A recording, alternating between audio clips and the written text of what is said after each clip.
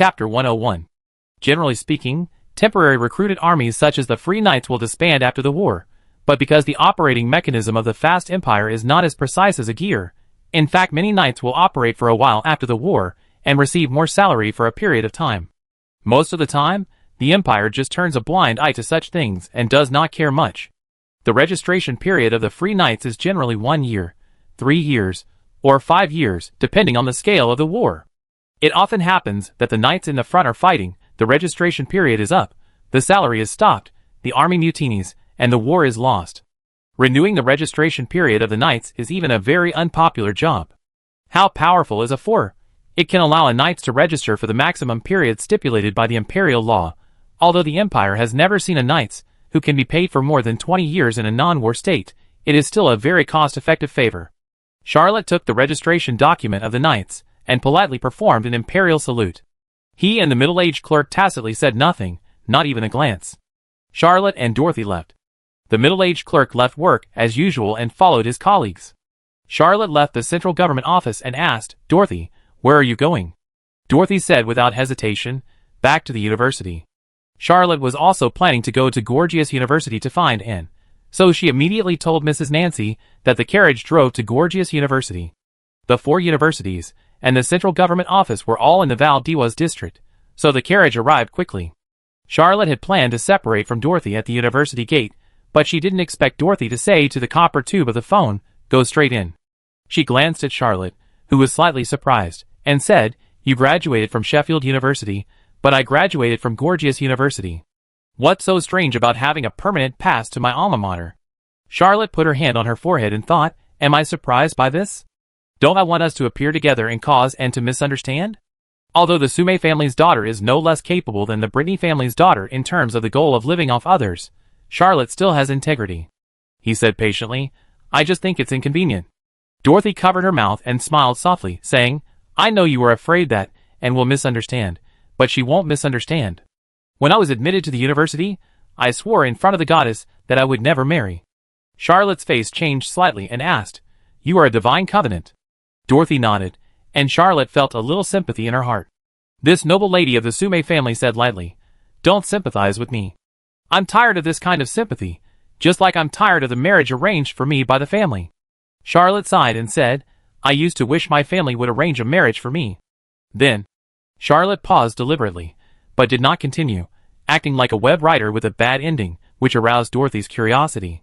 She asked, "Although you are from an ordinary family, you were able to get into college and become an imperial civil servant.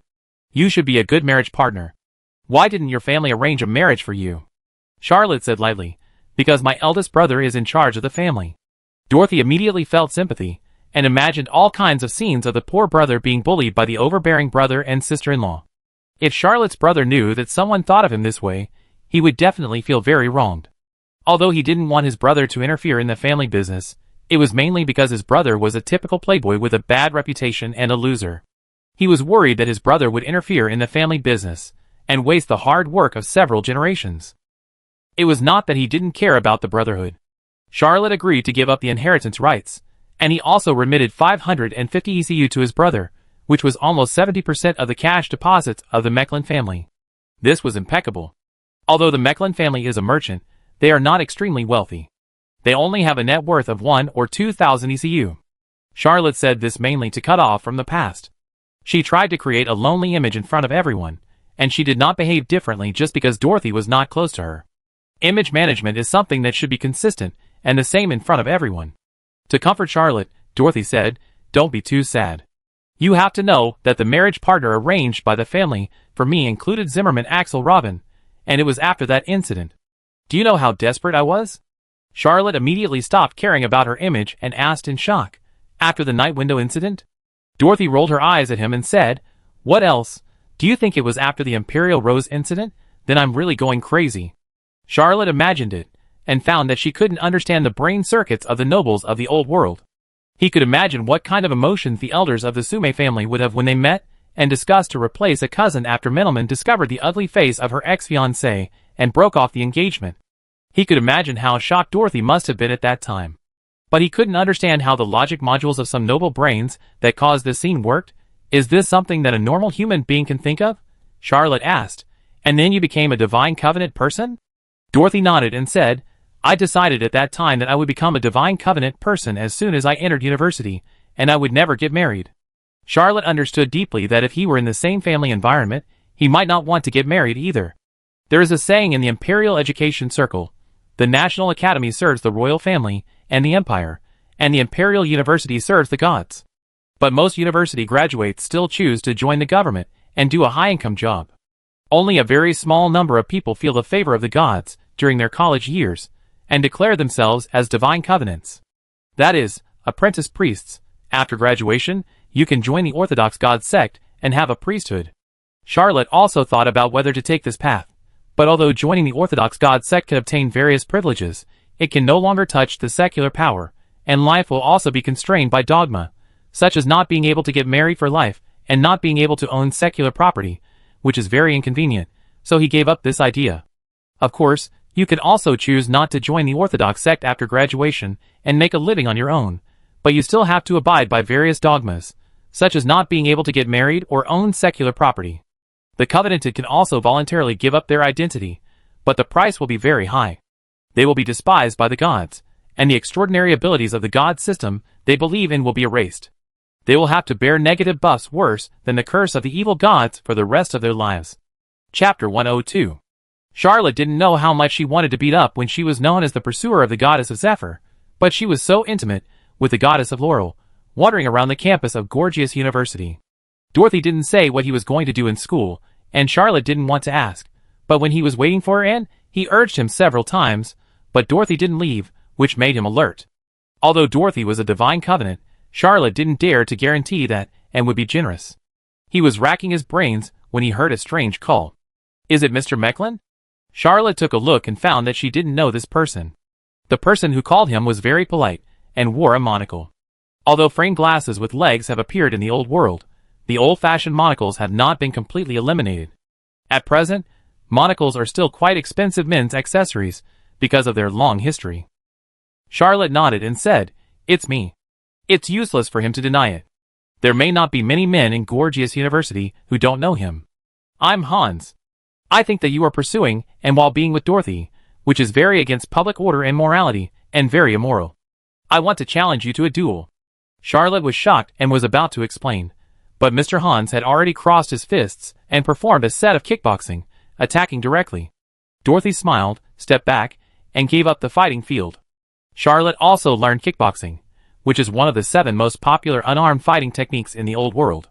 You can learn it in the National Academy, and there are professional teachers to teach it in college, but he is not proficient in it.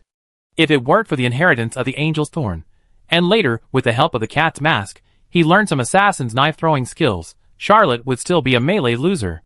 Before he was promoted to the Extraordinary, he could only deal with 2 or 3 ordinary strong men who had never learned fighting and swordsmanship.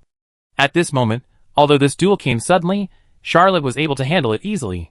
He shook his body slightly, and with the speed and balance brought by the light agility technique, he easily dodged Hans's continuous attacks, turned over, and used the sea snake kick in the kickboxing technique to kick the challenger to the ground. Sea snake kick is a very powerful kick in kickboxing.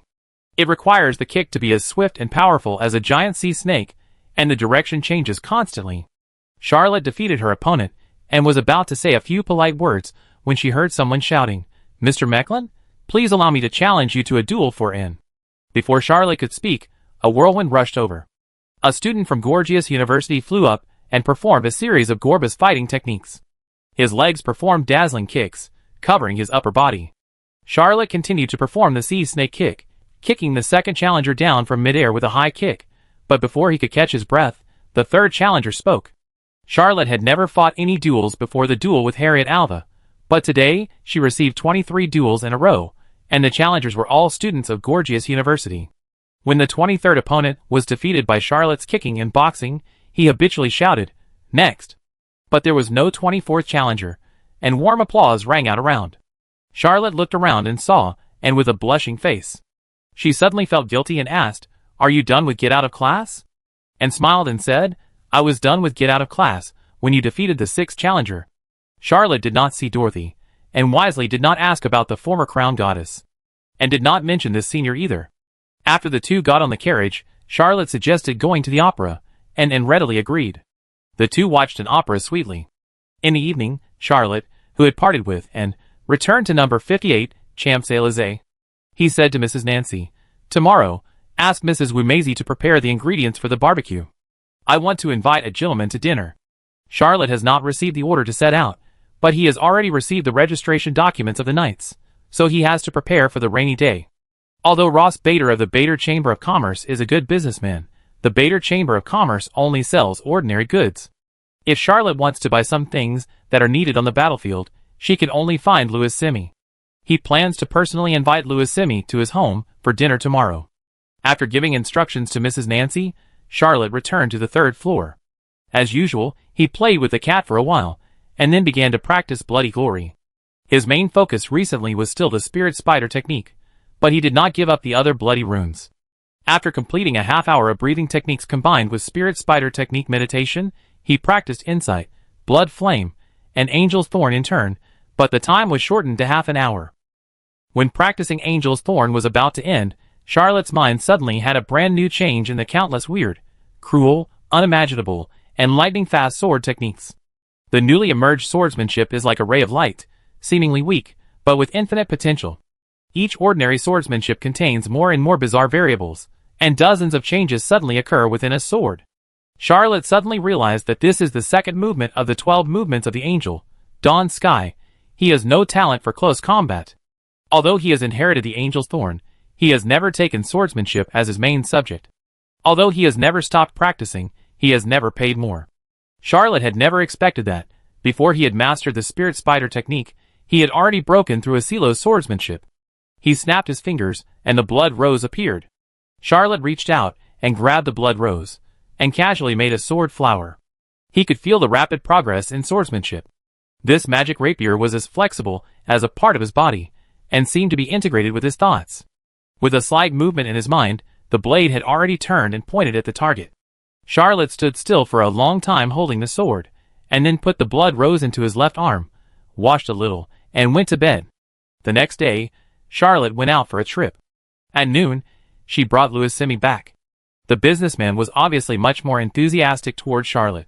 He already knew everything Charlotte had done recently, and he also knew that when he met Charlotte that day, the commander of the Lucavaro District Patrol Army was on the run. He also knew that this young man had made a comeback, not only overthrowing the former warden of Kilmenham Prison, Margaret Teller, but also regaining the support of the Empire's first rows. In addition to admiration, he deeply regretted that the investment was too little. When Louis Simi knew that Charlotte had become the third-level clerk of the 35th rank of the Empire, his first thought was, "I should have given him the Shanlunsi spear at that time." Although a blood-sucking weapon is expensive, the friendship of a 35th rank dignitary of the Empire is more valuable than this. Chapter 103. Later, Charlotte was promoted to a higher level. Louis Simi was preparing gifts and planning to visit her, but he did not expect that Charlotte would come to treat him to a meal before he took action. Louis Simi would never refuse the olive branch of friendship thrown by Charlotte. Although he had contacts with many imperial officials, he knew Charlotte, a young talent who had not yet made a name for himself and was promoted as fast as lightning, and was fundamentally different from those people. Back at number 58, Élysée Country Street, Charlotte smiled and said, "My cook, Mrs. Wumazy Jiang, is good at exquisite barbecue from the New World. I really want to share it with others, but Louis, you know, and is a lady." Louis Smith also smiled and said, "Yes, Miss Brittany is not suitable for such rough food. But I have no problem. I have heard about the barbecue in the New World for a long time. It tastes unique, but I have never tasted it. I really want to thank you, Charlotte, for your generous sharing." Mrs. Wumazy Jiang had already prepared all the barbecue items, and Mrs. Nancy was also there to help. Charlotte and Louis Smith drank beer, tasted barbecue, and chatted about the latest news in the Empire. After the greetings, Charlotte said, "I may also go to the battlefield, so I want to ask, Louis, do you have anything that can improve your survival on the battlefield?" Louis Simi smiled and said, "I originally had a few pieces of armor, but they have been reserved. As you know, the top officials of the Empire are never short of well-informed people." Charlotte heard that Louis Simi did not have what he needed, and she couldn't help but feel a little disappointed. Louis ate a bunch of delicious lamb kidneys, pondered for a while, and said, "In fact, I think what you need most now is to make a will. Although this is a bit unlucky, I still sincerely suggest that you deal with this matter first. No one can guarantee that they will survive the battlefield. If there is no will, it will be very troublesome to deal with the property. Charlotte pondered for a while, and actually felt that Louis Simi's suggestion was good. She said, I should indeed make a will. Louis Simi smiled and said, there is another reason why I suggest you make a will. The only thing that can increase the chance of survival on the battlefield is luck. You should also know that after a soldier on the battlefield makes a will, he can send it to the temple of the Lord of Glory for cremation, and generally he will receive a blessing from the Lord of Glory. On the battlefield, nothing can increase luck more than the blessing of the Lord of Glory. Charlotte's eyes lit up, and he immediately felt that this time the treat was not in vain, and the Lord of Glory is also a God who grants luck to believers. The most famous miracle of the Gate of Glory on Élysée Pastoral Street is that anyone who enters will randomly walk out of one of the 4 gates, and that direction is the best fortune for the pedestrian that day. He smiled happily and said, Louis, you are also a lucky Louis. Every time I meet you, good things will happen. Louis Simi smiled slightly and said, maybe it's because I also believe in the Lord of Light. Now is the Black Moon era. The most people in the old continent believe in the goddess, but there are still people who believe in other gods, and even many who believe in evil gods. For example, in the Bion Empire, almost everyone worships the ancestor god. The ancestors of those vampires are all evil gods. Charlotte stopped talking and kept urging him to drink. After eating, he invited Louis to the terrace on the 3rd floor to drink coffee and pet the cats. The 3 clever cats used their cute skills to make Louis relax and look very comfortable.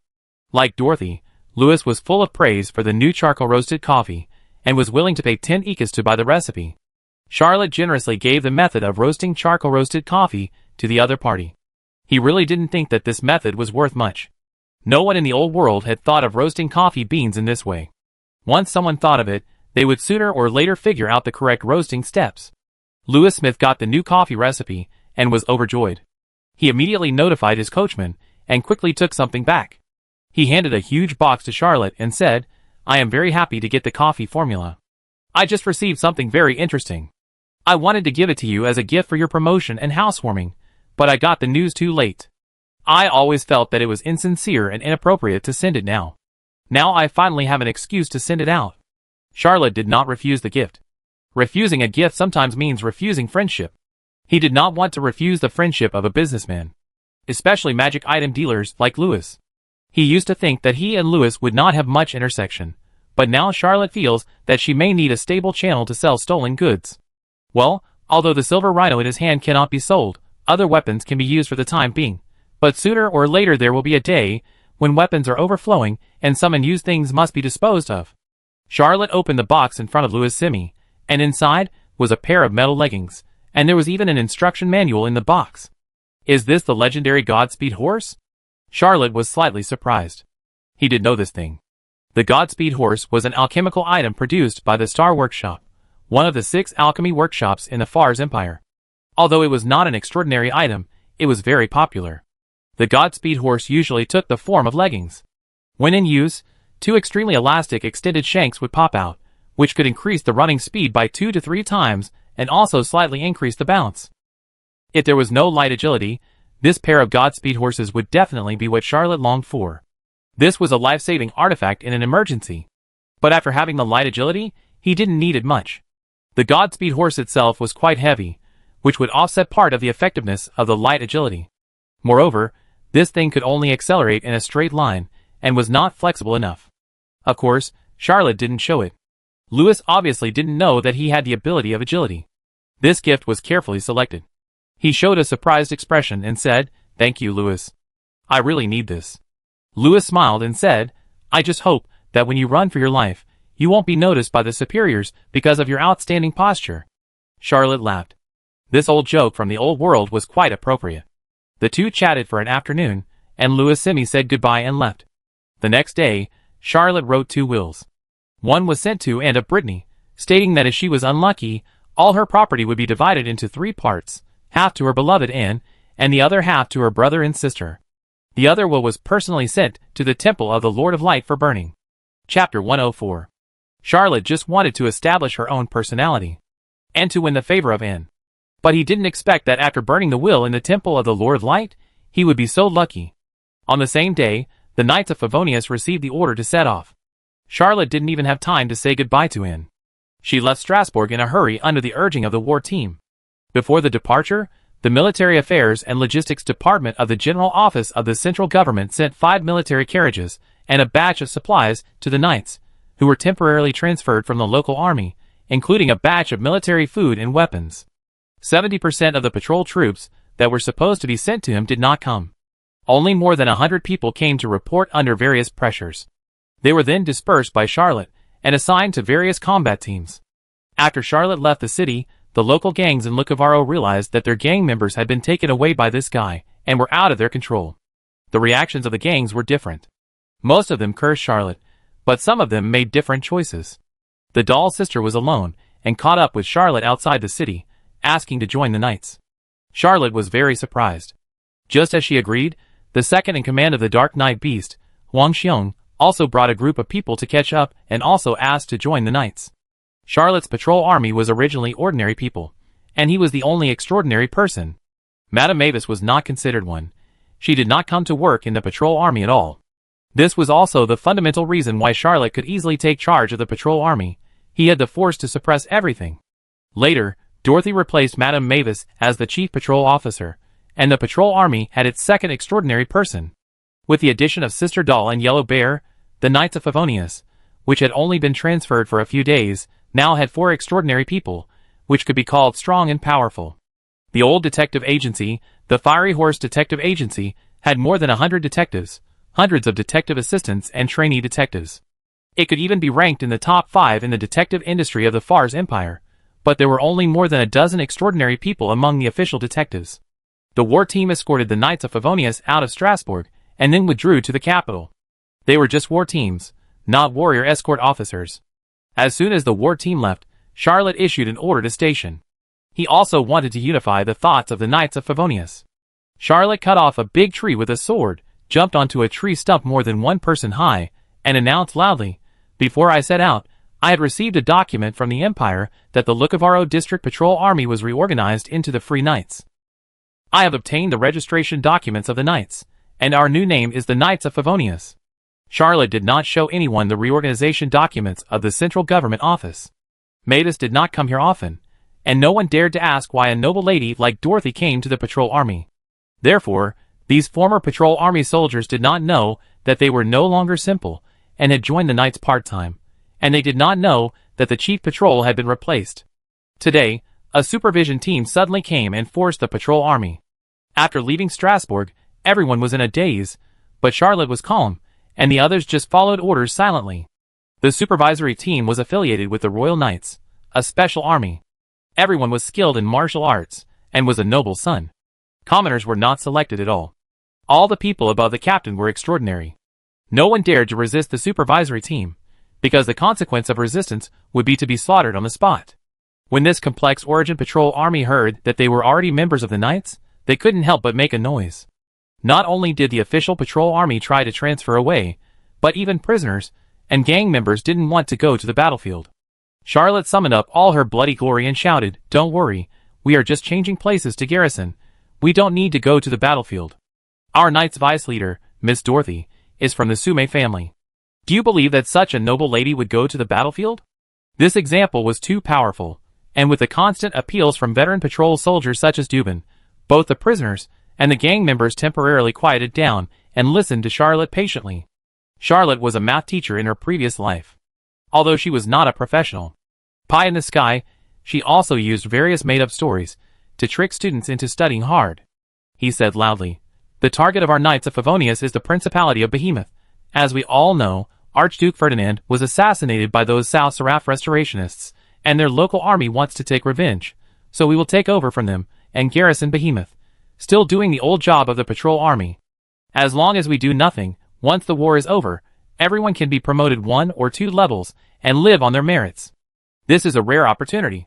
Charlotte racked his brains and spoke eloquently, almost believing himself, and only then did he temporarily calm down the hearts of the Knights of Favonius. He announced several appointments. When Dorothy registered the Knights, he was already the deputy leader.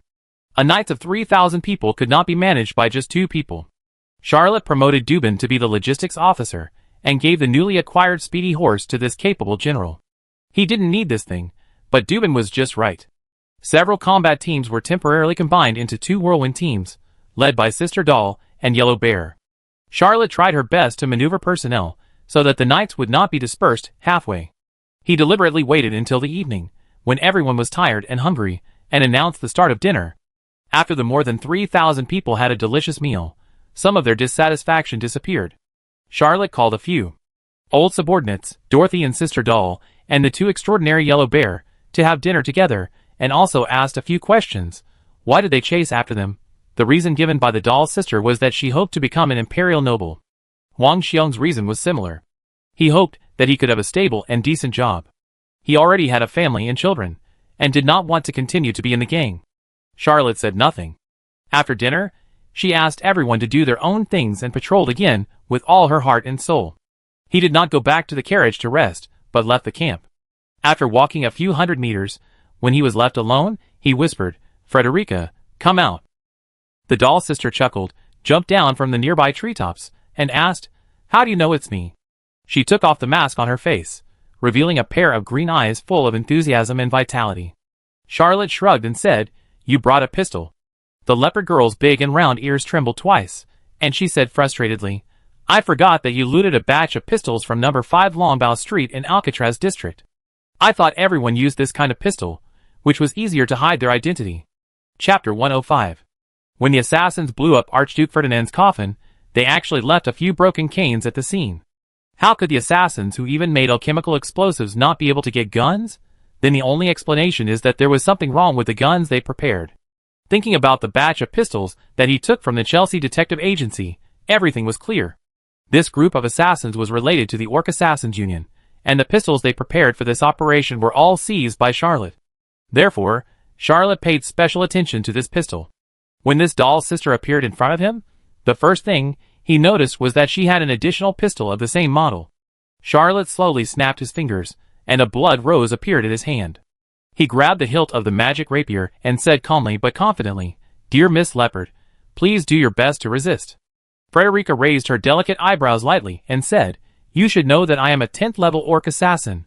Charlotte replied, "What a coincidence. Not long ago, I just fought a 14th level shining knight in an open duel and killed him." The leopard girl's momentum suddenly stagnated. She actually received this news. Last time, she and Algernon joined forces and almost let Charlotte kill him. Both of them thought that this guy might not be very strong, but his supernatural powers were strange and bizarre. Whether it was a head-on duel or a sneak attack, he was good at it. Nevertheless, the leopard girl felt that if she was alert and fought honestly, she might not lose. But after receiving the news that Harriet Alva was killed in the duel, she no longer had this confidence.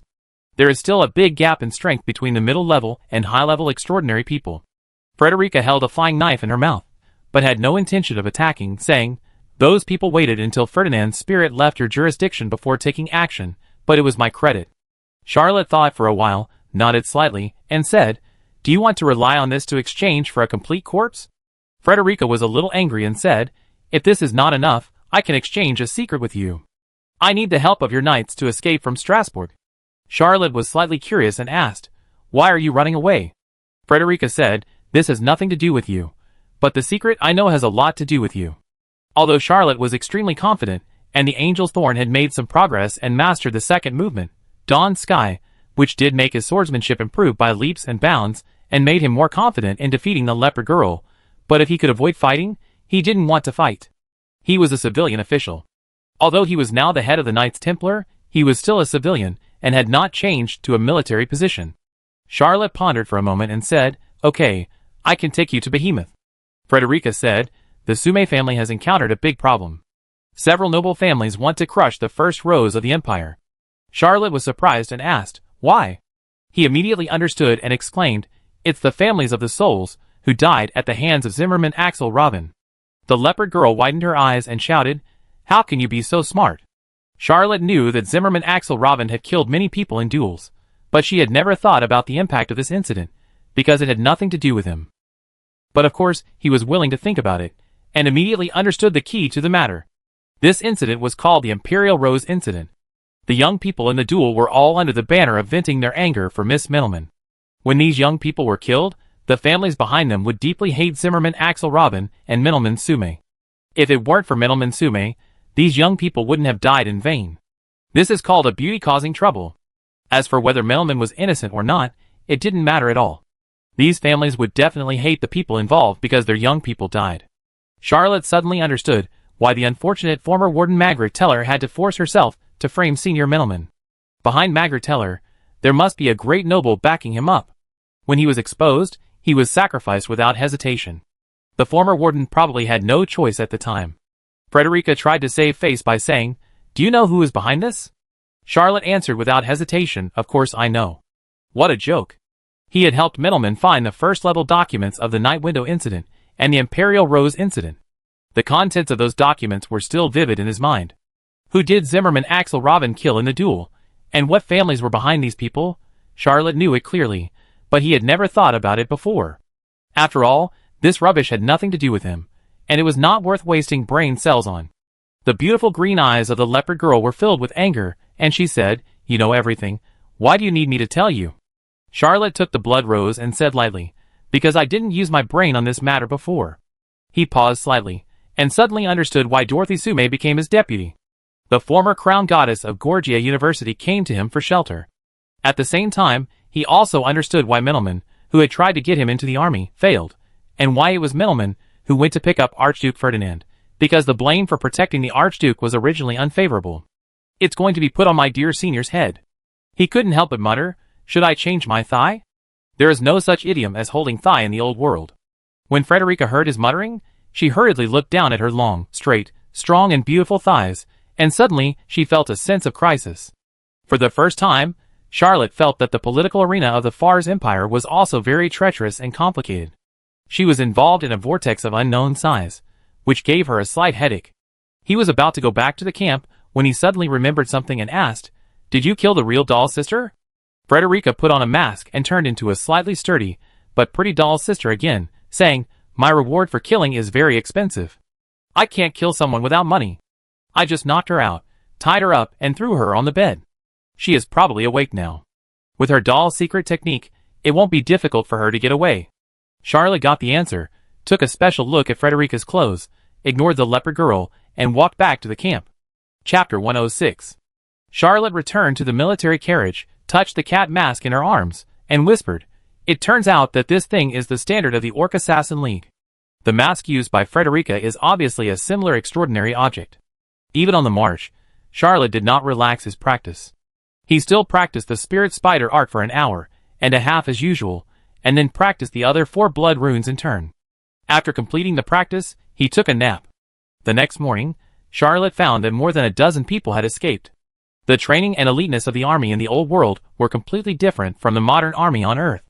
Even in the most basic long-distance march, countless people would escape, and the entire army might even collapse. Moreover, his Knights of Favonius was a mixed group of troops, with only a few regular patrol troops, and the rest were adventurers, prisoners and gang members. Only more than a dozen people escaped, which was a great success of his promise yesterday. Charlotte first spent some time to gather the knights together again, and gave this mob a round of hot chicken blood before announcing the start of the meal. After breakfast, they continued on their journey. On the second day of the march, more than 30 people from the West Wind Knights escaped. Charlotte had no choice but to slightly adjust the direction of the march. On the 5th day, nearly 300 people escaped. Originally, after annexing the Black Scorpion Gang, the number of members of the West Wind Knights had exceeded 3,000, but now it has fallen below 3,000. However, he finally brought this Freedom Knights to Machupi. The Knights of Favonius entered the maze-like Machupi fortress, and all members completed the NPC transformation one by one. Charlotte's diary hidden in her arm suddenly sent out a sense. Charlotte Mecklen's Machupi maze has obtained a large number of NPCs, met the promotion conditions, and can set up a second maze. Charlotte did not expect that the ruins of the Machupi fortress could actually set up a second maze. He was surprised and happy, opened the second page of Agrimala's labyrinth and pressed it on the ground, and then sensed the diary under his palm, and another page disappeared, and an invisible thing expanded, and the evil power once again eroded the ruins of the fortress of the ancient Orc kingdom. That consciousness emerged again. It will take 18 days for Machupi to complete the double maze, and you are not allowed to leave this place during this period. Charlotte also knew that with the second maze, Machupi would form a double maze world, and his control over the NPC would be improved by 1 level, with more tasks issued and more tasks available for NPCs. Of course, what is more important to Charlotte is that he can roughly understand the movements of his soldiers. If they were in Machupi, they would not be able to escape at all. Outside Machupi, these soldiers would also provide location marks within a certain range around Charlotte, and every soldier who escaped would be reporting his movements to Charlotte. Charlotte arranged for the knights to stay, and she pondered over the diary for a long time, digesting the new information and mastering the art of the labyrinth. The document Charlotte received asked him to go to the Principality of Behemoth as soon as possible, but it did not say how soon is as soon as possible. Of course, Charlotte stayed without hesitation. What did the war between the Principality of Behemoth and the territory of South Seraph have to do with him? Besides, this mob, if they went to the battlefield, they would run away in a minute, and they would not be able to do anything. It would be better not to go, so as not to cause trouble to the Behemoth people. Some members of the Knights of Favonius, the group of adventurers who were tricked by Charlotte into joining the patrol army, and have only received small long-term payments so far, and have never seen the second payment, are very familiar with Machupi. With this group of old horses who know the way, the new members of the Knights quickly adapted to the environment. No country in the old world has the ability to support long-distance raids, and the Knights of Favonius naturally cannot. They did not bring enough supplies, which should have been provided by towns or cities along the way. Even so, they had to endure hunger all the way, and barely made it to the Principality of Behemoth.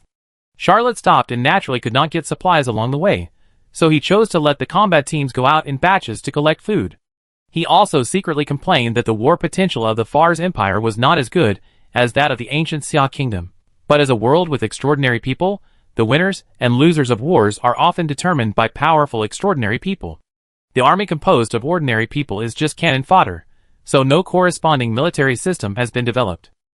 The combat team that collected food also brought back a batch of seeds under Charlotte's instructions.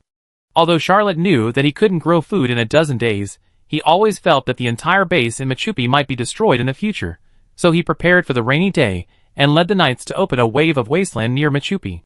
A few days passed in the blink of an eye.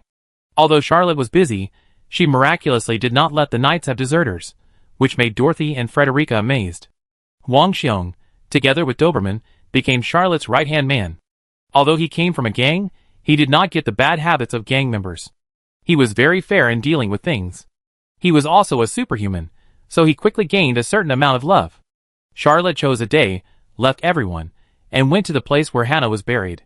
Although he had nothing to do with this female adventurer, and had no intention of having any emotional entanglements at the beginning, Charlotte still felt a little bit upset as the first person to die after he organized the team. There was a ball of black fog in front of him, floating around, but it was not confined by the power of the maze, and could not escape. Charlotte performed an imperial salute and said lightly, "I promised you that I would help you get revenge. Although it is a little late, I hope you don't mind." He flipped his palm and pressed lightly. The power of the maze was gathered, and the monster exploded and turned into a cloud of green smoke. Although this matter was not a big deal, Charlotte had always been thinking about it. Now that he had avenged Hannah, he finally felt relieved. Now most of the creatures in the maze, including those monsters, weirdos, and evil spirits, have been transformed into NPCs by the maze, but this maze was only transformed by Charlotte's thoughts, not a real game, and he had limited control over these extraordinary beings. Charlotte stood still for a while, and showed the blood rose. When Lord Leo escaped, he left 2 servants behind.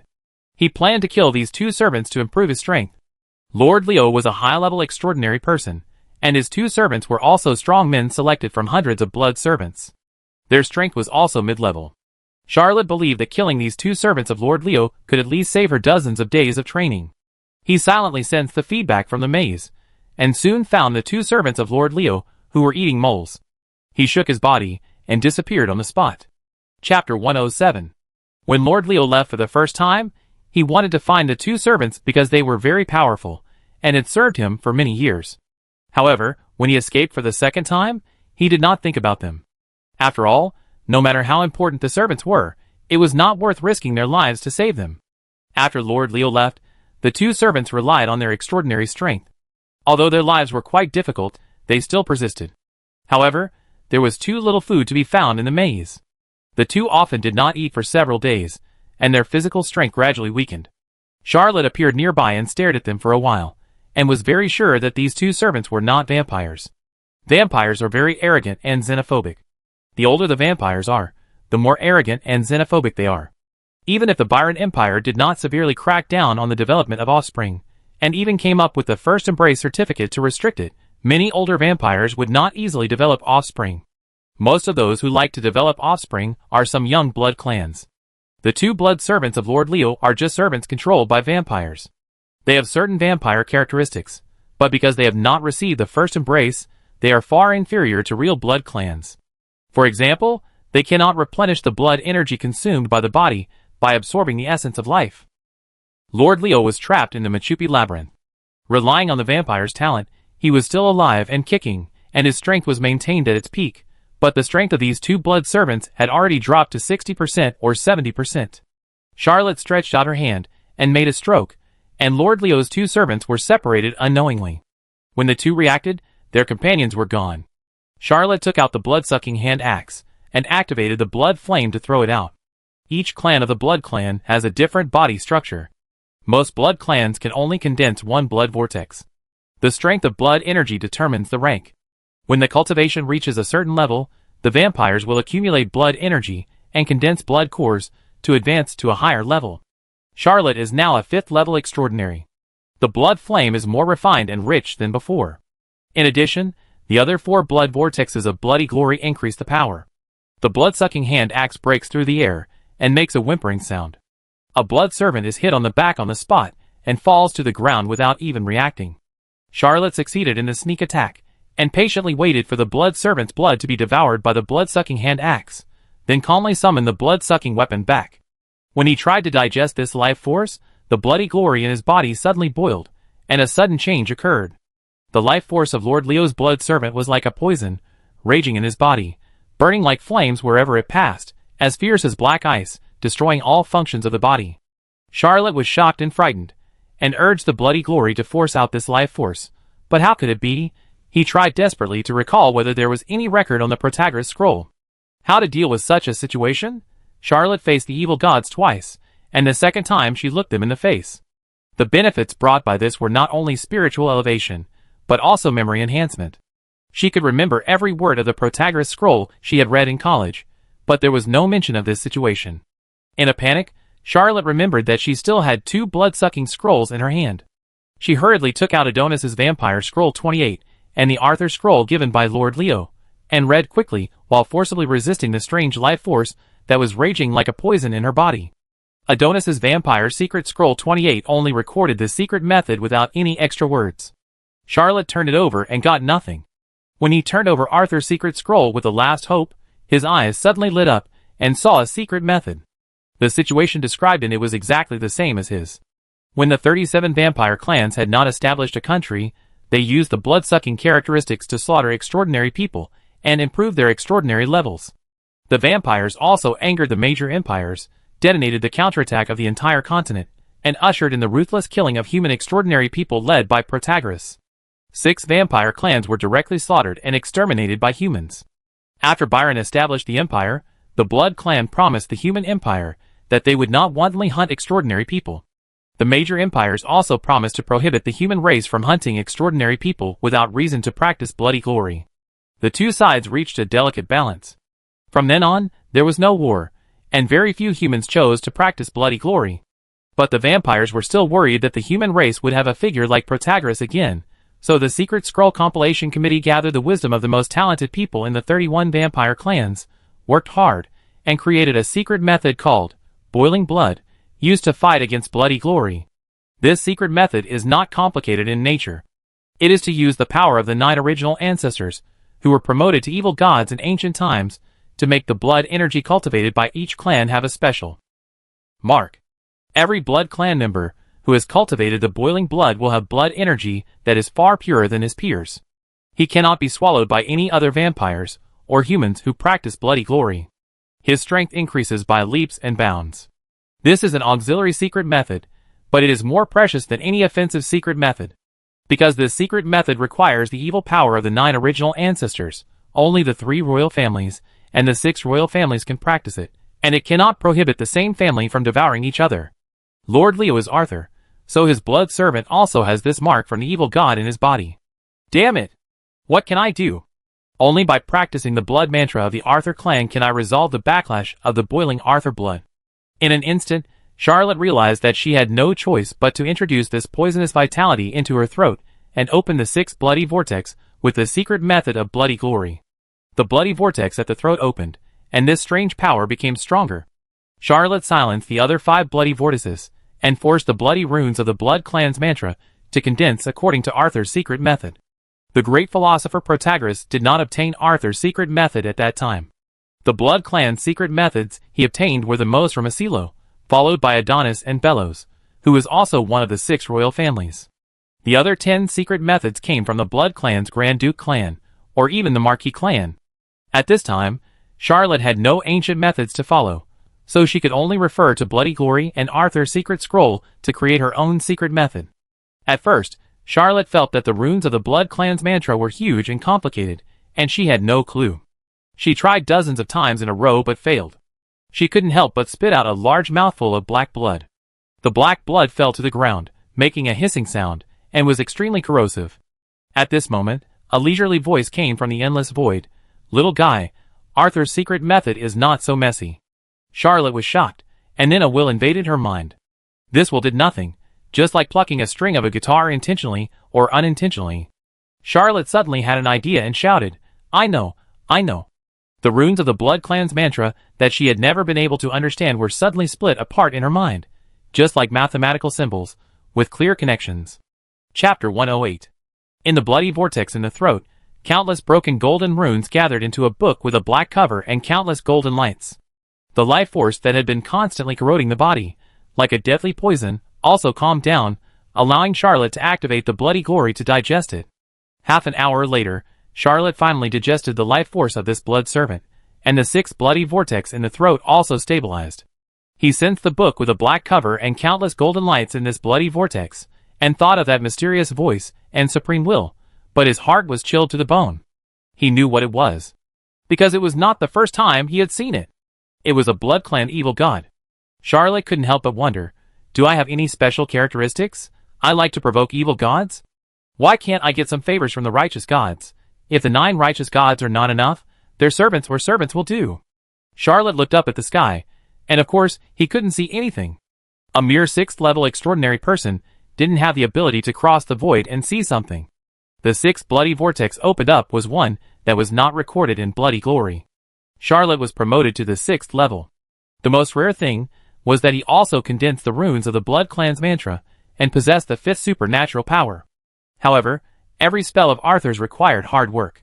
He had just cultivated the bloody runes of the Blood Clan's mantra and had not yet started to practice a specific secret technique, so he could not cast any Blood Clan mantra spell. Despite this, Charlotte was quite satisfied. He buried the body of Lord Leo's servant and went to look for another blood servant. This time, Charlotte still threw the blood-sucking hand axe from a distance. The blood servant was very suspicious, especially when his companion disappeared. He was even more alert. He actually swung his hand back and fought the blood-sucking hand axe with his flesh and blood. The blood-sucking hand axe was thrown back. Charlotte reached out and took back the blood-sucking hand axe. He was also very surprised. How could the blood servant's body be so strong? Then he found the reason. There was a secret method of tempering the body in Arthur's blood-sucking secret scroll, called Blood Butcher. When he was flipping through the secret scroll, he accidentally glanced at it. This skill was very vulgar, and was specially practiced by blood servants. On the contrary, the real Blood Clan never learned it. Blood Butchers are also a kind of knights. They can practice every part of their body into weapons. Their muscles and bones are as hard as steel. They are strong and can fight until the end of their lives. Charlotte activated the blood-sucking hand axe and tried twice, but was blocked by Lord Leo's servant. He stopped trying and gave up the fight. Anyway, the other party is in his maze. As long as a period of time passes and the other party's physical strength continues to weaken, he will eventually be able to take whatever he wants. Why bother now? Charlotte took the blood-sucking hand axe, left the blood servant to fend for himself, and returned to the camp of the Knights of Favonius. When Dorothy saw him coming back, she couldn't help but say, "We can't stay here any longer. There is no village nearby that is large enough for us to collect food. We must hurry on our way, and get supplies on the way." Charlotte shook her head and said, "We must stay here for 18 days. It's okay to cut the rations, and let everyone starve for a few days." He had to wait until the second maze was completed. Compared to this matter, it didn't matter if the Knights of Favonia starved for a few days. Charlotte had calculated that they would not starve to death. Dorothy whispered, "Aren't you afraid of rebellion? Once more than 3,000 people get into chaos, there is no way to calm them down." Charlotte smiled and said, "What I'm least afraid of is their rebellion." In the Machupi maze, what kind of rebellion can a group of NPCs make? Charlotte even thought that letting these knights starve for a few more days would help them understand what discipline meant. He had already decided that he would never leave before the second maze was completed, and that he would also exercise food control, so that only those who obeyed would have food to eat. Seeing that Charlotte did not listen to her advice, Dorothy felt helpless, and could only prepare for a rainy day and make more preparations. Whether it was prisoners, guild members, or even adventurers, there were women. After Dorothy set out, she asked Charlotte for more than 100 people to form a pure female team. She had received a formal university education, and she actually led her subordinates quite well. Villages in the old world generally have a small population and not much food. Machupi is the ruins of the ancient Orc kingdom, and there are not many villages nearby. With Charlotte's willingness, the situation of the knights soon became difficult, and they had to implement a food rationing system. Everyone could only eat a small piece of black bread, but there was enough clean water. There was a water source in the Machupi fortress. The worst thing was that Charlotte often disappeared. Except for the daily grain collection team, others wanted to escape, but they often got lost in the fortress. Sometimes they were only one step away from the fortress gate, but they walked to an inexplicable place in a few steps. The knights gradually complained. Doberman Yellow Bear, Dorothy, and Frederica from the Orc Assassin League, who was wearing the face of a doll sister, were forced to participate in the appeasement. Everyone was exhausted. After all, the consequences of the riot of the Knights of 3,000 were quite serious. The only ones who were relatively calm were Charlotte's earliest group of subordinates, the adventurers he tricked. These people were experienced. After returning to Machupi, this group of adventurers had a tacit understanding and secretly hid some food in the first few days. As time passed, the Knights of Favonius were like a gunpowder barrel that was about to explode. It could explode at any time under the ignition of an inadvertent small spark, blowing everyone to pieces. Until one morning, even the grain collection team could not leave Machupi Fortress. The knights were completely blown up. Countless people shouted loudly, asking Charlotte to come out and give them an explanation. Even though Dubin, Yellow Bear, Dorothy, and Frederica tried their best to appease them, it was still useless. Soon someone took action. Although Dubin brought his old colleagues from the patrol army to suppress more than 10 fights, after all, 3,000 people were too many, and he soon couldn't suppress them. This knight group, which was put together by a lot of people, was finally ignited. They accused and abused each other, and some even surrounded several leaders and might resort to force at any time. Although Dorothy was a third-level card magician, she couldn't handle so many people. She pinched a magic card, opened the door, which could open a door on any wall, so she could escape at any time, but she was still making a final effort. Just as someone shouted, "These bastards deceived us, let's catch them and force them to tell us how to leave." Someone immediately responded. The situation was so bad that it was just a last resort, and it was about to fall into an irreversible situation. Chapter 109. Charlotte was practicing with her eyes closed, and a thought entered her mind. The second maze of Machupi is complete. He opened his eyes, smiled slightly, and felt the brand new Machupi fortress, the fortress of the ancient Orc kingdom, which was actually quite large in area. After all, it was known as the Machupi that would never fall. It was built between two mountains, and was also a major transportation route. At that time, it had a maximum of 270,000 troops stationed there, with hundreds of barracks. It was the last bastion to protect Strasbourg. The Sherlock dynasty used a trick to capture the fortress, and would rather set fire to Machupi, turning this fortress of the ancient Orc kingdom into ruins. It was because it was too difficult to attack. The Sherlock dynasty lost too many troops. At that time, they were in a hurry to capture Strasbourg, and did not have enough troops to station. Later, the Sherlock dynasty, which destroyed the ancient Orc kingdom, simply built another official road to bypass Machupi, and gave up repairing the fortress. Machupi has a double maze. Charlotte can do more with the ruins of the fortress of the ancient Orc kingdom. He can even remove some collapsed buildings and rebuild a new one.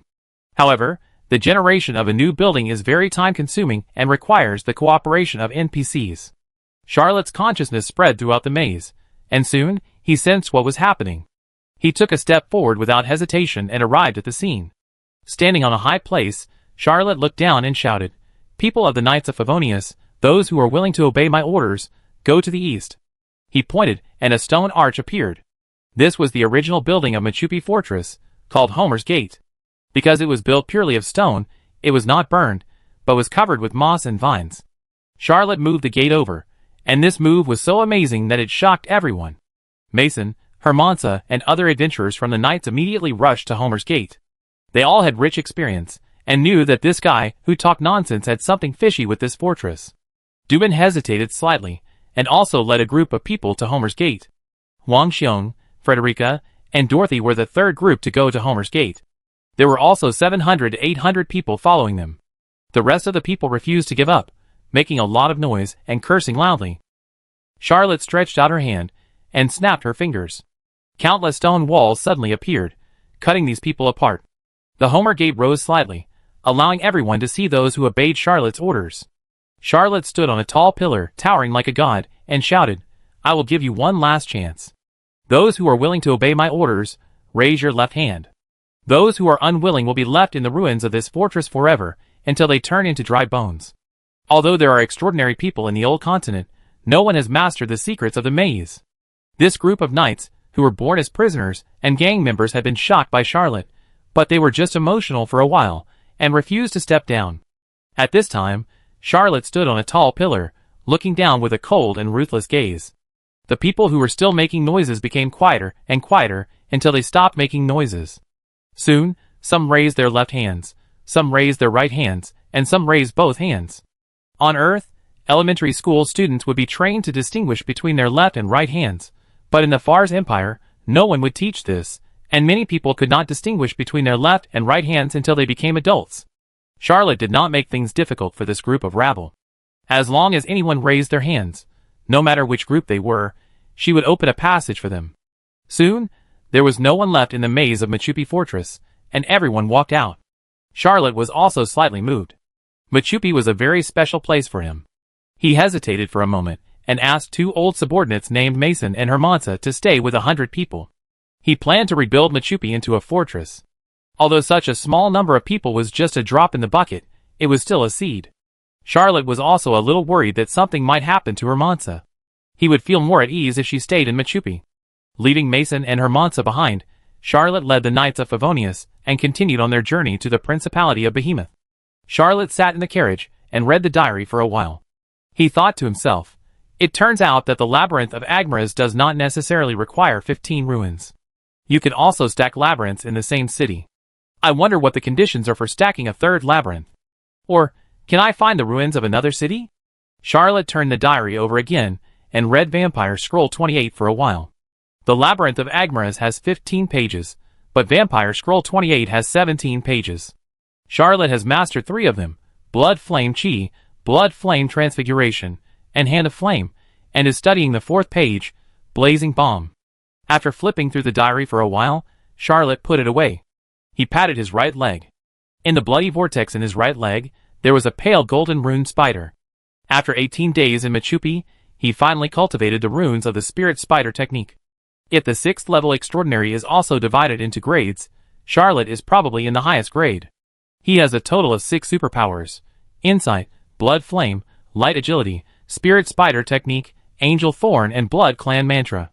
The bloody glory surged in the 6 bloody vortexes, and occasionally it would be amplified several times, like a tide, and the circulation in the body suddenly accelerated. Charlotte thought to herself, "I have mastered the art of the spider spirit. With my speed, even ordinary high-level warriors can't catch up with me. As long as I'm more careful, I shouldn't be in danger of death on this trip to the Principality of Behemoth." When Charlotte was thinking this, a scout from the Knights of Favonius came back to report that 2 armies were fighting ahead. The Knights of Favonius stayed in the Machupi Labyrinth for 18 days. Although there was a crisis, after the crisis, they had a little cohesion. The war team that Charlotte often sent out to collect food was transformed into scouts, and they actually did a good job. Even Dorothy was a little surprised, thinking that he had taken military courses in college. Charlotte certainly hadn't taken this course, and Huang Haisheng didn't know anything about military affairs. He was even an unqualified novice in online politics. The only reason he could make this patchwork knight group have the cohesion and momentum it has today was because of good luck. Charlotte sent out several more scout teams. He didn't want to get involved in the battle between the 2 armies, but just wanted to find a way to bypass them. But before the scouts came back, they heard the sound of landslides and tsunamis ahead, and then countless noisy shouts resounded through the sky. The one with the most battlefield experience in this night group was actually the leopard girl Frederica. Her face changed slightly, and she said, "One side was defeated. This is the cry of the victor's pursuit." Chapter 110. Just as Charlotte was about to react, Frederica reminded her, "It's too late to escape. If we change our formation, it will become a one-sided massacre. Only by facing the enemy head-on can we maintain order." Although Charlotte was only good at talking, she knew that what Frederica said was absolutely correct. Given the composition of the Knights of Favonius, the prisoners would probably escape as soon as the battle started, triggering an avalanche-like chain reaction. He immediately ordered the Knights of Favonius to set up an iron barrel defense formation to prepare for the possible impact. He didn't know which army the two sides of the battle belonged to, so he could only hope that the winning side was a friendly army. Although the patrol army was a local army and had basically never been on the battlefield except for managing public security, the basic iron barrel defense formation was still quite solid, because there would occasionally be large-scale gang fights on the streets, and this formation could maximize the guarantee that the patrol army would not be injured. As for counterattack, what is that? The patrol army never had such a request. After half an hour, the mountains and plains were full of deserters, and behind them, there was a cavalry that was harvesting lives in an orderly manner. At first glance, they were well-trained elites. Charlotte was born in the Principality of Behemoth, and recognized at a glance that the troops fleeing in front were from her hometown. She was even able to recognize that they were the Yahoo Knights of Baron File, because she had seen them since she was a child. Baron File of all generations had been vassals of the Duke, and their territory was just east of the Principality of Behemoth. Baron File of this generation had a deep friendship with Grand Duke Ferdinand, and their grandfathers had even intermarried. As for the pursuing troops behind, they were so elite that they were definitely not the army of Lady South Sarah. The Lord South Sarah did not have its own army, and it was all managed by the army sent by the Empire. The restorers of South Sarah had never received formal military training, and except for their passion, they were not much better than the patrol army. There are knights in the old world, but there are very few cavalry. The cavalry that can pursue in formation must be the elite of the major empires. Although the pursuing cavalry is not wearing the dark red uniforms of Baron, it can be accurately inferred from the crescent skirmisher pursuit formation that they are Baron cavalry. Charlotte cursed. Lantern, how did we encounter Baron people? In theory, the Principality of Behemoth has just declared war on the territory of South Seraph, and Baron has just declared war on the Principality of Behemoth. Baron's army should not appear on the battlefield so quickly. Especially, they haven't reached the Principality of Behemoth yet, and this place is still the territory of the Fars Empire. Charlotte is most afraid of meeting the people of Baron. He practices bloody glory, and the vampires of Baron hate humans who practice bloody glory the most. If they meet them in normal times, they may draw their swords against each other. If they meet on the battlefield, they will definitely fight to the death. This cavalry of Baron, after learning that there are people practicing bloody glory here, may even give up chasing these deserters of the Principality of Behemoth, and attack the Knights of Favonius with all their strength. Charlotte was very dissatisfied with the fighting power of his knights. Although the chasing Baron cavalry also had 100 or 200 people, he believed that under the attack of such elite cavalry, the poorly trained, scattered, complex, and unmotivated Knights of Favonius, who had no spears, shields, and other defensive weapons against cavalry attacks, might not be able to withstand a round. Charlotte looked around and was about to find a spear to cover his identity, but then he cursed himself inwardly. Stupid! Why look for a spear? Use a rifle. No matter how smart the vampires are, can they tell the source of the user's martial arts from the anti-space long-range rifle? Facing the elite cavalry of Byron, the blood-sucking hand axe and blood rose could not be used, which would easily attract the concentrated fire of the vampire army, but other extraordinary weapons did not have this limitation. Charlotte reached out from her collar, without hesitation, and grabbed her favorite gun. Because he was going out to march, he certainly could not bring the alchemical cane. The battlefield was not a place to show his demeanor and style, so he left the cane, magnum hand shuttle, alchemical pistol, and private carriage at home. Now, Mrs. Nancy and Mrs. Wu Maizijiang are taking care of number 58 Élysée Country Street. When he leaves, he doesn't have to send the 3 kittens away for foster care, which is very reassuring. Charlotte waved his hand, and his men brought his box of magic-breaking armor bombs. He usually only brought 3 magic-breaking armor bombs, which was enough for street duels. If the enemy could not be killed by the first 3 shots, there would be no chance to shoot again, but it was obviously not enough on the battlefield. Charlotte loaded 20 magic-breaking armor bombs, and quietly took out 2 silver rhinos, loaded them with bullets, and inserted them into the holsters on his body. He had originally left the Firequell silver rhino via Machupi, but this time, he was going to the battlefield, so he took it out again. As for the other Firequell silver rhino 13, there were originally 35 psychic bullets in the psychic magazine, which were made by about 7 people. The properties of each bullet were different, but the power was quite good. Annie asked someone to reload it. When Winnie Arzino was playing with it, she also compressed a few cat spirit magic bullets, which were all the most basic cat transformation skills. If you are hit by a bullet, as long as you can't resist Winnie's magic, you will turn into a kitten on the spot. After taking out 3 guns, Charlotte felt a little relieved. At this moment, Dubin rode on his swift horse and galloped back, shouting, "The enemy only has 2,000 people, we can win." Charlotte couldn't use the swift horse. Besides escaping, its best use was as a scout, so he gave it to Dubin. This veteran patrol soldier did not disappoint him, and brought back key intelligence. Of course, although he knew that the enemy only had 2,000 people, he would never fight. How could he not know what kind of people the patrol troops were? The most fearful thing on the battlefield is to act rashly. Seeing that Charlotte was unmoved, Dubin hurriedly added, "They only have this cavalry, and the rest are all South Sarah women, whose fighting power is even weaker than ours." Charlotte's expression slightly moved, and she hesitated for a moment. Just when he was about to give up the risk after thinking deeply, the deserters of the Yahoo Knights saw the Fars Empire's army here, and rushed over in a swarm. Although Charlotte had no military experience, she had read a lot of online novels on history and military, and she knew that she couldn't let the deserters break through her camp. If the formation was broken, the Byron cavalry only needed a charge to defeat this mob of knights. Although he didn't have the heart to do it, he still raised his hand and shouted, "Kill anyone who approaches, let them bypass us and gather in the rear. Yellow Bear, take 500 people and intercept this group of defeated soldiers in the rear. Don't let them escape. Those who don't obey orders will be killed on the spot." Charlotte gave several orders in a row. Although it must be a mess in the eyes of a real military strategist, even a keyboard military strategist, it stabilized the morale of the army at this time. Chapter 111. Although this newly formed Knights Order had a complex personnel structure, it had a little cohesion under Charlotte's various methods, and at least it could follow orders without error. Immediately, 300 people set up their rifles, issued verbal warnings, and began shooting at the defeated army that was still rushing over. The only weapons the Empire provided to the Knights Order were these 300 rifles, and the rest were sabers, shields and other weapons.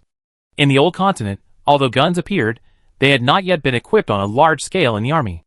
Only the royal knights and the private knights of the nobles would popularize guns, and local troops would not be generally equipped with guns. For example, the prison troops in Kilmenham prison could be equipped with Magnum hand shuttles, but Charlotte's patrol troops had not been able to replenish enough guns, and they could not even have a rifle per person on the battlefield. In addition to the 300 rifles, some of Charlotte's Knights of Favonius used short guns, which were the spoils of his robbery of Chelsea Detective Agency at number 5 Dragon Castle Street in Alcatraz. The rest were sabers, and some even used rapiers that were not suitable for the battlefield. The only consolation was that Charlotte at least did not let his men take a cane to the battlefield. But there are many local troops whose basic weapons are a cane worth a few centimes, and at most a cheap dagger. No matter how bad the Knights of Favonius are, they are still a local army from the capital Strasbourg, which is not comparable to other local armies. Charlotte covered his eyes involuntarily. He really couldn't bear to watch so many people being shot, especially. It was his order. But in the eyes of most people in the Knights of Favonius, this scene was full of mercy and compassion, which was the style of a noble lord. He gave the order to shoot these people, and he covered his eyes hypocritically. How much does this posture look like a dog, on earth? Even elementary school students know that they cannot be broken up by the defeated friendly forces, but few people in the old world know this, and even many people who have received formal military training do not know that they must fight a few battles to become a qualified commander. For the warriors of the Knights of Favonius, this is a manifestation of the cold-hearted and ruthless methods of the commander, the 34th level clerk, the former general, and the current leader of the knights. And this one is particularly hypocritical. Inexplicably, this mentality has made the Knights of Favonius more willing to obey Charlotte's orders, not because of respect, but because of fear. These people didn't know that in the ancient East, a man named Confucius said, "Gentlemen value virtue, while villains fear power." Even if they knew, these prisoners and gang members couldn't understand such profound words. After 2 rounds of shooting, The rebels finally obeyed and stopped rushing directly, bypassing the Knights of Favonius. Originally, these people bypassed the Knights and planned to continue to escape, but Charlotte was prepared. Wang Xiong led people to intercept them. He was originally from a gang and had many wronged souls under his command, so if the rebels were not obedient, he would shoot them on the spot. Although the scene was still chaotic, under the strong suppression of Wang Xiong, there was no trouble at last, and most of the chaotic troops were gathered together. The Byron cavalry, who harvested lives on the battlefield, found Charlotte's West Wind Knights, gave up the pursuit, gathered the formation, approached the Knights' defensive position, and stopped 200 steps away, which was also the shooting limit of the Far Empire standard rifle. A knight urged his mount, and left his team. Charlotte also gave orders, asking his subordinates not to give orders or shoot, and he also carried an anti-space long-range rifle, and left the iron barrel defense formation. As a 6th level extraordinary, Charlotte was not afraid of a battle between the main generals on the battlefield. The two main generals met on the battlefield. The knight on the opposite side took off his mask, revealing a rough-faced man. Judging from various life signs, he was not a vampire, but a blood servant. There were almost no extraordinary people of other paths in Byron. They were either blood clans or blood servants. All normal-minded extraordinary people were worried about being killed by vampires. Although Byron had an agreement with other countries, this agreement could only guarantee that vampires would be restrained in other countries, but it could not guarantee the safety of extraordinary people in Byron. After all, this is an empire established by vampires. Charlotte shrugged and said, "Sorry, this road is blocked." The knight on the opposite side said coldly, "It is not convenient for me to sign up. You can be called the restorer of South Seraph. I am also a South Seraph. This war is South Seraph's revenge on Behemoth. Behemoths are all despicable traitors. This is none of your business, Fars." Charlotte sighed and said, "I am a Behemoth, and my team is also Behemoths living in Fars. So, I have to come and fight." Charlotte is of course a Behemoth, but his subordinates are in a mess. Even if there are Behemoths, there won't be too many. But he said so because he always felt that the knight opposite him was a little naive and might be able to deceive something. The rough knight, who claimed to be the restorer of South Seraph, said coldly, "Then there is no way." He pulled down his mask and shouted, "Charge." This cavalry from Byron is indeed an elite. Under the command of the rough knight, they immediately launched a charge. Charlotte was stunned. He couldn't understand why the war was about to start.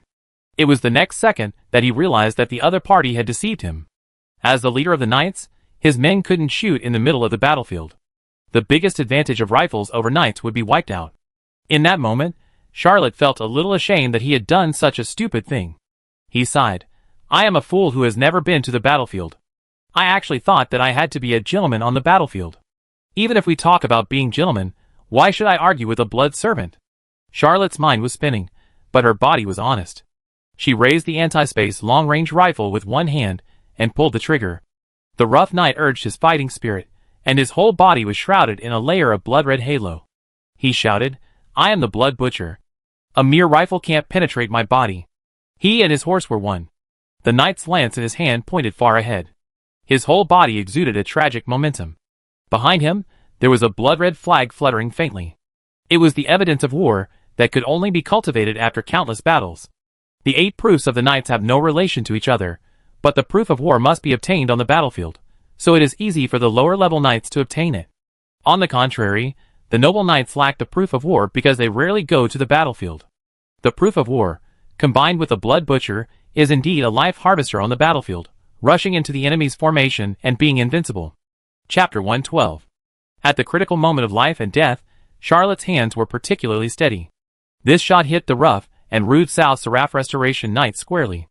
The magic-breaking armor bomb can kill even high-level ones, not to mention this rough and rude knight, who is not a high-level extraordinary. Even with the blessing of the war certificate and the blood butcher, he still can't resist a magic-breaking armor bomb. The two armies, countless people saw with their own eyes. One side was full of momentum, the knights charged, and the other side was casual, firing a rifle. After all, alchemy surpassed the blood butcher. Charlotte shot the upper body of this rough knight away with one shot. The warhorse carried the lower body of its master, and continued to run for dozens of meters. It rushed to Charlotte's side, and stopped in confusion. The blood butcher could cultivate every part of his body into a weapon. His muscles and bones were as hard as steel, and his physical strength was strong. He could fight until the end of his life. It was no problem to resist ordinary bullets, But when he encountered the magic-breaking armor-breaking bomb made by alchemy, he had only this tragic end. He killed the cavalry commander, but Charlotte's situation did not improve at all. He was in the center of the battlefield, with the cavalry charging in front of him. Although the commander was killed, they had no intention of stopping. Behind him was his own knights.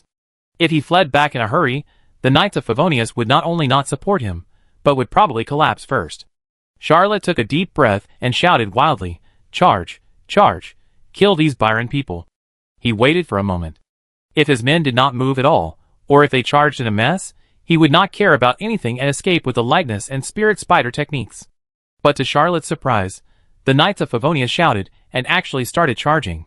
He was born in a peaceful era and could not understand how much morale was boosted when the main generals fought on the battlefield and killed the other side's main general, and it was a crushing kill. In particular, most of his men were prisoners and gang members. In terms of military discipline, they were nothing, but they could really fight like a team in this favorable situation. After all, whether they were prisoners or gang members, they had really fought, even street fights, and had rich combat experience in some aspects. When the knights of Favonius began to charge, Charlotte calmed down, raised his left arm to hold the rifle, and fired continuously, targeting the main knights of the other side. When the two armies collided, Charlotte had killed 7 or 8 people.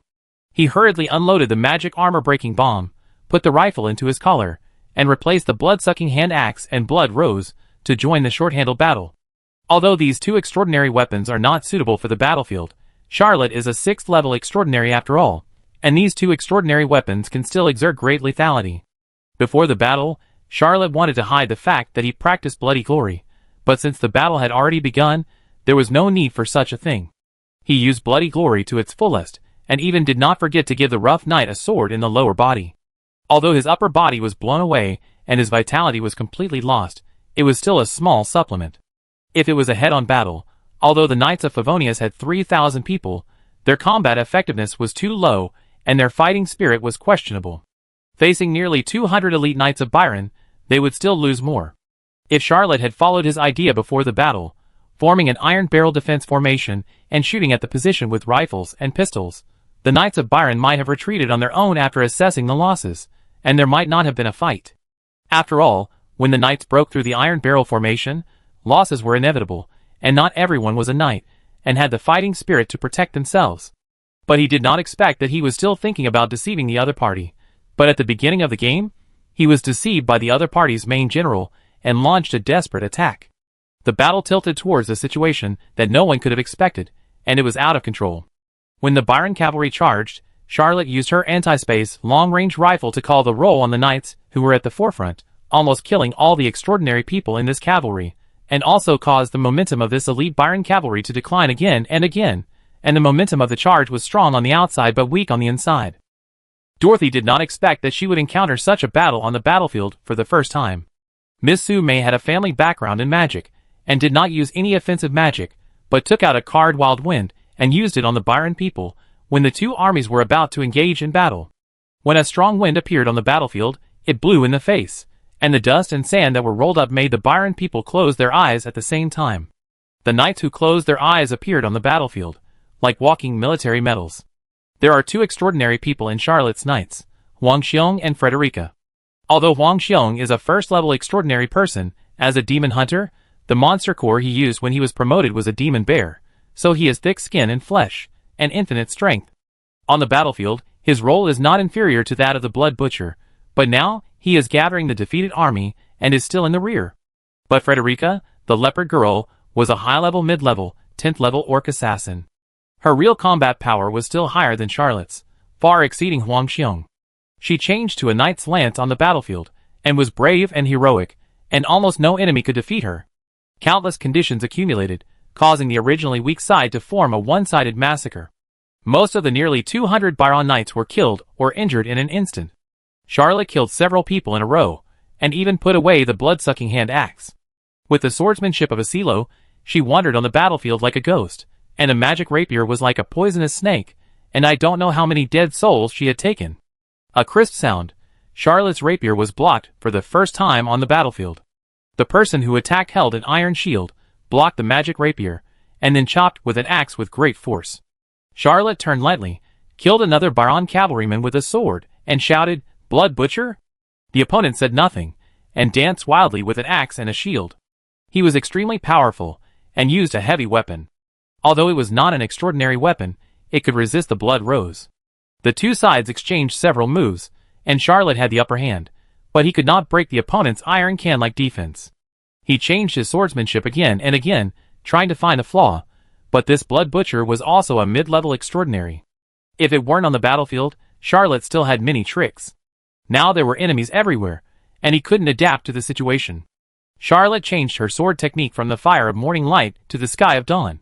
The sword light was like silver stars filling the sky, penetrating every hole, but there was no hole in the enemy's body. Charlotte killed the 3 Byron cavalrymen, who rushed to her side, and wanted to help the enemy. Bloody glory suddenly boiled slightly. In the bloody vortex of her left arm, the rune like a rapier had a subtle change, and a layer of colorless light was faintly added. At the same time, a piece of light golden light was spit out from the blade of blood rose. It was no longer than a few fingers and stretched unsteadily, like a spirit snake spitting out its tongue. Charlotte shouted loudly, and the long sword fell gracefully. The Blood Butcher holding the iron shield and the giant axe wanted to dodge the sword, but the blade had a layer of light golden light, which suddenly became extremely sharp. With a stroke of the blood rose, the enemy and the shield were cut apart. Charlotte collected the blood rose, but found that there were no enemies left standing on the battlefield. The corpses of the enemies were everywhere, and the west wind was bleak. Chapter 113. Charlotte killed his opponent, but a thought suddenly came to his mind. Ma ding, why should I compete with him in swordsmanship? Isn't it better for me to use the hand of flame and kill him with a silver rhino? Only then did he realize that he was sweating all over. He didn't know how tense the battle just now was. After a victory, the Knights of Favonius had already vaguely taken on the shadow of a regular army. When Charlotte stood there, without any orders, the entire knights were silent, quietly waiting for the leader to speak. It took Charlotte a while to get up and shout, "We are the Knights of Favonius, we have won." Cheers suddenly rang out on the battlefield, one wave louder than the other. After everyone's cheers died down a little, Charlotte said, "Under my leadership, the knights will continue to win and return home safely.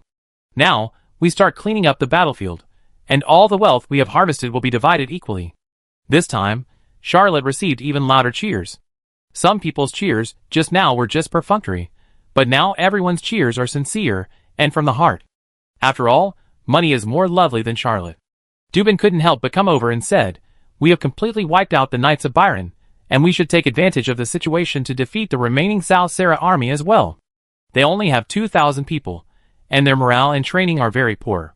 Charlotte didn't want to fight, because war means death, and this is not a just war to defend the country, but a war between several great empires, and everyone who died is innocent. He said, "Pick 500 people, and go over to investigate first, and I will bring the main force later. Remember, you must wait for me to bring the main force over, don't fight in advance." Dubin did not doubt him, and excitedly called a dozen combat teams to go. Charlotte commanded his men to clean up the battlefield and gather the defeated troops of the Principality of Behemoth. He did not intend to fight with Lady Nancila, but just wanted to delay for an hour or two, and those Lady Nancila would escape. In the end, everyone was happy, except for himself, who missed the opportunity to fight, which made Dubin a little dissatisfied. Who made him the head of the group, Dubin would not say anything. This matter was resolved peacefully. How wonderful it was! Charlotte gathered the defeated troops of the Principality of Behemoth, and there were about 5,000 people. Baron Filler was a great nobleman of the Principality of Behemoth, second only to Archduke Ferdinand. Well, Archduke Ferdinand and his wife are gone now. Baron Filler's status has become second only to Archduke Joseph. That is, the new Duke of Behemoth, Archduke Ferdinand's nephew Franz Joseph. Charlotte learned from the defeated army that poor Baron File was killed on the spot by that rough knight in front of the two armies more than an hour ago, just like he killed that knight in front of the two armies, and then Baron File's Yahoo Knights collapsed, just like the battle he just fought. Charlotte almost completely copied the scene not long ago when the Baron and South Seraph coalition defeated Baron File's Yahoo Knights. If you are a serious military strategist, even a keyboard military strategist, you will be very troubled by these defeated armies. But Charlotte was a fool and didn't think about it at all. He didn't have the power to deal with this group of defeated soldiers, and it was not easy to deal with so many people. Instead, he waved his hand generously and dispersed the more than 5,000 defeated soldiers and expanded his Knights of Favonius. After this order was issued, several knights from the Yahoo Knights immediately stood up. A middle-aged man in full armor and two beautiful mustaches on his face shouted angrily, "Captain Charlotte, you have no right to deal with us. We are not from Fars. I demand treatment equal to my status. I demand that you return the command of the Yahoo Knights to me. I demand that you immediately send troops to retrieve the Baron's body." This guy made more than 10 demands in one breath. Charlotte grabbed the anti-space long-range rifle from her collar and said, "Who the hell are you?" Just as the other party was about to reveal his identity, Mr. Charlotte Mecklin had already mercilessly pulled the trigger and shot the brave gentleman in two. After killing someone, Charlotte realized that he was impulsive and thought to himself, "I read too many online novels. Why do I kill people so easily?" In fact, after the war, Charlotte's emotions have not been very stable. He himself did not realize this abnormality. After the shot, he was sober. But the people around him looked at him differently. Charlotte also knew that at this time, she could only hold on, and could not reflect. She took a deep breath and shouted, "The Knights of Favonius can only have one voice." Huang Xiong, who was ordered to gather the defeated army, had always regretted not being able to participate in the battle. When he heard this sentence, he felt in sync and secretly exclaimed, "I know this." He immediately opened his rough voice and shouted, "That's the voice of Captain Charlotte Mecklin." The gang members, who attended the meeting at the time, all remembered the scene of Charlotte taking a photo of Silver Rhino and intimidating Scar, and the incident of the patrol army slaughtering the Black Scorpion gang not long after. At first, they were spars, but soon they became one, and the whole battlefield was filled with, "That's the voice of Captain Charlotte Mecklin." This sentence was shouted loudly. Soon, the prisoners who were not members of the gang, as well as the old patrol soldiers and adventurers, also shouted. This scene shocked the defeated army of the Yahoo Knights and silenced them. No one dared to stand up. This knight group had just been defeated, and the people were in chaos. Baron File was killed in front of the battlefield. The person who spoke just now was Baron File's deputy. He just expressed a different opinion, and was beaten to death like a chicken. His death was miserable. The power of the magic-breaking armor-breaking bomb was too great. Even high-level extraordinary people could not resist it. If an ordinary person was shot, he would definitely die without a complete body, and most of his body would be blown to pieces. This thing is not used on the battlefield at all. It is used for high-level supernatural duels. Each magic-breaking armor-blasting bullet is worth 1.5 gold ECU. How can it be used in a war where ammunition is wasted like water? In other words, Charlotte didn't know the price. He got 20 magic-breaking armor-blasting bullets from Lord Leo. Annie gave him 6, and Sister Karen gave him a box. He didn't spend any money. If this thing was so expensive, he might not hesitate when killing the rough knight, but he might not fire the remaining few shots.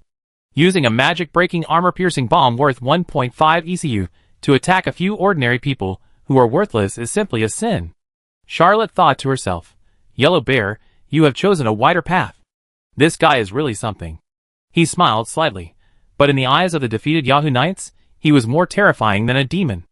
After all, this knight leader had just commanded the army to wipe out the cavalry of Byron, and this cavalry had just defeated them. Chapter 114. Charlotte said slowly, "If anyone wants to express a different opinion, you are welcome to stand up bravely. I was impulsive just now. I promise I won't do it next time." The entire battlefield was silent.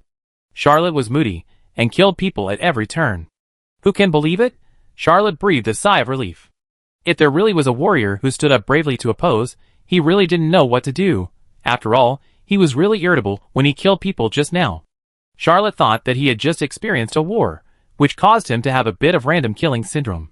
Now that his emotions have stabilized, he will definitely not kill people indiscriminately again.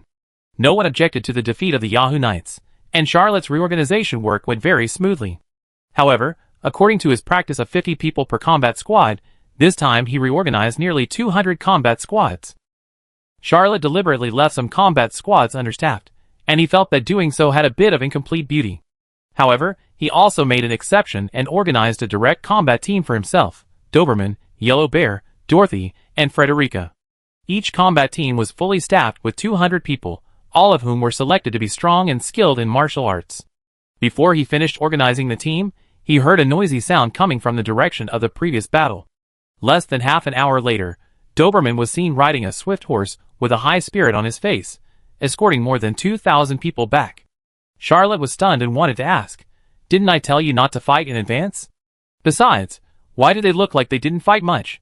Dubin put away his swift horse and shouted, "These people are just ordinary farmers who were forced to fight. I brought people over and they surrendered. How should we deal with these Southrons?" Charlotte thought, "How should I know?" But even though he thought so, when he did it, he followed the custom and dispersed the 2,000 Southrons and incorporated them into various combat teams. Because of the addition of these 2,000 Southrons, the combat teams of the Knights of Favonius increased to 260 or 270, and the number of people also swelled to more than 10,000. Charlotte asked the surrendered lady of South Serra, and found out why the two armies came to fight in the Fars Empire. Baron File wanted to sneak attack the important town of South Seraph. Without notifying Fars, he used the Fars Empire to invade South Seraph. But he had a lover, who happened to be Lady of South Serra. This lady risked her life to pass the message. The restorers of South Seraph immediately sent an army to intercept them. Of course, they knew that the fighting power of these farmers was not good, so they asked the Byron people for help. Charlotte did not sympathize with Baron File. The hatred between the Principality of Behemoth and the territory of South Seraph was irreconcilable. This Baron actually found a lover in South Seraph. It would have been fine if he had found a lover in South Seraph, but he actually let this lady know his marching route. He really deserved to die. Charlotte even thought that if he could find the body of this Baron, he would erect a monument for this guy and write, "Baron File died for his own crime, telling military intelligence to his mistress in South Seraph." People in later generations may wonder about the Baron's stupidity. I can't understand it either. I can only blame it on the Baron's IQ problem. Baron File must be recorded in history. Charlotte commanded the Knights of Favonius, gathered the baggage of the two armies, gave priority to replenishing the supplies to her old subordinates, and sent a combat team with the heads of the beheaded soldiers back to Strasbourg to report the victory, and continue to march to the Principality of Behemoth. That night, reality gave the military blind Charlotte Mechlin and Mr. Huang Haisheng a solid lesson. His blind and chaotic gathering of troops had great hidden dangers. About 2,000 people escaped at night. Charlotte hurriedly started another round of hot chicken blood and reorganized the troops, but by the time of lunch, nearly 300 people had escaped again, and he could only regretfully give up the treatment. Although Charlotte also thought about whether to go back to Machupi and transform these people into NPCs, he immediately gave up the idea. Even if he collected the supplies of the Yahoo Knights and the South Seraph restorers, it was still not enough to support the expanded Knights of Favonius for a few days. There are no towns near Machupi that can provide sufficient food. If they go back and forth, they may not just be deserters, but may collapse on the spot. The only thing to be thankful for is that Charlotte gave all the supplies to his old subordinates. Those who escaped were almost empty-handed and did not take anything with them. After Charlotte wiped out all the cavalry of Byron, he also collected more than 100 war horses. He gave 20 to Doberman and simply trained this capable subordinate as a professional scout. He also gave a few horses to Dorothy, Yellow Bear, and Frederica's combat teams. The remaining war horses were all assigned to his own combat team, forming a amateur cavalry. After marching for more than 10 days, the Knights of Favonius finally entered the territory of the Principality of Behemoth. Too many people escaped along the way, and now there are only more than 6,000 people, which shattered Charlotte's dream of commanding thousands of troops. Fortunately, after entering the territory of the Principality of Behemoth, the number of escapees miraculously dropped to single digits, reaching a level where you can close your eyes and pretend that there are no deserters. The order Charlotte received was very vague, only asking him to support the Principality of Behemoth, and no specific orders were given. So when he arrived in the territory of the Principality of Behemoth, he sent someone to report to Archduke Joseph, and at the same time, war report, submitted it. As a time traveler, Charlotte had no respect for the Grand Duke. In his battle report, the Yahoo Knights had been completely wiped out by the South Seraph, and he repelled the South Seraph restorers and killed hundreds of them. As for the matter of incorporating the Yahoo Knights and accepting the surrender of the South Seraph restorers, he did not mention it at all. He focused on mentioning that he brought tens of thousands of people with him, and suffered heavy losses in order to repel the South Seraph restorers, and now there are less than 6,000 people. He hoped that Grand Duke Joseph could replenish supplies and soldiers, and even asked for a place to stay. Anyway, as long as it was possible to make a request, Charlotte made it. Charlotte believed that in such a backward medieval era, these princes and nobles did not pay much attention to intelligence, and would not be able to see through these lies. Anyway, who cares? War is a mess. He was not afraid of Archduke Joseph turning against him, the head of the Knights of the Fars Empire. A few days later, Charlotte did not get a reply from Archduke Joseph, but got a reply from the Grand Duchess. The reply mentioned that Archduke Joseph was eager to avenge his uncle, and was attacking the South Seraph with all the troops of the Principality. He was on the front line, and it would take a few days to get the battle report, and the reply would be even later. At the same time, the Knights of Favonius were refused to enter Mostar Castle, the capital of the Principality of Behemoth, and the place where Charlotte was stationed was the Silver Pigeon Castle of Baron File. Chapter 115. Charlotte didn't know that at this time, Duchess Joseph was so panicked that she didn't know what to do. Duke Joseph did lead all the troops of the Principality of Behemoth to attack the South Seraph, but the battle situation was very bad. The Duke was trapped in a small town called Interlaken on the front line, and could not break out. The Duchess had been waiting for reinforcements from Baron File, whom her husband trusted the most, but received the bad news that his entire army had been wiped out. This is not the most frightening thing for the Duchess. The Empire has always wanted to turn the Principality of Behemoth into the Behemoth territory, or the county of the same name, and directly belong to the far central government. Now the Principality of Behemoth has no troops in the country, and there are strong enemies outside. The army is trapped, and the friendly forces are all defeated. The sinister Imperial soldiers are outside the city. The Duchess almost wanted to escape back to her parents' home. It was also a helpless move to arrange Charlotte's Knights of Favonius to the Silver Pigeon Castle of Baron File. Baron File died on the battlefield, and he did not expect that he could not even save his own home in the end. Charlotte didn't want to go to the battlefield, and he didn't have an intelligence system. The combat team led by Dubin had only been transferred to scouts for a few days, and was still very amateur. They could only ask farmers for information, and couldn't get any valuable information. So they were very happy to have a place to stay. After several days of marching, when the Knights of Favonius entered the Silver Pigeon Castle, Baron Fiel's territory was in chaos. In the end, the Baroness brought her 3 children to greet Charlotte in person. Charlotte had heard that the Baroness was coming to greet him, and had imagined some beautiful scenes, but when he saw Baroness Fila, he could only complain in his heart, "Why is she so old?" The Baroness was not only old, but also a little fat because of her years of pampering. It was already to the point where an honest evaluation of her appearance was politically incorrect, and a personal attack. When the two met, the Baroness nodded and smiled, and stretched out her right hand in a drooping position. Charlotte simply pretended not to see it. She was not a big beauty like senior sister Middleman, and he did not want to have a pure friendship with the Baroness.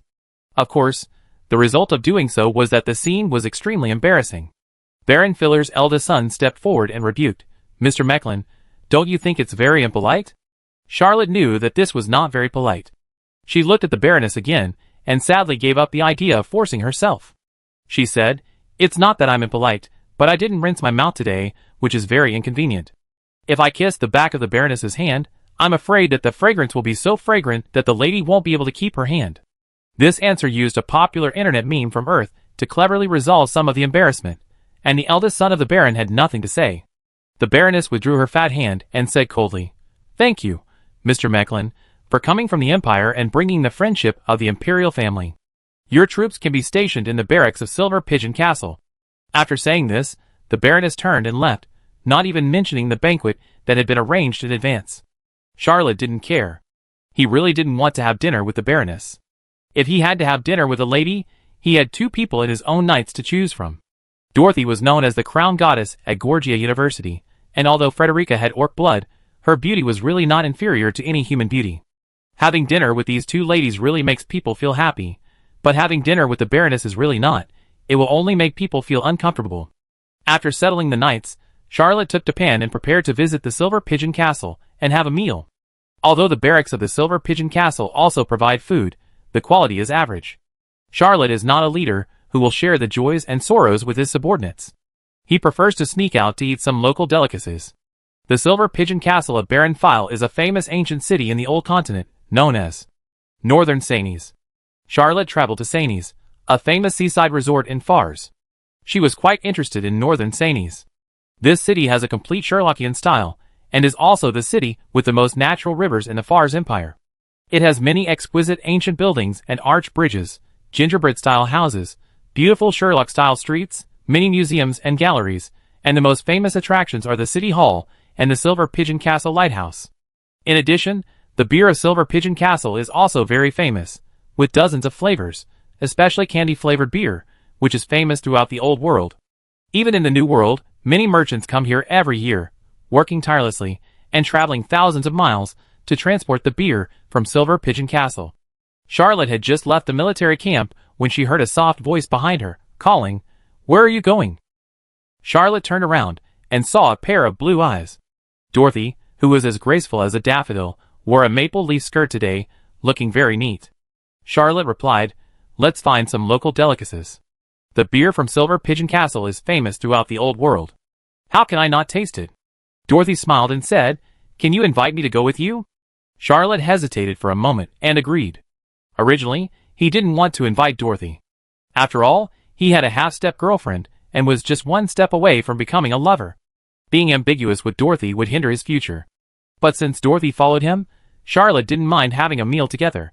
The three of them walked together. Before they had walked far, they saw Frederica, who had taken off her mask. The leopard girl playfully performed a daily greeting and said, "Can I join?" Dupin didn't know Frederica, but he had no say. Dorothy seemed to have met an old friend and said, "It's more lively with one more person." Charlotte was shocked and asked Dupin to explore the way in front of her. After sending this loyal subordinate away, he couldn't wait to ask, "Do you know Frederica?" Dorothy whispered, "Don't you know? Frederica is also a student at Gorgias University. She disguised herself as a female gang member and came to me on the first day she joined the Knights." Charlotte was even more shocked and whispered, "Is she also a student at Gorgias University? How come I have never seen her?" Dorothy shrugged and said, "She is my senior, graduated 2 years earlier than me. Of course you have never seen her. When Frederica was in college, she was the forest goddess, as popular as Anne." Charlotte was shocked and suddenly remembered that 5 of the 12 servants of the god of elves were orcs. The forest goddess looks like a leopard girl, and is good at hunting and cultivating plants. In other words, proficient in assassination and poisoning. Chapter 116. The reason why Gorgias University has a tradition of selecting the 12 most beautiful female students as the 12 goddesses is because there are 12 female servants under the seat of the god of elves. They are West Wind Goddess, Laurel Goddess, Forest Goddess, Favor Goddess. By the way, Favor Goddess is the image of Catwoman and the source of Cat Elves magic. Sheffield University also has this tradition, naturally because there are also female servants under the seat of Lady Black Moon. Charlotte couldn't help but say, "How can you become an assassin after graduating from Gorgias University?" Dorothy said nothing, but Frederica sneered and asked, "Have you ever seen an orc civil servant in the central government office?" Charlotte was silent immediately. Not only had he never seen an orc civil servant, he had never even heard of one, and he also understood why there were no orc civil servants. The discrimination against orcs in the entire empire was deep-rooted. It was not a glorious thing to have orc blood in the old continent. After the destruction of the orc kingdom, the people were displaced and were inferior people in any country. Louis Simi once complained, "It is impossible for a lady from the Brittany family to make friends with orcs, even if she has only a little orc blood." This matter is ironic. Humans believe in goddesses who look like orcs. They also use the title of goddesses in the image of orcs to address the most beautiful girls in the university, and regard it as an honor. But they discriminate against orcs. Charlotte came to her senses, gave Frederica an imperial salute, and said, "I'm sorry, I never like to use my brain for things that have nothing to do with me. It's not that I don't know that orcs are discriminated against, but I've never thought of joining the ranks of those who discriminate, so I forgot about it for a while." Frederica's green eyes were vaguely touched. She could really see that at that moment, Charlotte really felt that she could join the government and become a proper civil servant. Having such an idea only meant that Charlotte Mecklin had never discriminated against orcs, and believed that they, like ordinary people, should enjoy all the rights that citizens of the empire should have. Frederica snorted and said, "I forgive you." At the same time, the leopard girl was thinking in her heart, "For your attitude, I will help you extend the third wave of pursuit to 6 months." Charlotte didn't know that her unintentional words delayed the schedule of the god of death. Although he might not be afraid of being assassinated again. Poor Doberman went to explore the way in advance, but when he found a few good restaurants and came back to look for people, he found that the 2 superiors and a colleague were gone. Fortunately, Charlotte was careful and wrote a line on the ground, "We have something to do, so we're going to eat first. You can move freely, and don't worry about us." This sentence looks like human words, but it's not human words. Doberman was in a mess in the wind for a full 70 seconds. When Charlotte wrote on the ground, Dorothy and Frederica exclaimed together, "Colorless blade." He spit out a piece of light golden light from his fingertips, which was only a few minutes long and could be stretched and retracted, like a spirit snake spitting out its tongue. Although it was not as dazzling as the one attached to the blood rose, it could still cut gold and stone, and it was sharp.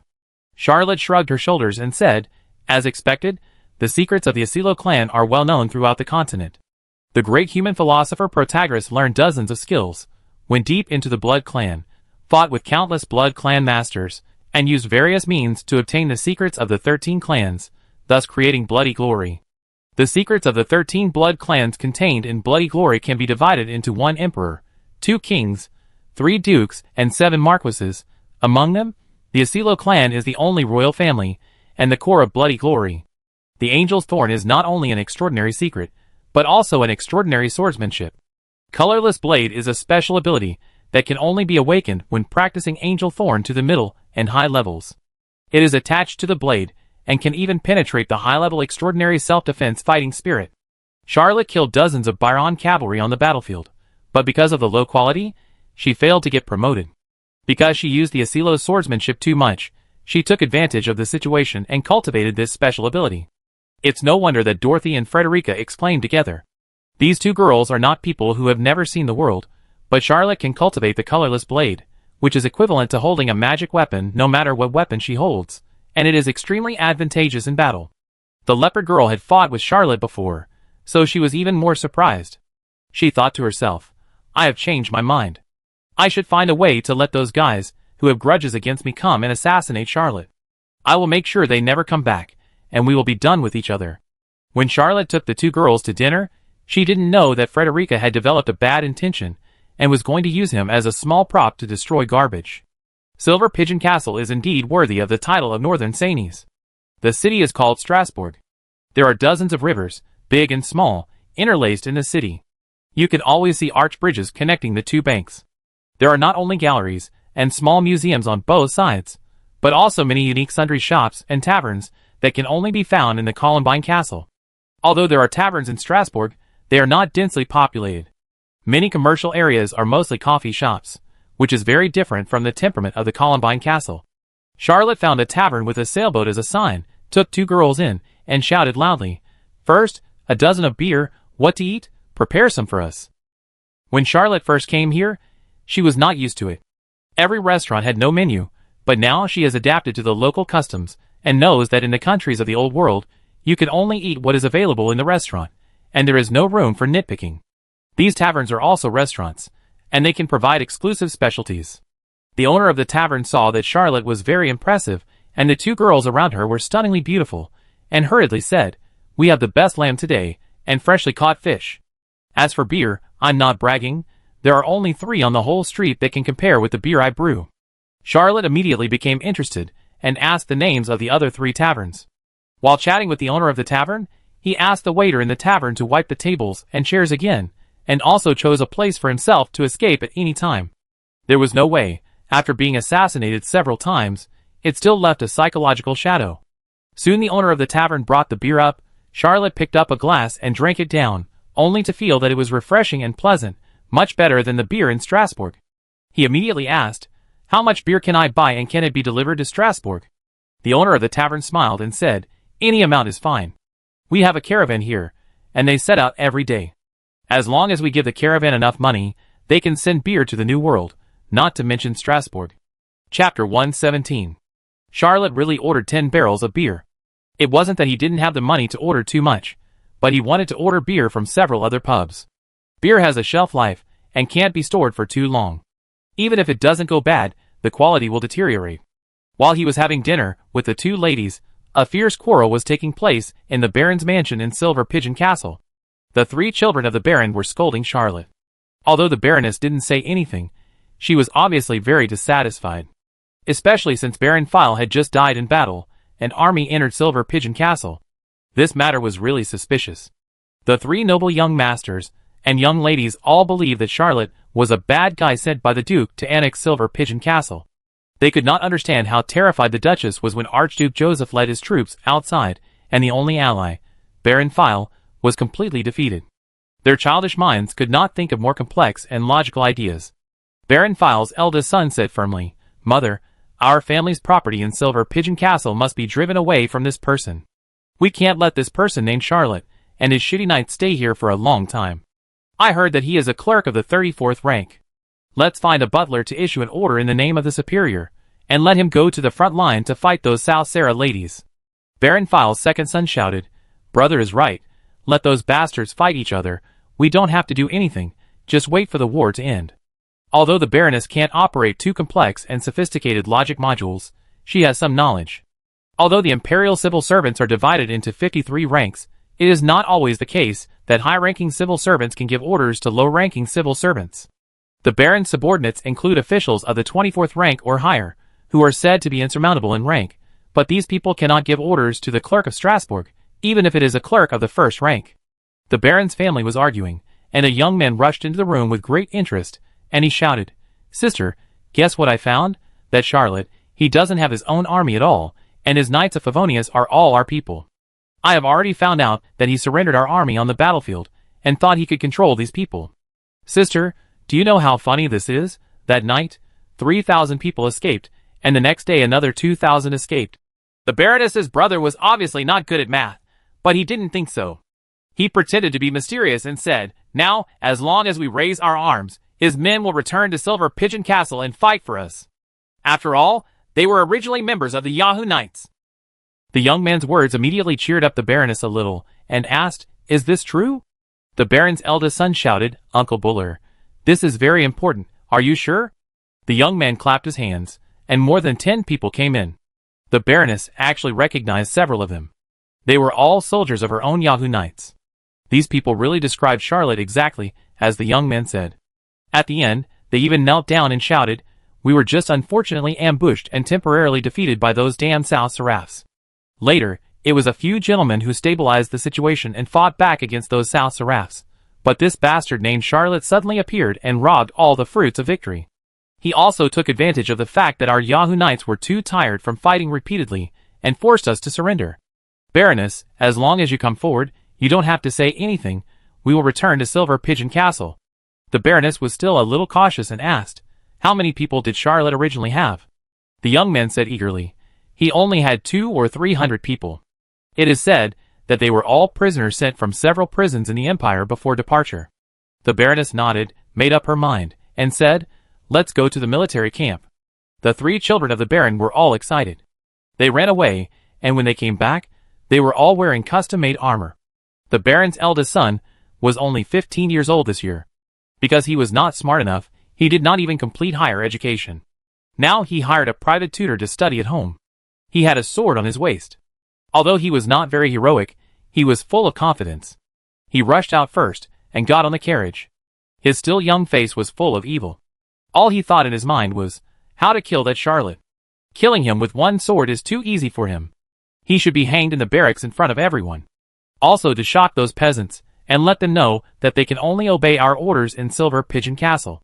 The Baron's family took 6 carriages, brought a bunch of servants, maids, butlers, and those soldiers who escaped from Charlotte's Knights of Favonius, and rushed to the barracks excitedly. The Baroness's brother Buller was more excited than the Baron's family. He was even a little relieved that Baron Field died in battle. The Baron looked down on his brother-in-law. He was originally a minor nobleman, but after inheriting the family business, he spent his days drinking and partying, and was not good at managing money. He was too wasteful, and even sold his territory. Buller borrowed money from his brother-in-law several times, but he couldn't borrow much. The Baron gave him a few dozen ECU at most each time, but he always spent it all in a short time. Buller thought to himself, "This time, I will help my sister and others regain control of the Silver Pigeon Castle, and take charge of the army again. I must let my sister give me the title of financial manager. In the future, I don't need to look at anyone's face when I take money from the account. This guy named Charlotte Mecklin is really my lucky star. If he hadn't come to Silver Pigeon Castle, and made my sister's family feel the crisis, how could I have had the opportunity to do anything to them? Although he may not know why my sister wants to attack him, let him be a confused ghost. I, Buller, will not explain to him that he was manipulated by me and ruined because he blocked my way. After killing him, I will frame him for treason and say that he is a spy of Byron. A mere clerk of the 4th level is so lucky to be able to lead a knight group. When I seize the military power and leave the Yahoo Knights to my sister, his knight group will of course belong to me." Buller thought more and more about it, and even galloped on his horse and rushed into the barracks first. The Knights of Favonius, who had experience being trapped in Machupi and fighting against the Byron cavalry, were a little nervous. Suddenly someone broke into the barracks, and everyone couldn't help but move closer to each other, forming several large iron barrel defense formations. What was very bad was that Charlotte was not there, Dorothy was not there, even Japan was not there, Frederica was not there, and the yellow bear lacked prestige. The Knights of Favonius were leaderless, and their reaction was like a paramecium with nerves all over its body but no brain. When Buller shouted loudly, "Kneel down and surrender, you bunch of bastards, I'm here to save you," someone shot at the Baron's brother-in-law in a panic. Chapter 118. Buller was shot in the shoulder, and was furious. He shouted, "How dare someone shoot at me? I will hang the person who shoots, I am the Baron's brother-in-law." When the gunshots rang out, no one in this motley cavalry regiment could control the situation. No one cared about Buller's identity. Dozens of rifles fired randomly, and the ambitious young man was immediately bombarded with bullets, leaving holes all over his body. The eldest son of the Baron was very excited, and urged the coachman desperately to drive the carriage as fast as possible. Seeing that his uncle had entered the barracks first, he was very unhappy. When the carriage rushed into the military camp, the eldest son of the Baron jumped out of the carriage. Without even taking a look at the dead body on the ground, he drew the sword at his waist and shouted, "I am the eldest son of Baron File. Everyone must obey my orders. Anyone who refuses to obey will die." Another round of rifle volleys greeted him. This poor noble boy, who didn't even have the seat of power condensed, how could he resist the bullets of the rifle? Like his uncle, he was also hit with blood holes all over his body. The cruel smile on his face was not yet restrained, and he fell under the carriage. The coachman was so frightened that he was fighting all over. Miraculously, the rifle shot just now did not hit him. The coachman suddenly jumped off the carriage and ran away, trying to escape from the barracks. Someone fired again, and shot the coachman to death on the spot. At this time, the Baroness and 2 children in the carriage finally reacted and trembled with fear, but the soldiers of the Knights of Favonius, who had killed several people, had already become ferocious and rushed into the carriage, pulling the whole family down and shooting them on the spot. The servants, maids, and housekeepers following the 5 carriages behind were panicked, and kept jumping off the carriages to escape. There were not many well-trained soldiers among the members of the Knights of Favonius, but this kind of street chase was the specialty of the gang members. Hundreds of people rushed out, using all kinds of weapons.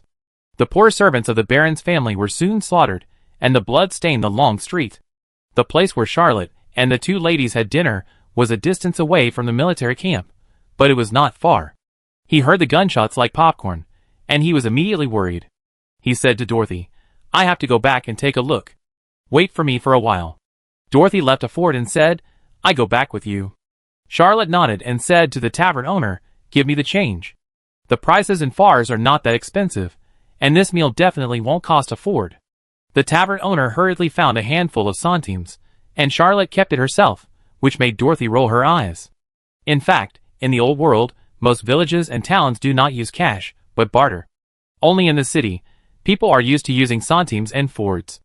The currency of Fars, whether it is ECU, fall paper money, or centime, has a very high manufacturing cost, so it is not a currency that everyone holds on Earth and has a high circulation volume. Not only the Fars Empire, but all the countries in the old world issue currencies that will only circulate in the hands of the rich, and the circulation volume is very small. Just like in the ancient times of Xia, although silver is also a currency, most people don't use it at all. Only in novels does everyone have a handful of silver. In the real ancient times, copper coins, cloth, and various agricultural products were used as equivalents. Because the purchasing power of a centime is equivalent to nearly 20 yuan on Earth, he usually orders fruit wine, beer, coffee, and other things to make up for the meal. The 3 of them hurried out of the tavern, and Charlotte didn't care about shocking the world. He jumped onto the roof next to him. With the light agility technique and the newly cultivated spirit spider technique, he was as light as a swallow, flying over the eaves and walls, as if walking on flat ground. Frederica activated the leopard's pursuit, but she almost couldn't keep up. She couldn't help but be very surprised, thinking, how did his strength improve so quickly? Dorothy watched the 2 companions leave, flew over the eaves and walls, and took out a magic card, changed into a cat. She stretched out her slender fingers and flicked them, turning into a white civet cat, leaping onto the roof and following the 2 closely. Charlotte ran back to the barracks, and saw the Baroness and the Baron's 3 children, as well as a bunch of servants, maids, butlers, and a young noble, who looked like he died happily. She was almost dumbfounded. He just went out to eat, and he was just a few blocks away, and could come back at any time. How could this happen? He hurriedly caught Huang Xiong, who stayed in the military camp, and asked what happened. Huang Xiong was very honest and told the whole story. Charlotte asked a few more people, and roughly understood that it was the Baroness, who wanted to take away the Knights of Favonius under the instigation of some people. In fact, Charlotte did not pay much attention to this knight group. Although the Knights of Favonius had enough people, they were too chaotic. He had suffered enough along the way, and was exhausted every day. He knew that fighting a war was not a job of piling up people as imagined. There were countless things to do in managing an army. If the Baroness was willing to pay a sum of money, he could even consider selling the Knights of Favonius. Even if they were robbed, it should be much better than if the Knights of Favonius killed the Baron's family completely. Even if they killed the whole family, it would be no more than that. After Charlotte asked about the identities of the dead, she couldn't help but complain. These bastards even killed the brother-in-law. Aren't they too inhumane? When Charlotte learned that the Knights of Favonius had killed the Baron's family, he was still a little panicked, but after a while of being busy, he was no longer panicked. I have traveled through time and space. I have faced the evil god 3 times. Are you still afraid of killing a Baroness, the eldest son of the Baron, the second son of the Baron, the beloved daughter of the Baron, the brother-in-law of the Baron, the servants, maids, and housekeepers of the Baron's family? Charlotte suddenly felt that there were too many people to kill. After Frederica and Dorothy came back, they saw the scene of dead bodies all over the ground. They stood aside tacitly, and said nothing, leaving room for Charlotte to play. Charlotte knew that his men had killed people, and he could not shirk the blame. If he wanted to save himself, he could only unify the caliber. He summoned all his soldiers and said loudly, "Just now, an unfortunate incident occurred. Some South Seraph restorationists rushed into Silver Pigeon Castle and killed the Baron's family. Although we fought hard to repel the invaders, we failed to save the Baroness and his children. I suggest that everyone mourn for the Baroness." At this time, many people in the Knights of Favonius already knew that the person they had just killed was a great noble of the Empire. The Baron was the 7th rank of the Empire, and had the power of life and death over a territory.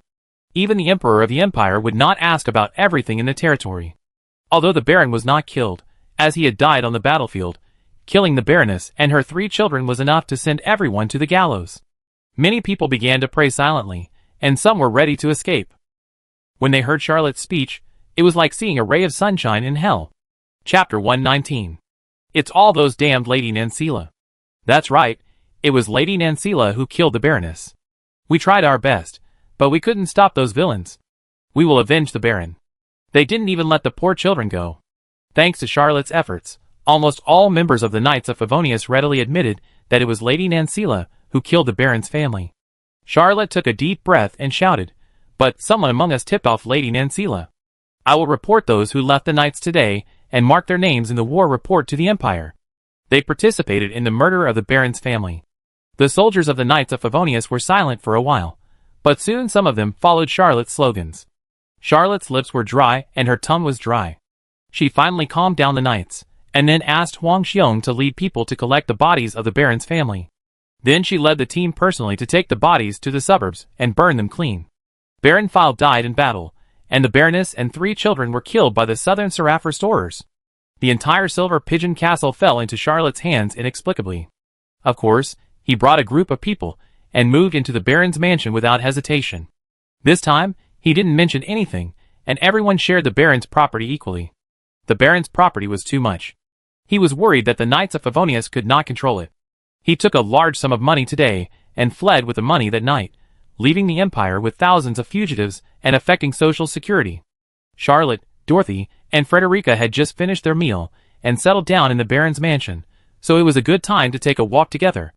The leopard girl had already returned to her original appearance. The Knights of Favonius were in a state of chaos and panic, and no one noticed that there was a beautiful girl beside the leader. Even if someone noticed, no one dared to ask. Although Charlotte had been in charge of the Knights of Favonius for a short time, she had already established a certain authority. Everyone in the Knights knew that the leader was cruel, and no one dared to challenge his authority. The Baron's residence is not considered the most luxurious in the Fars Empire. At least it does not look as grand as number 58, 6th Avenue, Valdez was. The Breton family is more than one dimension stronger than the Filler family. But as a 7th-class noble, Baron Filler's home still makes Charlotte praise it. The Silver Pigeon Castle is not a castle, but a city like Strasbourg, but Baron Filler's residence is really a castle. It is called Pigeon Castle, The first generation of Baron Filler invited Milan Badasso, a famous artist from Bayonne, to build it in 13 years. There was a hill at the site of the Pigeon Castle at that time. Milan Badasso cut half of the hill and built a 4-story terrace on the side facing the outside of the city, which was integrated with the wall of the entire Silver Pigeon Castle. On the side facing the city, a courtyard more than 10 picometers higher than the city was designed. From the outside, the Pigeon Castle is tall and majestic, very impressive. Looking out from the Pigeon Castle, you can feel a sense of being high above and having a wide view. The entire Pigeon Castle covers an area of more than 100,000 square picometers, with 5 main buildings and nearly 1,000 rooms. Generations of barons have collected countless artworks, famous paintings, antiques, sculptures, and even extraordinary objects, each of which is worth a lot of money. Charlotte was looking at them with a dazed look, constantly evaluating the prices of these items. He planned to confuse right and wrong and write a report to fool the Empire, but the 4th-level clerk was not a child, so of course he didn't have much hope for this report. Once the Empire sent someone to investigate the matter, he would have to run away quickly.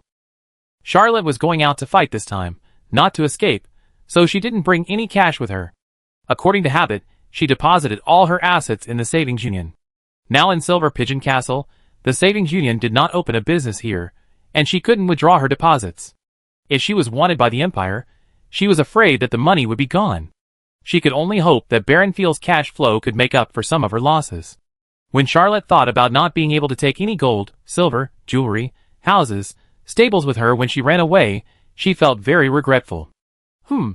If there is a 1 in 10,000 chance of luck. If the Empire believed my nonsense, it would send someone to take over Silver Pigeon Castle.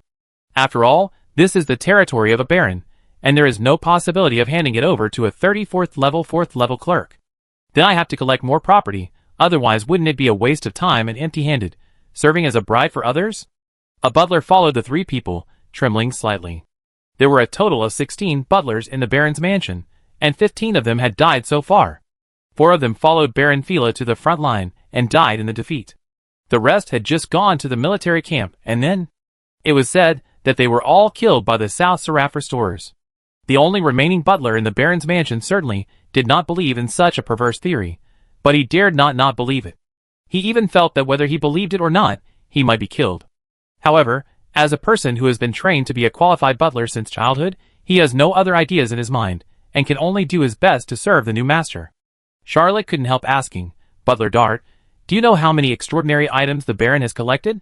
Butler Dart was excited and said with trembling teeth, "The barons of all generations are only willing to collect fine products, so there are not many extraordinary items in Pigeon Castle, only 45. Charlotte was overjoyed and thought, 45. Although not as much as what Kilmanham Prison has collected over the years, these are all fine products, and those in the prison are not very good. Charlotte asked again, "Is there a list?" Dart wiped his sweat and said, "Yes, the Baron re-edits the collections at home every year, and also adds introductions." Charlotte said, "Bring it to me." He was quite satisfied with the Baron's understanding. In fact, many nobles in the old continent have the habit of compiling their collections into books, and then sending these collection lists to nearby nobles to facilitate mutual exchange. This habit was not practiced by the nobles of the medieval countries on Earth. It was a symbol of the difference between the two worlds. Charlotte soon got the list of Baron Filler's collection. He flipped through the artworks in front, and found the page of extraordinary objects. Baron Filler gave each extraordinary object a separate page with detailed introductions. Charlotte immediately took a fancy to a knight's lance. The several extraordinary objects in his hands were either blood-sucking weapons or works of classic alchemy, but this knight's lance was a classic work of classical alchemy. Chapter 120. Charlotte's extraordinary artifacts, the blood-sucking hand axe and the blood rose, are blood-sucking weapons, not from human skills. The anti-space long-range rifle, the 2 firewheel silver rhinos, and even the extraordinary dagger snatched from the first assassin are all works of classic alchemy. Well, the cat mask is not an alchemical creation, but an authentic magic item. Charlotte doesn't usually like to use this extraordinary artifact. This knight's lance itself only has 2 properties: super strong and armor breaking, but it comes with a very special property. The person holding this knight's lance can summon a magic horse. The magic horses are not creatures that exist in the old continent. They live in another world. The summoned magic horses are the best mounts on the battlefield. They charge into battle and never get tired. Charlotte pointed and asked, "Where is this knight's lance stored?" Butler Dart's legs trembled, and he was even more afraid. He whispered, "It was taken away by the Baron." Charlotte thought about it, and didn't see this lance on the battlefield. She thought to herself, the rough knight who killed the Baron used only an ordinary lance. Where is the Baron's extraordinary knight's lance? He immediately asked someone to ask the surrendered Lady Nancila, and soon got the result. The rough knight got the 6 extraordinary weapons of the Baron, and sent them back to Byron. Charlotte immediately had a thought. This guy deserved to die. What kind of brain is this? However, it is not surprising to think that he is a blood butcher. The blood butcher is also a kind of knight, but unlike the regular knight, the blood butcher's power seed comes from the master. The blood butcher can train every part of his body into a weapon. His muscles and bones are as hard as steel. His physical strength is strong, and his defense is stronger than that of the knights of the same level, but he is not indestructible by any weapon. His physical strength is strong, and he can fight until the end of his life, but he is not a perpetual motion machine. His super endurance comes at the cost of his vitality. In other words, the blood butcher is just a dog of the vampires, and he is never treated as a human being. Whether in Fars or in Byron. There is nothing else to say except that this rough knight is very aware of being a dog. Charlotte passed 5 extraordinary objects in succession. Baron Field went out to fight, so he naturally brought the best collections. Each of these 6 extraordinary objects made Charlotte salivate, but they were all lost on the battlefield and sent to Byron by a bloody butcher, and he didn't have time to get them back. Charlotte wandered through the remaining 39 extraordinary objects. This time, he didn't set his sights on weapons, but on an extraordinary carriage. What Charlotte is most concerned about now is how to get the Baron's wealth away without anyone noticing, and this carriage best meets his urgent needs. This carriage is also a creation of classical alchemy. When not in use, it is a ring.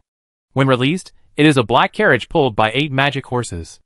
According to the introduction in the collection book, this magic carriage was made by the Saint Alchemist Master Xingqian more than 100 years ago. At that time, a total of 13 carriages were made, which were called Dark Luxury. Dark Luxury is not only worthy of the word luxury, but also one of the fastest carriages in the old continent. When Dark Luxury appeared, it was crazily sought after by the dignitaries of various countries in the old continent. If it were not for its main color of black, which was inconsistent with the royal style of various countries, it would definitely be collected by the royal families of various countries. The Grand Duke and the Earl might not be able to buy it, let alone a Baron. Baron File bought this Dark Luxury at a high price of 3,600 gold ekus. Even on Earth, there are few luxury cars that can match its price. Charlotte asked, and Butler Dart said hurriedly, "The Dark Luxury was taken out by the Baroness today, and it is not in the Pigeon Castle." Charlotte realized that among the 6 carriages he captured today, there was actually an extraordinary object, and cursed in his heart, "I actually made a mistake." He hurried to ask, and learned that the 6 carriages had been brought back from the barracks, and were now in the Pigeon Castle. Charlotte was relieved and asked about the rest of the items. She learned that 3 of them were lent out by the Baron. She felt very sorry. They were all his things. How could the Baron lend them out casually? Charlotte knew that she had no right to ask for the 3 extraordinary items back, so she simply stopped worrying about it, and asked about the cash flow of Pigeon Castle. Butler Dart did not dare to neglect it, and said, "The cash in Pigeon Castle has never been much. The Baron has to collect various artworks and rare items, extraordinary items, and the Baroness also has to hold banquets every year, buy various luxury goods, and go on trips, which costs a lot. Now there are less than 10,000 ECU. If the gold ECU is counted, there are 56,000 ECU. Charlotte was very sad to hear that there were less than 10,000 ECU. How could a Baron have so little money? Especially when she heard Dart say that Baron Valera spent all his money on worthless artworks and rare items, and the Baroness spent ECU on meaningless banquets, luxury goods, and travel. She was so distressed that she almost choked. She had only one thought in her mind, "That's my money. This couple is wasting my money like this." When he heard that, including the gold exu, there were actually 56,000, he was immediately overjoyed and thought to himself, "This is also a few small goals." However, he was also worried. After all, the gold exu is a gold coin, which is quite heavy. If he is alone, he may not be able to take much. I will send these gold exu to Machupi, and no one should be able to find them. Charlotte was arranging her wealth in her mind, and Dupin broke in and shouted, "Something happened. Mrs. Nancila's army has arrived at the castle. We must go out to meet the enemy." Charlotte was shocked and asked hurriedly, "How many people are there?" Dubin's word shattered Charlotte's fantasy. He said, "There are probably more than 10,000 people, and they are not temporary peasant soldiers. They should be the main force of the South Serbian restorationists. Charlotte was also a little panicked and asked, "Isn't their main force fighting Archduke Joseph? Why did they come to Pigeon Castle?" Dubin was speechless. How could he know why the main force of the South Serbian restorationists appeared in Pigeon Castle? Dorothy said, "We should gather our people and go out of the castle to meet the enemy." Charlotte glanced at Dorothy and Pan and thought, "Are you seriously ill? With the castle as a support? The Knights of Favonius are a mob. If I don't fight a defensive battle with Lady Southella, wouldn't it be suicide to go out of the castle to fight?" Chapter 121. Theladetrica saw Charlotte's expression and probably knew what he was thinking. She whispered, "There must be a supernatural in the other camp, and the castle is not enough to rely on." Charlotte thought, supernatural can determine victory or defeat, but it cannot determine the outcome of the war. Because of the existence of supernatural beings in the old continent, the form of war is different from the Earth War in any era that Charlotte has known. Although Charlotte is not even a keyboard military strategist, she also knows that the essence of war is interests. High-level supernatural beings can determine victory or defeat, but without enough soldiers, they will definitely not be able to collect the fruits of victory. Without enough war dividends, a country will become weaker and weaker. The extraordinary cannot decide everything. The ancient Orc kingdom and the Sherlock dynasty were once prosperous, with countless high-level extraordinary people, but they still declined because the domestic situation in these two countries was already very bad at the end, but the upper nobles did not think it was a problem at all. Charlotte Mecklin read history books in college, but she did not feel anything at that time. When Huang Haisheng traveled through time, he clearly felt that the countries in the old continent actually had great hidden dangers, and the entire society was in a state of illness. He took a deep breath and said, "Let all the soldiers of the Knights of Favonius climb the castle walls and recruit young men in the Silver Pigeon Castle. They will say that Lady Nancila wants to massacre the entire Silver Pigeon Castle and kill every family to avenge the destruction of the country. Let everyone fight for their loved ones, families, and Silver Pigeon Castle." Dorothy said, "This is meaningless." Charlotte took a deep breath and said, "I am the commander. Everything is up to me." Dorothy did not argue and hurried to the military camp to pass on the order. Frederica actually wanted to say, "I'm leaving." She originally escaped from Strasbourg with the help of Charlotte. There was a problem within the Orc Assassins Union, and they needed to hide from the limelight temporarily, but at this moment, the leopard girl said, "I go to help too." Charlotte nodded and said to Butler Dart, "Let the young people in the Pigeon Castle gather, I will take them to fight for the Silver Pigeon Castle." Baron File's Pigeon Castle has hundreds of servants, which is also a strong force. Letting them hide in the Pigeon Castle leisurely is disrespectful to the soldiers who are fighting. Butler Dart didn't dare to argue, and went to gather the servants in the castle. Half an hour later, Charlotte stood on the wall of Silver Pigeon Castle. The top of the city was crowded with people. In addition to the soldiers of the Knights of Favonius, there were also people from all walks of life. They were frightened by the massacre described by Charlotte. In addition, the hatred between the Principality of Behemoth and the territory of South Seraph was an old tradition, which made this propaganda seem extremely real. No one wanted their family to be massacred, so many people responded enthusiastically. Charlotte hastily expanded the army again, reorganizing the residents of Silver Pigeon Castle into auxiliary troops to assist various combat teams. Outside the city of Silver Pigeon Castle, an army of more than 10,000 people was lining up. They did not set up camp, but planned to attack the city directly. Silver Pigeon Castle has many rivers and beautiful scenery, but the terrain is not too high. Due to the financial resources of the Baron, the wall of Silver Pigeon Castle is only more than 3 meters, and the defense is not very strong. Charlotte looked far away, but did not see anything. He could not even take all the enemy troops into his sight. A small team came out of the formation of the South Seraph Restoration Army, and stopped a few dozen meters below the Silver Pigeon Castle. A middle-aged man in leather armor shouted, "I am Jonathan from the South Seraph Restoration Army. Many of you should have heard of my name. I order you to surrender immediately. If you resist, my sword will wash this city with blood." There was an uproar on the top of the city. Many residents of the Silver Pigeon Castle completely believed that Lady South Seraph wanted to massacre the city. Immediately, someone shouted, "Get out, despicable South Serra ladies, you don't deserve to have a country. South Serra ladies are all bastards. The Empire will destroy you South Serra ladies. You won't even be able to keep South Seraph."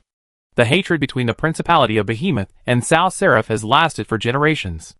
The two sides have always disliked each other, which aroused the anger of the people of Silver Pigeon Castle, and they all started cursing. Charlotte had never heard of Jonathan's name. He guessed that the other party might be the leader of the South Seraph Restoration Army. Charlotte estimated the distance, pulled out the anti-space long-range rifle from her collar, aimed at Jonan, and pulled the trigger.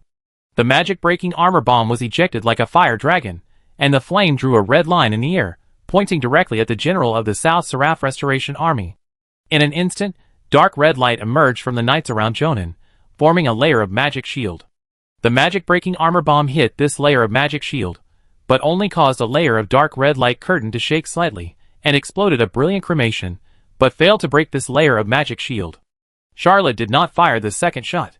She was shocked and shouted, "The ultimate wall!" The Radiant Magic Array is named after Radiant Magic Array. It is known as the best defensive magic array on the continent, and is praised as the praise of the gods. The Blood Race also has a defensive magic array called the Original Blood Boundary.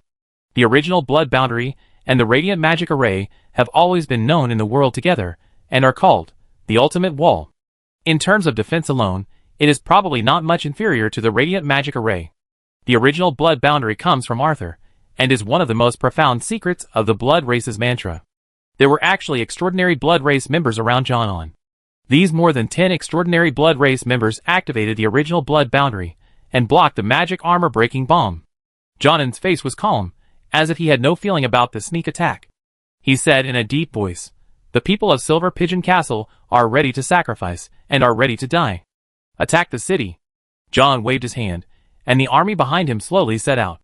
The shouting shocked Xiongyu, and made the people of Silver Pigeon Castle change color. Charlotte shouted with all her might, "Victory will always belong to the people of Silver Pigeon Castle. Behind us are our homes, our loved ones, and everything we have. We must not allow any Lady Southera to step into Silver Pigeon Castle."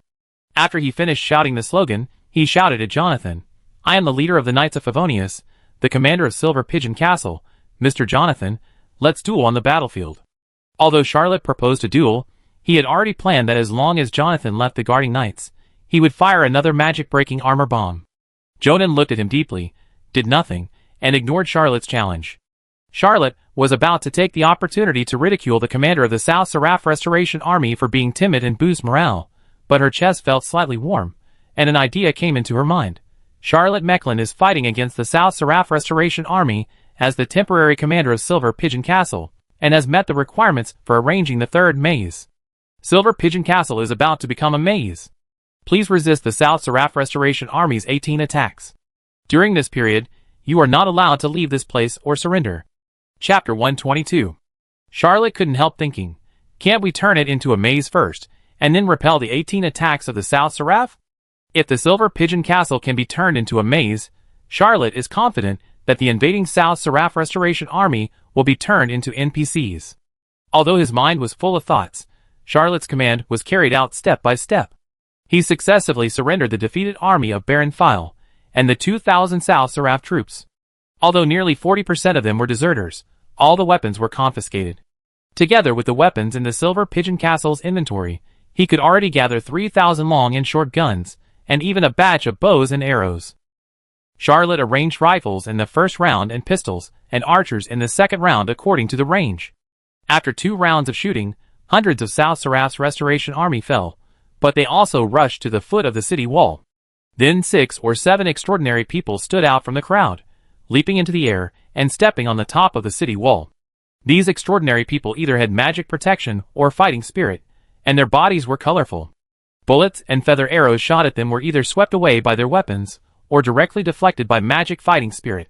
The entire Silver Pigeon Castle defense force was intimidated by the momentum of these 6 or 7 extraordinary people. Dorothy took out a bunch of cards and whispered, "Let him go out of the city to fight, but he has to fight a castle defense battle." Frederica held 2 throwing knives with both hands, one in front and one in the back side, and prepared to clean up Charlotte's mess. Charlotte held the anti-space long-range rifle and witnessed the brave charge of these 6 or 7 extraordinary people. She had only one thought in her mind, "Haha, this time I have experience. I will not use the burning hand and fire will Silver Rhino to play close combat with you." He raised the anti-space long-range rifle and pulled the trigger. At the same time, 7 blood flame hands appeared behind him. 2 of them held Fire Will Silver Rhino 5 and Fire Will Silver Rhino 13 respectively. The other 3 flaming hands held Blood Rose, Blood-Sucking Hand Axe, Assassin Dagger, and 2 were empty, but there was a faint golden light on the fingertips, which was activating the colorless blade. This is already Charlotte's strongest form. A blood butcher who jumped into the air was the first to be hit by the magic-breaking armor bomb. His cultivation was not as good as the 2 he met on the battlefield, and he was directly blasted into pieces in midair. The second person to be targeted by the devil-breaking armor bomb was a serious knight. He saw his companion being blown to pieces. He was in midair, and had no time to change direction. He hurriedly used all his fighting spirit, roared, and urged the spear in his hand, trying to use the spear to pick up the devil-breaking armor bomb. His idea was good, but his cultivation could not keep up with the idea, and he was also blown into a ball of bright fire with his spear. The third extraordinary person did not know what secret method he used. He moved half a meter sideways in midair, and avoided the fatal blow. His face turned green with fear. Charlotte's anti-space long-range rifle and 2 silver rhinos fired a small round of bombardment. 2 extraordinary people were blown up in midair. The remaining extraordinary people were finally able to respond in time when Charlotte fired the second round. 2 of the extraordinary people reacted very quickly, exerted their fighting spirit, and blasted each other. They floated away at an angle and landed on the ground in advance. They dared not jump again and hurriedly retreated to the team. Another extraordinary person was very fast. Charlotte estimated that her shooting skills were not sure to hit him, so she did not choose him as the target of the first round of shooting. When Charlotte fired the second round, he had already stepped on the top of the silver pigeon castle. The extraordinary person also reacted very quickly. He exerted force under his feet and twisted his body, and landed under the castle without continuing to climb the city. After landing on the ground, his body fluttered and swayed, changing 7 or 8 positions in succession. Charlotte aimed for a long time, but could not find an opportunity, so she could only let him return to the army. The encounter forced back the extraordinary people who climbed the city, which boosted the morale of the West Wind Knights and the militia of Silver Pigeon Castle, who were defending the city. They fought with the South Seraph Restoration Army, who rushed to the bottom of the city wall and began to climb the city wall. Charlotte was worried at first that the West Wind Knights and the militia of Silver Pigeon Castle would collapse at the beginning of the battle, but she did not expect that the West Wind Knights, who had experienced a battle and defeated the Byron cavalry head-on, were more tenacious than he imagined. As for the militia of Silver Pigeon Castle, in order to protect their homeland, they were more motivated than the West Wind Knights. The 2 sides fought for 4 or 5 hours, and nearly 1,000 people were killed in the battle under the city wall. Jonan then issued an order, and the South Seraph Restoration Army retreated in an orderly manner, like a tide. Charlotte was reluctant to continue using the magic armor-breaking bomb, so she changed to an ordinary rifle and shot, and killed more than 10 Restoration Army soldiers.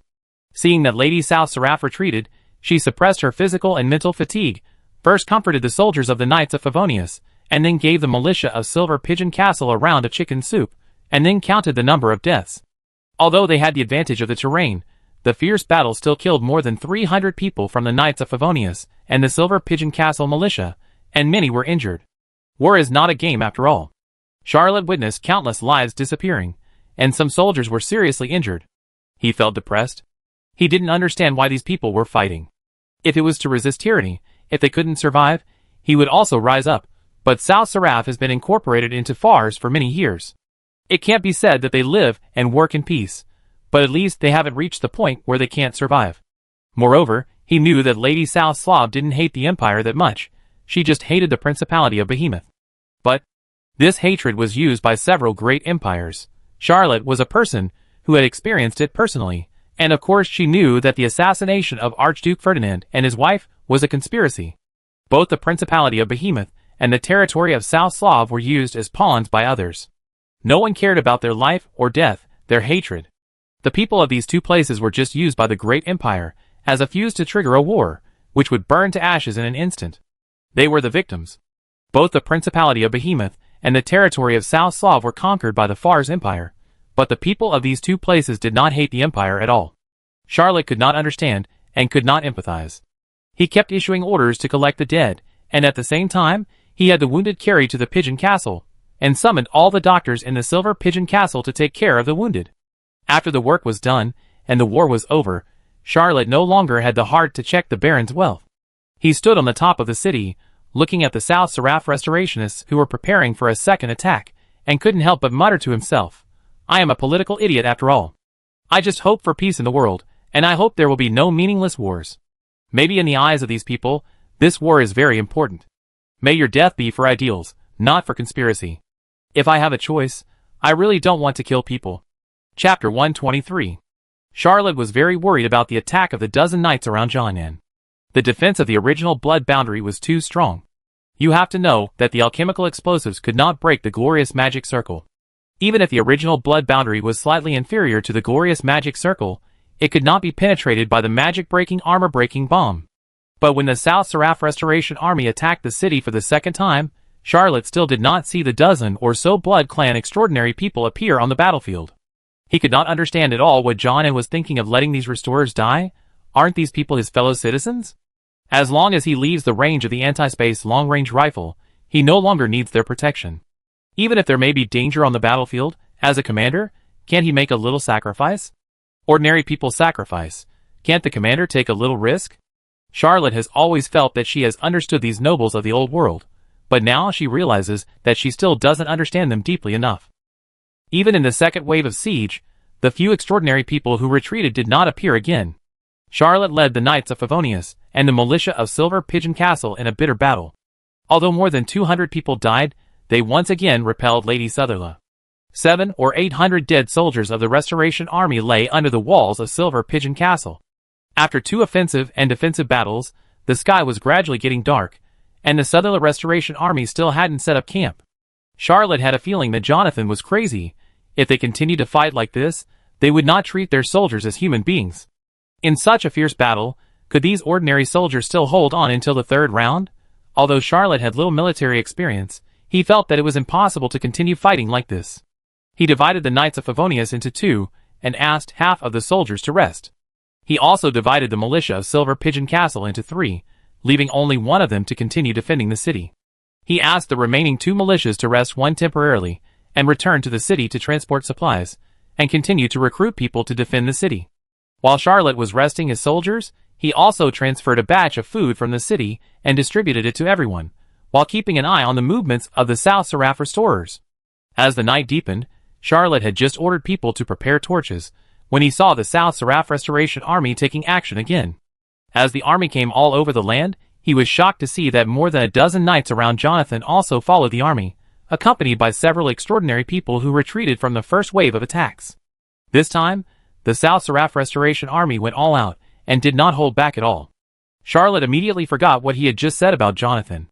It turned out that this old guy was even more old-forer than he had imagined. Dorothy, Frederica, Yellow Bear, Doberman and others all looked solemn, and they all understood the seriousness of the situation. Dorothy whispered, "We can't hold it anymore." She actually wanted to persuade Charlotte to withdraw from Silver Pigeon Castle. Frederica was more innocent, and she thought, whether Silver Pigeon Castle falls or not has nothing to do with me, an assassin of the Orc Assassin League. I will not fight for Silver Pigeon Castle with my life. I'm sorry. I will withdraw from the battle. Doberman looked at the swift horse on his legs several times, and whispered to Charlotte, "Captain, you should put on the swift horse." Huang Xiong had no expression on his face. He was a demon hunter. His thick skin and flesh were his advantage, but running away was not his specialty. He no longer had much hope.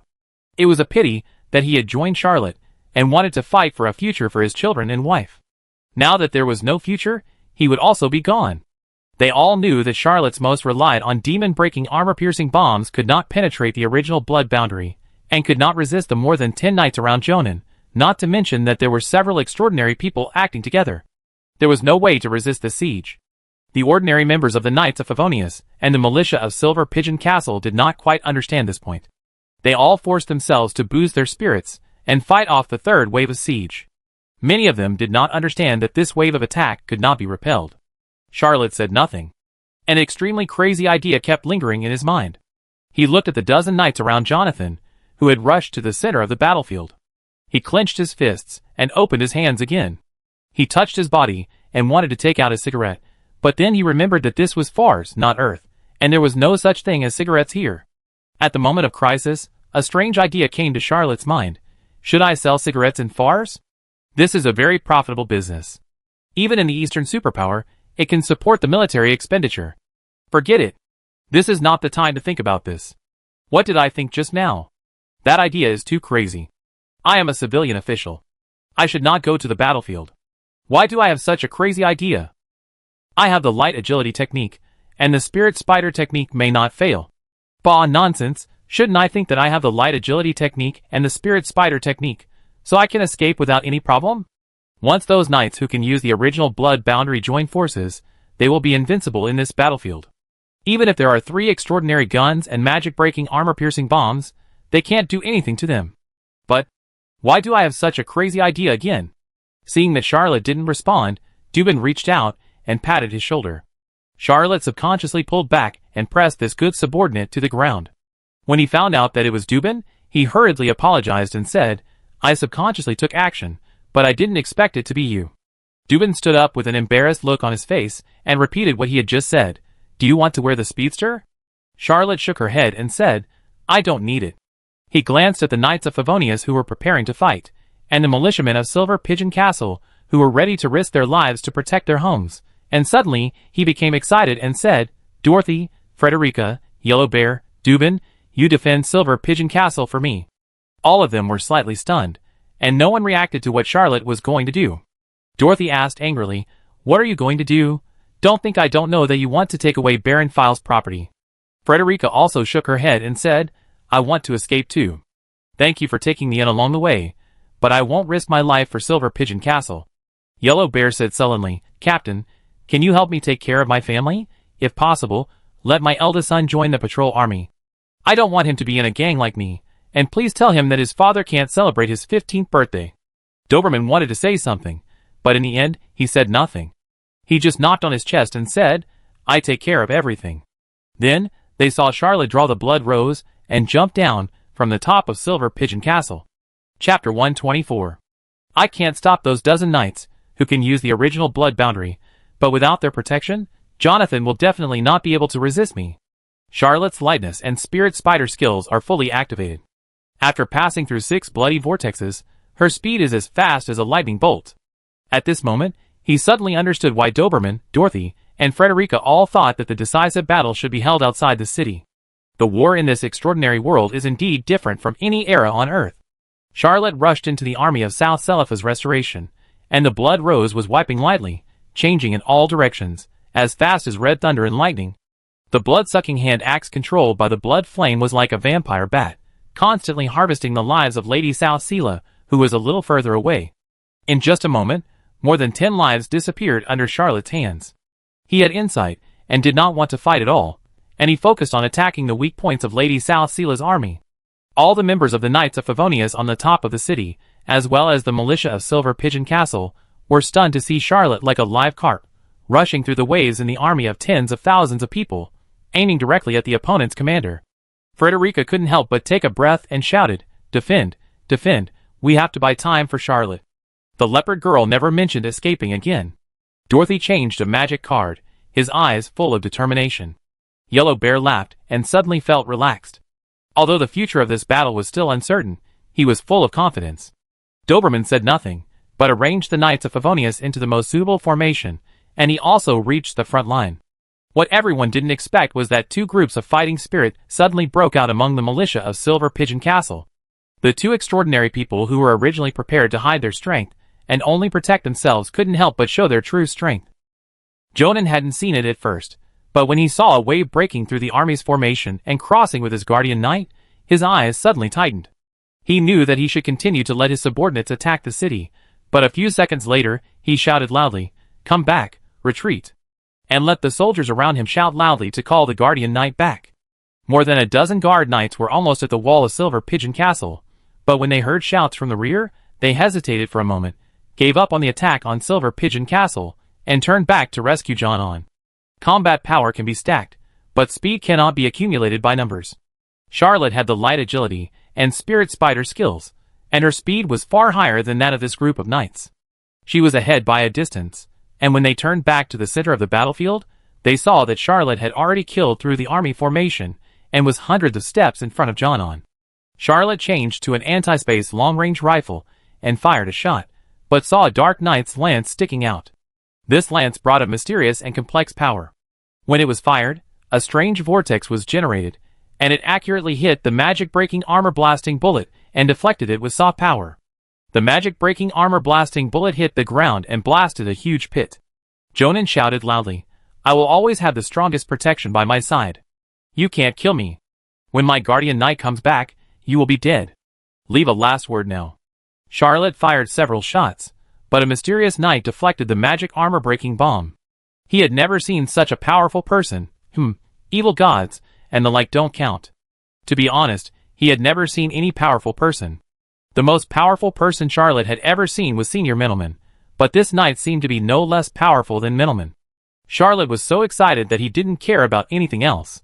He just wanted to kill Jonan, end the war, and save more innocent lives. Without stopping, he rushed to Jonan several dozen steps away. Jonan shouted in a low voice, "Go! Kill this Far's man." The knight put on his mask, turned into a gust of wind, and rushed to meet Charlotte. Charlotte put the anti-space long-range rifle into her collar, drew out the blood rose again, and unfolded the swordsmanship of a Silo. After a move with the knight, the opponent's strong fighting spirit shook the bloody glory, and rolled over and over, shaking and undulating. Charlotte shouted loudly, not caring about the disorder of the bloody glory in her body, and exerted the swordsmanship of a Silo to the fullest in a snap of her fingers, just wanting to get rid of the opponent's entanglement, so that she could find time to shoot Jonan, or give him a blood-sucking hand axe. But this mysterious knight, with his mysterious spear skills and unparalleled ferocity, entangled him tightly, leaving Charlotte with no time to distract herself, and she could only concentrate on her sword. Short weapons are always at a disadvantage against knights' spears, and Charlotte is a low-level transcendent. After only 7 or 8 moves, she was completely at a disadvantage. The Black Knight's spear was like lightning, forcing him into a dead end, leaving him no room to move. Charlotte even heard the mysterious knight shouting coldly, "Go to hell, Fowl's people." In the desperate situation, a sun suddenly rose in Charlotte's hand, just like the dawn that will inevitably appear after the extreme darkness. Blood Rose cleverly picked it up and placed it on the Black Knight's spear, allowing the spear to send him out of the attack range. This move was clever. It was the third movement of the 12 movements of the Angel, Eternal Dawn. Under the pressure of the desperate situation, Charlotte's swordsmanship improved by leaps and bounds, giving herself a glimmer of hope. Dawn always brings hope to people. Eternal Dawn can bring people endless hope. This move of Asilo's swordsmanship made Charlotte's swordsmanship more strange and varied, but after more than 10 moves, he was firmly suppressed again. Jonan's more than 10 guard knights have rushed back now, and they are only a few hundred steps away from joining the battle. Jonan was also shocked and sweating. He didn't expect Charlotte to be able to use such exquisite swordsmanship in a desperate situation. He was afraid that he would break through the obstruction of the only guard around him and rush to his side. When they saw that Charlotte was suppressed again, the guard knights also rushed back, and they were relieved and shouted, "Fowl's people, your tenacity has aroused my anger. I have decided that after entering the Silver Pigeon Castle, no one will be left alive, and all will be slaughtered. I want to let the Behemoth people get the revenge they deserve. We must also let the Behemoth people in other places know that resistance is meaningless, and will only bring them disaster. Only by surrendering as soon as possible can we get the forgiveness of Our Lady Nansera." Charlotte attacked several times with swords, but he could not get rid of the entanglement of the mysterious knight. He also knew that when those knights who could activate the original blood boundary came back, he would die without a burial place. As for whether he could cross again, that was a question that even the high-ranking Lady Black Moon might not be able to answer. Originally, he was a little desperate, and was preparing the surrender documents, but when he heard Jonan's threat, he suddenly felt angry in his heart. This anger brought him incomparable courage, and made his mind clearer than ever before. Chapter 125. Asilo's Angel's Thorn sword technique, in Charlotte's mind, was like the sound of a spring, clear and transparent.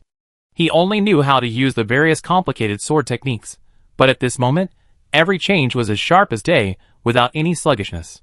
Charlotte suddenly whistled and rose up. His speed suddenly increased by 3 points, and his sword technique increased by 5 points.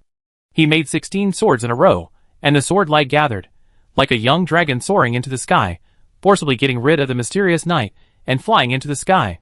The fourth movement of the 12 movements of Angel, Wings of the Young Dragon. This swordplay change is not in the moves, but in the manipulation of bloody glory. It can make the bloody glory flow 30% faster, which means the speed is 30% faster and the swordplay is 50% faster, making the Angel's Thorn change strangely, and the lightning-like sword is more vivid. After getting rid of the mysterious knight, Charlotte's sword light went down a little, preventing the mysterious knight from jumping into the air. A flaming hand held Firewall Silver Rhino 5 and shot at Jonan. This world-famous gun that once shot Archduke Ferdinand has fired another magic-breaking armor-blasting bullet that can change the history of the old continent. Before Jonan's smile faded, he was hit in the head by this bullet, and his entire head was blown to pieces by the magic-breaking armor-blasting bullet, and his headless body fell to the ground. Charlotte didn't dare to continue to entangle, and fired a shot, and the other flaming hand took out another fire, Quillsilver Rhino 13, and fired 8 shots in a row, firmly suppressing the mysterious knight on the ground, and also slightly blocked the Guardian Knights, who were about to rush into the battlefield. The whole person was like a big bat, crossing the night sky. He rolled to the ground, performing the lightness technique, the spirit spider technique, and the fourth movement he had just broken through, wings of the young dragon. He ran towards the Silver Pigeon Castle. The mysterious knight and the Guardian Knights chased him like crazy. Charlotte relied on his agility to see the Silver Pigeon Castle in sight. He looked back at the dozen or so extraordinary people chasing him. His heart moved slightly, and he turned around and began to run away from these extraordinary people who had gone crazy and mad because of Jonathan's death, and had no other thoughts in their eyes except killing him. In the old world, the extraordinary people crushed ordinary people. Charlotte had insight again, and attacked from the back of the South Seraph army. For a moment, he was like a no-man's land, and he led more than 10 powerful extraordinary people to charge around. In just half an hour, he had led this group of extraordinary people to make a big circle, and the South Seraph Restoration Army was slightly confused by the charge. Charlotte continued to work hard, and led these more than 10 extraordinary people to continue to circle around the South Seraph Restoration Army. When he made the 6th circle, the army that was attacking the city finally collapsed. Dorothy took a magic card, Wind. It blew up countless dust, as if someone was chasing these people. Doberman decisively ordered to open the city gate and chase the army of the South Seraph Restorationists. The situation on the battlefield reversed, forcing the extraordinary people who were chasing Charlotte to give up the pursuit. The more than 10 knights supported the original blood boundary, resisted the flying bullets and arrows on the battlefield, and followed the defeated army to leave the battlefield. Charlotte stood on the battlefield and witnessed all this, but she was no longer able to participate in the battle. Although he had not been in the battle for long, he had crossed the entire army of the South Seraph Restorationists, fought with knights of a higher rank than himself, and was chased like a dog. At this time, his bloody glory was almost exhausted, and his combat effectiveness fell to the bottom. This battle lasted until dawn, and Dubin drove back more than 1,000 surrendered soldiers. Charlotte didn't dare to accept the surrendered soldiers this time. This army was the most elite army of the South Seraph Restorationists. Even if they surrendered for a while, they might turn against him at any time. He hesitated for a moment, and prepared to send these people to Strasbourg to be dealt with by the Empire. However, after experiencing such a battle, Charlotte got an inspiration.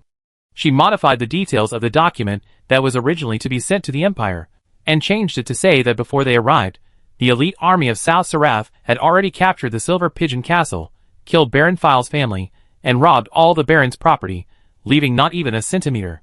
He led the army in a hard battle, and finally recaptured the Silver Pigeon Castle, but the poor Baron and his family, even the bodies were nowhere to be found. Perhaps the South Seraph ladies sent their heads back to the South Seraph to show off their martial arts and achievements, but they failed to recapture the Baron's property. Charlotte felt that this revised document was more perfect than the previous one, so she sent 5 combat teams to escort the more than 1,000 prisoners. While reporting the results of the battle, she also sent her own documents back. After finishing this matter, he returned to Silver Pigeon Castle, and the diary sent back another thought. Although Charlotte repelled the South Seraph Restoration Army 3 times, she had left Silver Pigeon Castle, and the maze failed. Charlotte Mecklin is fighting against the South Seraph Restoration Army as the temporary commander of Silver Pigeon Castle, meeting the requirements for arranging the 3rd maze.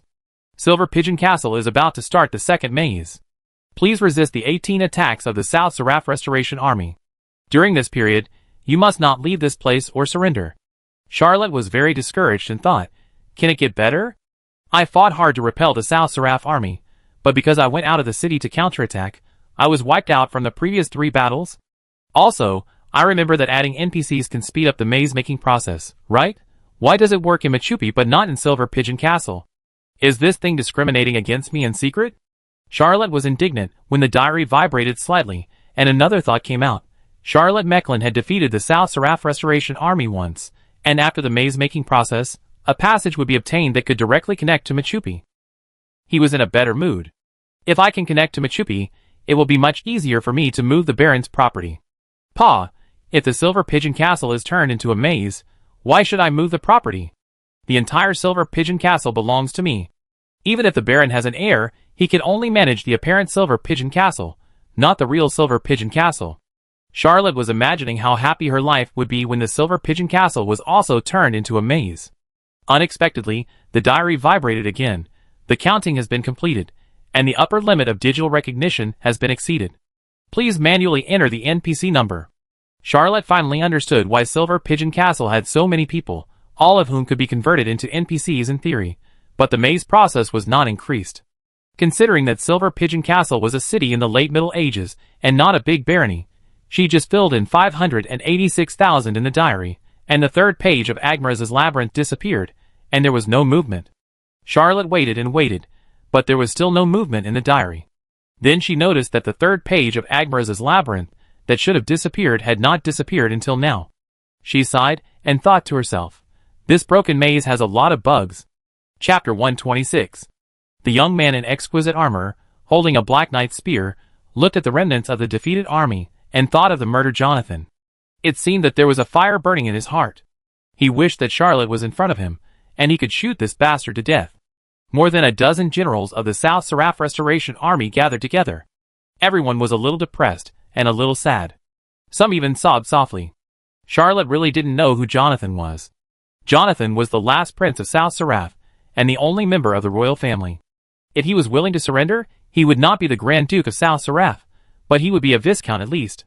If the Emperor was particularly happy, he might be made an Earl. Jonathan is also the supreme spiritual leader of the South Seraph Restoration Army, and the last totem of the South Seraph. His death is as important to South Seraph as the assassination of Archduke Ferdinand, which is like the collapse of the sky and the crack of the earth, and the roar of the mountains and seas. The South Seraph cannot bear this result. The young knight said decisively, we must attack the Silver Pigeon Castle and kill everyone. The murderer who killed Jonathan, I must kill him with my own hands, and let him taste all the tortures in the world before he dies. Even so, Jonathan cannot be saved. I am guilty. The young knight burst into tears. Jonathan was like a father to him, training him from an orphan to a high-ranking knight. Jonathan had no talent in the path of transcendence, but when he was young, he went to study at the University of Byron. He could be considered an excellent teacher in guiding young people. It was Jonathan who taught him personally, and made him learn the blood furnace of the Abulahan clan, and the golden requiem of the Abulahan family's knight spearmanship. Cultivate to perfection. The Abulahan clan is one of the 6 vampire clans, and is ranked alongside the Adonis clan, Bellows clan, and other 5 clans. It is known as the first night clan of vampires.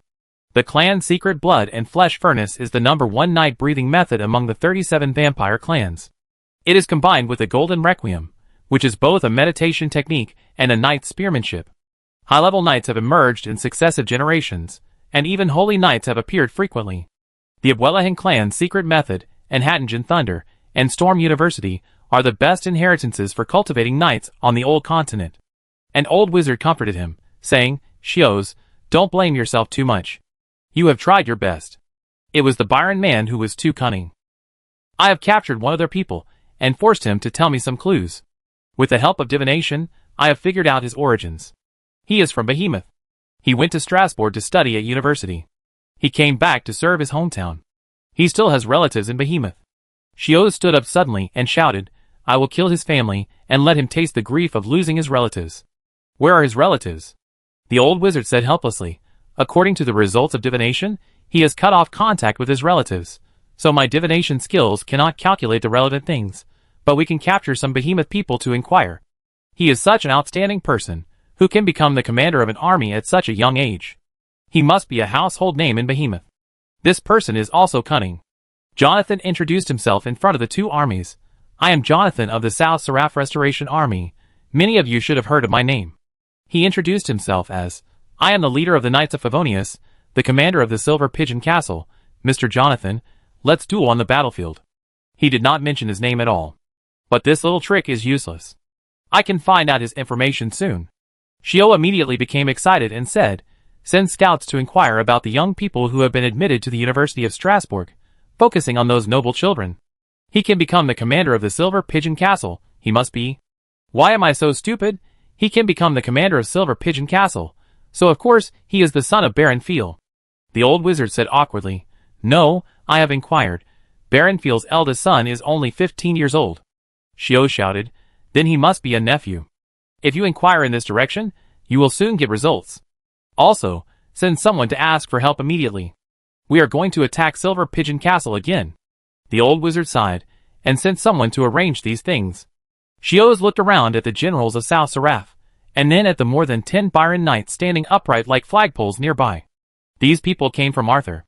They practiced the Blood Clan's mantra since childhood and specialized in the original blood boundary. They were originally trained as guards for Arthur's direct lineage. This time they were also sent out to protect Jonathan. No one expected that Charlotte was so cunning and brave that she could charge alone when Arthur's guards were dispatched, and kill Jonathan in the midst of thousands of troops. Thinking of this, Xiao was in great pain, and at the same time he was puzzled. Why was he, as a high-level knight, practicing secret techniques such as the Flesh Furnace, and proficient in spearmanship such as the Golden Requiem, and having the upper hand in all battles, still killed by Charlotte in front of him? He fell into deep self-blame and overlooked a small detail. Charlotte didn't care what method to use to fight. If she could use a sword, she would use a sword. If she could use an axe, she would use an axe.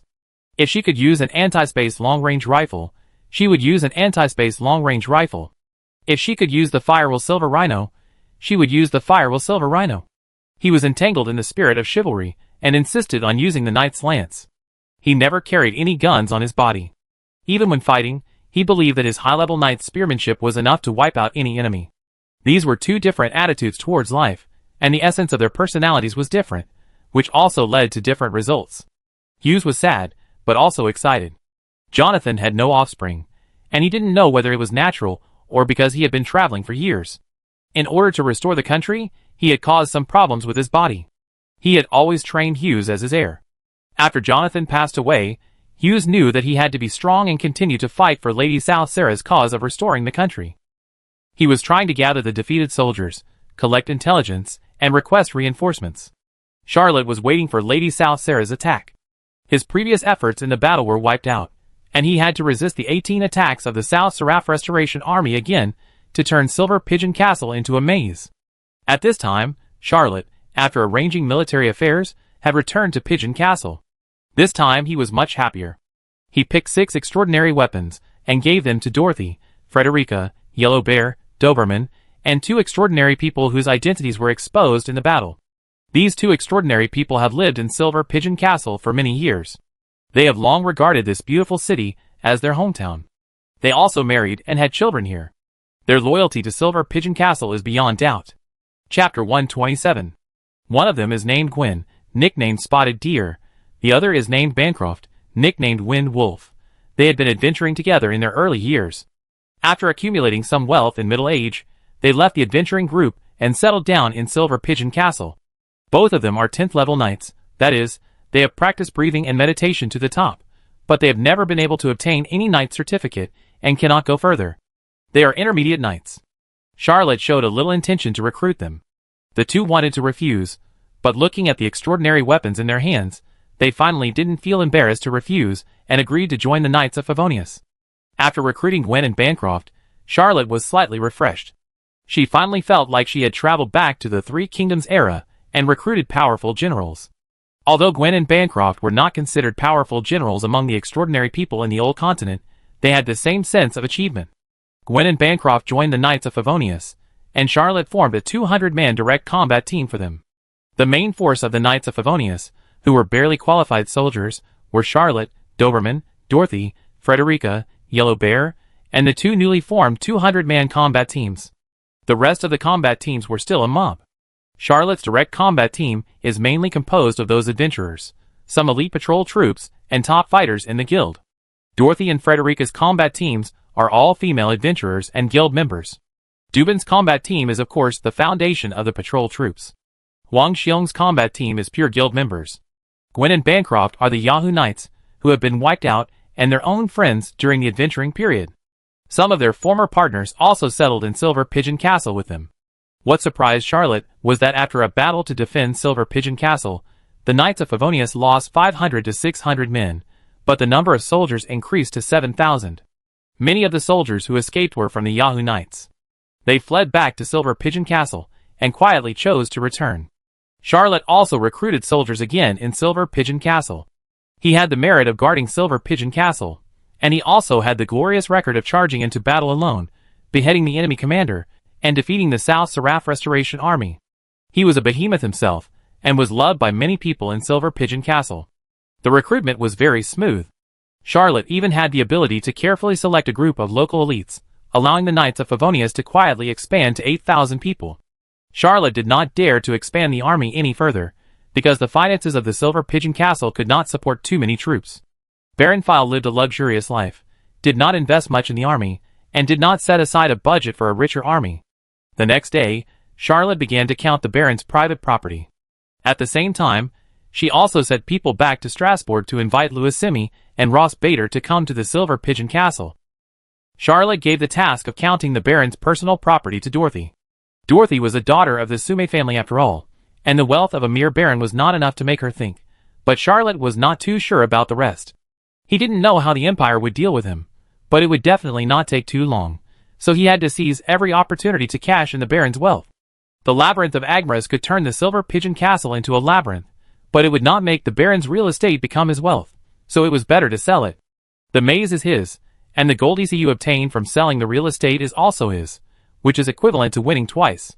Although the maze like Silver Pigeon Castle can hide some of the Baron's luxury goods, these luxury goods are originally for showing off. Hiding luxury goods is meaningless. Who can he show off to in the maze? So he must cash it out as soon as possible. In short, to turn the Baron's wealth into Charlotte Mecklen's wealth, a little technology is needed, not just after the maze. Charlotte had not enjoyed peace for 5 days when Lady Southera attacked Silver Pigeon Castle again.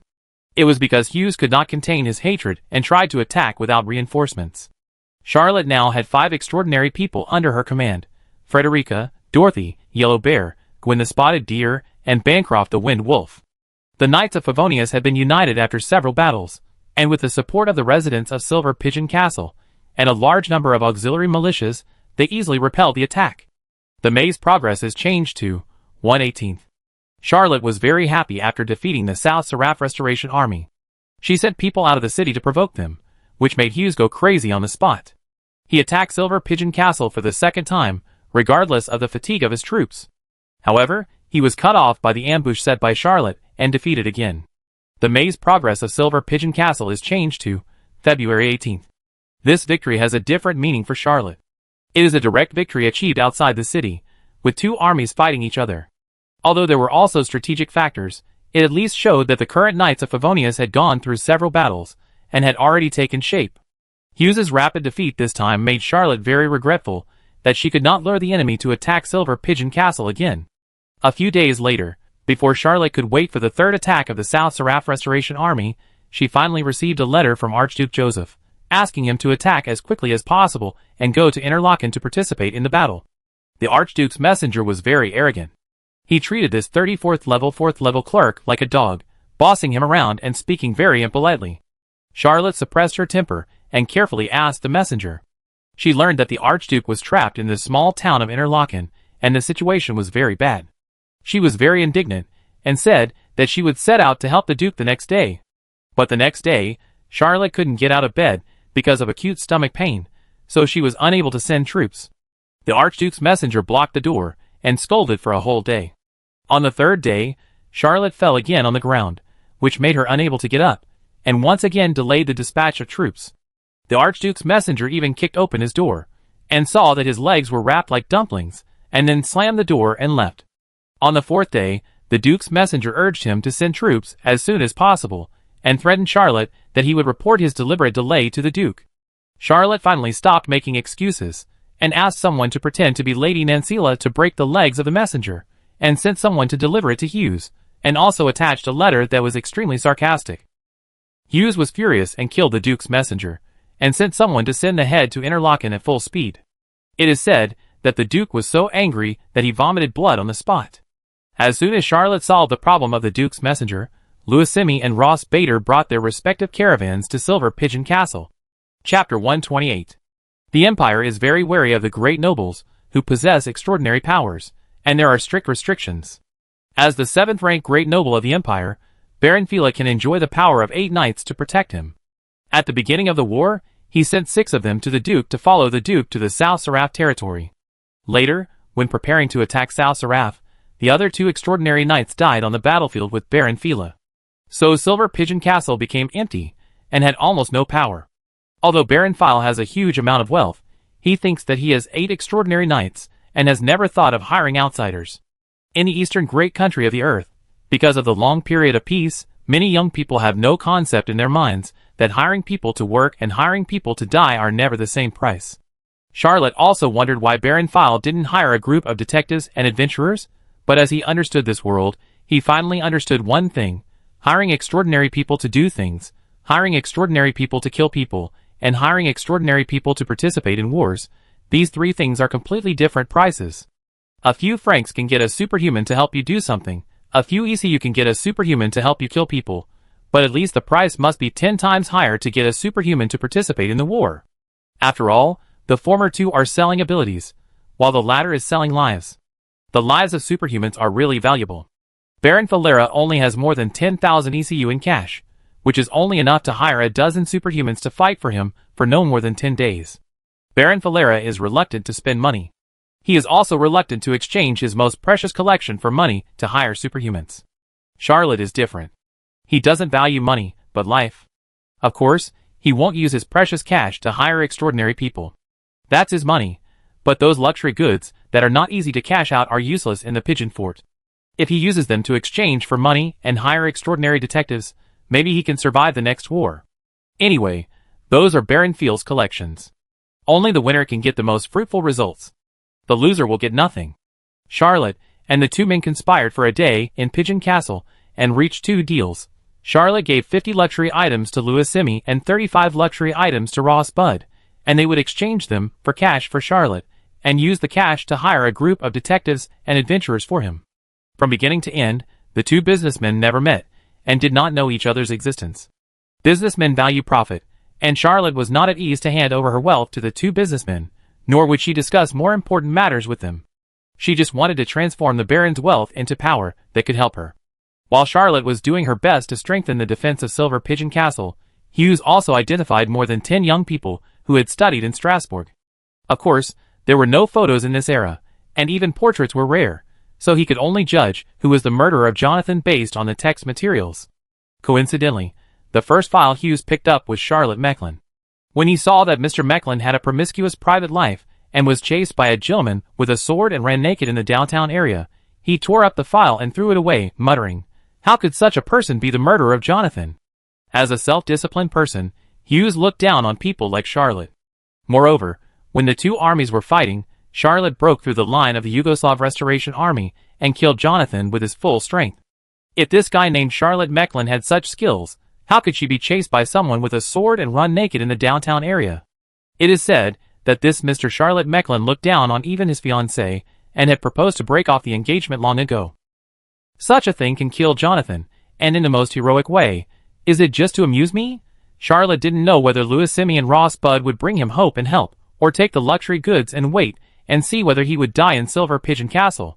But no matter how uncertain the future is, he has to make this move and take a gamble, which is better than sitting on a mountain of gold and waiting to die.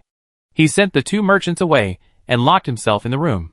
This was the original bedroom of Baron Fiel, which was very spacious and the highest point of Pigeon Castle. There were 2 terraces, which could overlook the entire city of Silver Pigeon Castle and the vast plains outside the city. In terms of luxury, I'm afraid only those top mansions worth hundreds of millions on Earth can compare with it.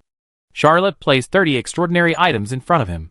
He had obtained these treasures for many days, but it was not until today that he had the opportunity to appreciate them beautifully. Baron Fila collected a total of 45 extraordinary items, 6 of which were taken to the battlefield and lost, 3 were borrowed and could not be recovered, and another 6 were given by Charlotte to Dorothy and Frederica, 1 each, and given to 4 subordinates, Yellow Bear, Doberman, Spotted Deer Gwen, and Wind Wolf Bancroft. Now there are only 30 left. Of course, the most favored extraordinary item among them is the carriage called Dark Luxury, which is now restored to a gem ring, quietly worn on the index finger of his left hand. Magic items and extraordinary items are also divided into levels, just like the extraordinary levels of humans. There are low level, middle level, high level, and even holy level. However, as a Baron, Baron File's collection does not have any holy level extraordinary items, only 2 high level extraordinary items, one of which is Dark Luxury, and the other is Floating World Flowers, which is also from the hands of the Saint Alchemy Master Stardust. The Floating World Flower is a flying prop. Only the Saint rank of the Old Continent can fly. Flying props below the Saint rank are extremely rare. Even at the largest auction in the Old Continent, it is rare to see one in more than 10 years. Therefore, the price of the Floating World Flower is even higher than that of the Dark Luxury. Baron File spent several years of taxes on the Silver Pigeon Castle to buy it. Even after buying it, he was reluctant to use it a few times. Saint Alchemy Master Stardust also got some exotic flower seeds from foreign lands by chance. After these exotic flowers bloom, they will not wither for several years, and they are born with a unique property that can float in the air. Xingqian asked many people, but no one knew this exotic flower, so he named it Floating World.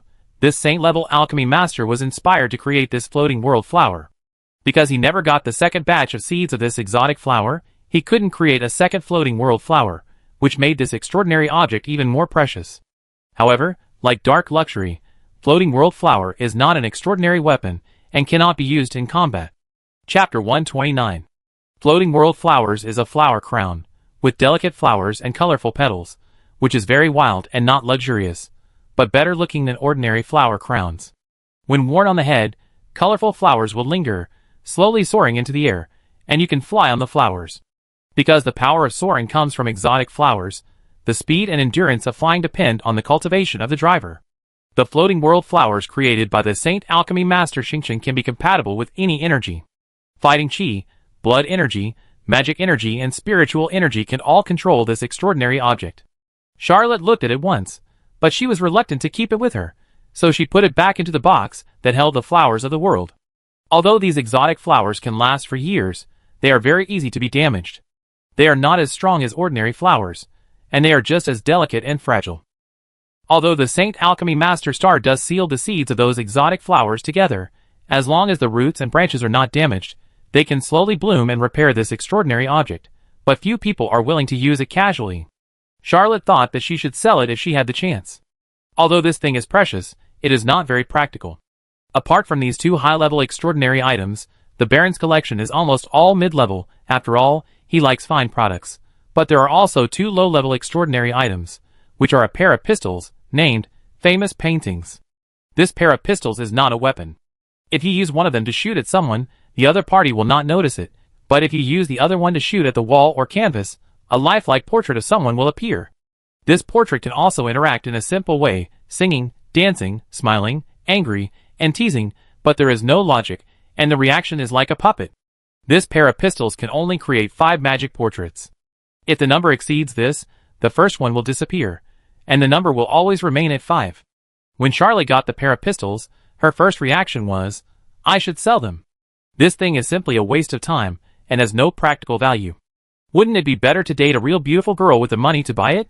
He immediately thought of Brittany and thought to himself, if I hang Anne's magic portrait at number 58, Champs-Élysées, I should give this pair of pistols to Anne, and then ask her to give me her magic portrait. Charlotte suddenly became smart. He picked up the 5 magic portraits that the Baron had secretly hidden, and was also curious about which beauties the Baron had collected. This thing obviously couldn't be seen by the Baroness, so it was not hung on a wall somewhere in the Pigeon Castle, but was secretly collected. Charlotte opened the first magic portrait, and her first reaction was that it looked familiar. He was sure that he had never seen this lady before. She was born with a charming look and a charming appearance. Although she was a little older, she was mature and charming. Charlotte thought about it secretly for a while, and suddenly he broke out in a cold sweat. He actually found many indescribable scenes of himself, and this lady in his memory. Charlotte was shocked on the spot, and thought to herself, fuck. Did Mr. Charlotte Mecklin play such a high-end game in his early years? The magic portrait was really like the small video, vivid and lifelike. When he looked over, his eyes were as clear as water. Charlotte didn't dare to look at it anymore, and quickly closed the magic portrait. He didn't know this lady, but he had a memory that she was the wife of another baron in the Principality of Behemoth. Of course, the Baron didn't know about this, and the Baron didn't know about it, and the Baron didn't know about it, otherwise how could Sherlock Mecklin go to Strasbourg to study at the university? he would have been hanged by a certain baron long ago. Charlotte changed to a magic portrait, and her first reaction was still a little familiar. This was a girl young and lively, but her eyebrows and eyes had a hint of spring. Her appearance was about 60% similar to the lady in the first picture, and she was also a good beauty. He quickly closed the portrait, and didn't dare to look at it any more. He also had this girl in his memory, the daughter of the Baroness in the first picture. Although Charlotte's memory was extremely good after looking directly at the evil god, many things would be deposited in the depths of memory if they were not thought about, just like the books in the deepest part of the library. If no one borrows the books, the knowledge will not disappear, but it will not be seen by others. Fuck, Mr. Charlotte Mecklin, how did you survive in the Principality of Behemoth without being beaten to death? Karnstein killed you, maybe because this evil god is too upright and can't stand your chaotic life. Charlotte didn't know whether this was a complaint about herself. He struggled for a long time before looking through the other 3 magic portraits. He breathed a sigh of relief 3 times in a row, because he didn't know these 3 ladies, and there was no unspeakable picture in his memory. Although they were also quite beautiful, they would not make Mr. Mecklin shocked. Charlotte suppressed the old memories that kept surging in his mind. He didn't want to be polluted. He put away the 3 magic portraits, and prepared to burn them later. Of the remaining 26 mid-level extraordinary items of Baron File, 19 are not weapons. Like Dark Luxury, Flourishing World, and Famous Paintings, although they are valuable and have extraordinary uses, they cannot be used in combat. He was not interested, so he focused his last attention on the 7 extraordinary weapons. In Baron File's collection, there are no blood-sucking weapons of the vampires, nor are there any creations of classical alchemy. Perhaps the Baron prefers classical alchemy, and all the extraordinary weapons in his collection are creations of classical alchemy.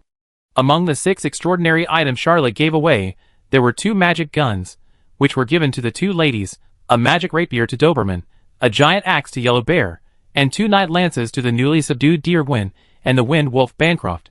Of the remaining 7 extraordinary weapons, 5 were magic rapiers. Charlotte herself had no shortage of extraordinary weapons, and after having the Blood Rose, she had no interest in magic rapiers. The other 2 were magic gun bags, which happened to be what Charlotte needed. The most distinctive feature of classic alchemy is the anti-space technology. Items with anti-space properties can be hidden in any object, making them very convenient to carry. Classical alchemy does not have this technology, but it does have the ancient magic bag technology.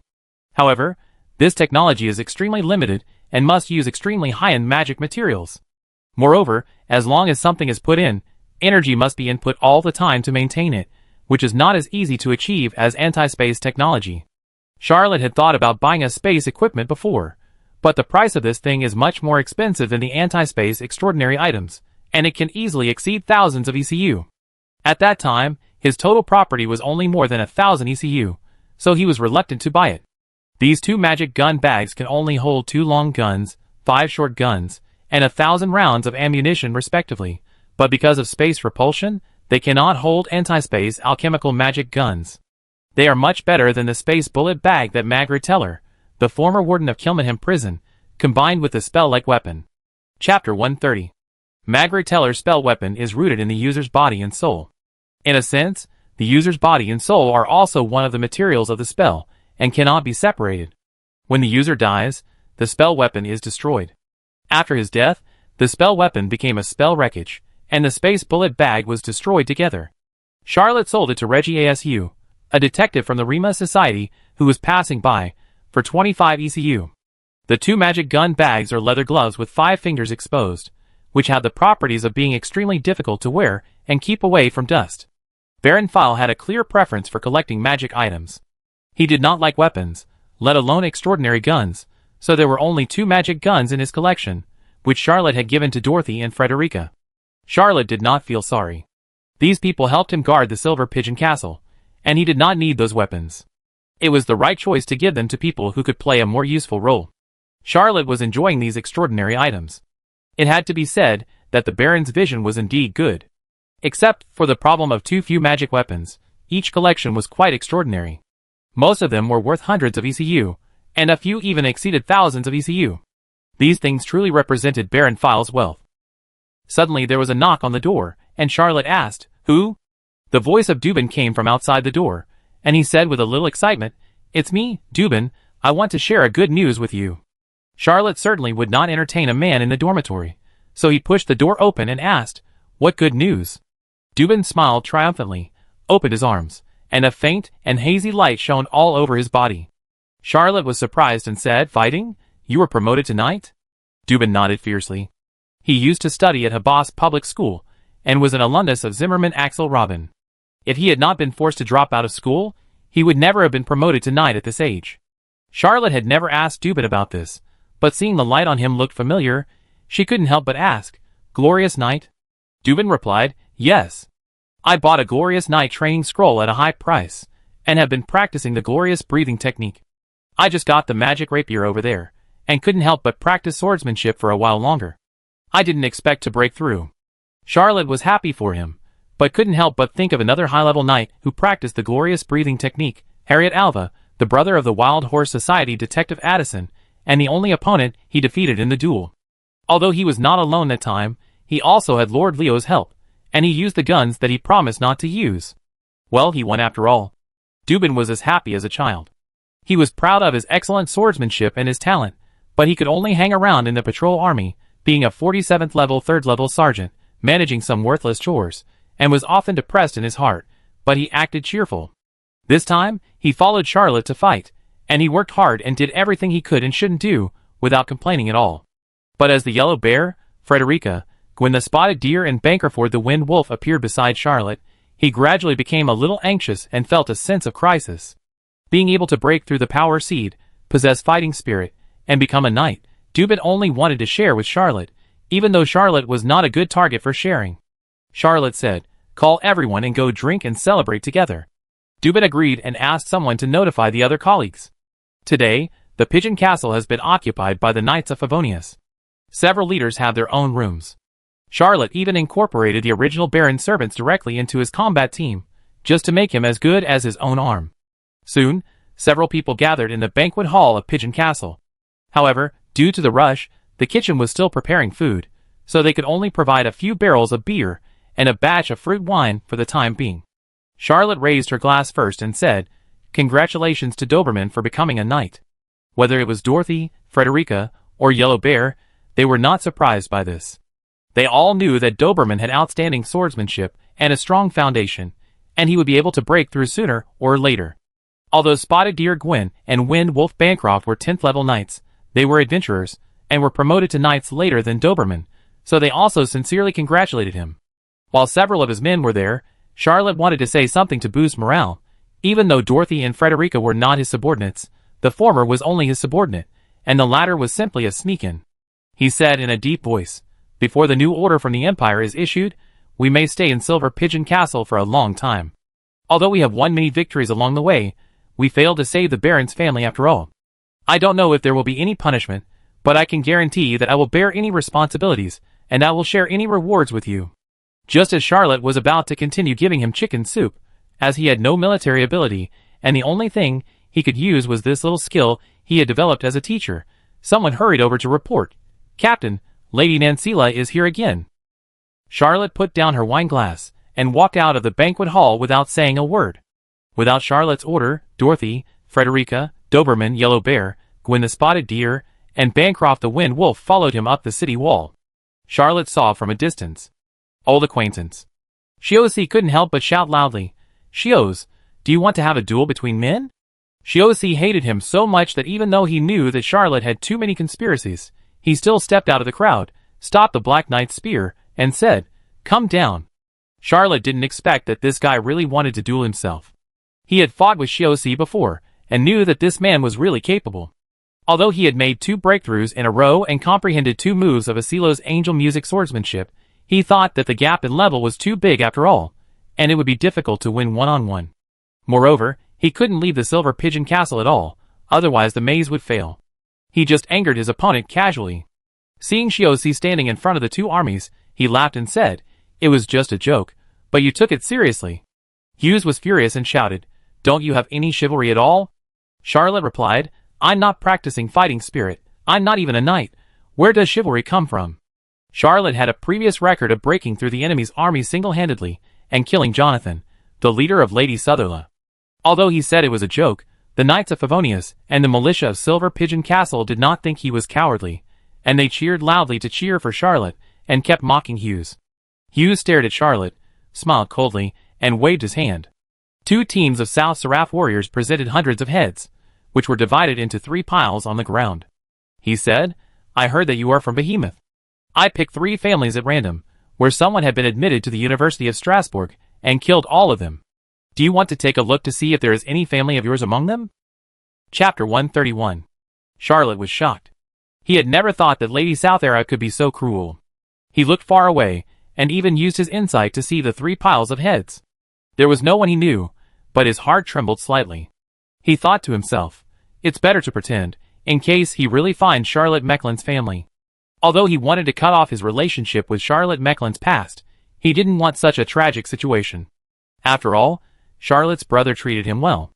Although he didn't want him to get involved in the family business, he was not stingy when dividing the family property. It was quite fair. When Charlotte thought of this, she cried loudly and pretended to jump off the top of the city wall to fight with Hughes. At the same time, she whispered, "Stop me!" Doberman and Yellow Bear were close to Charlotte. When they heard his order, they were surprised by the order, but they went up without hesitation and hugged Charlotte. Charlotte struggled hard and shouted, "Let me go, I'm going to kill this bastard. I want him to pay with blood." Seeing Charlotte's reaction, Hughes felt relieved and a little happy. He thought, I really did choose the right direction. I killed his whole family. The Knights of Favonius and the militia of Silver Pigeon Castle on the top of the city saw this scene. How could they know that Charlotte was acting? They all thought that Hughes really killed Charlotte's whole family. They immediately felt the same hatred and the desire to fight side by side. They roared in anger and thousands of people shouted at Mrs. South Slav for being shameless. Hughes did not curse with the Knights of Favonius and the militia of Silver Pigeon Castle on the top of the city. He waved his hand, and the South Slav Restoration Army swarmed up and started. The third time. Attack the city. Charlotte told Doberman and Yellow Bear not to hold onto her anymore and joined the battle. It was still the classic rifle volley, pistol and bow volley, and then the Extraordinary led their own direct combat teams to defend a section of the city wall and command the rest of the combat teams and the Silver Pigeon Castle militia. The two sides fought for more than 2 hours. Seeing that they could not break through the wall of Silver Pigeon Castle, Hughes ordered the troops to withdraw, leaving behind hundreds of corpses. This time the siege was not intense, and the defense was relatively easy, which also made the maze progress of Silver Pigeon Castle reach March 18th. Charlotte hoped that Hughes would attack a few more times, but this time, Hughes was just here to give away his head to confirm whether Charlotte's family had been killed. The attack was just a matter of course, and he had no intention of continuing the fierce battle. Watching Hughes retreat, Charlotte was a little worried and thought to herself, with this kind of battle, when will the Silver Pigeon Castle be completely transformed into a maze? Only when the Silver Pigeon Castle is transformed into a maze can I transport all of Baron File's property away, further control the city, further interpret the Agrimra's labyrinth, and prevent the evil god from coming. The 2 evil gods could descend at any time. The sword of Damocles that had been hanging over Charlotte's head could fall at any time and cut him to pieces. After all, Charlotte was not a military strategist, and did not know much about this world. His sight was limited to Silver Pigeon Castle. He did not know that the war machines of several major empires had already started. In the territory of Sutherlaff alone, Baron had deployed 2 imperial armies. At this time, Archduke Joseph had run out of ammunition and food, and had no reinforcements. The messenger he sent was killed by Mrs. Sutherland. He was extremely depressed, and kept writing letters to his wife, expressing how much he loved his wife, just like his uncle Ferdinand loved his aunt. He also kept sending people to Strasbourg for help, hoping that there would be an army to save him from the dire straits. But the Fars Empire, apart from sending the Knights of Favonius, remained silent and never sent a second army into the Principality of Behemoth. Until recently, 3 knights belonging to Fars invaded Felenden in Baron. Felenden's position in Baron is far more important than the Principality of Behemoth in Fars. His Majesty Julius Axel VI, the Emperor of Fars, obviously intends to abandon the Principality of Behemoth and let Duke Joseph entangle the army of Baron. The main force of Fars is like a dagger, piercing the heart of Baron. On the second day after the Fars Empire Knights attacked Felenden, the Black Phoenix dynasty also announced its participation in the war. As the mortal enemy of the Fars Empire, they would only choose Byron. The Orc tribes in the south of the continent also announced their support for Byron. The situation of the Fars Empire has become precarious, and is surrounded by the tripartite alliance. No one knows what the future of the world will be, but at least at this time, the situation is extremely unfavorable to Fars. The day after Hughes retreated, Grand Duchess Joseph also sent a messenger. This messenger was a maid of the Grand Duchess. She brought 3 guards and entered the Silver Pigeon Castle. The last time the Grand Duke's messenger met Charlotte, he was very unhappy. But facing the maid of the Duchess, he had to give her some face. After all, he was also from Behemoth. The Grand Duchess's maid, named Belisa, was only 19 years old, very young, and a little beauty. When she entered the Silver Pigeon Castle, she asked to talk to Charlotte alone. Charlotte received the Grand Duchess's personal maid on a terrace in the Pigeon Castle. Belisa took a few deep breaths, and then she calmed down and said to Charlotte, "Mr. Mecklin, you are now the only knight in the Duchy of Behemoth." Charlotte was slightly surprised and asked, "Did Duke Joseph take all the troops?" Belisa nodded and said, "Originally, there was Baron Fiel's Yahoo Knights, but unfortunately he was ambushed by Lady Nancila and his entire army was wiped out, so there are no other organized troops in the Principality of Behemoth. But the Duke needs help. On behalf of the Duchess, I specifically asked Mr. Mecklin to go to Interlaken City and fight alongside the Duke's men. Please set off today." Charlotte thought, "I still have to wait for the Silver Pigeon Castle to be turned into a maze. Besides, what does the Duke's life or death have to do with me? Although the Knights of Favonius have fought several battles, and have honed a little bit of real military spirit, they are still a group of rabble. Even if I go to Interlaken, I will just die." He shook his head and said, "The Silver Pigeon Castle is also in danger. Those damned Lady Nancila have attacked the Silver Pigeon Castle several times. I must protect it." Belisa took a few deep breaths again and whispered, "I'm sorry, Mr. Mecklin. The Duchess guessed that you might have difficulties, so she has invited your father, brother, and the whole family to the mansion." As Lady of South Sarah, Hughes did not know Charlotte's background, and could not find his real family, but the Duchess knew who the leader of the Knights of Favonius was, and what his family was like. These information were clearly written in the documents from Strasbourg. Chapter 132. Charlotte frowned slightly, very dissatisfied with the Duchess. This is a naked threat. Belisa took a deep breath again, suppressed the tension in her heart, and said, "Please give up the people of Silver Pigeon Castle. The Duke's safety is far more important than Silver Pigeon Castle. Your stay here, it is meaningless to the entire war situation. Only by rescuing the Duke can this war be completely reversed. Mr. Mecklin, please be sure to put the overall situation first." Charlotte is a time traveler, so she naturally feels alienated from everyone in this world. However, she has fought side by side with the residents of Silver Pigeon Castle for so long that she has developed some subtle and different feelings. Asking him to abandon the people of Silver Pigeon Castle and save an unknown Duke Joseph is simply ridiculous. Isn't this bullshit? Or is it bullshit for Charlotte? Belisa is a maid next to the Duchess. She is simple-minded. She has devoted her young life to the Duke's family. She thinks that serving the Duke's family is more important than anything else, and she persuades Charlotte according to this principle. The young girl originally thought that Charlotte would definitely show her deep feelings and show her what loyalty is. Although Belisa was a maid, she had followed the Duchess to many high-end occasions after all, and was a very eye-catching presence at many high-end banquets. There were even young nobles who showed their affection to her. In the girl's mind, as long as she opened her mouth, it would be difficult for young men to refuse her. This was the unparalleled confidence accumulated over the years by constantly receiving the kindness of young men. Charlotte only replied, "I need to think about it." He was going to have another stomachache tomorrow. He would have to suffer for 3 days first. Belisa stood up and said loudly, "The Duke is in danger, and you are a behemoth.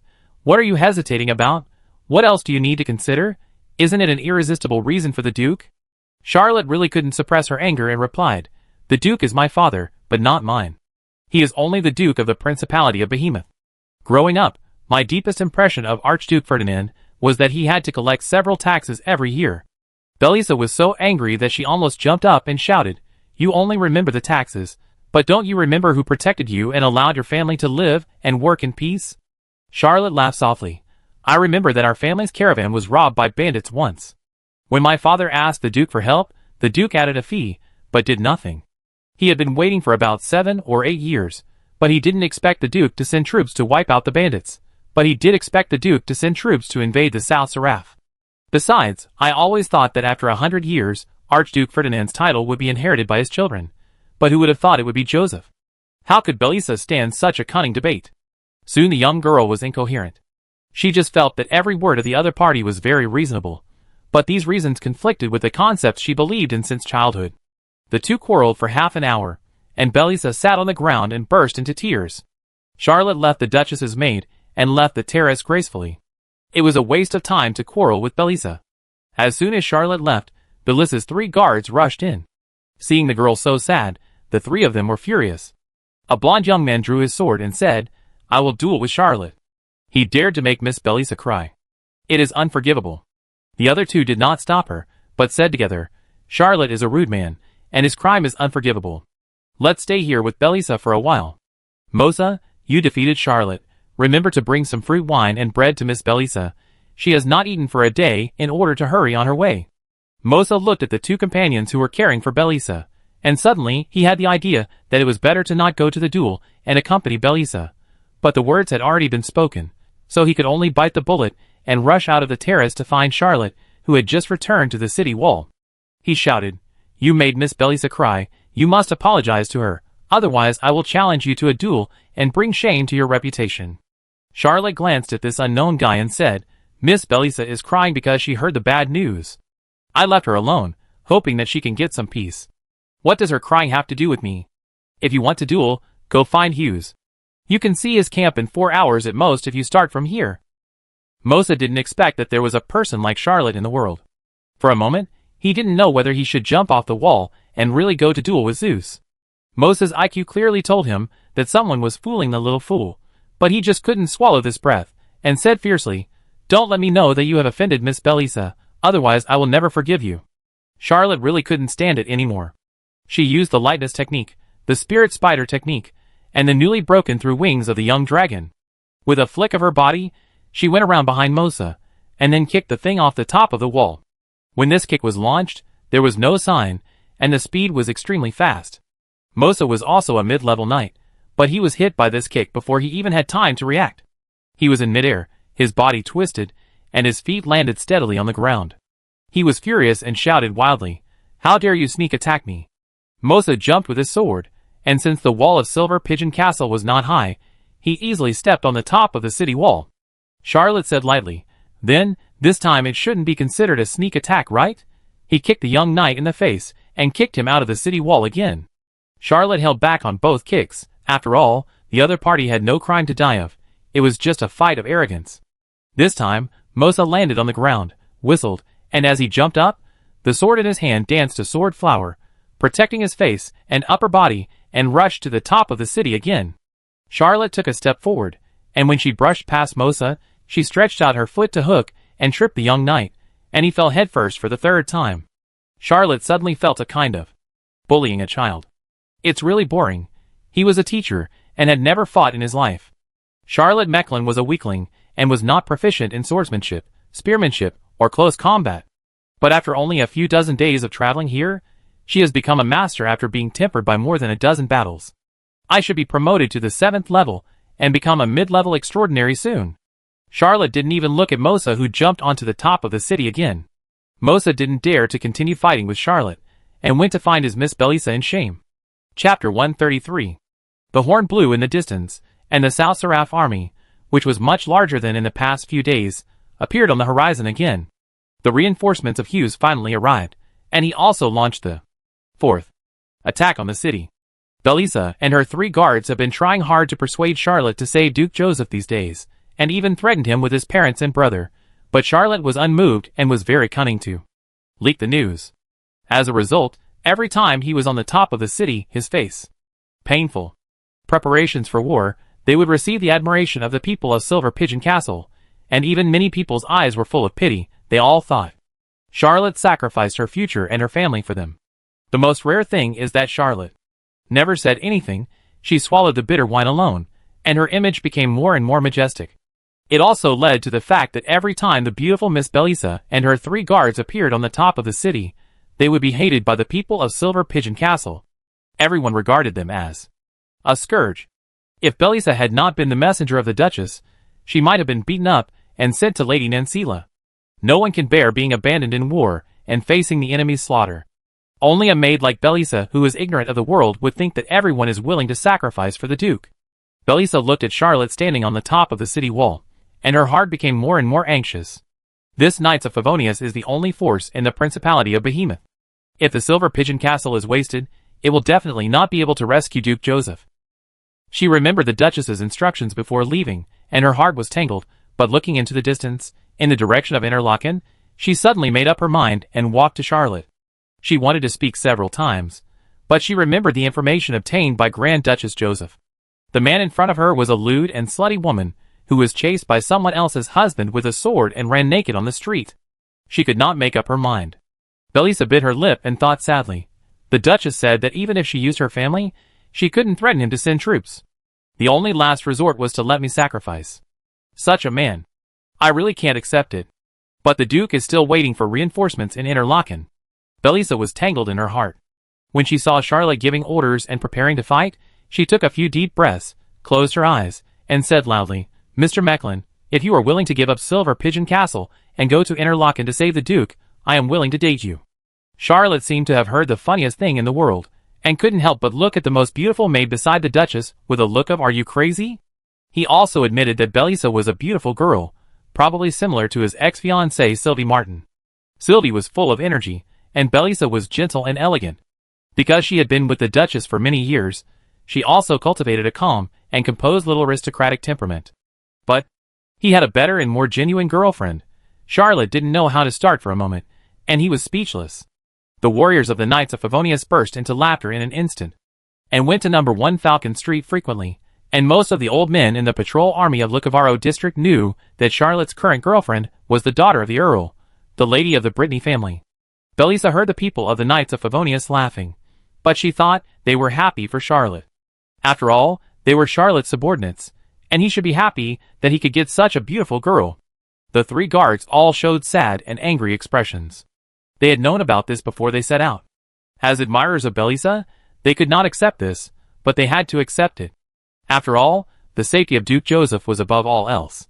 They waited quietly for Charlotte to accept it. They thought no one could refuse Belisa. They were sad. Charlotte made a gesture and finally said to Dorothy, "You explain it." Dorothy put down her hand covering her mouth, suppressed her expression that was about to burst out with laughter, and whispered, "Miss Belisa, have you ever been to college?" Belisa blushed and whispered, "I have taught myself the courses of Gorgias University." After all, she was just a maid and could not go to university. Although she felt that if she had the chance, she would be able to enter a university. Dorothy said, "Do you know that there are 12 goddesses in Gorgias University?"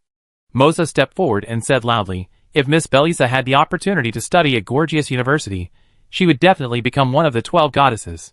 Dorothy smiled and said, "I believe it too." Although she said she believed it, Dorothy didn't believe it at all. The 12 goddesses of Gorgias University have always been the most outstanding female students.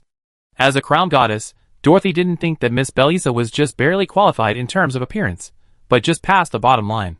She could match the 12 goddesses of Gorgias University in terms of family background, temperament, knowledge, grades, performance, and even the extraordinary path. The crown goddess said, "Charlotte has a girlfriend who is dating. She is the daughter of the Count of Brittany, and the goddess of the West Wind of Gorgias University. So his knights are called the Knights of West Wind." Belisa turned pale, and after a long while, she whispered, "How could he win the heart of Miss Brittany?" "That's impossible." Charlotte shrugged helplessly and replied, "You know, the Serpent of Fate sometimes plays a joke on mortals. Those who can stand a joke sometimes get rewarded. I don't know why it gave Anne to me.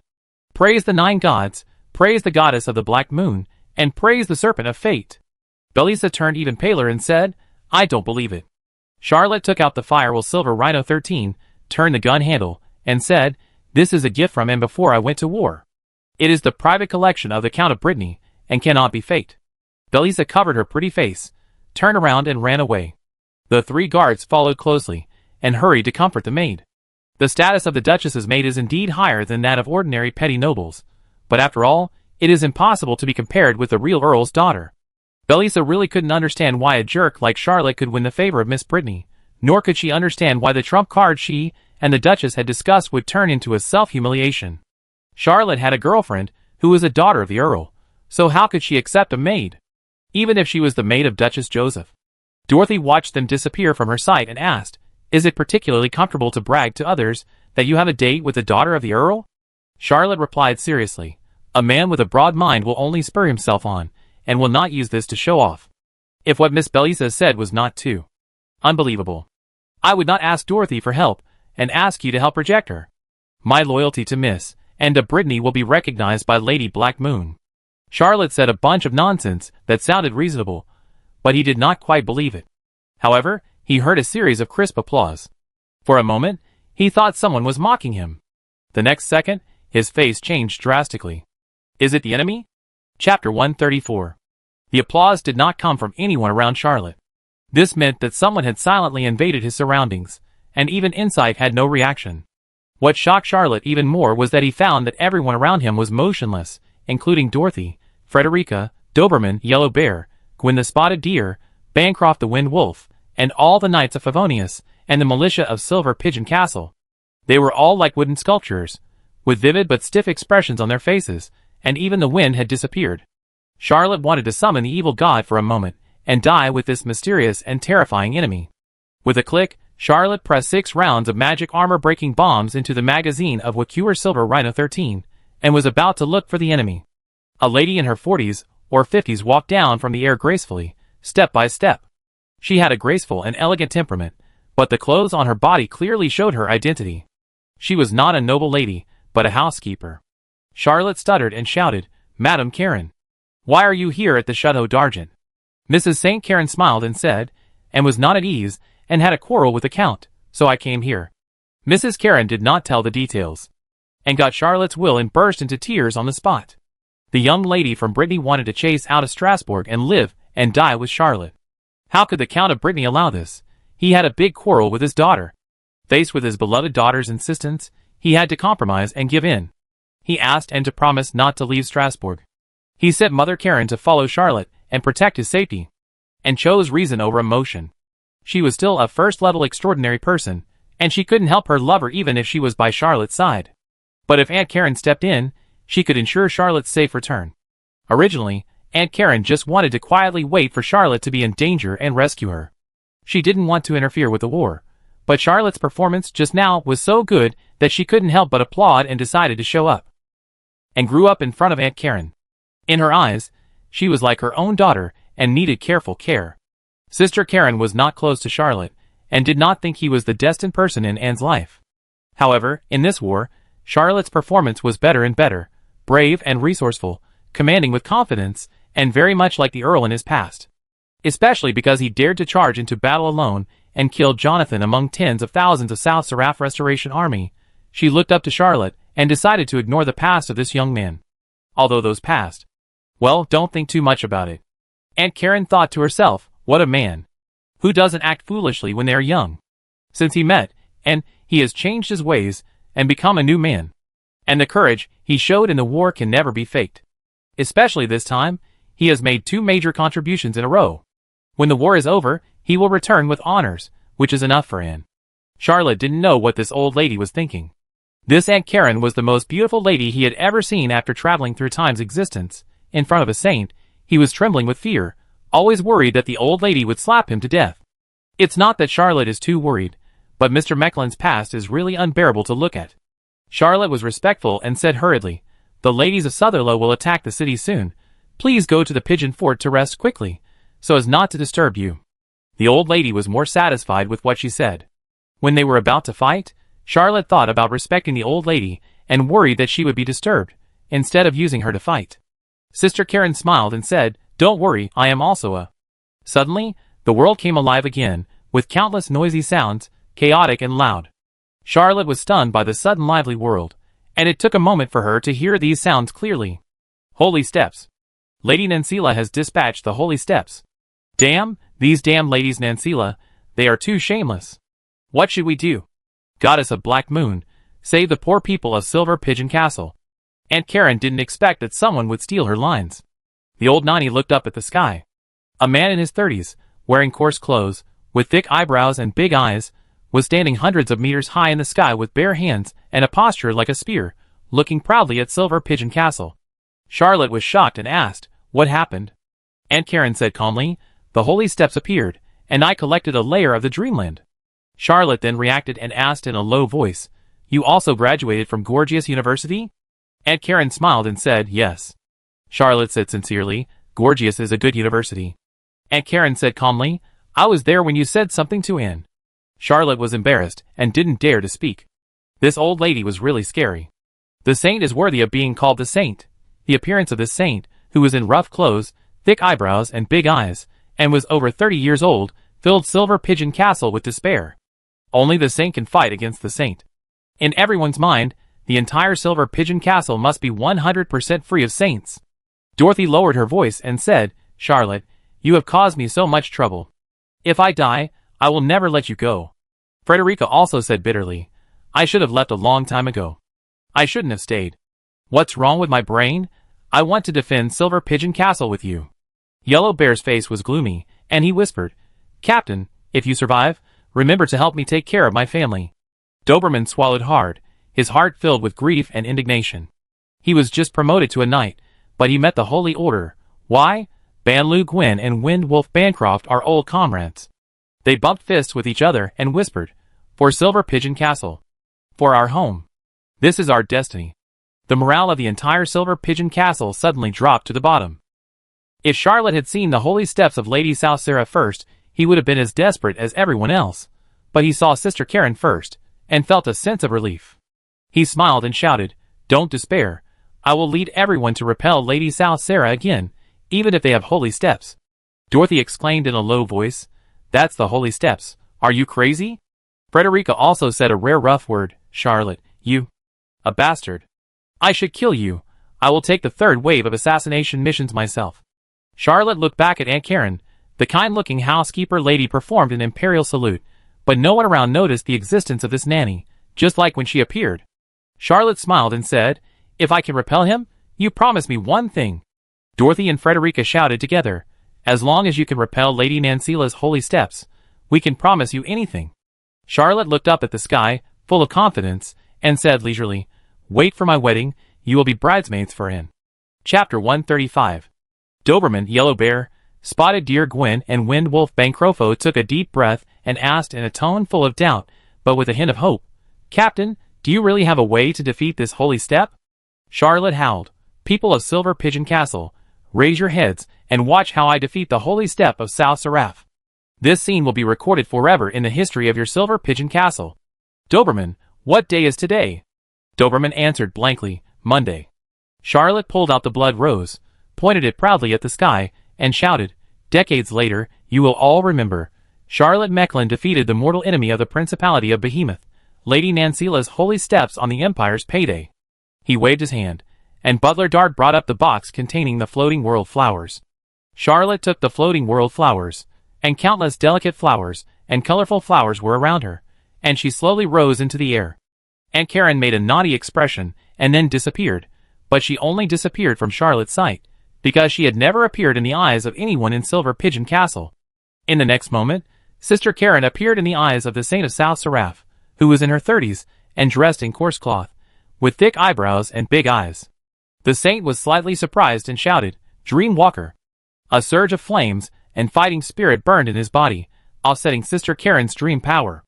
However, he could guarantee that he would not be troubled by dreams, and neither the people of Silver Pigeon Castle nor Mrs. South Seraph could see the sister. This is a dream walker, walking only in dreams. Sister Karen said softly, This strange gentleman, can you withdraw from this war? The middle-aged saint of South Seraph said solemnly, I am fighting for South Seraph. Sister Karen smiled slightly and said, So I just ask you to give up attacking Silver Pigeon Castle. The middle-aged saint of South Seraph answered flatly, I refuse. Start the war. Sister Karen said lightly, I won't fight you. I don't think you can find a dream walker, but I will kill that young man. The housekeeper pointed at Hughes, her tone no longer gentle, but full of coldness and ruthlessness. The middle-aged South Seraph saint shouted, I will kill that young man too. He pointed at Charlotte, who was hovering in the air. Sister Karen replied, Okay. She disappeared in the air, and the middle-aged South Seraph saint hurriedly urged the fighting spirit, and the fire swept across the sky, but there was no trace of Sister Karen. If the two sides fought alone, Sister Karen could not hide the other party's spirituality even if she mastered the power of dreams, but if she avoided it from a distance, the middle-aged South Seraph saint would be like a blind man. After Jonathan's death, Shioz's importance has surpassed everything. He is definitely not comparable to an ordinary knight leader like Charlotte. The middle-aged South Seraph saint was panicked, and hurriedly controlled his fighting spirit to rush back to Shiosi. Charlotte had just floated a few dozen meters in the air when the middle-aged South Seraph Saint turned around and left, retreating to the South Seraph Restoration Army. No one saw Aunt Karen, and no one knew why the middle-aged South Seraph Saint retreated. All the people in Silver Pigeon Castle believed that it was Charlotte who scared away the South Seraph invader with unparalleled courage, and the entire Silver Pigeon Castle suddenly burst into earth-shaking cheers. Dorothy, Frederica, Doberman Yellow Bear, Gwen the Spotted Deer and Bankerford the Wind Wolf simply couldn't figure out what was going on. This is unscientific. Okay, there is no science in the old world, only magic alchemy. At this moment, Charlotte's reputation, whether in the Knights of Favonius or in the hearts of the residents of Silver Pigeon Castle, soared to an unprecedented level. Everyone looked at his figure in the air, surrounded by floating flowers, full of respect and admiration. At this moment, Silver Pigeon Castle is Charlotte's Silver Pigeon Castle. People's hearts are always there. Charlotte breathed a sigh of relief in midair. Although she knew that Sister Karen would definitely block the middle-aged South Seraph Saint for her, facing the Saint was still a great pressure, even more than facing the evil god. After all, the first time she faced the evil god, the real Charlotte Mecklin died, and she didn't feel pressure at all. The second time, her soul was shattered. The third time, the mysterious blood evil god did nothing. Charlotte slowly landed on the top of Silver Pigeon Castle. Actually, he didn't fly very high. He carefully collected the floating world flowers and put them back in the wooden box. This time, he lost at least 17 or 18 floating world flowers. He was extremely distressed. This would affect the selling price. Charlotte landed on the top of Silver Pigeon Castle. The top of the castle was completely silent. When he collected the floating world flowers, the loudest cheers broke out. Someone kept shouting, "Long live Captain Mecklin!" This shout startled Charlotte, and she thought, will this reveal my surname? He hurriedly looked back, but saw that the South Seraph Restoration Army had slowly retreated and was getting farther and farther away from the Silver Pigeon Castle. The shouting on the top of the city should not be heard, so he was slightly relieved. At this moment, a thought came out from the diary in Charlotte's arms. Charlotte Mecklin defeated the South Seraph Restoration Army again, and the progress of the Silver Pigeon Castle maze, April 18th. Before he had time to rejoice, the diary sent a second thought. Charlotte Mecklin defeated Saint Vigo as the temporary commander of the Silver Pigeon Castle, and will receive a reward after the maze. Charlotte waited for a long time, but the damn diary didn't explain what kind of reward would be given. He stood on the top of the Silver Pigeon Castle, and waited for a long time before he was sure that Sister Karen would not appear again. He reluctantly ordered the Knights of Favonius and the Silver Pigeon Castle militia to take turns to guard, and return to the Pigeon Castle. At this time, Saint Vigo had a bloodstain on his face, holding the unconscious Hughes in his arms, roaring angrily. He didn't expect that this old lady could manipulate dreams so well. Even if he tried his best, he still couldn't stop Sister Karen from dragging Hughes into the dream.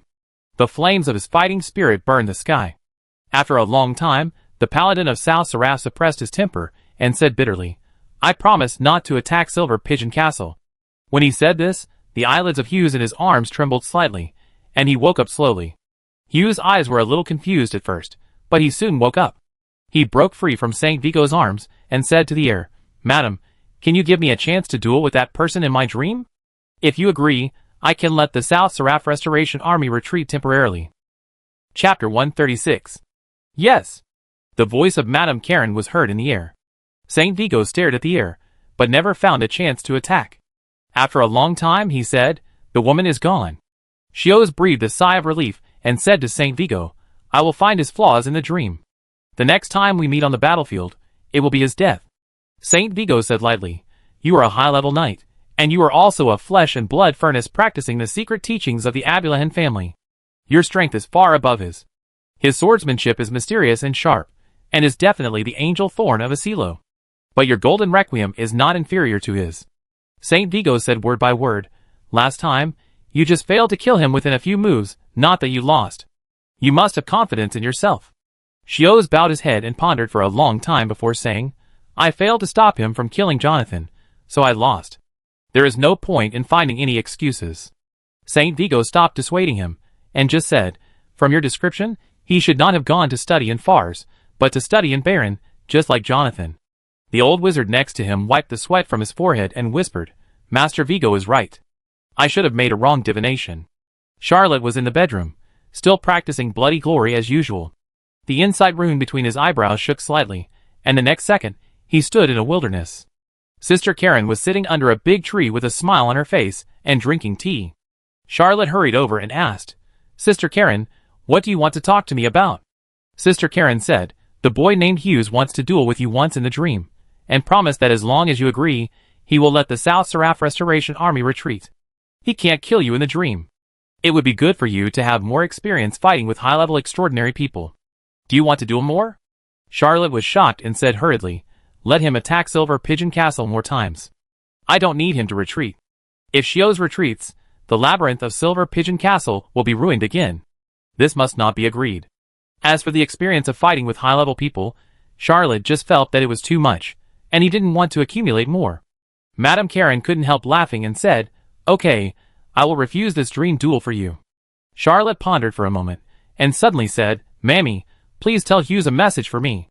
If he can send 100 people each time to attack Silver Pigeon Castle 20 times in a row, I can tell him a big secret.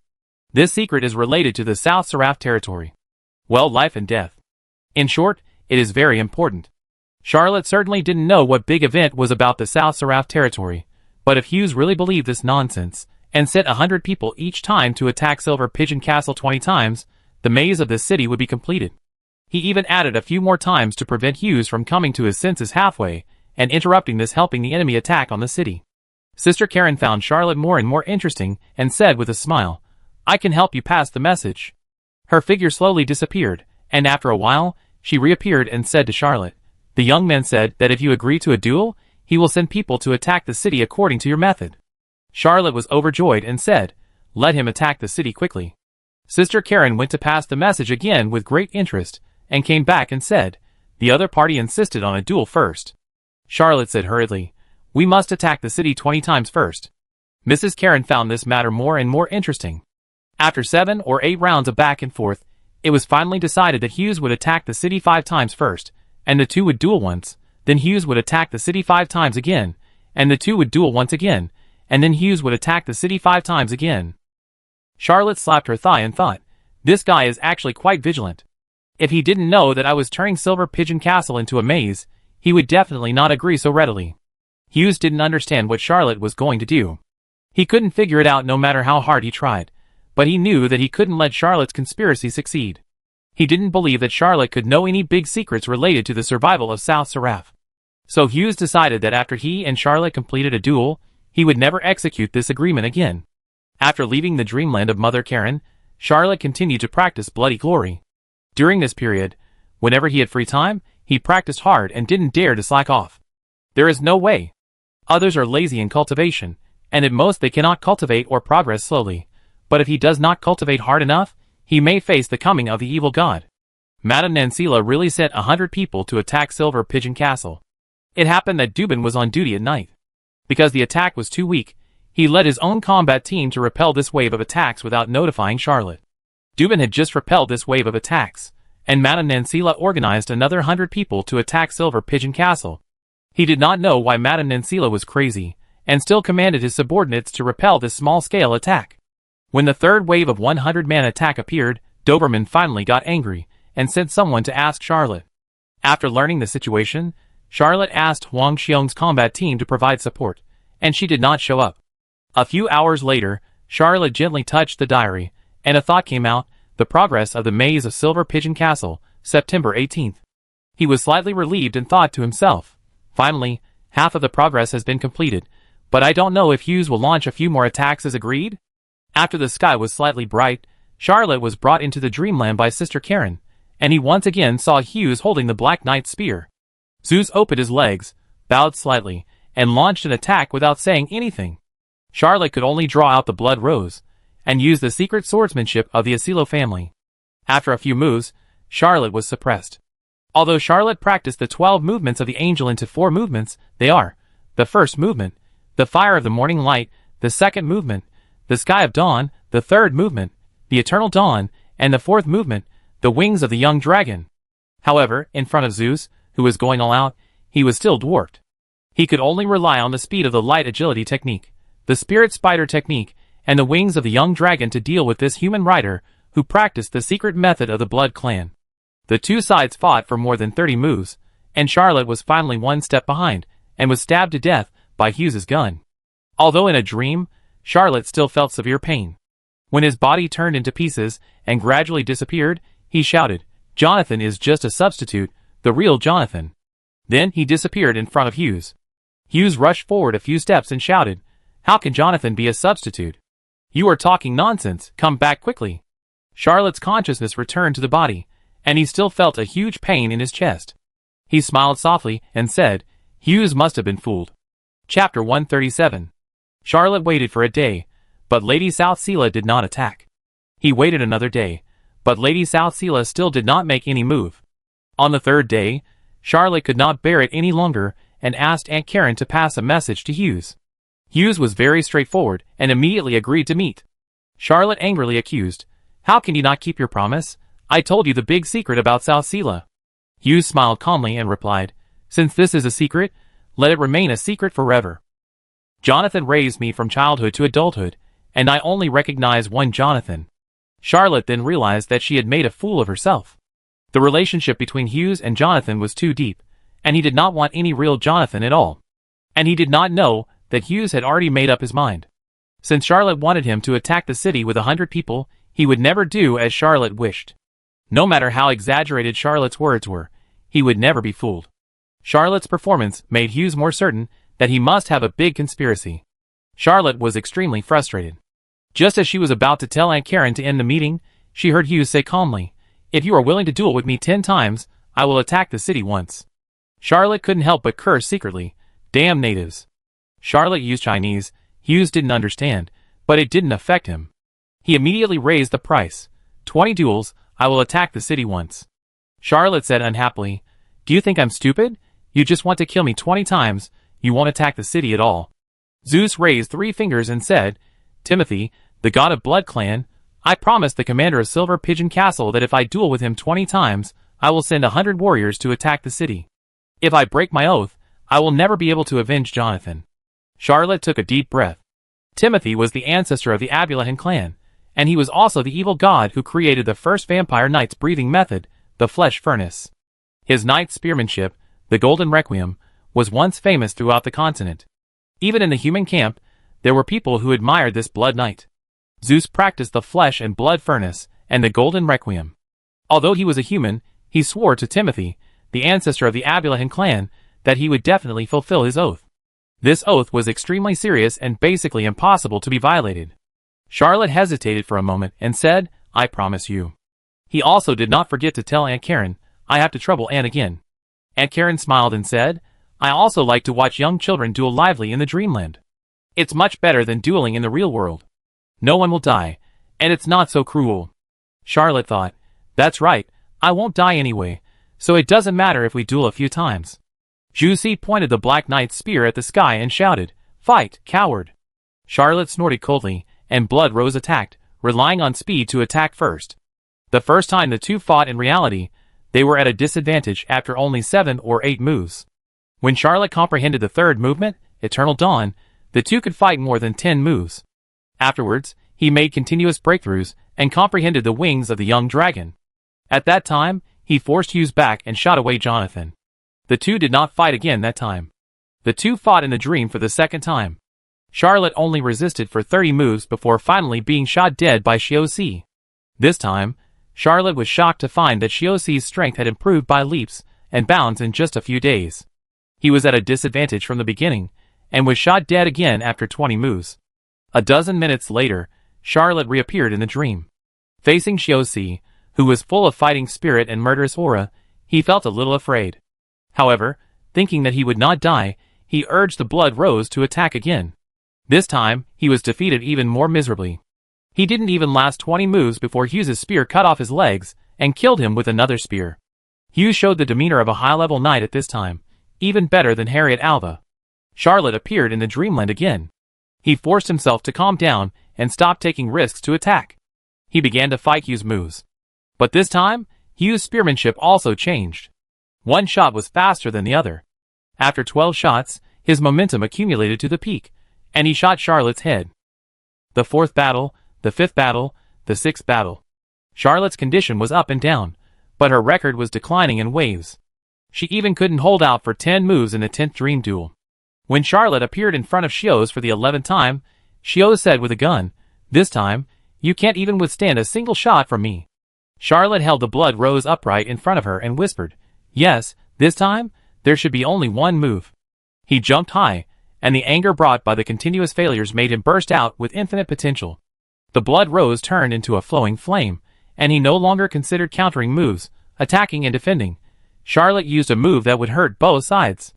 The 5th movement, dragon spewing fire. The blood rose, and the Black Knight's spears crossed in the void, fighting for 37 times. Charlotte was hit by a spear and died again in the dream, but Xios was also pierced through the left eye by a sword that Charlotte threw before she died. As Xios said, Charlotte couldn't hold out for a single move this time. But Xios also died together under Charlotte's desperate counterattack. This was also the first time since the duel that Charlotte had injured Xios and directly killed this terrible enemy. In the dreamland, Aunt Karen created a comfortable chair and a small round table with a view, and placed exquisite snacks and afternoon tea. She enjoyed the duel between the two young talents and the scenery at the same time, which was extremely comfortable. Charlotte's sword was actually almost rogue. He had no intention of living from the beginning. He tricked Hughes. All the crazy attacks were to manipulate the blood flame and throw the blood rose. This battle was too calculated, but next time, Hughes would be prepared, and it would not work. Even so, Aunt Karen still looked up to Charlotte. She was able to constantly reflect on herself in battle and make changes to the enemy, proving that this young man was not a person who was conservative and bound by tradition. Not a bad kid. Although his past history was a bit dark, he was able to correct his mistakes, was sincere to Anne, and had a promising future. Aunt Karen was willing to do a little for the two children. I don't know whether to say that Anne had a good vision or that Anne was the person he was destined to meet, which made this young man desperately change. Charlotte and Hughes appeared in the dreamland together this time. Charlotte regained her confidence. Hughes' face was slightly solemn, but he still believed that the victory in the 12th duel belonged to him. Chapter 138. The Abuelahin family is known as the first night family of vampires. As one of the 3 royal families, the Asilo family ranks above the Abuelahin family. The reason why it is not the first night family is that the Asilo family has always been a more classical, and now less popular swordsman family. The angel thorn cultivates the battle spirit that is more ancient than the fighting spirit. The fighting spirit comes from the surging vitality of the knight, and the fighting spirit comes from the warrior's indomitable and unyielding fighting will. Charlotte had cultivated the colorless blade not long ago, and had broken through the first level of fighting spirit. At this moment, he was fully practicing the secret method of Asilo, and a faint golden light was emanating from his body. It was not until this moment that he realized how talented the great human philosopher Protagoras, who created the bloody glory, was. Most of the secret methods of the Blood Clan only cultivate one bloody vortex. Bloody Glory can cultivate up to 13 bloody vortices, and can also use the remaining bloody vortices to amplify Bloody Glory and amplify 13 unique skills. The second advantage of Bloody Glory is that it can simulate the 13 clans of vampires, and even make real vampires unable to see through their identities. If it weren't for the ability to hide his identity at will, Protagoras would not be able to wander around the vampire's territory and kill countless vampires, no matter how powerful he is. He can disguise himself as a vampire at any time and mingle among them, so he has encountered dozens of sieges by high-level vampires, and even saints in his life, but he has never been in trouble, and even killed the pursuers. Charlotte has always thought that Lord Leo was careless, and that she handled it properly, so she could get away with it under the nose of this high-level vampire, but at this moment, he has understood that the bloody glory created by Protagoras is indeed an unparalleled secret method and the nemesis of vampires. He cultivated the bloody glory to the 6th level, and gradually transformed it into the starry battle chi of the Asilo clan, and the pale golden light on his body also grew from weak to bright. In a one-on-one duel, the starry battle chi of the Asilo clan was more useful than any other superpower, and was more than one level stronger than the weak evil power of bloody glory in its early stages.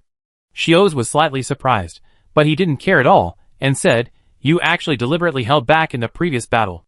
I will teach you today that in the fight between life and death, you can only go all out and not hesitate at all." The Black Knight's spear turned into an endless gust of wind, stabbing at Charlotte from all directions. Charlotte was like a pair of wings on her ribs.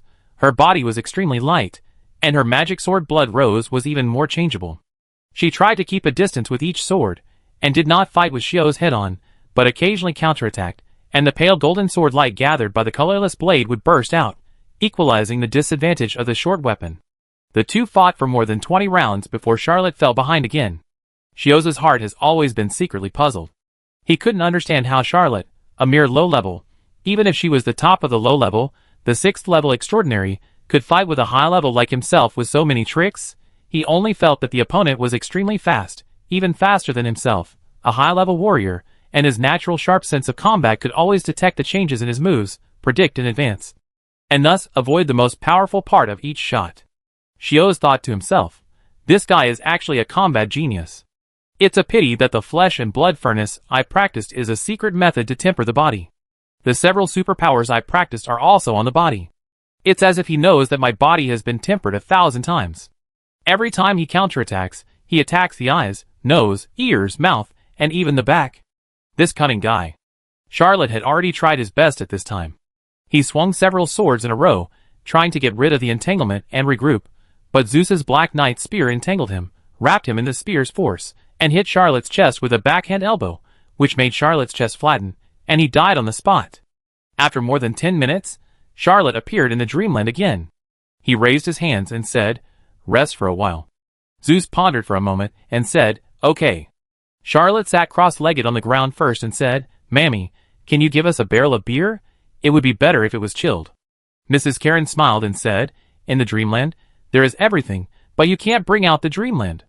She didn't even move a finger, and in front of the two young men who had a life-and-death feud, each of them had a bucket of ice-cold beer. Even the logo on the barrel was the most famous tavern in the Silver Pigeon Castle. It was almost the same as the real beer, and there was no flaw. Charlotte opened the beer and drank a mouthful. She felt refreshed all over and shouted, "Dreamwalker is so convenient. It's a pity that I didn't choose Gorgias University at the beginning." Hughes followed Charlotte's example, opened the beer, drank it in big gulps, and said calmly, "Which university are you studying at in Bayern?" Charlotte hesitated for a moment, then replied, "I'm at Heidelberg University." Hughes nodded and replied, "It's the Heidelberg University funded by the Asilo family. I'm at the University of Tübingen, the family university of the Ablerahan family, and Jonathan is also studying there." Charlotte couldn't take up this topic, as he had just shot and killed Jonathan, the leader of the Yugoslav Restoration Army. Speaking of the person who raised him, Hughes couldn't help but talk a lot, regardless of whether Charlotte was a good listener or not, and continued, "Jonathan didn't have any extraordinary talents.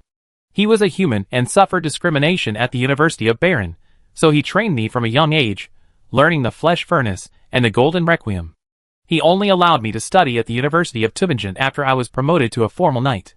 Jonathan repeatedly told me that I was only allowed to study at the University of Tübingen, and not to become a vampire.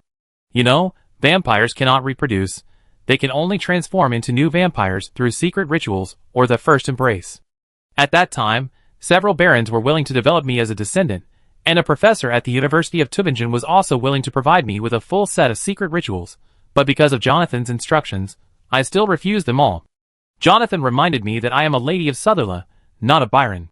He thought that if I became a vampire, I would gradually forget that Sutherland wanted to restore the country. Actually, he's right. I also want to be an immortal. Human lifespan is too short." Charlotte just drank beer. He didn't know what to say, and had no interest in talking. She was suddenly asked, "Why don't you want to be a vampire?" Charlotte wiped the wine stains from the corners of her mouth, thought for a while, and made up a lie, saying, "Because of love." Mrs. Karen covered her mouth. She was overjoyed. As someone who had read all of Charlotte's investigation reports, this St. Karen of course knew that Charlotte was full of nonsense. Did he not want to be a vampire? He cultivated bloody glory, and bloody glory didn't have that function. Chapter 139. Shio sighed and said, "I haven't dated a girl yet." He has been preparing for the restoration of South Seraph all his life, and has spent almost all his time practicing. Otherwise, he wouldn't have become a high-ranking knight at such a young age. Where does he find the time to date a girl? Charlotte didn't dare to take up the topic. Charlotte Mecklin dated many women. Even after crossing over, he dated infrequently. He was afraid of irritating Shios. Charlotte took another big gulp of beer and said in a deep voice, "You killed so many people, don't you feel cruel?" Shua sneered and said, "Do you know how many women of South Sarah died because of the betrayal of the behemoth people? 40%. Fully 40%. How miserable the death of the South Sarah women back then is, how much the behemoth people will pay. We are enemies who will never stop fighting. If I have a choice, I will slaughter all the behemoth people. Charlotte sighed and said nothing more. When he was in college, he read some historical materials. The establishment of Far's empire was a bloody storm caused by stepping on countless corpses. Countless dead souls and bones forged the crown of Far's empire. Charlotte is just a time traveler. He doesn't want to comment on such a complicated matter. Is it right for the behemoth people to betray Lady Nancila? Definitely not. Is it right for Lady Nancila to restore her country and destroy the Principality of Behemoth? There is only debate, no answer to this matter. If there is a choice, Charlotte does not want war in this world. Unfortunately, he has no choice. Shios took a big gulp of wine, kicked the barrel away, and drank. Keep fighting. One day, I will kill you as in a dream, and use the most severe punishment to make you pay for Jonathan's blood debt. Although Charlotte knew that her parents and brother were in the hands of Duchess Joseph, it did not stop him from saying, "Do you remember the hedge you showed me at the top of the Silver Pigeon Castle?" Hughes said coldly, "If you have the chance to kill me, please don't show mercy, that's what I deserve." On the first day, I stepped onto the battlefield. I realized that life and death are determined by fate. I can kill people, and others can kill me, and I won't complain if I die on the battlefield. For Yugoslavia, I am willing to sacrifice everything, and life is just a trivial matter. Charlotte had nothing to say. He had lived in a peaceful era since he was a child. He had no common topics with Hughes, who had a blood feud since childhood, and it was impossible for them to have the same ideas. He put down the wine barrel and shook out the blood rose. A Celostar fighting spirit burst out, and the sword light flashed, like a blazing sun. In this fight between the two, Charlotte only lasted 28 moves before being shot dead by Shios, and the Black Knight's spear pierced his lower abdomen. Charlotte appeared again, and neither of them spoke, fighting in silence. In the 18th duel, Charlotte realized the 6th movement, Sunset Molten Gold, and the moves of the two fought again reached more than 30 moves. In the 19th fight, Charlotte lasted 31 moves. In the 20th fight, Charlotte lasted 35 moves. The two of them had a tacit understanding, and never appeared in the fantasy dreamland again. The next day, Zeus led his troops to attack the city as agreed, and the maze progress of Silver Pigeon Castle reached October 18th. When Charlotte and Zeus appeared in the fantasy dreamland again a day later, Sister Karen even prepared some bread, barbecue, mushrooms, at least 3 kinds of fruit wine, and more than 10 barrels of beer produced by different taverns, making the duel field like a high-end buffet, with food filling the long table. In the first duel, Charlotte lost miserably. After just one move, he was stabbed with 17 or 18 holes by Zeus's guns. He was lifted up in the air like a rag bag and fell to the ground. He died in a very embarrassing way. Charlotte keenly discovered that Zeus' speed and gun speed had improved, so his proud light agility, spirit spider, and young dragon wings were useless. Without the higher speed, he lost so miserably. Charlotte had no good way to quickly turn the tide of the battle. He and Zeus dueled for 16 games, and he was killed in every game with one move, without any chance of resistance. It was not until the 17th match that Charlotte won a turning point. His star-fighting spirit sublimated in despair, broke through a thin barrier, and was promoted to the 7th level, becoming a mid-level extraordinary. With the strength of the 1st level and the all-round physical fitness, Charlotte resisted until the 7th move in this duel before losing bitterly. In the 18th duel, Charlotte mastered the new breakthrough power more skillfully, and once again resisted more than 10 moves under the violent golden requiem spear technique of Shiosi. In the 19th duel, Charlotte supported 2 more moves. In the 20th duel, Charlotte was killed again by Hughes's strange gunmanship. The next day, Hughes led his troops to attack the city again, and the maze-like progress of Silver Pigeon Castle reached November 18th. Although Charlotte was stabbed to death by Hughes in the dreamland 40 times in a row, she was still comforted to see the continuous maze-like transformation of Silver Pigeon Castle. He watched Hughes' army slowly retreat, but the diary in his arms conveyed a long-lost will. Charlotte Mecklin defeated Saint Vigo as the temporary commander of Silver Pigeon Castle, and will be rewarded after the maze-like transformation. Mind Channel. You can send people and items with lower levels than yourself into Machupi or the Silver Pigeon Castle after it is transformed into a maze. Charlotte's joy is really extraordinary.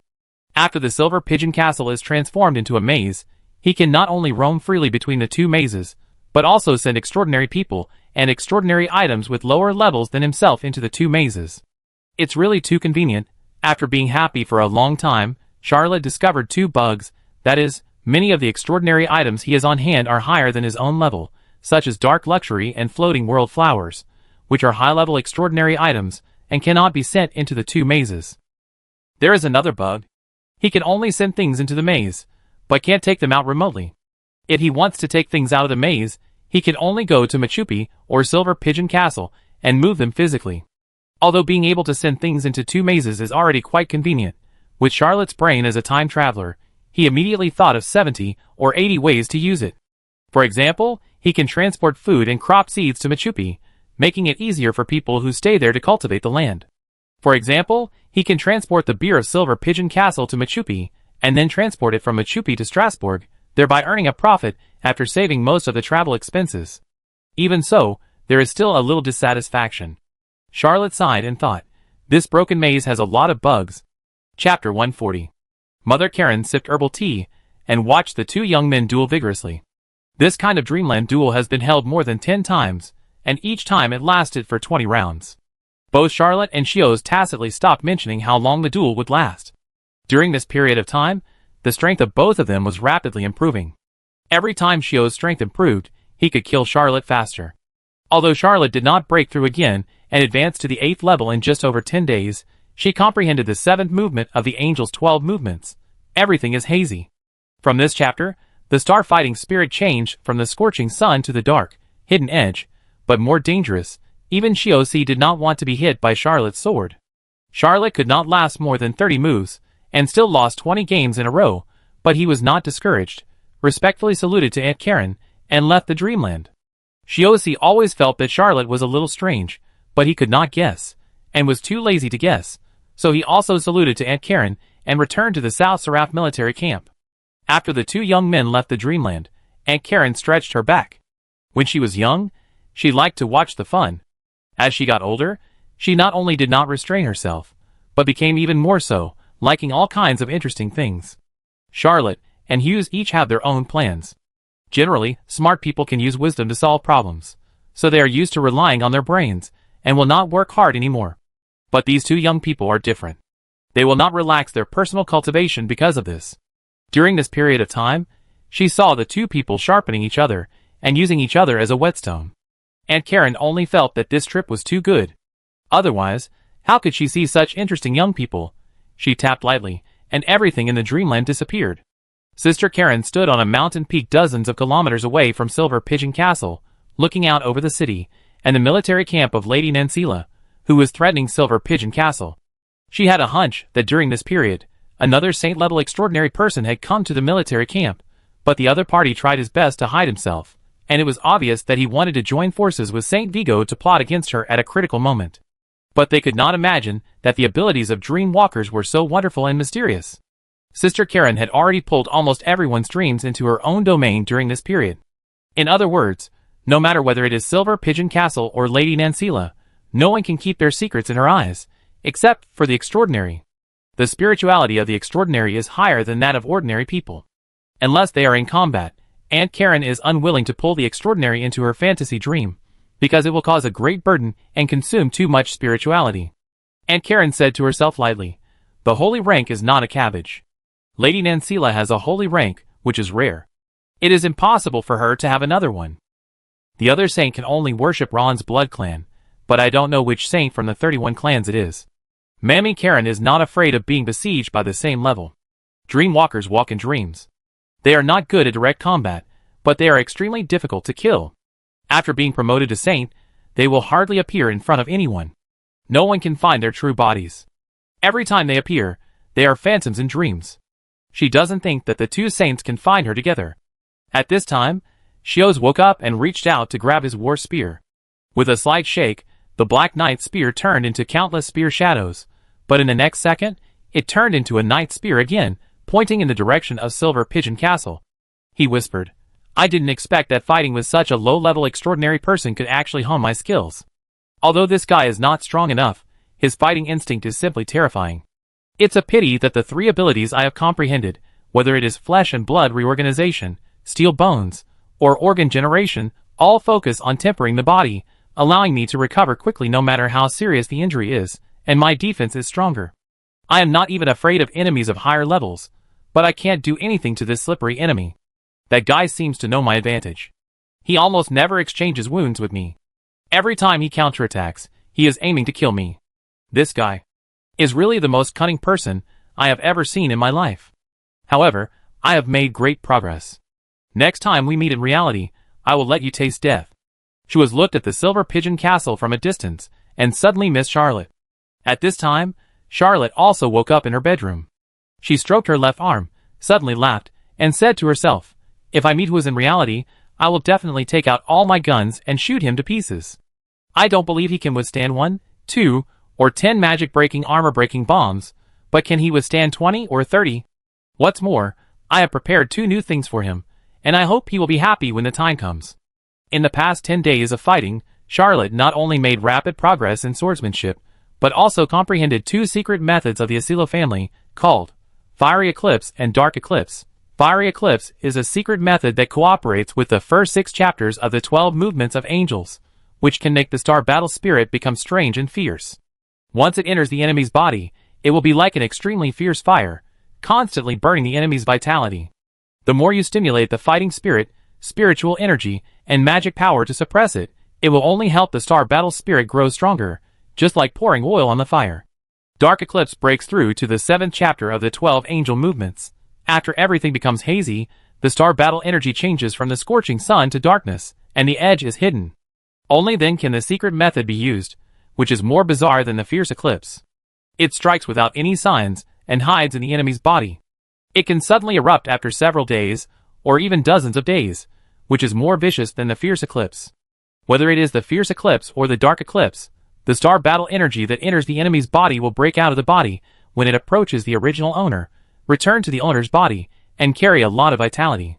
The reason why the Asilo family could become one of the 3 royal families and dominate the old continent was not only because the blood swordsmen of this family had unpredictable swordsmanship, but also because the star battle energy had various supernatural powers, which were extremely difficult to resist during battle. However, the rapid progress of swordsmanship, the improvement of star battle energy, and the secret techniques of the Asilo family, Fiery Eclipse and Dark Eclipse, were not as good as another gain that made Charlotte happier. He left the bedroom and went to the terrace, overlooking the entire Silver Pigeon Castle, looking at the bustling crowd in the city, the soldiers of the Knights of Favonius, who were preparing for battle, and the militia of the Silver Pigeon Castle, and suddenly showed a proud smile. Just as Charlotte was about to say something cool to liven up the atmosphere, she heard the sound of the door being pushed open. Belisa rushed in and shouted, "Mr. Charlotte Mecklin, I beg you, go and save Archduke Joseph. We have been delayed here for too long. I am worried that the Archduke can no longer hold on. The Principality of Behemoth cannot do without the Duke." Although Belisa begged hard, she was full of despair. The most beautiful maid beside the Duchess had been rejected by Charlotte countless times. She thought she would be rejected this time too, but unexpectedly, Charlotte smiled and replied, "Okay. We will set off tomorrow to Interlaken." Chapter 141. Belisa couldn't believe her ears and added, "Really?" Charlotte shrugged her shoulders and replied, "Of course it's true." Belisa jumped up excitedly and ran out in a hurry. After all, she was still a young girl, not a politician with a conspiracy.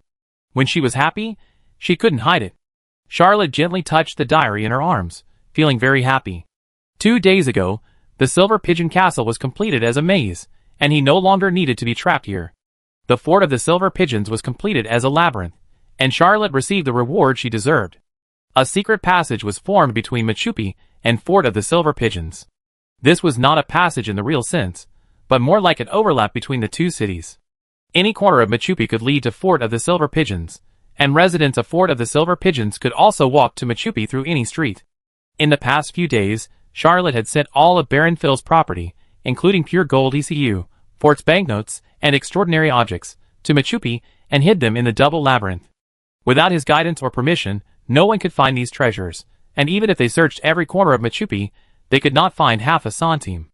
As for Baron Phil's luxury goods, Charlotte did not move them to Machupi, because Machupi was, after all, an abandoned fortress of the ancient Orc kingdom, and the environment was too bad. These luxury goods were delicate, and if they were moved there, they might be damaged by the harsh environment in a few days. At the same time, Charlotte also sent a batch of supplies to the troops left behind in Machupi. For him, Machupi might be the most important city in his heart, and it would be developed sooner or later. Charlotte also tried Mind Channel, which can indeed send supplies, and even life forms from the outside world to Machupi and Silver Pigeon Castle, but it can only be sent in one direction, and cannot be taken out again unless he returns to these two cities. Even so, the mind channel is also a very important ability for Charlotte. He can buy various materials in Strasbourg and send them directly to Machupi without transportation. He can also buy various commercial products and send them directly to Silver Pigeon Castle, saving a lot of travel expenses. What makes him happiest is that after Silver Pigeon Castle completes the maze, there is an immediate prompt. Because there are too many NPCs, a second maze can be added. As long as he stays in Silver Pigeon Castle for another 18 days, Silver Pigeon Castle can also complete the double maze. However, Charlotte does not need to make Silver Pigeon Castle a second maze for the time being. He plans to stay in Silver Pigeon Castle for 18 days, when he has time to complete the second maze of the city. He has other things to do now. The reason why Charlotte agreed to rescue Duke Joseph with Belisa was not for the Duke, but because Sister Karen told him two things. Another Saint rank came to the South Seraph Restoration Army. Although Sister Karen was not afraid of the two Saint ranks joining forces, Charlotte did not plan to continue to defend Silver Pigeon Castle. He stayed to wait for the labyrinth of Silver Pigeon Castle. Now that the labyrinth of Silver Pigeon Castle has been completed, it is meaningless to stay and defend the castle foolishly. Charlotte is not worried that Hughes will lead his troops to massacre the city after she leaves. If he leaves, he has a way to leave Lady South Sarah out of the city before leaving. The second thing is that he commanded the Knights of Favonius to defeat the Byron cavalry and annihilate a South Seraph army. The reward will reach Silver Pigeon Castle tomorrow. The Empire's process of calculating merit and awarding rewards is quite slow, so the reward for his first battle has arrived, but the reward for recapturing Silver Pigeon Castle, resisting the siege of the South Seraph Restoration Army for nearly a month, killing the leader of the South Seraph Restoration Army, Jonathan, and frightening the South Seraph Saint Order, still needs to go through the process. Charlotte was a little helpless, but she could understand it. He was able to get the first reward during the war, instead of being promoted for merit a few years after the war. It was already the result of the promotion of capable people. Although Sister Karen did not say it explicitly, Charlotte believed that the Count of Brittany must have had some influence here. Well, it might also be driven by Senior Sister Middleman. Although he was born in the Principality of Behemoth, he is now a genuine Farsian, and even works and lives in the capital Strasbourg. So Charlotte could refuse the Duke's messenger and did not care about the Duchess's maid, but he could not refuse the messenger sent by the Empire to issue the reward. The other party would definitely ask him to rescue the Duke, and Charlotte could only go with the flow. Charlotte was on the terrace, enjoying the breeze for a while, when another lady came to visit. When the orc lady Frederica saw Charlotte, she couldn't help but exclaimed, "How did you become so powerful again? You can become stronger by hiding in the bedroom every day. What kind of logic is this?" Charlotte duels with Zeus in the Dreamland every day, and her strength increases rapidly, causing him to become stronger after not appearing for a few days.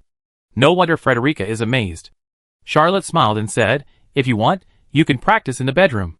Frederica showed a vigilant look and said, "Please don't hit on me. I don't want to give up my career as a killer." Charlotte shrugged and asked, "What do you want to see me for?"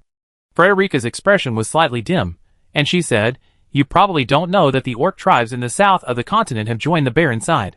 Now the Baron Empire, the Black Phoenix Dynasty, the orcs in the south, and the Southern Seraph have formed the New Order International Alliance to oppose the Fars Empire. As an orc, I may not be able to stay in Fars any longer, so I came to say goodbye to you in advance." Charlotte was also a little sad. Although the two of them had a life-and-death relationship when they first met, and even now they could not be called true friends, they had fought side by side after all. He whispered, "I wish you a safe journey. Here are 20 ECU as a personal gift from me." Frederica was not polite to Charlotte. After receiving the money, she turned around and left. Not long after, Dorothy also came to visit. She and Charlotte became much closer. After all, there was also the relationship with Middleman Sume. The reason Dorothy came here was that Frederica had given her her direct combat team before she left, and Dorothy came to ask how to deal with this matter. Charlotte did not hesitate and said, "I will expand the team again. You should take over Frederica's team first, and I will make arrangements later." This day passed uneventfully. Early the next morning, Charlotte did not wait for Hughes' siege. In fact, he did not need Hughes to attack the Silver Pigeon Castle, but he waited for a team from Strasbourg. What surprised Charlotte was that Louis Simi and Ross Budd were also in the team. He almost forgot about the two businessmen. Chapter 142. The team from Strasbourg was very impressive, with a night group of about 3,000 people, more than 2,000 accompanying personnel, at least 20 carriages, and a large caravan. Looking down from the top of the Silver Pigeon Castle, Charlotte could see the fluttering flags with golden pheasant tails that only royal in-laws were qualified to fly, as well as the family emblem representing the title. The person coming was a baron who was related to the royal family. Charlotte hesitated for a moment, opened the gate of the Silver Pigeon Castle, and brought everyone out to greet him. He did not want to create an unruly image, especially since Sister Karen had already informed him of the identity of the visitor. Silver Pigeon Castle is a barony, and it is impossible to hand it over to a 4th-level clerk of the 30th or 40th rank. After a complex political struggle within the empire, the emperor's brother-in-law, Baron Fay-Boley, was canonized in Silver Pigeon Castle. The emperor's brother-in-law came to take over his own territory. Charlotte had arranged everything long ago. Silver Pigeon Castle had also completed the maze. He had also transferred the property, and even made preparations. So when he went out to greet Baron Fay-Boley, he smiled and his attitude was humble and gentle. Baron Fay-Boley was a middle-aged fat man in his 40s. When he saw Charlotte, he actually reached out from the carriage and waved, and just passed the Knights of Favonius and the militia of Silver Pigeon Castle, who were waiting for him, and went directly into the city. Baron Fay-Boley's attitude was the arrogance unique to the nobles. For him, waving at Charlotte was already a great gift from heaven, and this was also because he recaptured Silver Pigeon Castle. After all, this was now his territory. Charlotte didn't care. He knew that nobles were like this. Anyway, when they died, their blood was red, but the Knights of Favonius and the militia of Silver Pigeon Castle were full of anger. Charlotte was their idol, and during this period, Charlotte's performance conquered everyone. He can arrange everything fairly, he can charge into battle and kill the leader of Lady Nancila, he can distribute land and give gold ECU to every soldier who died in battle, he can promote every soldier who performs well, never be arrogant to others, he shares the joys and sorrows with the soldiers, and always stands at the forefront of the war. Well, the basic operation of a time traveler. Anyway, the land belongs to Baron File, and the pension is also the property of the Baron. How much money does Charlotte have? When Charlotte got the tip-off from Aunt Karen, she had a bold idea. At this time, seeing the team, the carriages full of people, and the entourage dressed in gorgeous clothes, her heart was full of excitement. Baron Fay-Boley's property may not be as good as Baron Fila's. After all, he didn't have any territory before, but he must be old. This is all my property. If you often lose things in his pigeon castle in the future, you can't blame me. They are great nobles, and they won't care about losing a few worthless things. After the Silver Pigeon Castle was completely turned into a maze, Baron Fay-Boley didn't know that his things might be in good condition, but they disappeared and went to Machupi Fortress hundreds of kilometers away. Well, this is very Charlotte. Charlotte suddenly caught up with the Baron's carriage and said in a low voice, "The army of South Seraph is still nearby. Your Excellency Baron is worth 1,000,000 ducats. You should not take risks lightly. Please enter your loyal Silver Pigeon Castle and move into your palace as soon as possible. I will guard behind your team until my death." Although Baron Fay-Boley looked down on a 4th-level clerk from a commoner background, Charlotte's words were really comforting. What do you mean by worth 1,000,000 ducats? He was indeed a big shot, a super dignitary in the empire, completely different from those commoners. Facing Charlotte's flattery, the Baron said lightly, "Those South Serra ladies will never come to Silver Pigeon Castle again." He added an explanation with a little pride. Before leaving, His Majesty the Emperor asked Grand Priest Augsrading to accompany me. How could those stray dogs dare to come under the holy rank? Charlotte thought, South Seraph also has the holy rank. But he would not say this, but said in an envious tone, Baron Fay-Boley is indeed different from other barons. This sentence made Baron Fay-Boley feel very happy. Before he came to Silver Pigeon Castle, he wanted to embarrass Charlotte. He also had another responsibility, which was to thoroughly investigate the truth of the death of Baroness Fila and her family. He always felt that the truth was not important, and it was important to let Charlotte know who was the owner of Silver Pigeon Castle. But Charlotte's performance made him think that Charlotte's report was the truth. Who the hell cares how Baron Fila's family died? If their family didn't die, how could there be Baron Fay-Boley of Silver Pigeon Castle? He deliberately stuck out his fat face and smiled at Charlotte, thinking that he had bestowed the greatest favor. Charlotte did not continue to follow him. If he continued to perform, she would be about to vomit. If it were not for the fact that the Baron brought a large amount of wealth and was his walking treasure house, he would have directly rewarded him with a magic-breaking, armor-breaking bomb. Anyway, Fire will Silver Rhino 5-shot Archduke Ferdinand, and the last prince of South Slavia, Jonathan, so it would not matter if he killed one more brother-in-law of Axel VI. Soon, a carriage full of sacred meaning passed by Charlotte. An old man leaned out and said with a smile, "Congratulations, Mr. Charlotte Mecklin." Charlotte knew that this must be the Grand Priest Augsrating, and hurriedly said, "I have also arranged a place for you, the Grand Priest, and all the arrangements are in accordance with the glorious Temple of Strasbourg. It's just that time is short, so there must be some inadequacies."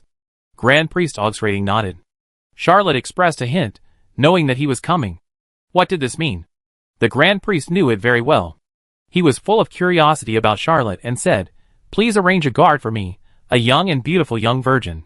Charlotte immediately thought of Dubin, but quickly destroyed the idea. Dubin could not meet the needs of the high priest. But Hughes could. Madame Nancila did not attack. When the convoy entered the Silver Pigeon Castle, Baron Fade-Boley did not go to the Pigeon Castle. He stood on the top of the city, looking at his own city, with infinite excitement in his heart, muttering to himself, "In the future of the Silver Pigeon Castle, if I make everyone cry, no one should laugh. If I make everyone laugh, even if the whole family dies, they will laugh like pigs. I, Baron Fade-Boley, will soon become the master of Silver Pigeon Castle." Charlotte muttered in her heart, "No, you will soon become the NPC of Silver Pigeon Castle." Huh? The high priest actually failed to transform? It seems that this broken maze cannot transform into the holy level. The high priest seemed to have noticed something. When he looked at the mountain in the distance where Sister Karen was drinking tea, he showed a look of realization. Chapter 143. Baron Fade-Boley was very satisfied with Charlotte's attitude and decided not to control him. He announced on the top of the city, "Mr. Charlotte Mecklin, you have fought for the Empire and made great contributions. You are promoted to the 32nd level of the 2nd level General Affairs. His Majesty the Emperor has specially allowed you to form a private knight group of no more than 5 people. The registration period is the moment of your death." Charlotte smiled slightly, performed an imperial salute, and took the document handed over by Baron Fade-Boley. He didn't care much about his promotion again. As long as no one interfered, his promotion would be a natural result. However, he was very surprised and quite happy to be allowed to form a private knight group of no more than 5 people. Only those with a professional rank of 24 or above are eligible to have a private knight group. This private knight group is not a formal knight group raised by a noble, but a private assistant hired by the Empire for meritorious officials.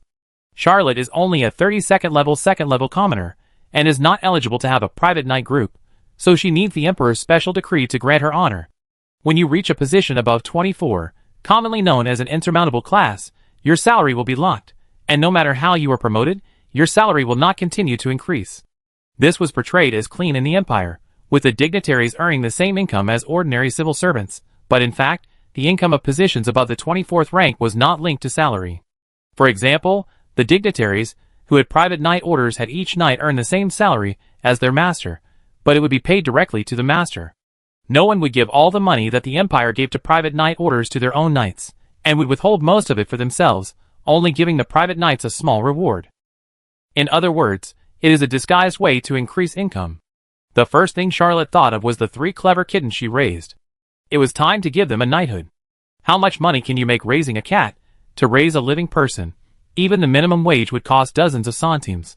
Baron Fade-Boley was satisfied and said, "His Majesty the Emperor asked me to convey that you should go to the front line and not stay in Silver Pigeon Castle any longer. Leave this to me." This sentence was the Baron's selfish desire. He wanted to take charge of Silver Pigeon Castle, and of course, he didn't want a knight group to stay in his territory. Charlotte said without any hesitation, "I leave now." Belisa had urged him for many days, and he didn't want to arrange a young and beautiful virgin for the Grand Priest Augsraten, so he should leave the place of trouble as soon as possible. The Baron was very satisfied with Charlotte's tactfulness and said, "Since Mr. Charlotte Mecklin is anxious to go to the front line, I will not keep you. The Queen has also heard of your reputation, so she gave you a manor, and here is the deed." In the Fars Empire, the central office promoted positions, the Emperor bestowed honors, and the Queen bestowed wealth. This was already a custom that the entire Empire was accustomed to. If Charlotte didn't know what was going on, Baron Fade-Boley wouldn't be afraid of confiscating his estate. As for the Queen, what a joke, the Queen was his sister. Charlotte promised to leave the Silver Pigeon Castle immediately, and he was happy for once. Charlotte really kept her promise, and immediately ordered to leave, taking the Knights of Favonius and the Silver Pigeon Castle militia with her, and didn't even take any baggage with her. After all, everything that could be carried away had already been sent to Machupi, so there was no need to deliberately stand out in front of the Baron. After sending Charlotte away, Baron Fably rubbed his hands, shouted excitedly, and went straight to the Pigeon Castle. He wanted to check how much property the previous Baron File had left. Although he heard that the Silver Pigeon Castle had been robbed once, the robbery could only move away the floating property. Could it also move away the shops and land? Every nobleman is a big landlord and the largest real estate owner in the local area. Baron Fably's spending is far more than that of ordinary nobles, and he also hopes to make up for some of the deficit. The noble's money is not endless. There are many nobles who owe huge debts. Butler Dart held the account book and wiped his sweat. When he heard Baron Fably enter the Pigeon Castle, he led a group of servants to greet him. Baron Fably's first question was, "How much cash is left in Pigeon Castle?" Butler Dart said tremblingly, "Not a centime left, all taken away by the damned Lady Nancila." Baron Fably was prepared. Although he felt sorry, he could still accept it. He asked again, "The magic items, luxury goods, carriages, decorations in Pigeon Castle?" Butler Dart whispered, "In the entire castle, only the house remains, not even the furniture. They were all taken away by the damned Lady Nancila." Baron Fably couldn't help but marvel. He walked around the Pigeon Castle and found that everything was empty. Not even the candlesticks were left. He could only ask one last question, "Bring out Baron File's deeds." Butler Dart's heart was lifted. He had been thrown to Machupi by Charlotte several times, and had specially trained how to deal with this scene, but he still couldn't bear it. He said carefully, "Here is the account book." After saying this, Butler Dart's whole body was soaked with sweat. That was fear, panic, and more. Ready to die. Anyway, it's like this. Even if I'm hanged by the Baron, those properties are gone. They were all taken away by the damned Lady Nancila. Butler Dart thought secretly, "The Baron can kill me in a rage at most, which is better than falling into the hands of Mr. Mecklin and being in a dilemma of life and death." Baron Fably took over the account book and saw mortgages, remortgages, loans, and more ECU. The entire account showed two words: no money. After Charlotte moved into the Pigeon Castle, she burned all the documents and forged a whole set of documents. She mortgaged all of Baron Filler's farms, shops, houses, manors, and other real estates. He even mortgaged the Pigeon Castle for tens of thousands of ECU. Of course, the money obtained from the mortgage was all cheap. Damn Lady Nancila was robbed of everything. Although Charlotte was a math teacher and not a serious accountant, she still made the accounts so beautiful that even an experienced accountant could see the flaws.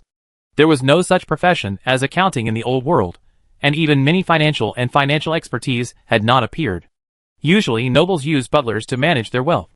The general math level of butlers was only addition and subtraction, and multiplication and division were difficult for them. Their accounting methods and knowledge system were quite backward. He had several centuries of knowledge to crush the natives of the old world with these small tricks. Baron Fably's eyes darkened. He really didn't expect that Baron Philo would leave him such a mess. Not only did he not have any rich property to fill the financial hole, but he also had a huge debt. Fably was so angry that he threw the account book and cursed, "Baron Phil. He is nothing. How could he run a wealthy city like Silver Pigeon Castle like this? The annual tax alone is enough for him to live a life of luxury. How could he owe such a large sum of money? Damn Lady Nancila. They are robbers, real robbers." Louis Simeon Ross Budd did not follow Baron Fably into the city, but followed Charlotte out of Silver Pigeon Castle. Both of them were a little nervous. Chapter 144. Charlotte gave Louis Simi 50 luxury items, and Ross Bader 35 luxury items, asking them to exchange them for cash, and use the cash to hire a group of detectives and adventurers. Now that Charlotte's battle at Silver Pigeon Castle was over, the two had not hired detectives and adventurers yet, and this matter would definitely not be explained away. As for swallowing the money, they would not dare to do it no matter how brave they were. The two were naturally not afraid of Charlotte dying in Silver Pigeon Castle, but Charlotte not only did not die in the battle, but was also promoted to the second-level general affairs of the 32nd grade, and was also a powerful dignitary in charge of the patrol army and the knights. Although he was a low-level dignitary, it was easy for him to kill the two businessmen. The first-level general affairs officer of the 33rd rank is the same level as the 5th-level chief clerk, but the 33rd rank is the ceiling for the chief clerk, and it is only the starting line for general affairs. As a low-level noble, the chief clerk has a certain probability of getting a government identity and managing specific affairs. General affairs officers will definitely have a government identity and enter the management sequence of the empire. Louis Simi was much bolder after all. After leaving the Silver Pigeon Castle, he came to Charlotte and whispered, "I bought a detective agency for you. They are not doing well, but they have a full staff. I think it is more convenient to have a detective agency myself than to hire a detective." The formalities were too slow, so it took a little time. Charlotte smiled and agreed with this. Reason. The batch of luxury goods he gave should be able to buy a medium-sized detective agency, but a detective agency is not something that can be bought just by buying it. Louis Smith must have used all his tricks. You don't need to treat businessmen with a friend's attitude. Charlotte didn't feel betrayed by Louis Smith. He just wanted to get enough profits. Ross Budd was full of bitterness. He did weigh the interests. After returning to Strasbourg, he learned that Charlotte had killed Jonathan, the leader of the South Seraph rebels, outside the Silver Pigeon Castle. Lady South Seraph even sent a saint to take revenge. He believed that Charlotte would not survive, so he did nothing. When he learned that Charlotte not only defeated the South Seraph Restoration Army repeatedly, but also drove away the South Seraph Saint-level strongmen, Ross Bader's eyes went dark because he knew that his investment was wrong. He didn't know why Charlotte could drive away the Saint-level strongmen, but he knew that the day he left Silver Pigeon Castle would be the day when the Bader Chamber of Commerce would perish. Ross Bader chose to abandon all business partners, sold all the real estate under the family, and asked the whole family to take all the property they could take away to the Ngrima Empire. He came to see Charlotte alone. When he saw that Charlotte easily forgave Louis Simi, he knew that he had made the wrong choice again. Charlotte ignored the businessman, but during the first break, she called Belisa and her guards over and said gently, "We are going to the front line, but Miss Belisa, you need to report to the Duchess, so we have to separate." Belisa hesitated for a moment. Although she also wanted to go to Interlaken, Charlotte's words made sense. In the end, she agreed and said, "My Lord Duke, I leave it to you." Charlotte nodded. After sending Belisa away, he did not continue the march at all, but started another round of reorganization. This time, he expanded his own, Dorothy, Yellow Bear, and Doberman's direct combat team to 500 people. The direct combat team of Spotted Deer Gwyn and Wind Wolf Bancroft remained at a scale of 200 people. The Silver Pigeon Castle militia that was swept out was disbanded and integrated into the Knights of Favonius. The Knights of Favonius suddenly became a huge knight group of more than 13,000 people. Although the quality of this knight group could not be compared with the regular knight groups at all, and the composition was too complicated, it had experienced several battles and had a certain degree of discipline. Then, Charlotte led the army straight to Machupi. As for Duke Joseph, go to hell. It took Baron Febly 7 or 8 days to recover and no longer be listless. He had spent a lot of effort to get the Silver Pigeon Castle, but he didn't get any benefits. Those damned ladies of Nansila didn't even leave him a centime, and robbed Baron Fila's wealth very thoroughly. This fact once made him very depressed. The opportunity for Baron Febly to recover was the first tax day of the Silver Pigeon Castle after his arrival. When Charlotte was in Silver Pigeon Castle, she didn't collect taxes at all. Baron Febly's first tax collection caused complaints and even conflicts with local residents, but he had a knight order directly under him, so the residents of Silver Pigeon Castle dared not speak out. He showed off his power in Silver Pigeon Castle in the afternoon, and when he returned to Pigeon Castle, he couldn't help but look at his own vault, which was also Baron Fiel's former vault, but before he arrived at Pigeon Castle, it had been emptied out, not even a mouse. It was completely empty. After passing through many guards, Baron Fiboli entered his vault. When he was about to count the taxes collected today, his eyes were wide open at the unprecedentedly huge amount. He rubbed his eyes repeatedly, but still didn't see anything. The vault was just like the day he first arrived, without even a mouse. It was completely empty. Where are my gold ECU? Where are my taxes? Where are my original savings? My money. Baron Fiboli let out a sharp howl, like a wounded wild dog or a wild cat that failed to mate, so miserable that people wanted to kick him to death. A few minutes later, the extremely angry Baron Fiboli saw a line of words carved on the wall with a sharp knife. "All your wealth. We South Slavs have taken it." There is also a signature below. Hughes, the temporary commander of the South Slav Restoration Army.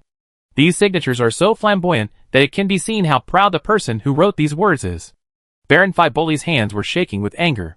He left Strasbourg and came to the Silver Pigeon Castle. He thought he would live a prosperous life in this rich territory, so he brought all his life savings with him, which was a huge amount of money. The Baron was so distressed that he dared to duel with the Saint Order. When pushed to the limit, humans can do anything. Even challenge the dragon. Fiboli suddenly burst into tears, punched and kicked a wall, crying and cursing. Shios, you will die. Shios, you took my money. How can you take all my money and leave not a centime? Shios, if I catch you, I will definitely send you to the Grand Priest Oxraden. I will let the Grand Priest Oxraden punish you severely.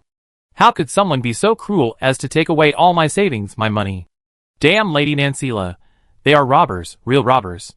At this moment, Baron Fabely had only one thought in his mind. Lady Nancila and I have an irreconcilable hatred. The hatred between me and Hughes will never end. Chapter 145. The government departments of the Fars Empire pay salaries every Monday. So in the Fars Empire, Monday is affectionately called the Empire Payday by all workers. Most of the lords of the Fars Empire collect taxes on Tuesday. So Tuesday is affectionately called the Lord's Tax Day by all taxpayers. The person who created the tragedy of Baron Fabely's Empire Tax Day was Charlotte, who was repairing the knights in Machupi. He led a whole knights into Machupi, and the diary immediately sent a thought, telling him that he could carry out the third maze.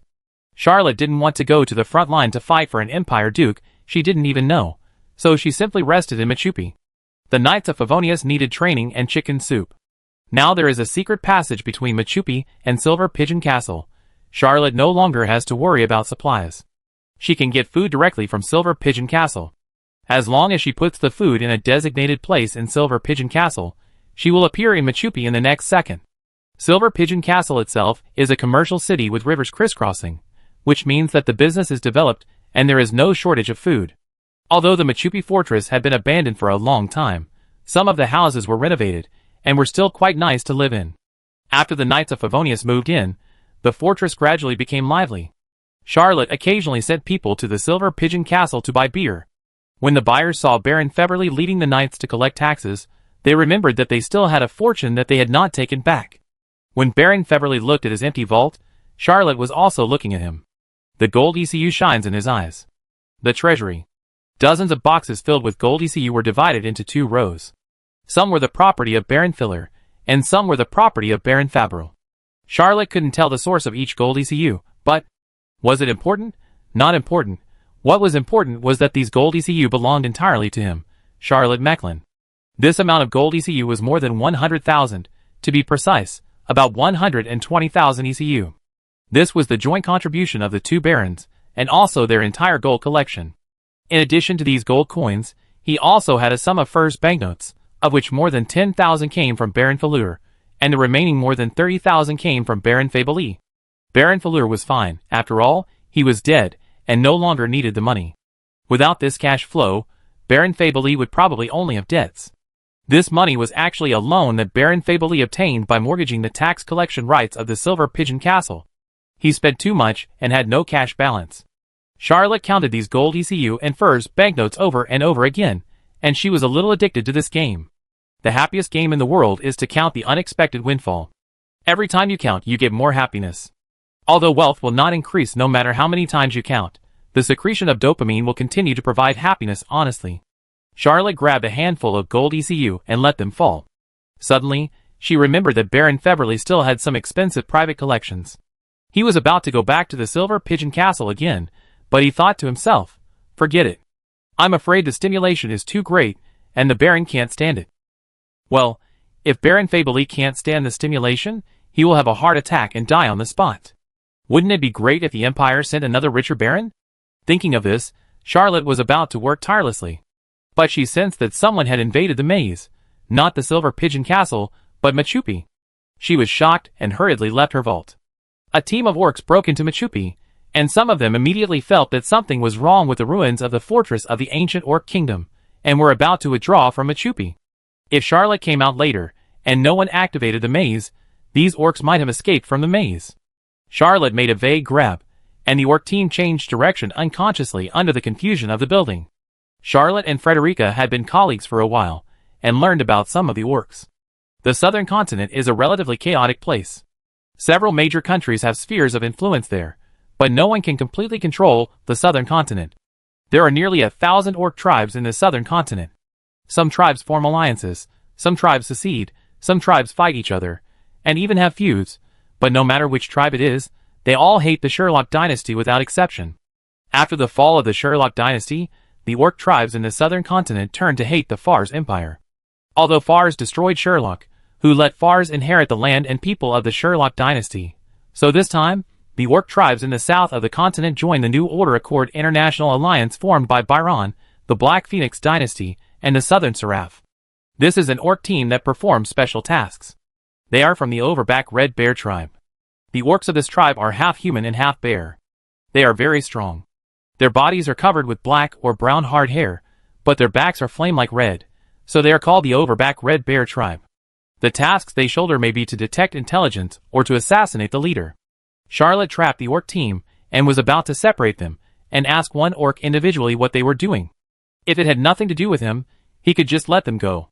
Although it was a war, Charlotte still had some resistance to killing. He waited patiently for a while, but found that this orc team was experienced and did not panic because of the changes in the maze. They kept the team intact. Charlotte thought to himself, since we can't separate them, we might as well ask directly. He had dueled with Hughes hundreds of times. Although the best result was a mutual destruction, he had also tempered his fighting spirit. He was not afraid of a small group of orcs trapped in the maze of Machupi. He showed up and shouted, "What are you orcs doing in Machupi?" What responded to him was a meteor hammer, as big as a human head. Charlotte relied on the agility technique and dodged the hammer by turning over. However, the overbacked red bear warrior who attacked, with both hands, held a pair of meteor hammers with countless spikes, and used them like lightning and thunder. He chased Charlotte continuously, and the hammers never left her face. Charlotte had never expected to encounter such a master. The red bear warrior who attacked was at least a mid-level high-level warrior, or even a knight of level 10 or above, in terms of hammer skills. The meteor hammer was a heavy weapon, and it was swung away by the red bear warrior. The hammer was heavy and unstoppable. Charlotte did not dare to use the magic sword to pick it up. She could only rely on her body skills to jump and dodge the meteor hammer, and shouted again, "If you don't explain your intentions as soon as possible, I will not be polite." The red bear warrior who used the meteor hammer shouted, "We are here to assassinate Archduke Ferdinand. Since you have discovered us, we cannot allow you to leave alive." Chapter 146. Charlotte almost fell off the wall when she heard this reason. She couldn't help but yelled, "Don't you read the newspapers in Fars?" The red bear warrior who used the meteor hammer said in a muffled voice, "We don't know the words of the Fars Empire, so why should we read newspapers? Human, death awaits you." He flipped his hands, and the meteor hammer suddenly became twice as fast. The two hammers swung out one after another, exploding the air and creating a thunderous sound. Charlotte shouted, "Archduke Ferdinand has been assassinated. The Principality of Behemoth has declared war on the territory of South Seraph, and Baron has also declared war on the Principality of Behemoth. Several great empires have already started fighting. Why are you here now?" The red bear warrior who used the meteor hammer was shocked. He pulled the meteor hammer back with both hands and shouted, "Human, are you lying to us?" Charlotte didn't expect that the battle had reached this point. The three empires of Fars, Baron, and the Black Phoenix dynasty had announced their participation in the war. Baron, the Black Phoenix dynasty, the orc tribes in the south of the continent, and the territory of South Seraph had already signed the agreement of the International Alliance of the New Order Agreement, but there were still assassins who arrived at the scene. Charlotte spread her hands and said, "Archduke Joseph has already ascended the throne. He led the army of the Principality of Behemoth, and is fighting the Yugoslav Restoration Army. What orders did you receive that you only arrived at Machupi now? Archduke Ferdinand has been buried for a long time." A dozen cross-backed red bear warriors immediately shouted, "The funeral has been held? We are really late. We haven't taken action yet. How did Ferdinand die? I don't believe it. This human is lying." Charlotte looked at these overbacked red bear warriors, who seemed to regret not being able to have a feast, and didn't seem to care much about the failure of the mission. She explained to them a few more sentences. Archduke Ferdinand and his wife were killed by assassins from Yugoslavia, using extraordinary guns. Yes, they were killed on the spot, and there were assassins who tried to attack the coffins of the couple afterwards. If you don't believe it, I can take you to Archduke Ferdinand's Fort Mostar, or Strasbourg. When Charlotte said this, she was also sweating. This was the assassin who wanted to assassinate Archduke Ferdinand. Sending him to Strasbourg or Mostar Castle would definitely be a great achievement. Although this achievement was not as great as his defeat of the Baron Cavalry and recapture of Silver Pigeon Castle, it was not too big or too small, enough to be promoted to a higher position. The red bear warrior who had just used the meteor hammer to fight Charlotte stood up and said, "I, Big Bear, don't believe you. We have to verify the truth ourselves." Charlotte scratched her ears and said, "You can trust me, we are allies." I am not human, I am a Bion. Well, although more than 99% of Barons are human, Charlotte believes that these Red Bear warriors will definitely not be able to find grammatical errors. They are not online readers who enjoy picking out typos and grammatical errors. As Charlotte expected, when these Red Bear warriors heard that he was a Biron, their attitudes softened. The Red Bear warrior to Xingba, who used the meteor hammer, said, "Show us the evidence." Charlotte used the Star Battle Chi and waved her hand. A stone on the wall was cut in half. The cut surface was as smooth as a mirror. It was the secret method of Asilo, the colorless blade. Big Bear nodded slightly.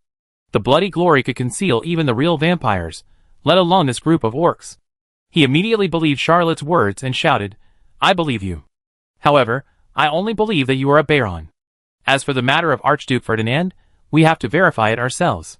Charlotte shouted, "I can lead the way." Big Bear Tai nodded slightly and replied, "Okay, I don't know your name yet, Baron." Charlotte answered without hesitation, "Qian Nan, my name is Qian Nan. My ancestors also have orc blood, but it is too thin and cannot cultivate orc fighting spirit." This sentence made the group of overbacked Red Bear warriors very fond of it. A middle-aged warrior with a burly figure, more than 3.5 meters tall, wearing animal skin armor came out and said, "I am their captain, you can call me by Xiongzhong. When I was born, my mother dreamed of the eternal and illusory dragon. I was destined to be the chief of the 100 bears, so she gave me this name." Charlotte thought to herself, "Your bear mother probably doesn't know how to count. She dreamed of the eternal and illusory dragon, one of the 9 true gods. Why can't she be named the chief of 10,000 bears? Why the chief of the 100 bears?" The chief of the 100 bears growled and said, "Strasbourg is too dangerous, and orcs are not welcome there. We won't go there. You take us to Mostar Castle. I want to see Ferdinand's body with my own eyes." Charlotte thought to herself, "Why do you still want to dig graves? The bodies of Archduke Ferdinand and his wife have already been buried." According to normal thinking, to find out whether Archduke Ferdinand and his wife were assassinated, one only needs to get a few newspapers, but these Red Bear warriors can't read and are stubborn. If there is a smart one among the dozen bears, they wouldn't have arrived at Machupi at this time. Charlotte didn't think she could persuade these Red Bear warriors. Anyway, getting these bears to Mostar Castle would definitely be a great achievement. Who cares if the reason for going there is a bit ridiculous? Of course, Charlotte couldn't go now. He had to wait until the Machupi Triple Labyrinth was completed. Charlotte gave the group of Red Bear warriors the reason.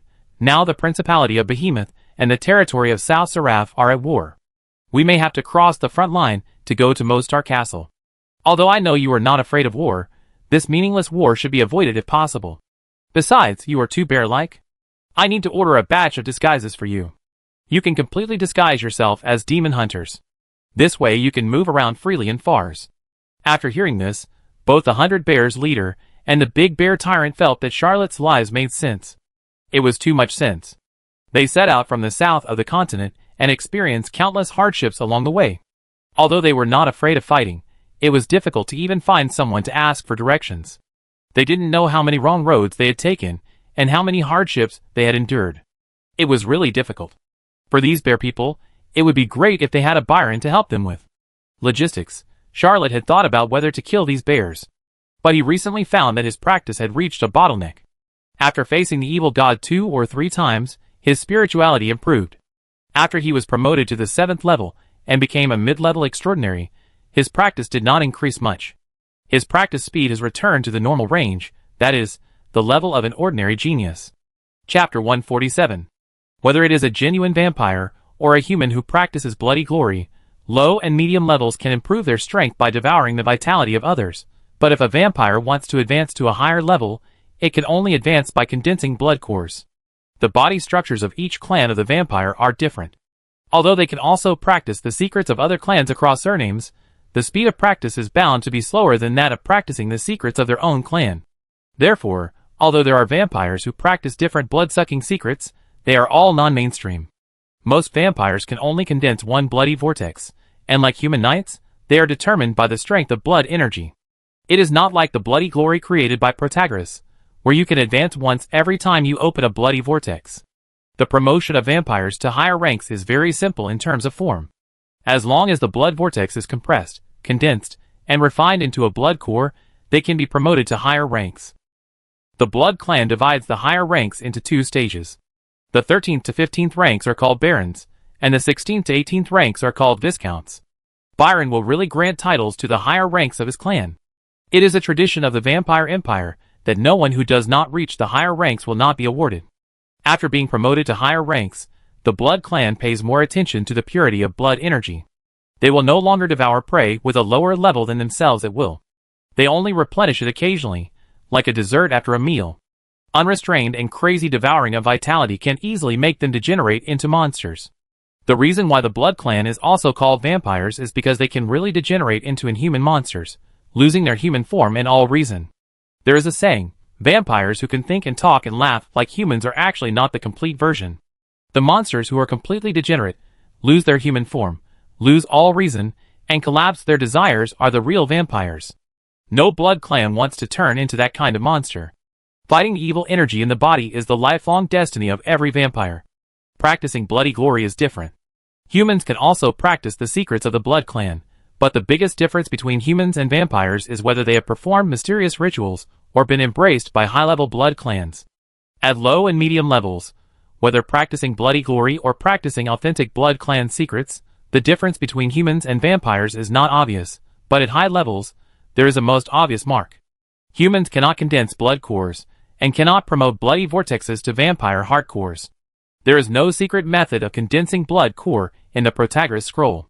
As we all know, although this great philosopher of the human race lived a long life, he still died of old age like ordinary humans. No one knows why Protagoras did not turn into a vampire.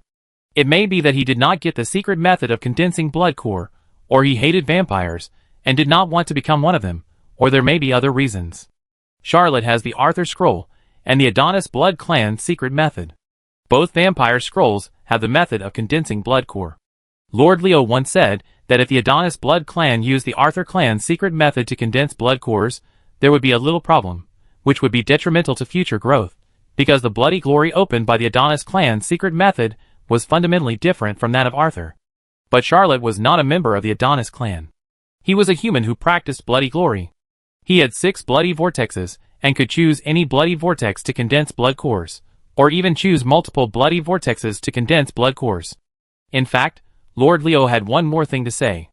Although the process of condensing blood cores and advancing to a higher level by devouring the vitality of others was relatively easy, this kind of blood core was born to be the lowest quality, almost cutting off the way to continue to move up. After Charlotte was promoted to the middle level, he really wanted to try whether he could condense the blood core. He had no psychological barriers. It didn't matter to him whether he lived as a human or a vampire. In the Old World and the New World, vampires could live in the sun and even establish countries. The temptation of becoming an immortal species was great for anyone. Of course, if you become a vampire, there are also some effects that cannot be ignored. Vampires can only have their first embrace and cannot reproduce. They are spurned by the gods. Not to mention the righteous gods, even the evil gods don't like the Blood Clan. Only the ancestors of the Blood Clan will protect their descendants. They will also lose some desire for life, and are prone to depravity. Charlotte jumped off the wall, and came to the middle of this group of Red Bear warriors, and took them to a market in Machupi. This is the commercial area within the Knights of Favonius, mainly the caravans of Louis Simi and Ross Bad. Machupi is only 200 kilometers away from Strasbourg, and it is a major commercial route. Charlotte did not make things difficult for these merchants, but instead called on the Knights of Favonius to help renovate the nearby houses, and make it a very suitable place for doing business. The houses were rented to merchants at a low price, and commercial activities in this place were declared tax-free. This policy was promulgated only a few days ago, and this place began to prosper, and even a simple tavern was built. Charlotte randomly ordered a table of food for the dozen or so red bears, and asked someone to call over the yellow bear. The yellow bear was a demon hunter. To become a demon hunter, one needs a demon's heart core. After becoming a demon hunter, one's appearance will be transformed into a demon. For example, the white wolf used a demon wolf heart core when he became a demon, and he looked very similar to a werewolf. His speed, agility, and endurance were excellent. The demon heart core that the yellow bear used when he was promoted was a demon bear, so he had thick skin, strong defense, and infinite strength. His role on the battlefield was not inferior to that of the blood butcher. He has experience in disguising orcs as demon hunters. No one knows the origins of the ancient orc ancestors, but there has always been a saying in the old world that the ancestors of orcs were also demon hunters. It's just that the current demon hunters can't pass on their power by reproducing offspring, and their offspring are no different from ordinary people, making this statement unreliable. In any case, disguising orcs as demon hunters is indeed feasible. The bears, such as Bai Xiongzhang and Xingba, haven't had a proper meal for a long time. It's not easy to eat in the tavern. The beer is unlimited. This group of bears eat and drink freely, and they have finished more than 200 foods, an average of 1 barrel of beer per person. After eating and drinking, these red bear warriors lay on the ground and wanted to sleep, regardless of where they were. Charlotte certainly could not allow this to happen, so she kicked these filthy guys up and took them to an ancient abandoned military camp nearby.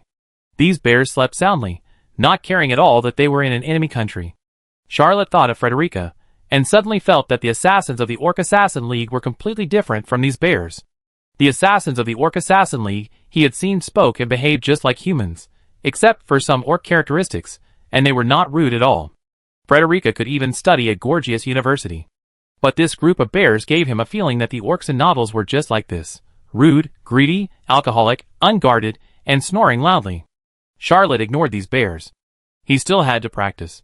He returned to his residence and suddenly thought, if I could have such a guard, I would be very impressive when I go out. It's a pity that Fars and the orc tribe are enemies now, and the orcs have joined the Byron side. He thought of several ways, but none of them seemed feasible. He also didn't know whether this group of overbacked red bear warriors could be trusted, so he had to give up. Charlotte felt that they were too greedy, and not as easy to raise as smart cats. Chapter 148. Baron Febly has received a piece of bad news every day these days. First, some of his collection of famous paintings disappeared. Every lost painting had the signature of the thief Hughes left on the place where the painting was originally hung. In fact, Charlotte did not take them away. These fragile paintings would be destroyed by the bad environment in a few days if they were taken to Machupi. They were just hidden so that Baron Febly could not find them. Febly would never believe that this guy named Hughes had such magical powers. After losing all the gold ECU and banknotes, one could still say that this guy named Hughes was skilled in stealing. After all, gold coins and banknotes were easy to hide, but he was able to steal things under the strict defense of countless guards with several alert levels raised, especially famous paintings that were not easy to move, which made the Baron suspicious and thought that there was a traitor in the Silver Pigeon Castle. He was no longer willing to trust the original Pigeon Castle servants. After several rounds of investigation, he still couldn't find any suspicious people, so he simply drove away all the old people and left only the people he brought from Strasbourg. Then, some of his daily necessities, such as tableware and precious jewelry, also disappeared one after another. This time, the signature left behind became Handsome Virgin Hughes. At first, some small things were lost, but soon large items, such as furniture, and his favorite carriage were also lost inexplicably. When the carriage was lost, the signature in the stable changed to Fresh and Delicious Handsome Virgin Hughes. This daring thief, from the relatively serious temporary leader of the South Seraph Restoration Army at the beginning, the strange thief Hughes, the handsome Virgin Hughes, the fresh and delicious Hughes, all the way to moral collapse and moral decline. Febly was really furious. He had no interest in the change of Hughes' signature. He just thought it was a clown-like provocation. He judged that the traitor came from his side. It must be that the knights and the servants brought from Strasbourg were bribed. He personally interrogated several suspicious people, and even beat several servants to death, but it was useless. Within a few days, all the carriages in Pigeon Castle disappeared, and a batch of supplies and weapons were also lost. Every time something was lost, Hughes' name was left. Baron Febly was so scared that he moved to live with the Grand Priest Augsrating at night. The High Priest reluctantly stayed overnight, but he was not young and beautiful, nor a virgin, and was not fresh and delicious, so he drove him away the next day. Fortunately, as most of the things were thrown away, Baron Febly found that Pigeon Castle had become quiet again. He planned to wait for the second tax collection day, take a sum of cash, and then go back to Strasbourg to beg his sister for another loan. As for leading the direct knights to the Silver Pigeon Castle to fight a decisive battle with Hughes' South Seraph Restoration Army to take back his wealth, it was never an option for the Baron. Charlotte didn't focus on moving wealth. He continued to practice every day, waiting for Machupi's third labyrinth. Except for the group of red bear warriors, who ate a little too much, his life was quite peaceful. Machupi's third labyrinth was carried out step by step without any waves. On the 18th day, there was no movement in the morning. In the evening, a thought came out from the diary. Machupi had completed the third labyrinth and reached the upper limit. It could no longer be promoted. 100 labyrinth guards could be transformed. Charlotte had never encountered such a situation before, and hesitated for a long time. He was a little confused. If there were NPCs, why did we need maze guards? In fact, Charlotte didn't know, because he was an earthling, and the maze was transformed according to his will, so NPCs would appear. Orthodox mazes would have maze guards. They were like humans, but not humans, and they were one with the maze. They wandered deep in the maze, guarding the maze and killing all invaders. Agmaras was an overseas maze evil god, not only good at making mazes, but also good at making maze guards. Although Charlotte didn't know what the labyrinth guard was, he didn't plan to use it on the Knights of Favonius. He thought for a while, then jumped up, stretched out his hand, and pressed it on the ground. With the control of the labyrinth, he sensed the 18 red bears and whispered, "Turn them into labyrinth guards." Charlotte considered two ways to deal with this team of red bear warriors. One is to kill them and increase the bloody glory, but he recently planned to try to condense blood cores. This method of absorbing the vitality of others, to condense blood cores, will make the blood cores impure and affect future growth. One is to send him to receive the credit. He had fooled Bai Xiongzhang and Xiongba, and they agreed to go to Mostar Castle. But although receiving credit is good, how can it compare to the value of the 18 overback red bear warriors, who transformed into maze guards? Well, they are enemies anyway. No need to pity. There are 3 extraordinary orcs in this team. In addition to Bai Xiongzhang and Xiongba, there is also the oldest extraordinary old bear, named Xiongni. When this old bear was young, he loved eating honey, so he gave himself this sissy name. The most rare thing is that these 3 extraordinary orcs are all mid-level orcs above level 10, but because of their strong bodies, infinite strength, and heavy weapons, they can exert power on the battlefield, not inferior to ordinary high-level orcs. Bai Xiongzhang, Xiongba, Xiongni, and other overback red bear warriors have been living very happily these days. They eat and drink enough every day, and then start practicing martial arts, completely forgetting that they have to investigate the death of Archduke Ferdinand. They were still vigilant at first, but after living in Machupi for more than 10 days, they had good food and drink every day, and their trust in Charlotte increased day by day, and they no longer wanted to go to Mostar Castle. Since Archduke Ferdinand was dead, their mission was considered completed. The bear people were a race that went along with the situation. They were not in a hurry to return to the south of the continent, and even felt that life in Machupi was not bad. When Charlotte transformed them into maze guards, a voice suddenly appeared in the heart of the 100 bears, as if asking him, "Are you willing to stay in Machupi forever?" He answered without hesitation, "If I can eat and drink enough every day, and practice martial arts with my brothers, I am willing to stay in Machupi forever." His words seemed to be responded to.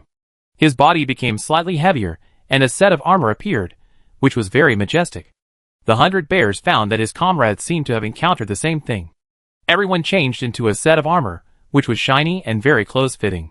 If Baron Fei Boli saw it, he would definitely recognize these armors. These 18 sets of armors were all his things.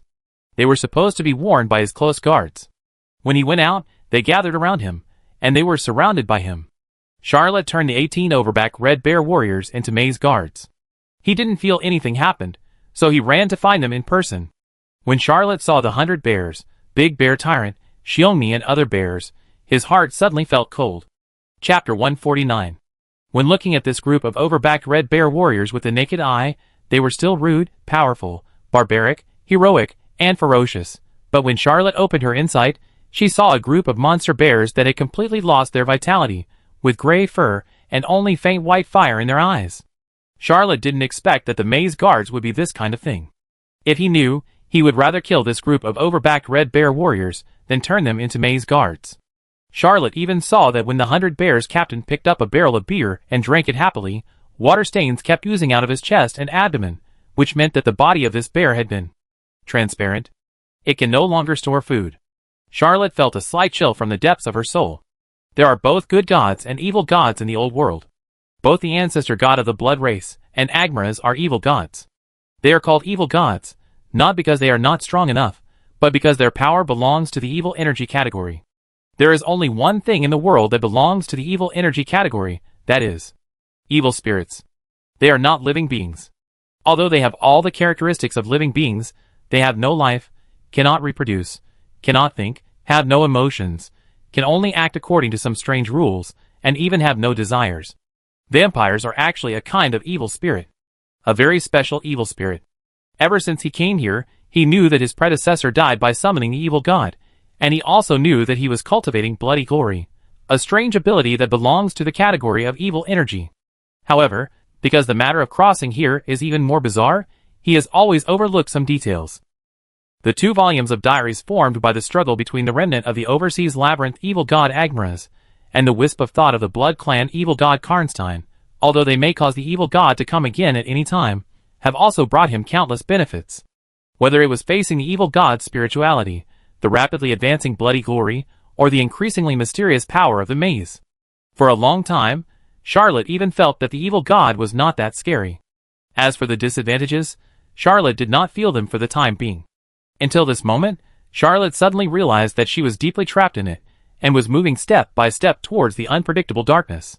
Charlotte took out the diary, and suddenly had a thought that she had never thought of before. Why do I believe in this diary so much?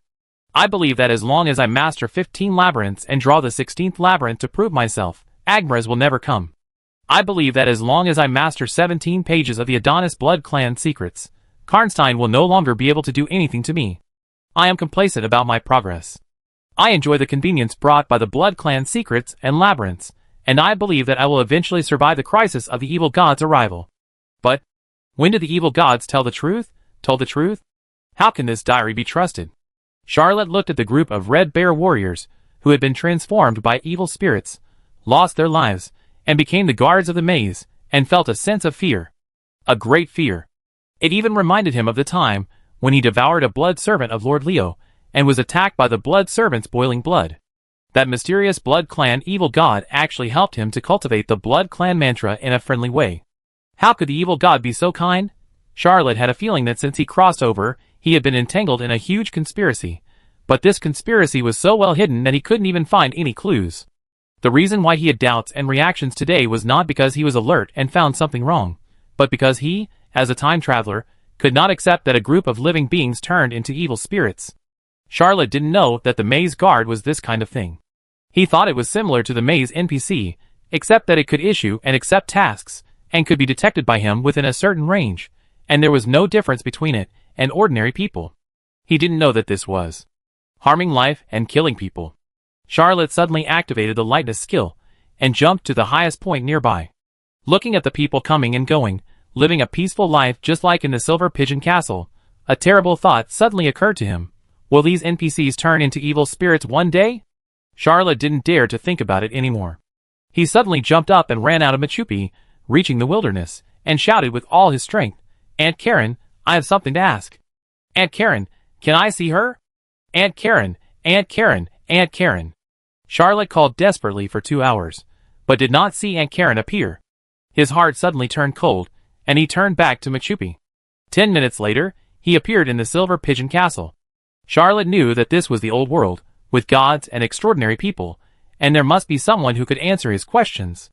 Since Aunt Karen was not there, another saint could also be consulted. There is a big man in the Silver Pigeon Castle who can help him answer his questions, Grand Priest Oxraden. Although this is very risky, he still came to the Silver Pigeon Castle without hesitation. As the Grand Priest of the Lord of Light, Oxraden may have problems with his moral integrity, but he is definitely a person with profound wisdom and insight into most of the secrets of the world. Charlotte also knew that he should be in the small town of Interlaken now, fighting side by side with Duke Joseph. Suddenly appearing in the Silver Pigeon Castle, there are many doubts. The Grand Priest may see through something, but he must take this risk. It is better to face the Holy Order than the evil god. High Priest Oxraden lived in Pigeon Castle for only a few days, and then bought a deserted mansion in Silver Pigeon Castle, and transformed it into the Temple of Glory. He came to Silver Pigeon Castle not only to be a bodyguard for the Emperor's brother-in-law, but also to recruit believers for the Lord of Glory.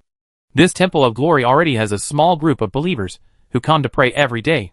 Charlotte wandered outside the temple for a full quarter of an hour before she made up her mind and stepped into the temple. The first thing she saw was a group of immature teenagers who were learning the glory-breathing method. He had another purpose for this trip, so he didn't dare to think too much. He said to the temple attendant, Charlotte Mecklin, the commander of the patrol army in Lucavelo district, the leader of the Knights of Favonius, and the 32nd second level clerk, wants to see the high priest. The temple attendant showed a strange look and whispered, "The high priest has been waiting for you. Please go in directly." Charlotte suppressed the urge to explain, that she was not here for special dedication, and walked slowly into the temple. He saw the high priest Oxraden sitting alone in a small quiet hall.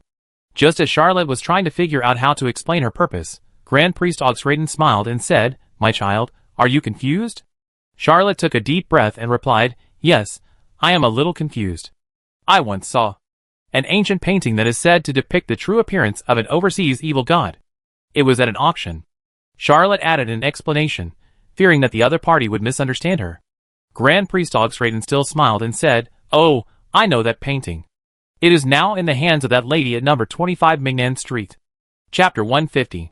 Charlotte had never seen the lady who took the ancient painting of the evil god, because when she took the ancient painting of the evil god, he was trapped in the evil god corridor at the home of the Young Mills couple.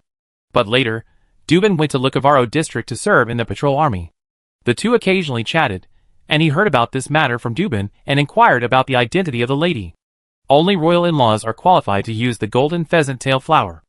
The lady was the second daughter of the 6th emperor of the Fars Empire, Julius Axel, a princess who had been widowed for many years. In terms of status, she is much higher than the emperor's brother-in-law, such as Baron Fabeli. This widowed princess is a taboo topic in the empire, so even the great priest Oxraden only calls her that lady and dares not call her by her title, let alone mention her name. Charlotte didn't know how to continue for a moment. Summoning evil gods is a serious crime in the empire. How to describe yourself as having an affair with the evil god, but completely and thoroughly innocent, is a very sophisticated technical job. Grand Priest Oxraden was very considerate. Seeing Charlotte's long silence, he smiled and said, "You are born with a strong spirituality that I have never seen before. Did something happen after you saw the painting at the auction?" Charlotte was relieved and nodded repeatedly, answering, "That's right. I am very worried about myself, so I came to ask the Grand Priest for advice." Grand Priest Oxraden laughed and said something earth-shattering. "You have turned the Silver Pigeon Castle into a maze. What else do you want to ask for advice?" Charlotte immediately wanted to take out the blood rose and stab the old bitch to death, but then she suppressed this dangerous thought. To use violence in front of a saint is not enough to describe it as seeking death, it is pure suicide. He whispered, "The high priest has a sharp gaze." The high priest Oxraden patted his shoulder and said gently, "Child, you are not the first one to be infected with some of Agmaraz's breath and thus have the ability to create a maze. I sent Sister Karen that day. I always thought that with her protection, you knew how to avoid danger." The high priest Oxraden smiled and said, "But she still likes to see the children make a fool of themselves, and she didn't tell you about the evil gods in the New World." Charlotte was slightly shocked and said, "Please teach me, High Priest." The high priest Oxraden said in a very intoxicating voice, "There are 9 righteous gods in the old world, and the order is in place. Everyone lives and works in peace and contentment. Don't refute me. You haven't been to the New World.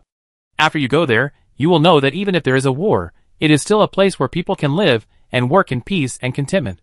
When the old high priest spoke these words, a faint glow shone from his body, soft and warm, making people immersed in it, as if they were back in their mother's arms, feeling safe and peaceful, and willing to listen to his teachings. There is no such divine order in the New World. There are many evil gods and even demons. In order to fight against the evil gods, the humans there have come up with a very amazing method.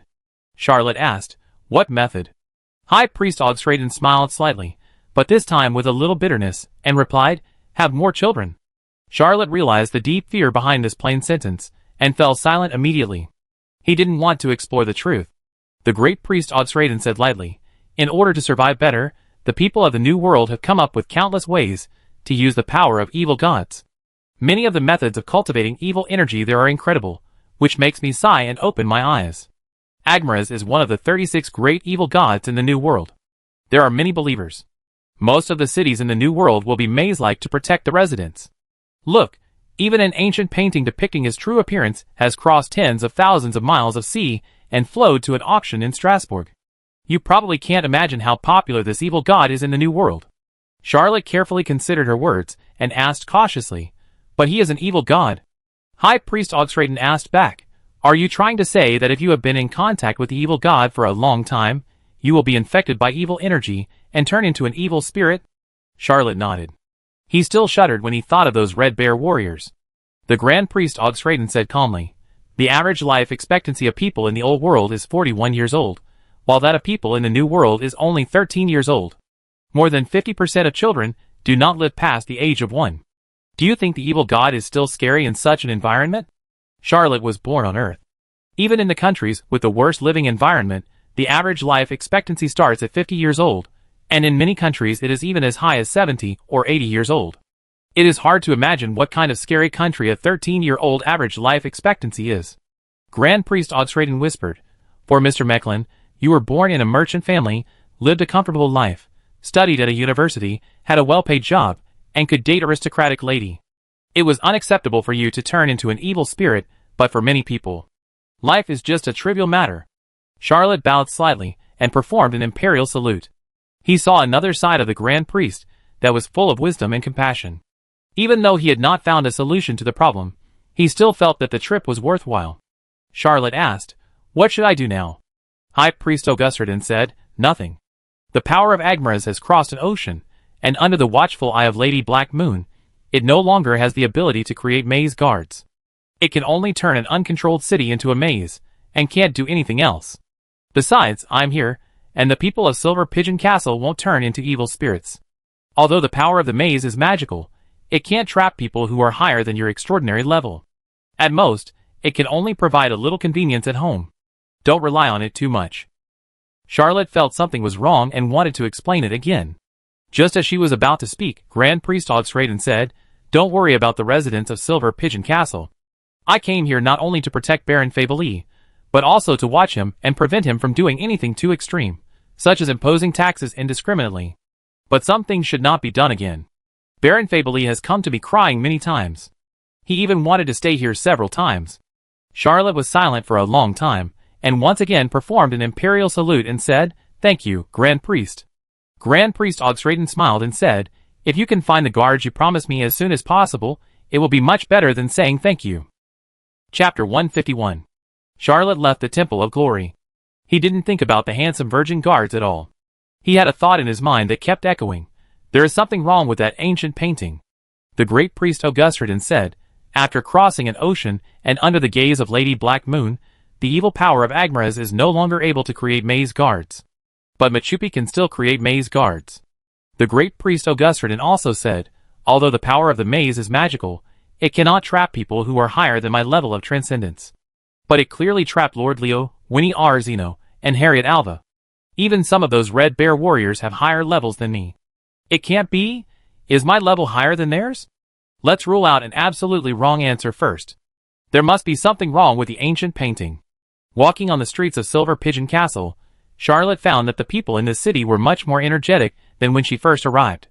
He didn't know that to the people of Silver Pigeon Castle, the South Seraph Restoration Army was an invader. Being able to repel the invader's army was very exciting for the locals. Especially when Charlotte was here, all taxes were exempted, and almost all debts were waived, so that many Silver Pigeon Castle people's heavy burdens for many years were suddenly swept away. At least more than 30% of the families suddenly had a lighter life. In the old world, many people owed money to their lords, mainly because they could not pay taxes and various fees. Even if they worked hard, they still had a hard life. Charlotte just did some basic exercises for time travelers, but to the people of Silver Pigeon Castle, he was simply a messenger from the sky. Compassionate to the world, infinite light. Charlotte even occasionally heard people singing praises of himself on the street. He blushed when he heard those compliments. It was really too much flattery. It was really nice. Charlotte didn't know if he would turn Silver Pigeon Castle into a maze again if he had to do it again. After all, Machupi and Silver Pigeon Castle are different. One is a deserted ancient or kingdom fortress with no residents at all, and the other is a bustling commercial city, prosperous, lively, and elegant. If it were on Earth, it could even become an internet celebrity city and a popular tourist destination. I will never let the people of Silver Pigeon Castle become maze guards, like the Red Bear warrior. I will definitely stop the invasion of Agmaraz." Charlotte secretly made up her mind and pondered. Although the High Priest Oxraden told me some things, he doesn't have all the answers. Or I can find a way to meet the widowed princess and ask her about the ancient painting? Or just go to the New World. Charlotte knew she didn't have time to do these things. He squatted down and reached out to touch the ground of Silver Pigeon Castle. If he wanted, he could make Silver Pigeon Castle a second labyrinth. But Charlotte chose to give up. It was not that he could not stay in Silver Pigeon Castle for 18 days, but that he did not want to hurt the people here. "Are you scared?" Charlotte heard this familiar voice and asked without looking up, "Aunt Karen, Do you know that I made Silver Pigeon Castle a labyrinth? Aunt Karen smiled and said, Of course I know. Do you think you can do something in front of the two saints without being known? Besides, you and Annie were trapped in the corridor of the evil god. The Count personally took action to remove the evil god's power from Annie. I saw that you were having fun, so I didn't stop you. But don't rely on it too much. Agmarez is an evil god after all, and he is far away in the new world. He is not that magical at all. That lady just turned the basement of number 25 Mignan Street into a maze. Charlotte whispered, I know. He now knew that Agmarez, the overseas labyrinth evil god, had some unknown secrets. Even the Grand Priest Augsraden and Sister Karen did not know him very well. What they said was different from Charlotte's personal experience. Sister Karen sighed and said, No matter what, you have to go to Mostar Castle. Charlotte put the matter aside for the time being and asked in surprise, What's wrong? Sister Karen said, Archduke Joseph has died in Interlaken, the army of the Principality of Behemoth has been defeated, and Lady Sutherla is about to counterattack. Your second wave of rewards is on the way. You will form a solid defense line with Baron Febril to resist the South Seraph Restoration Army. The Empire will not invest a single soldier in this direction. The Emperor will decide the outcome in Felenden, Baron. Charlotte did not expect to hear the news of Archduke Joseph's death in such a dull atmosphere. He whispered, I will go to Mostar Castle now. Machupi has completed the third maze, and the Knights of Favonius have almost been repaired. He is not even a keyboard strategist. He can only do so much. It is meaningless to continue. Although Charlotte still didn't want to go to the battlefield, after talking with Hughes, he knew the true thoughts of Lady Nancila. They hated the Principality of Behemoth, and would really massacre the Behemoth people. Although he was a time traveler, he also wanted to do something. Even if it was to save one more life, Aunt Karen's voice was no longer heard. Charlotte also bought some things on the street, and went back to Machupi. Although Aunt Karen said it lightly, Charlotte knew that she could ignore the Duke's messenger and tease Belisa sent by the Duchess, but she could never turn a deaf ear to the words of this old lady. This time, he did not bring all the Knights of Favonius. Even if he was military blind, he knew that a knight group of more than 10,000 people was too many, and the logistical pressure was particularly huge. Charlotte only brought himself, Doberman, Yellow Bear, Spotted Deer Gwen, and Wind Wolf Bancroft's direct battle team, and also selected 10 other battle teams with sufficient manpower, totaling no more than 3,000 people, and took half of the carriages on the road. Charlotte now has about 50 carriages, more than 20 of which are from Baron Fabely. He took away all the carriages for transportation. As for the luxury carriages of the two barons, they were all sealed in the third maze. In addition to pack horses, he only brought a small cavalry to be used for battlefield reconnaissance, and did not bring the rest of the horses. First, he did not know how to command cavalry. Second, there was no such talent in his team. And third, the logistical pressure of bringing military horses was too great. This time, he left Dorothy and Machupi. First, the thousands of people left behind needed someone to manage them. And second, the daughter of Sumei's family was not suitable for participating in the battle. Charlotte did not choose before, but now there is a choice, and he hopes to bring Sumei back to Strasbourg safely. Chapter 152. Charlotte did not delay his journey this time, and he soon encountered the fleeing soldiers. Charlotte gathered these fleeing soldiers as he had done before. He brought 10 ordinary combat teams just for this purpose. When he was about to reach Mostar Castle, he had more than 5,000 people under his command. At this time, Mostar Castle, the capital of the Behemoth Principality, was surrounded by the army of South Seraph. The clouds on the top of the city were gloomy, and the soldiers were sparse. Charlotte saw the flag of old friend Hughes, and the flags of several other Yugoslav Restoration Army. The army should have just surrounded the enemy, and the formation was still a little loose. Charlotte immediately gave up the plan to take the opportunity to break into Mostar Castle. Entering Mostar Castle is like catching a turtle in a jar. It would be difficult to get out alive. He formed a temporary military camp with the help of a carriage dozens of kilometers away from the Yugoslav Restoration Army camp, and took Dubin to explore the enemy situation. Dubin has a speedy horse. He was originally responsible for gathering intelligence and had a small cavalry under him. Charlotte was at a critical moment of life and death, and he didn't trust others. He had already made up his mind. If the battle situation was not good, he would withdraw quickly. His own life was the most important. He was not the kind of person who said, life is just a trivial matter. The two set off together, and Dubin really found that Charlotte's running speed was amazing, not inferior to himself, who used a speedy horse. Since he cultivated the glorious fighting spirit, he has made rapid progress, and is about to be promoted to the second level recently. This world is actually very unfair. Many people can't even touch the edge of transcendence even after they are several dozen years old, while some people are already high-level transcendents at a young age. When Dubin was young, he missed a lot, but he also sank into the depths, and worked hard to hone his swordsmanship and cultivate the seeds of life. Once he broke through, he made rapid progress in his early practice because of his strong accumulation. Dubin thought that he had become a formal knight and had a magical horse, so his speed should be superior to the entire knights of Favonius. Charlotte didn't expect that he would compete with him for this little thing. He arrived near the camp of Hughes and looked far away for a while. His insight couldn't see that far. Insight is a full-scale view, not a telescopic skill. Even if he could see that far, he didn't dare to look. He didn't know how miserable he would be if he played tricks in front of the saint. After observing for a while, Charlotte changed another military camp. The South Seraph Restoration Army was not actually a unified army. There were 7 or 8 internal mountaintops. When Jonathan was there, he could still suppress other military leaders with his status, but Jonathan was shot by Charlotte. Hughes' prestige was insufficient, so he couldn't make the other Restoration Army obey his orders. There was a faint sound of howling in this military camp.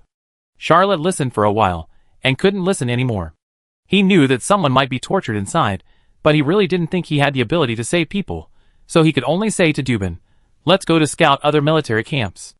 Dubin said angrily, "These South Sarah ladies are too cruel." Charlotte sighed. He certainly knew how much the South Sarah ladies hated the Behemoth people. If it weren't for the betrayal of the Principality of Behemoth, they would not be the South Sarah Fellowship now, but a principality like Behemoth, and so many people would not have died in the war. But Charlotte also felt that it was wrong for the South Sarah ladies to abuse and massacre the Behemoth people. Of course, this was just his opinion. He believed that if this matter was put on various social platforms on the earth, there would definitely be 6 or 7 different opinions. This kind of thing, there is only controversy, no answer. Charlotte just stood up, and hurriedly bent down, and also held down Dubin. Dubin was also experienced in combat, and did not ask why, but took out a magnum hand shuttle, and held the hilt of the sword with his other hand. Soon, the two heard the sound of many people walking, and looked at each other with a little surprise. Charlotte thought to herself, which army is it? Are they going to attack this military camp? Isn't this a matter of life or death? I have to save people. He thought about it, and didn't show up immediately. After all, if he went out now, he might be regarded as an enemy, and it would take a lot of time to explain.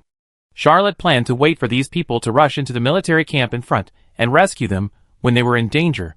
Then, there would be no need to explain.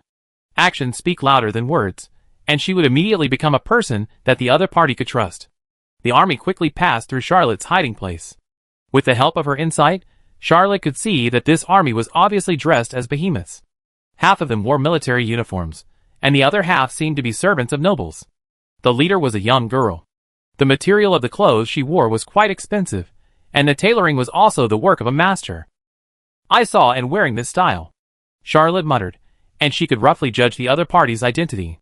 She should be a lady from a noble family in the Principality of Behemoth.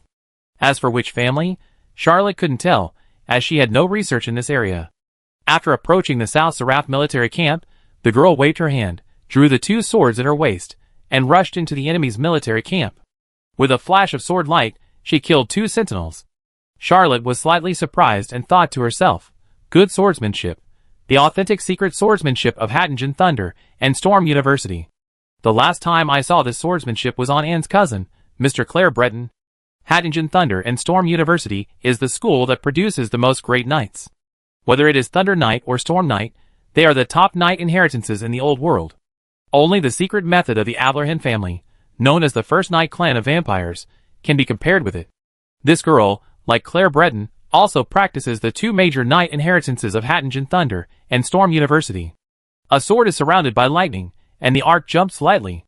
A sword generates a storm, vowing to fan all enemies. Although she is a girl, she has an invincible, fierce, and domineering aura on the battlefield. Except for her low strength, she is almost a perfect female knight. The girl killed the 7th soldier, and her sword was finally blocked by a vampire knight, who was obviously from a certain clan. He had a grim smile on his face, and the sword light pointed at the flaws in the girl's swordsmanship. Charlotte couldn't help but say inwardly, they are well prepared.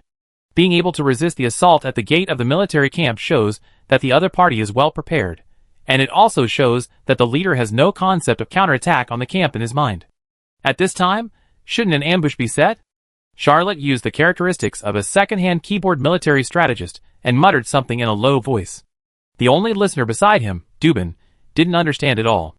The military in the old continent was not so complicated. Everyone relied on the extraordinary strength of the main generals to duel, and then push forward in a wave. Occasionally, they played a little forced march, such as raiding the camp and stealing the camp. It was not in any school curriculum at all, and no one summarized similar military tactics in the war. Chapter 153. More than 100 people led by the girl were quickly surrounded. Although the girl was very brave, she was too young and had not experienced the tempering of time. Her extraordinary level was not high, and she was restricted by the opposite vampire knight. As her companions were killed one after another, the girl swung her 2 rapiers more and more quickly, all desperately. The vampire knight was not anxious, and said leisurely, "Anastasia, you are still so reckless, just like your mother. I will send you to hell and reunite with her." The girl's eyes seemed to be spitting fire, and it was obvious that she had a deep hatred for this vampire knight. Dubin couldn't bear it anymore, so he jumped up and shouted, "Don't be afraid, I help you." A South Seraph knight silently took action to block the 47th level 3rd level sergeant. Charlotte was promoted quickly, firstly because of enough military merits, and secondly because of someone behind him. Poor Dubin, he had the former, but not the latter, and has not been promoted yet. He can only wait until the war is over and Charlotte rewards his subordinates according to their merits. He had just been promoted to the Radiant Knight, and had made rapid progress recently, but he was still a 1st level knight after all, while his opponent was a 3rd level knight, whose strength was far superior to his. If it weren't for Dubin's swordsmanship, which had been refined and evened out the gap between the extraordinary levels, he would have been defeated within 10 moves. The vampire knight glanced at Dubin leisurely and complained, "Another ghost who is seeking death." Charlotte stretched out her hand and pressed the ground, then lightly jumped into the air. When she passed over Dubin, she casually killed the 3rd level knight of South Seraph with a sword. Then he took out a silver rhino and fired 6 shots, shooting the vampire knight, who was about to fight him on the battlefield, into a sieve.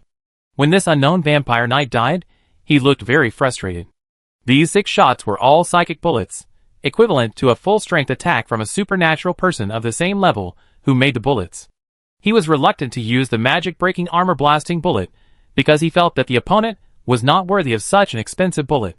His gun skills were originally average, but he had put on the cat mask a lot during this period to figure out Aubrey Tootin Atwood's shooting skills. Although Charlotte's current shooting skills are not perfect, they are quite good. The 6 shots were fired at tricky angles, and took advantage of the opponent's unpreparedness. As expected, they worked in one fell swoop. Charlotte killed 2 extraordinary people in a row, which shocked the whole audience. He shouted, "Go quickly, the opponent's saint will arrive soon, I will cover you." Charlotte didn't know whether Lady Nancila would come with a saint, but after saying so, everyone would choose to retreat. This is a small skill accumulated in life. If you don't make things serious, many people will struggle. This small, unwilling struggle may be the dividing line between life and death on the battlefield. The girl wanted to continue the assault. After all, the 2 extraordinary people in the barracks were dead. After hearing what Charlotte said, she had no choice but to give up and lead her team to withdraw from the battle. Charlotte and Dubin covered her. When the girl's team walked away, Charlotte immediately started killing and killed the South Seraph Restoration Army that besieged her in Dubin. There were not many people in this barracks, only a few hundred people. Moreover, of the only 2 extraordinary people, one was killed by Charlotte with a sword, and the other was shot to death by him with 6 shots. Only a bunch of ordinary people were left. How could they resist such a fierce and ruthless character?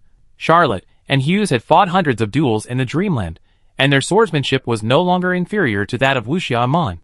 Dubin saw this chief using Asilo's peerless swordsmanship in an elegant and graceful manner, yet extremely fast, killing people like cutting chickens, and he was immediately a little frustrated. He thought to himself, "I should have studied hard back then, and I shouldn't have been so angry that I had to fight with others. If I could also go to college, I might not be worse than Mr. Mecklin." Dubin never regretted his impulsiveness back then, but at this moment, he really regretted it a little. Charlotte killed the army, and sent the supplies in the barracks to Machupi through the Mental Channel, and quickly withdrew from the battlefield with Doberman. The 2 quickly caught up with the team led by the girl. The girl gave an imperial salute, and said with gratitude, "Thank you for your help. If it weren't for you, we would have been besieged by Karen and suffered heavy casualties." Charlotte asked casually, Who is Karen? The girl's tone was stagnant. To her, the vampire knight was an extremely terrifying enemy, and he was also a newcomer in the army who had recently emerged from Rhone. He had won several battles and was too strong. She could not defeat him no matter what. This young man easily killed the third-level knight, who was stronger than him, and even killed the powerful and terrifying Karen in a single encounter. Even after the battle, he could still ask, "Who is Karen?" Charlotte's words suddenly reminded her of a very powerful senior, but the other party probably didn't remember her. Charlotte also felt that she was too pretentious, so she quickly changed the topic and introduced herself.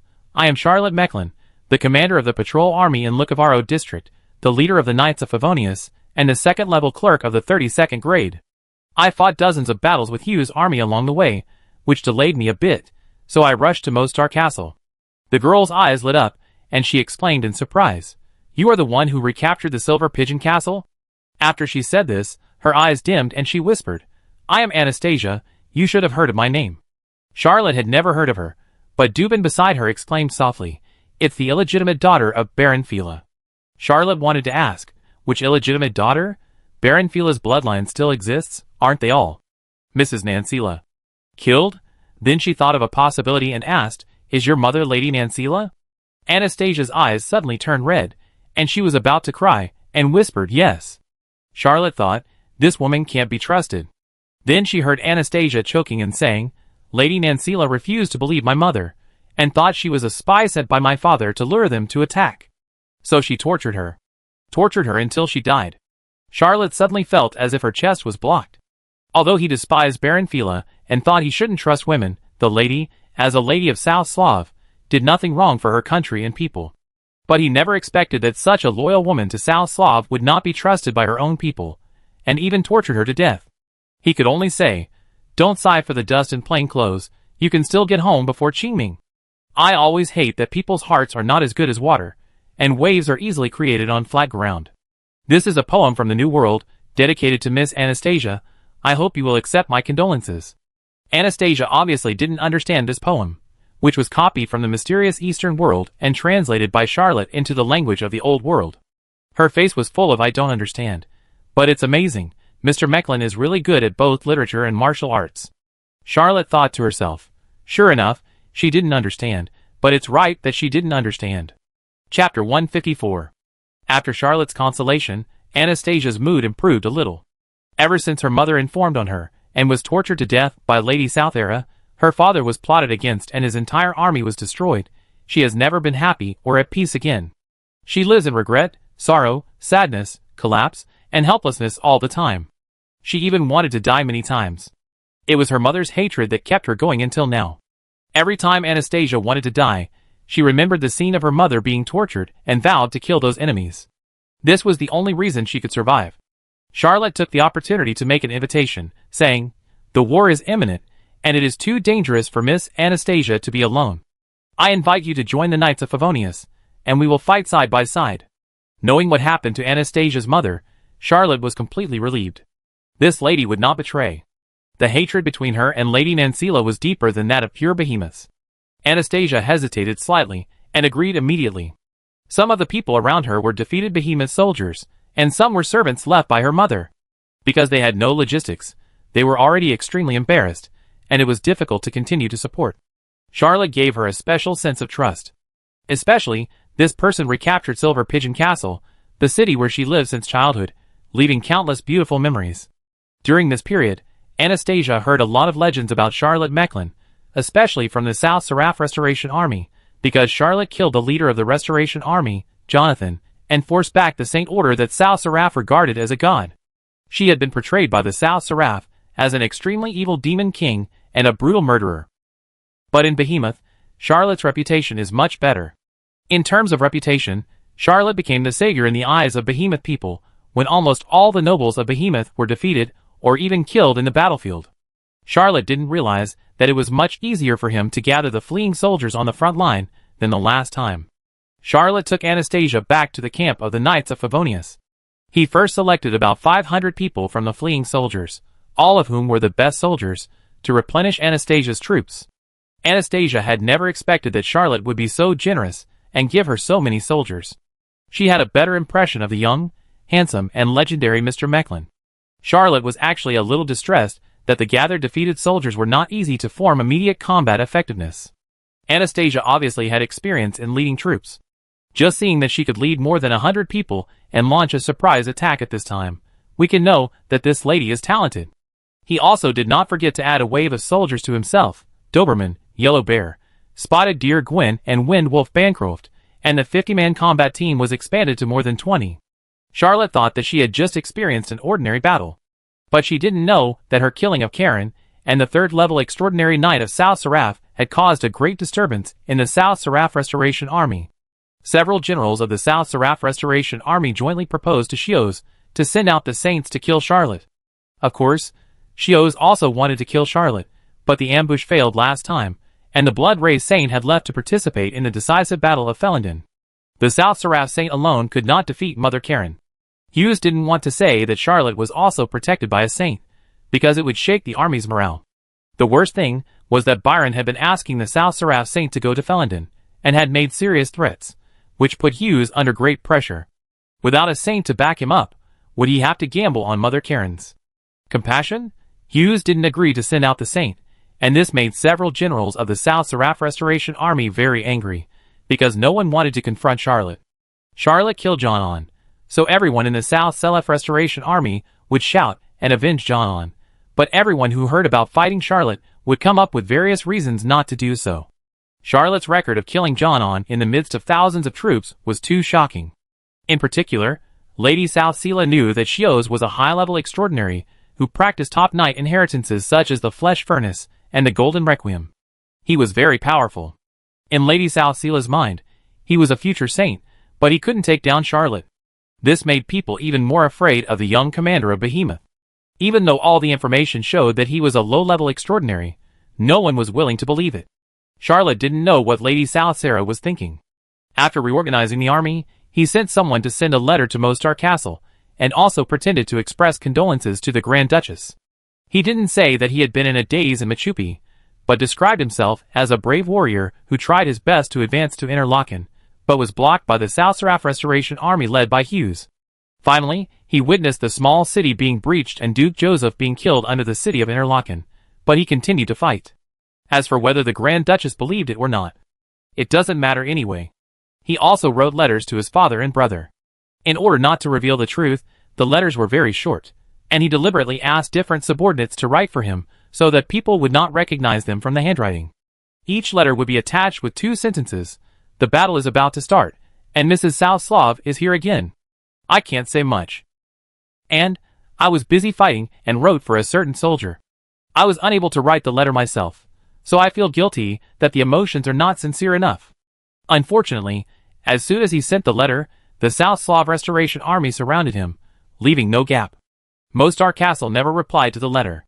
He didn't know the attitude of the Duchess, nor did he know what happened to his family. The Yugoslav Restoration Army soon began to attack Mostar Castle, but because Charlotte's Knights of Favonius were watching closely, they could not deploy all their troops. They always had to keep 1 or 2 troops to keep an eye on Charlotte and guard against his sudden attack. The battle lasted for 5 or 6 days, and Charlotte had no intention of joining the battle. However, the arrival of 2 teams made it impossible for Charlotte to continue lying flat. The first team came from Strasbourg, with a small number of less than 100 people, mainly to give Charlotte new appointments. The second team was Baron Feverly's Knights, with more than 3,000 people. This time, Baron Feverly did not bring any servants or caravans with him, which made him look very frugal. Baron Feverly asked Charlotte to get close to him and obey his command. After Charlotte received this order, she fought a battle with a nearby South Seraph Restoration Army and asked Baron Feverly for support, saying that she could not hold on any longer. Well, this is very Charlotte. Chapter 155. Baron Fay Boley really didn't understand military affairs.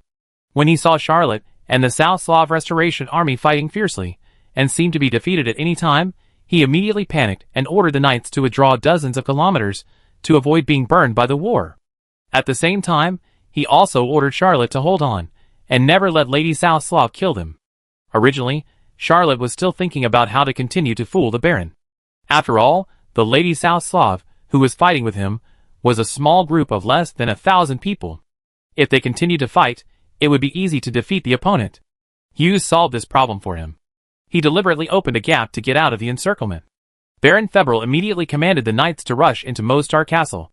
In his opinion, Mostar Castle, which was protected by solid and heavy walls, was much safer than the plain without any shelter. The walls could give the nobles a sense of security. After Baron Febrel's knights entered Mostar Castle, Hughes surrounded the city again and made it impossible for anyone to get out. Although Charlotte was surprised why Baron Febrel would take such a clear trick, she was relieved, which meant that the Baron would not let her get close to him. After Baron Febrel entered the city, the envoy from Strasbourg began to announce the promotion of Charlotte by the central government office. He was promoted 3 levels. After all, the military merit of recapturing the Silver Pigeon Castle was indeed brilliant enough. However, what surprised Charlotte was that he was not promoted from the 32nd level, 2nd level General Affairs to the 29th level, 5th level General Affairs, but from the 32nd level, 2nd level General Affairs to the 29th level, 1st level General Affairs Chief. Last time, he was promoted 2 levels, from the 4th level clerk to the 5th level clerk. After that, there was no more room for improvement in the position of clerk, so he was promoted to the 2nd level General Affairs. In fact, there is a hidden half level from the clerk to the General Affairs. But this time, Charlotte had always thought that she could only be promoted to the 4th level of General Affairs, or the 5th level of General Affairs, but she did not expect to cross a class and become the 1st level of General Affairs Chief. In many cities, General Affairs can be the adjutant of the city lord. If it is a city with a lord, they can be the general manager of the government. The General Affairs Chief has crossed a class, and can directly become the chief official in many small towns. If the General Affairs Chief crosses another class, he will be called a political participant of the insurmountable class, and a real imperial bureaucrat. With the promotion of his position, he also had a new political identity, director of the Lucavaro District Political Affairs Bureau. The Political Affairs Bureau is the administrative unit of a district. In theory, it is on the same level as the District Patrol Army, but in fact, the salary is much higher. However, the two are not subordinate to each other. The Patrol Army is relatively independent. After all, it is a local army directly under the Crown Prince in name. Charlotte still remembers the Falcon Street, where the Lucavaro District Patrol Army is located. The District Patrol Army is number 1 Falcon Street, and the Political Affairs Bureau is opposite, number 2 Falcon Street. It would be convenient for him to work in 2 places in the future. He could go to another department just by crossing the street. In the Fars Empire, the central office promoted the position, the emperor awarded honors, and the queen bestowed wealth. This was already a custom that the entire empire was accustomed to. In addition to Charlotte's promotion in position and changes in government affairs, Julius Axel also increased the number of his knights to 20, and the queen was even more generous and gave him a mansion in the Val d'Oise district. You know, the Val d'Oise district is where the royal palace is located, where universities are located, and the central government office is located. All the great nobles live in this district. Being able to own a house in the Val d'Oise district is the lifelong dream of many small and medium nobles. If you don't have a high enough position, you can't buy a house in Val d'Oise just by having money. The house in Val d'Oise has a unique name, called the dignity of the nobility. In Val d'Oise, there is no dignity without a house. The envoys from Strasbourg announced the reward, left the documents, and hurriedly left the war zone. Originally, these envoys didn't want to appear here. Wouldn't it be better to announce the reward from the central government office in a safe place, and grant the favor of the emperor and the queen? Who would have thought that Charlotte Mechlin was so brave that she actually went to Mostar Castle? Charlotte was very satisfied with the reward she received. In the bureaucratic system of the empire, if she followed the rules and everything went smoothly, it would be difficult for her to become a first-level clerk before retirement. From clerk to chief clerk to chief clerk, each of the 4 levels takes 15 to 20 years. Even if he had a very powerful thigh, he could be promoted to a first-level clerk before retirement, which would be considered a meteoric rise and success. Solid military merit and the power behind it, the combination of the two, is the key to Charlotte's rapid promotion.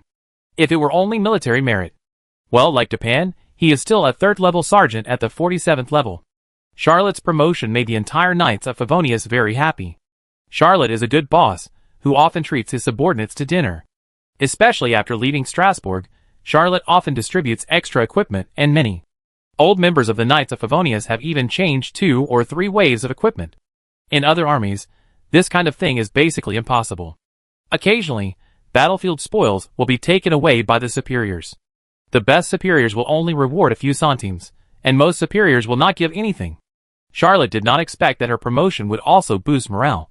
After Hughes put in Baron Feverel's knights, he left a restoration army to keep an eye on Charlotte, and led the main force to attack Mostar Castle. Mostar Castle had few defenders to begin with. Although it received reinforcements from Baron Feverel, it was still extremely difficult to defend. If there were not more than 10 extraordinary people in the city, and a saint in charge, I am afraid it would have collapsed long ago. After Charlotte kept his troops inactive for several days, he knew that he couldn't go on like this. He came to Mostar Castle in the hope of avoiding more deaths. If Mostar Castle was really breached, he would be unable to do anything. He kept his troops inactive for so many days, firstly to speed up the integration of the defeated soldiers, and secondly to observe how the war was fought in the Old World. He had only fought in the defense of the city in Silver Pigeon Castle, not in this kind of field battle. After these days of observation, although Charlotte still had little confidence, he chose a dark and windy night to launch a surprise attack on Lady Nancila's camp. He avoided Hughes' camp, and chose the 3 weakest camps of the South Seraph Restoration Army. This raid was easier than Charlotte expected. He dispatched his army, and defeated a predetermined target in less than half an hour. At this time, the South Seraph Restoration Army, that was ordered to keep an eye on Charlotte, had not yet reacted. Chapter 156. There are actually more than 10 South Slavic Restoration armies. Although they are nominally under the command of Jonathan, they are not actually subordinate to each other. During the siege of Interlaken, at least 3 Restoration armies were defeated under the counterattack of Archduke Joseph. When Charlotte gathered the defeated soldiers of the Yahoo Knights, she defeated and surrendered one of them. In order to save Anastasia, she almost wiped out a Restoration army. Now there are only more than 40,000 South Slavic Restoration Army, 11 Restoration armies. The strongest one was led by Hughes, with nearly 10,000 men.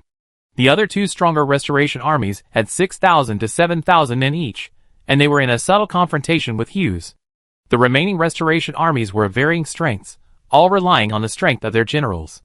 The quality of their soldiers was not as good as that of the patrol army, the gang members in the Lukavaro district, or even the militia of Silver Pigeon Castle. The 3 targets Charlotte selected were all of this weakest kind. After he broke through one camp, he headed straight for the second camp, and he did not forget to check his weapons on the way. Since he got 2 Firequell silver rhinos, Charlotte has also tried to make energy bullets by himself. If he wants to make a 6th level bullet, it will take a whole day for one shot, so it is better for him to use it for cultivation. So he only made a batch of 1st level bullets for daily consumption. However, the power of a 1st level bullet is only equivalent to the full power of a 1st level extraordinary, and the power is quite average. At this time, the long spear is not convenient enough to attack the military camp, and the rapier is too inappropriate. He holds a Firequell silver rhinoceros in each hand, and specifically targets the South Seraph generals, with extraordinary martial arts. Under Charlotte's double guns, no one knows how many South Seraph souls died. Although it was a 1st level bloody glory bullet, few people could withstand one shot. If one shot didn't work, Charlotte would shoot 2. If 2 shots didn't work, Charlotte would throw a blood-sucking hand axe. When attacking the 1st military camp, Charlotte didn't encounter any enemies that the blood-sucking hand axe couldn't deal with. Although the battle was short, half an hour was enough for the South Seraph to react. When Charlotte approached the 2nd military camp, she saw black gun barrels popping out from the temporary wooden fence. Although there were not many, they were enough to cause considerable damage. Charlotte did not let the Knights of Favonius charge forward. He had not yet acquired the habit of exchanging the lives of his soldiers for victory. He waved his hand, and 18 strong big men in armor rushed forward, wielding giant axes, meteor hammers, maces, nail-headed clubs, and heavy war hammers. The camp of the South Seraph Restoration Army began to shoot sparsely, but the bullets shot at these people, some of which bounced off, and some shot into their bodies, but they did not react at all. This momentum caused panic among the soldiers in the camp of the South Seraph Restoration Army. A somewhat embarrassed general of the South Seraph Restoration Army whispered, "This is the Knights of Favonius, who can fight with the army of Hughes to a draw. If I hadn't escaped quickly, I would have been killed just now." Another general was a little angry and cursed. "Don't say that. You didn't even try to resist, and just abandoned the soldiers and ran away. It's really embarrassing for us South Seraphs." The somewhat embarrassed general of the South Seraph Restoration Army was the leader of the military camp that Charlotte had just broken through. He had no idea of defending against the midnight sneak attack. When he woke up from his sleep, the whole military camp had been in chaos, and there was no way to organize a counterattack. So he escaped alone. When Charlotte attacked his camp, he didn't have 2 bullets, and the blood-sucking hand axe couldn't solve the enemy because the strongest leader quietly escaped and didn't resist at all. Olei looked at the enemy, who was as reckless as an orc, and felt cold in his heart. He regretted it now, and wanted to be independent. He thought to himself, if I agree to join Shioz's army, at least I will have the Saint Order to sit there, and I won't have to be afraid of these terrifying guys. A warrior with a meteor hammer suddenly jumped high, and a meteor hammer flew out and hit the fence of the camp fiercely, smashing the fence into pieces with a huge force. Olei shouted loudly, wielding the knight's spear, and stopped the meteor hammer warrior. The two sides exchanged a move, and he tried to pick up the enemy's meteor hammer, but the bloodthirsty fighting spirit from the spear made his heart sink, and he couldn't help but blurt out, shouting, "High-level extraordinary." A deep voice, with a grin, muttered, "Drink after the fight. Drink after the fight." The warrior using the meteor hammer was stopped, but the remaining 17 warriors rushed into the military camp, killing crazily, pure 18 war machines. Dubin saw this scene and couldn't help swallowing his saliva, whispering, "Are these bear people so scary?" Yes, these 18 brave warriors are the 18 red bears. They have been transformed into maze guards, but it seems that there is no problem for them to leave the maze. These 18 big bear wings have long forgotten that they are orcs, and should stand on the side of the Byron Empire. They have become the most loyal guards around Charlotte. Charlotte couldn't help swallowing her saliva and thought, it turns out that NPCs and maze guards are completely different things. The NPCs have hardly changed, they are still human, but the maze guards are no longer alive. They are a group of evil spirits, without life, emotion, reason, or even desire. They cannot reproduce, they cannot think, and they can only act according to some strange rules. The evil god is indeed the evil god. The 18 Red Bear warriors, who attacked the second military camp, crushed all resistance in just a moment. Even though the leader of this military camp tried to resist, he could only barely resist the big bear tyrant. After Shiomi killed more than a dozen South Sela ladies, he saw that the big bear tyrant was still fighting hard, so he threw a knight's lance that he had just taken away, piercing the back of this relatively brave warrior and nailing him to the ground. Olei spurted blood and was about to die. His camp collapsed in an instant, and all the women of Nansila fled frantically. Charlotte waved her hand, and all the troops attacked together, carrying the defeated army and rushing to the third camp. This time, Charlotte did not lead the charge herself, but still let the 18 Red Bear warriors break through, without any sophisticated tactics. After they broke through the enemy camp, he commanded the main force to reap the fruits of the battle. After breaking through the third enemy camp, Charlotte withdrew his troops without hesitation and personally covered the rear, without any lingering battle, nor was he dazzled by the fruitful results. When Hughes brought a large army to rescue, he only saw 3 camps that had been trampled to the ground, and he roared in anger. This battle, Charlotte's record of demolishing 3 camps in one night, spread throughout Mostar Castle. Her reputation is so great, Lady Nansila, who had only heard of Charlotte Mecklen's bad reputation, actually saw how cruel the leader of the Knights of Favonius was. Charlotte didn't expect that she could gain such a reputation by pinching a weak persimmon. Well, this is very unlike Charlotte. Chapter 157. Shioz did not lead his troops to pursue. He knew Charlotte's cunning, and he also knew that Charlotte had a sister Karen by her side. Moreover, the dark and windy night Charlotte chose was not suitable for a large army to go out. Although he was furious, Shioz was a qualified commander after all. He took advantage of the situation to gather the defeated troops of the 3 camps, and retreated to his own camp. Charlotte returned to the camp, and did not see Lady Nansila's pursuit, so he felt relieved. He first let the soldiers who attacked rest, and let the soldiers who stayed behind strengthen their vigilance. He returned to his carriage, ate a little, practiced bloody glory, and recovered his spirit. Then he reduced his own midnight attack on the camp. Charlotte thought of the 18 overback Red Bear warriors, and couldn't help but associate them with the glorious magic circle she saw when the spirit of Archduke Ferdinand and his wife was attacked, and the original blood boundary she saw next to Jonathan. She thought to herself, I heard that orcs also have this kind of defensive magic circle, called the Beast God's Protection. I wonder if these 18 overback Red Bears can do it. Charlotte only thought about it for a while, and she felt that it seemed difficult enough. To form a glorious magic circle, or an original blood boundary, the minimum requirement is that the people who form it are all extraordinary. Where do ordinary people get fighting spirit, or other energy, without extraordinary power? How to construct an extraordinary defense magic circle? Charlotte thought about it for a while, and let go of this idea. He did not use the dark luxury, but now he was using an ordinary military carriage.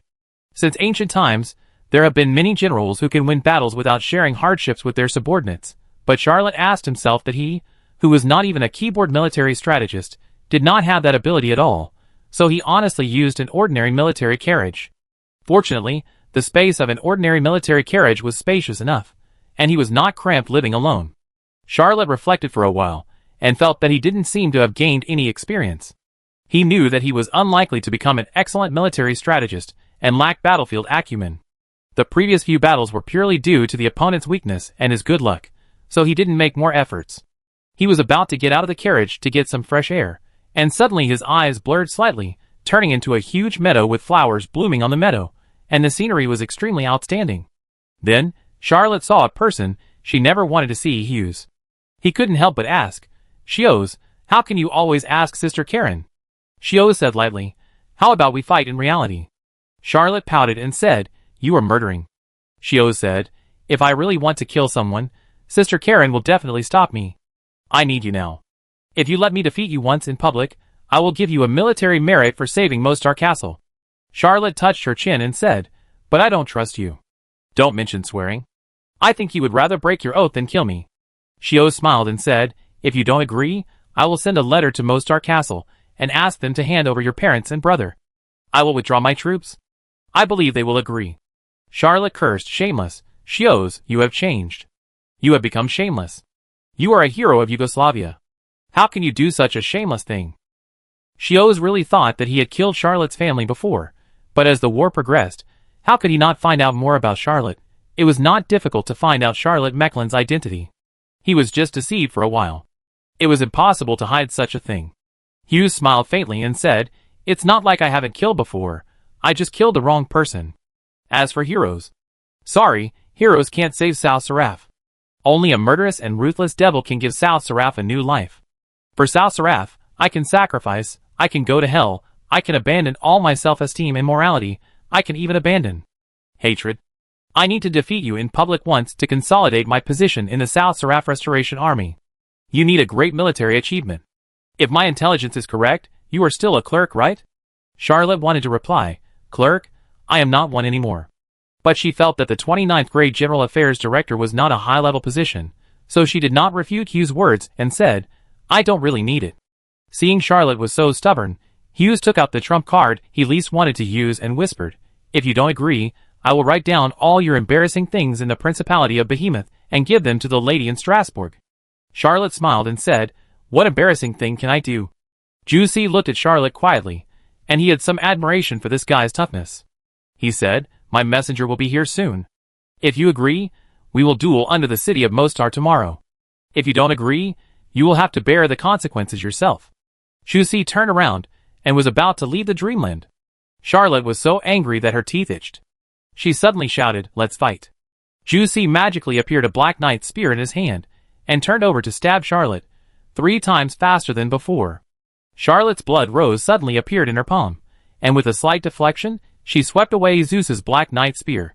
He rolled away all of Asilo's swordsmanship, blocked 3 moves in a row, and suddenly whistled, and the long sword spit out a pale golden light, risking a counterattack.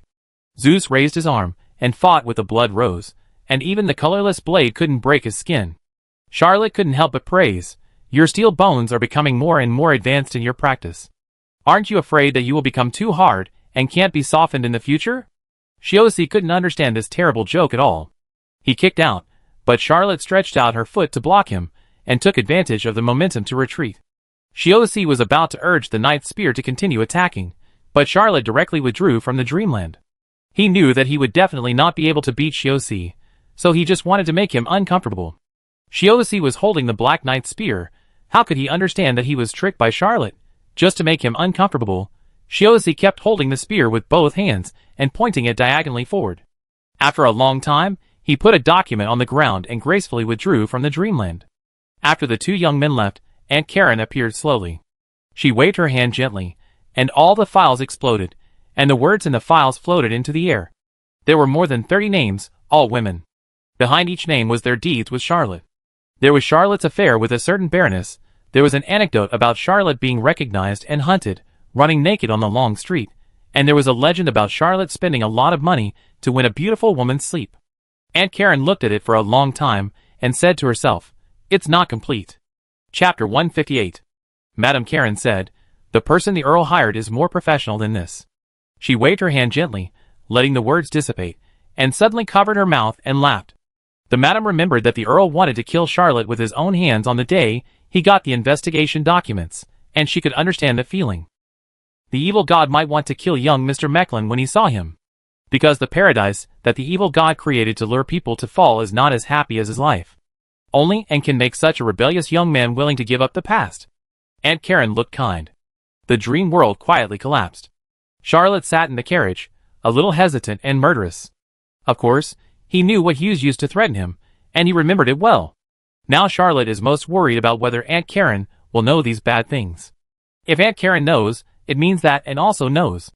Lantern. She owes, I want you to die miserably. Don't you want to duel? I will kill you right now in front of the two armies. In order to be able to defeat you in reality, I have kept several killer moves. Then we see how many magic armor-breaking bombs your steel bones can withstand. Charlotte would not believe Shios. No matter what Shios swore, he would not believe it. He didn't want to duel, but since Shios insisted on revealing his big secret, Charlotte didn't care. He wanted to kill Shios in the duel. Charlotte got out of the carriage.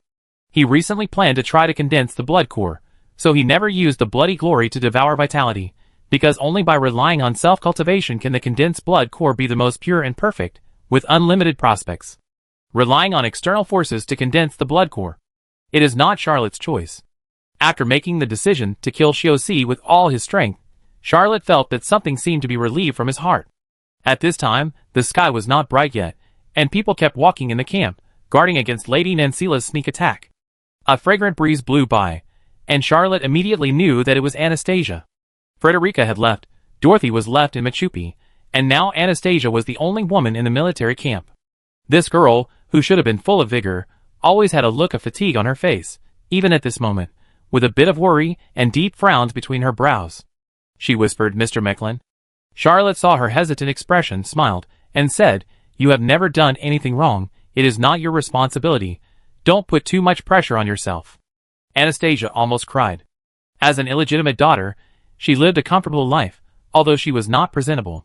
Ever since her mother informed Lady Nancila, everything in her life collapsed. Her mother died at the hands of her beloved compatriots, and her father also died at the hands of the Byrons. She had no idea where to go. Anastasia covered her face, trying not to let the tears flow down. Charlotte also said nothing considerately. After the girl recovered, she said, "No one can choose their birth." Anastasia asked in a depressed mood, "Should I be considered a behemoth or a lady of Nansera?" Charlotte said softly, "Neither, you are a farce.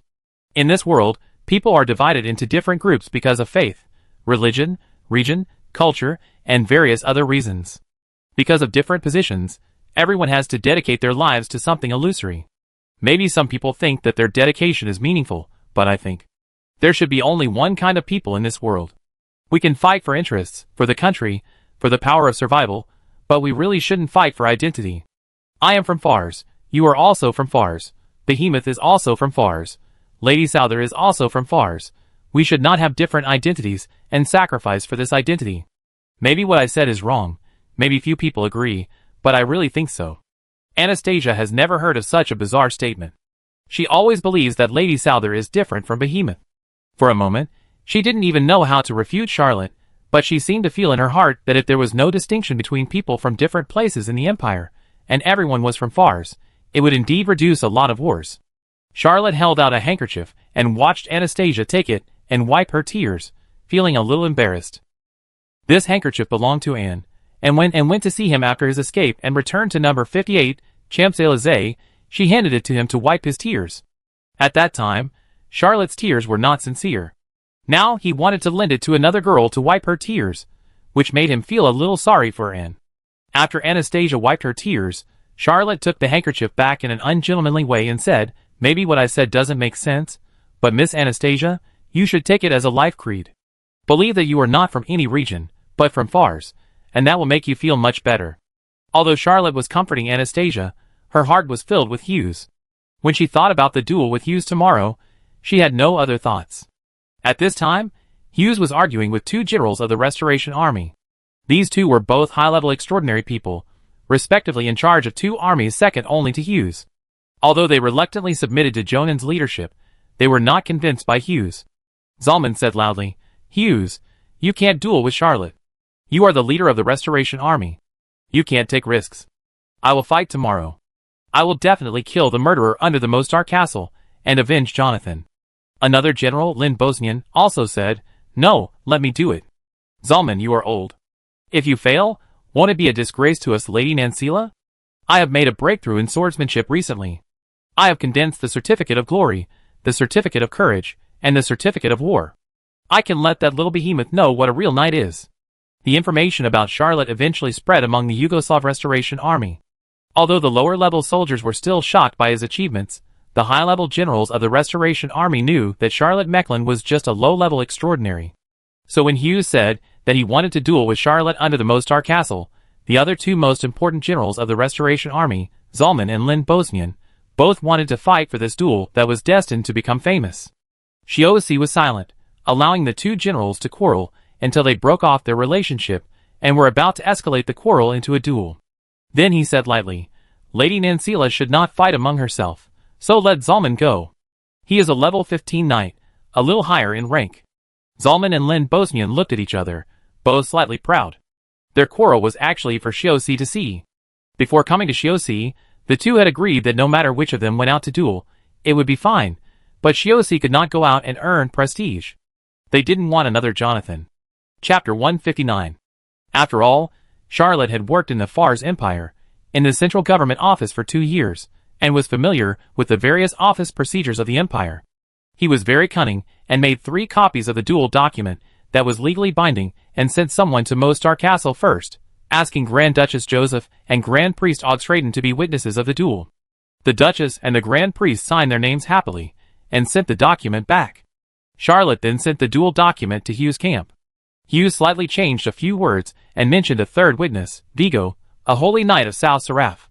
Charlotte didn't care, and agreed to Hughes's changes and the third witness. When all the documents were in the hands of the parties, all the formalities of the duel were completed. The next morning, the Grand Duchess, the High Priest, and even Baron Febly climbed up to the top of the city to watch the battle, ready to cheer for Charlotte. Although Baron Febly had some complaints about Charlotte not asking him to be a witness, he was still very excited and kept muttering, "Kill those South Seraph ladies. Let them steal my money, my famous paintings, and my furniture. Zeus, you will die a miserable death. No one can steal my property and get away with it. I curse you to die at the hands of Charlotte. Charlotte, do your best. As long as you kill the guy who stole my property, I will tell my sister to promote you." Charlotte broke through the 3 military camps, and Zeus no longer besieged Mostar Castle. He gathered all the troops together. However, the situation did not change for the people in Mostar Castle. They did not dare to flee the city.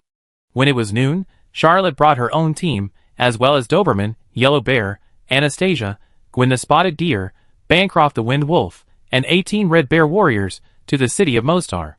Charlotte had made all preparations to kill Hughes at the city of Mostar. Hughes also brought a group of Yugoslav Restoration Army generals to the city of Mostar. Both sides had deep hatred and no intention of talking nonsense. Grand Duchess Joseph shouted delicately on the top of the city, "Today, Charlotte Mecklin in." A voice rudely interrupted the Grand Duchess's voice, shouting, "Not Hughes. I am here to duel with Charlotte, the murderer. I am Zalman of the South Seraph Restoration Army, and I am the one who will eventually bury the Principality of Behemoth. Charlotte Mecklin, do you have any last words?" Zalman's words boosted the morale of the South Seraph Restoration Army, and they cheered. Many people knew Zalman's strength and believed that he could kill Charlotte and avenge Jonathan. Charlotte killed Joanne, which was unacceptable to the South Serra women. Every South Serra woman wanted to kill him to avenge her leader. This was the second official duel in Charlotte's life. He had no idea that the duel partner had changed. Facing Zalman, the South Serra Restoration Army general, who was already over 50 years old but still as strong as a teenager, he couldn't help but complain, "Who are you?" Zalman was furious and shouted, "How dare you not know my name? Zalman is really famous in Yugoslavia and even in the Empire. After all, he is the second most important person in the Restoration Army after Jonan. If Jonan was not too old, Jonan would not necessarily hand over the Restoration Army to Hughes." Charlotte was confused. He had never heard of Jonan, so how could he know Zalman? He also couldn't understand why Zalman would be furious because he had never heard of his name, and said something that added fuel to the fire. It would be better if you didn't know my name either. Zalman was very angry, very, very angry. Charlotte looked sincere. She was not lying. She really didn't know Zalman's name, but Zalman knew Charlotte Mechlin. Charlotte's information was almost in the hands of all the senior generals of the Yugoslav Restoration Army. This fact made Zalman even more angry. He shouted, "I am your duel opponent. Let's fight to the death." All of Charlotte's methods were prepared for Hughes. These methods may not be useful after being used once. He was very unhappy, and didn't want to duel with Zalman in public at all. Charlotte waved his hand, and asked his men to bring the duel document. After a careful look, he found that Hughes had changed a few words, and changed the duel object in the document to the vague South Seraph general. He couldn't help but curse inwardly. These natives can actually play tricks on the document. Charlotte didn't know that there were also struggles within the South Seraph Restoration Army. Some people didn't want Hughes' prestige to be too high. He has been too famous recently. If he loses to Hughes in the duel, Hughes will be like stepping on his head. His rising reputation can suppress most of the opposition of the Restoration Army. The three great nobles on the wall of Mostar Castle, the Duchess and Baron Fiberer, all looked at each other, wondering what Lady South Sarah was up to. The great priest Augsrading, however, looked down with interest. He had no interest in this duel. Although Charlotte was somewhat extraordinary, she was only a mid-level extraordinary after all. Currently, only a few people knew this. Only Hughes knew it in the South Seraph Restoration Army, but no one thought that Charlotte's promotion to the mid-level would change anything. Hughes didn't even remind Zalman, because he thought it was not important. Zalman stood out from the crowd, and cursed loudly in the Mostar Castle, accusing Charlotte of being a coward and not daring to fight. Charlotte waited for more than 10 minutes before walking to the duel field and said, "I always thought that my duel opponent was Hughes. Is the internal fighting in your Yugoslav Restoration Army so fierce?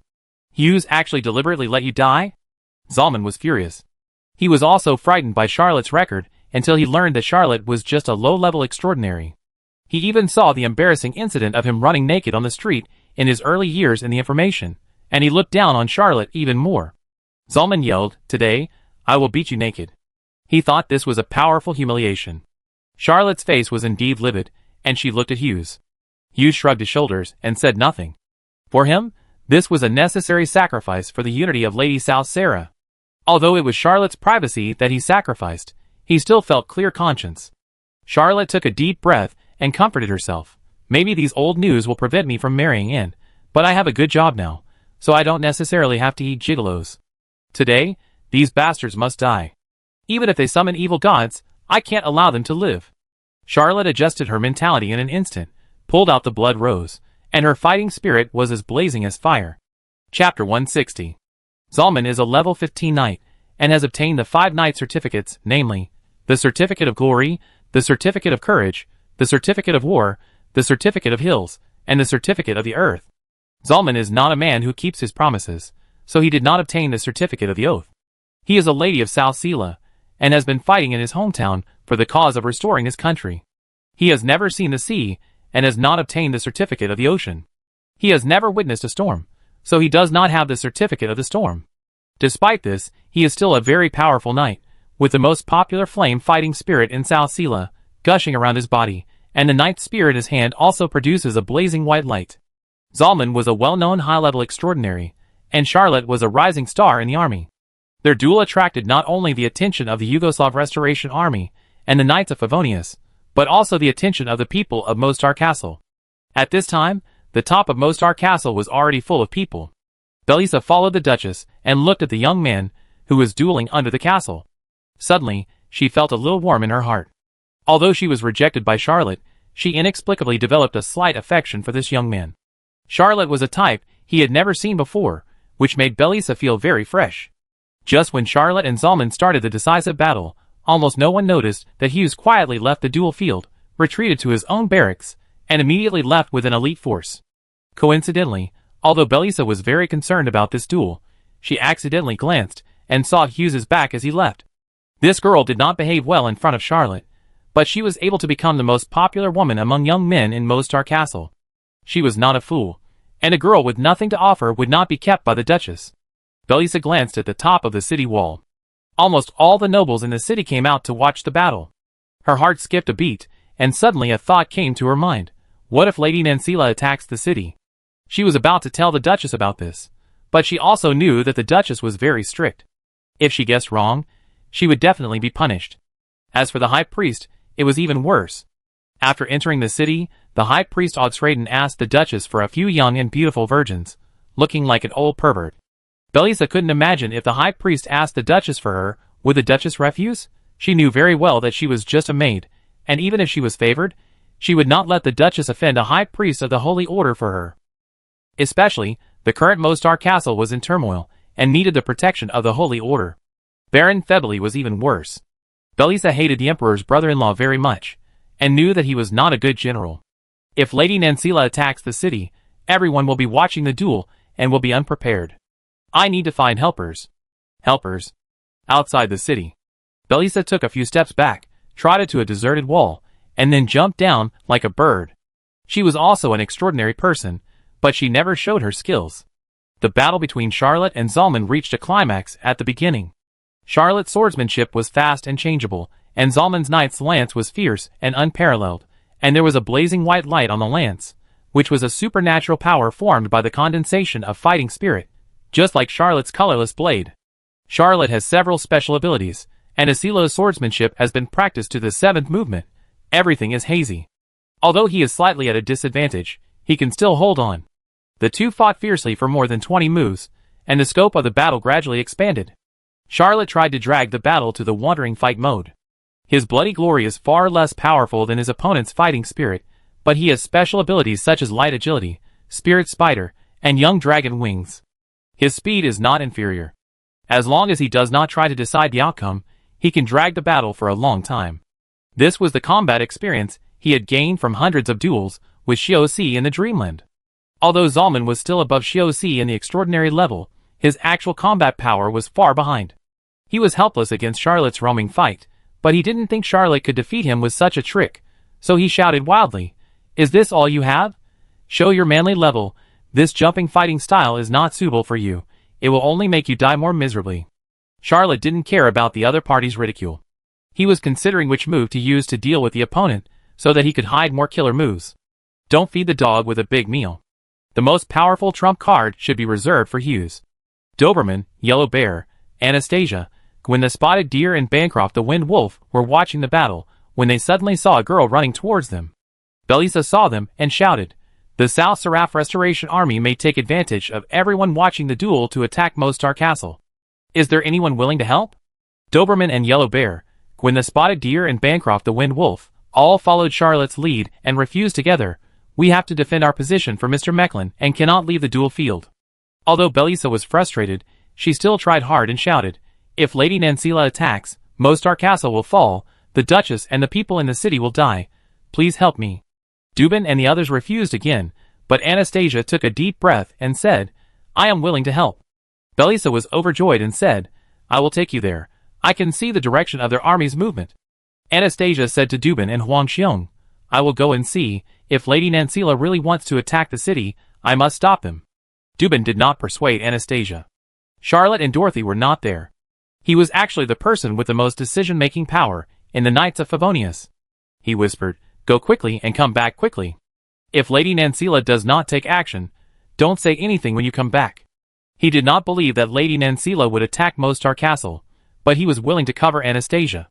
Belisa and Anastasia hurried away with the combat team. Zalman was indeed far inferior to Hughes. The two fought for more than 50 moves before Charlotte gradually fell behind. Charlotte attacked with a quick sword, trying to get himself a chance to attack. He was not a knight. There was no restriction on the duel. He had to use cold weapons. But just after his blood rose and Zalman's knight's spear had fought for several times, a cold air suddenly circulated in his body. The 12 movements of the Asilo angel that he had practiced for many days suddenly broke through. The originally hazy and vague swordsmanship suddenly brought a hint of loneliness, causing the white light on Zalman's spear to melt a little every time he fought with blood rose. The 8th movement, Dusk Elegy. Chapter 161. Asilo's angel 12-movement swordsmanship dominated the old continent. Before the Robin family came out of nowhere, the Asilo family was the best swordsman family in the old continent. Even though the Robin family had produced more than a dozen peerless swordsmen, including Saros's Robin, who assisted Emperor Axel and established the Fars Empire, and Zimmerman Axel Robin, a legendary figure, the Asilo family still did not fall behind, and there were several swordsmen who were no less inferior to them. The 12 movements of angels is a sword art that can be practiced endlessly.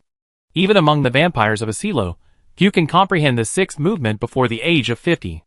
Those who can comprehend the 6th movement almost all become sword masters in the end. Of course, this is also due to the long lifespan of the vampires. Charlotte never thought that it was a big deal that he could constantly comprehend sword moves. He always thought that this was quite normal. But this matter is definitely not normal. Zeus is different from Charlotte. He had already become a knight before going to the University of Tübingen. He practiced the flesh and blood furnace and the golden requiem for more than 10 years longer than Charlotte had been exposed to bloody glory. When he dueled with Charlotte in the Dreamland, he had daily guidance from the saint, but even so, he could never leave Charlotte behind. Charlotte felt that Zeus was very strong, very strong. Zeus felt that Charlotte was terrifying, really terrifying, just like a monster. At this moment, it was Zalman's turn to feel this kind of terror. Before Zalman dueled with Charlotte, he thought that a low-level extraordinary person could be killed in 5 moves at most. After he fought with Charlotte, he felt that 5 moves were a bit difficult, and he had to use 10 moves. But after 50 moves, Zalman understood why Hughes couldn't take down Charlotte, why Charlotte could kill Jonan and gain such a rich reputation. This guy is simply a genius in swordsmanship. He was proud of having obtained the 5 knight certificates, and was proficient in the art of spear, but no matter how violent the attack was, it could be dissolved by Charlotte's exquisite swordsmanship. Just as Zalman gradually forced Charlotte to a disadvantage, he was shocked to find that this guy's swordsmanship had suddenly improved by another level, and the star battle energy he used had an additional dissolving power. Zalman could not help but yelled, "Have you ever looked directly at the evil god? How can you improve your swordsmanship in battle?" Charlotte was just a little complacent, and her swordsmanship had made another breakthrough, but it was revealed. The biggest secret, and she immediately had a murderous intention, thinking, "I can't let him live." Even if the secret killer move that was supposed to be used against Hughes is exposed. If people know Charlotte Mecklen's past, at most I can't fall in love with N, but if people know that I've summoned the evil god, it will be a crime punishable by hanging. Zalman didn't know that his words had come true, and saved his life. Charlotte's sword flashed and entangled with Zalman's knight's spear. Zalman was overjoyed. His fighting spirit was much stronger than Charlotte's bloody glory. This kind of head-on fight could shock Charlotte to death in half a minute at most. He immediately urged the flame fighting spirit, and sent a continuous flow of powerful fighting spirit to him. Charlotte supported desperately while urging the burning hand. A hand made of pure blood flame quietly pulled out the anti-space long-range rifle from his collar, and the other burning hand skillfully pressed in the magic-breaking armor-breaking bomb. With the cover of Charlotte's body, the 2 burning hands cooperated to extend the barrel from his crotch, and then quickly pulled the trigger. How could Zalman know that Charlotte had such a unique skill? His lower body was hit by a gunshot, and was immediately smashed to pieces. Charlotte swept out with a sword and pierced the throat of this high-level extraordinary. Charlotte hesitated for a moment, and gave up on devouring the vitality of this high-level extraordinary. He was going to try to condense the blood core recently, and he must maintain the purity of the bloody glory. Lord Leo said that the earlier the blood core is condensed, the longer the lifespan will be. Although it is a bit early to condense the blood core at the beginning of the intermediate stage, it is better to do it early. Besides, Charlotte also has some idle baggage. It's okay to do something like devouring vitality secretly, but it's a bit difficult to do it in front of tens of thousands of people. Shaking the blood on the blood rose, Charlotte picked up Zalman's knight's spear and said lightly, "There are some secrets that living people can't know. You can go with peace of mind." On the top of Mostar Castle, there was a thunderous cheer. Mrs. Nancila was silent for a moment, then rushed to the battlefield shouting. The Knights of Favonius also launched the assault without hesitation. It was originally just a duel, but when Charlotte killed Zalman, it broke out into a war. Charlotte did not expect such a turn. After all, he was too inexperienced, and did not assess the cruelty of war enough. However, Charlotte did not hesitate, and immediately joined the battle. He held the blood rose in one hand, and the knight's spear he had just seized in the other. With his superb martial arts, he was like an unmanned person in the chaotic army, stabbing with swords and spears, and killed 16 or 17 people in an instant. After Charlotte joined the battle, the first target she wanted to find was Hughes, but she couldn't find this old opponent. She couldn't help but shout to Dubin, who rushed to the battlefield, "Have you seen Hughes?" Dubin shook his head. He remembered that Belisa came to ask for help just now, and shouted, "Just now, the Duchess's maid suspected that someone would take the opportunity to attack Mostar Castle, and ran over to ask for help. Anastasia has already led people there. Charlotte's heart was shocked. He looked at the top of Mostar Castle, and saw countless people watching the battle. Even though he was not even a keyboard military strategist, he knew that Mostar Castle was undefended, and it was the best time to attack the city. Hughes is definitely a qualified commander. Since he didn't appear on the battlefield, he must have gone to attack Mostar Castle. He didn't know what was going on inside the Yugoslav Restoration Army, but he guessed that Hughes bypassed Salman to duel with him, so he must have done something more important. What else is more important than taking Mostar Castle? Charlotte cursed. Damn it, I was fooled by Hughes. He didn't want to duel at all. He used the duel to lure the people in Mostar Castle to watch the battle, and then took advantage of the situation to launch a surprise attack. Charlotte also didn't understand how Hughes could make this plan so elaborate. Of course, he didn't know that Hughes had never planned to do so. He was forced to give up the duel, but when he saw the people watching the battle on the top of the city, he decided to launch a surprise attack. It was not as complicated as Charlotte imagined. But in short, this was the worst situation. Charlotte was fighting with the Yugoslav Restoration Army that stayed under the city, and it was impossible for him to kindly allocate troops to help Mostar Castle defend the city.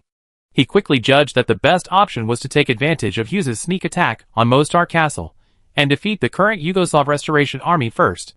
If he could defeat the Yugoslav army in front of him before Hughes captured Mostar Castle, there would be a chance for a turnaround. Chapter 162. Just as the Yugoslav Restoration Army and the Knights of Favonius were fighting under the fortress of Mostar, Hughes had already jumped onto the city wall, and his direct restoration army also threw out hooks and climbed up the fortress of Mostar from the unguarded city wall. When 70% to 80% of his troops climbed onto the top of the city wall, a combat team of hundreds of people led by two girls appeared under the city. Hughes only took a cold look and led his troops to rush towards the Grand Duchess, who was watching the battle on the castle, ignoring his subordinates, who were fighting with Belisa and Anastasia under the city. Grand Priest Augstraden noticed Lady Nancila rushing to the top of the city wall. Just as she was about to take off, a beam of fire flew over.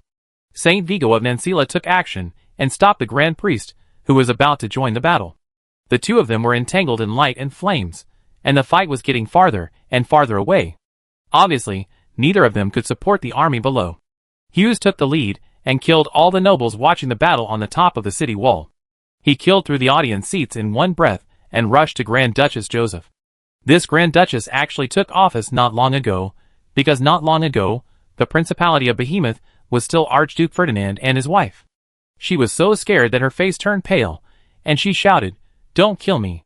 Hughes said calmly, "Madam, please lend me your head." He cut off the neck of the Imperial Duchess with a sword, grabbed her head, turned around and left without stopping.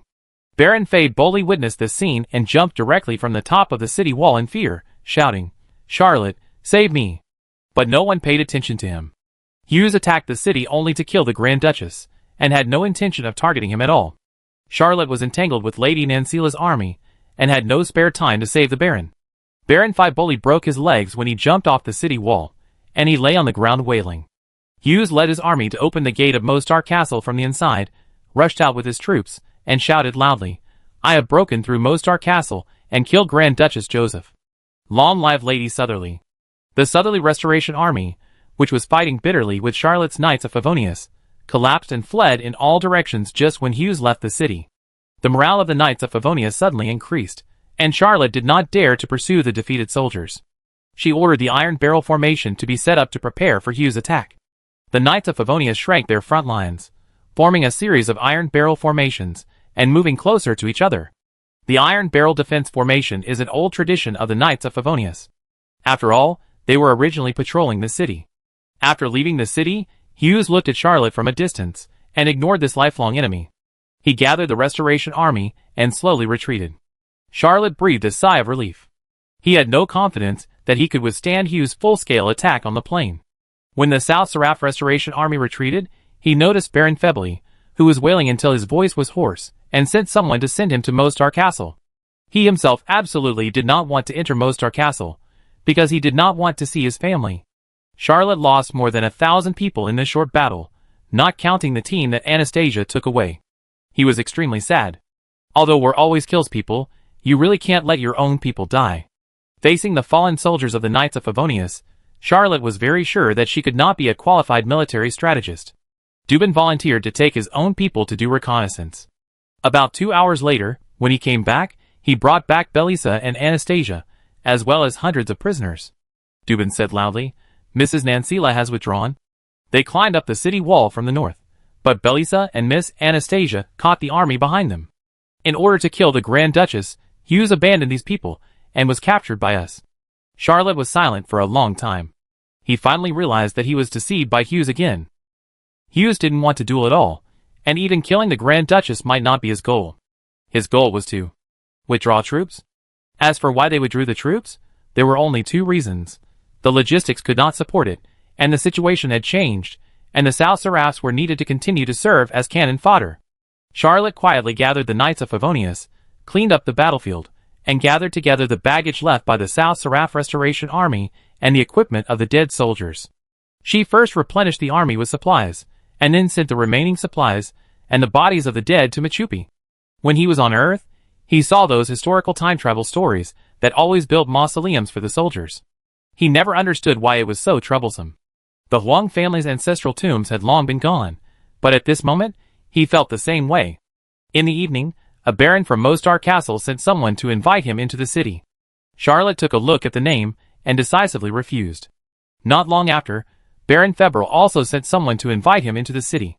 Charlotte still chose to refuse, and the reason given was that Lady Nancila might attack again, and I had to protect the peace of the Baron for the night.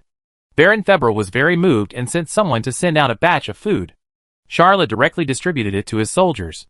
There were a total of 17 or 18 nobles in Mostar Castle, who sent people to invite him. Charlotte refused all of them. He really didn't want to enter the city. There was no talk all night. The next morning, Charlotte was considering whether to leave early. After all, the Battle of Mostar Castle was over. Although the battle started off well, but ended badly, Lady Nancila surrounded the Fort Mostar with great momentum. But Hughes captured the Fort Mostar, but only killed the Duchess, and withdrew his troops without even looting. He heard from his men that someone came to visit him, claiming to be his brother.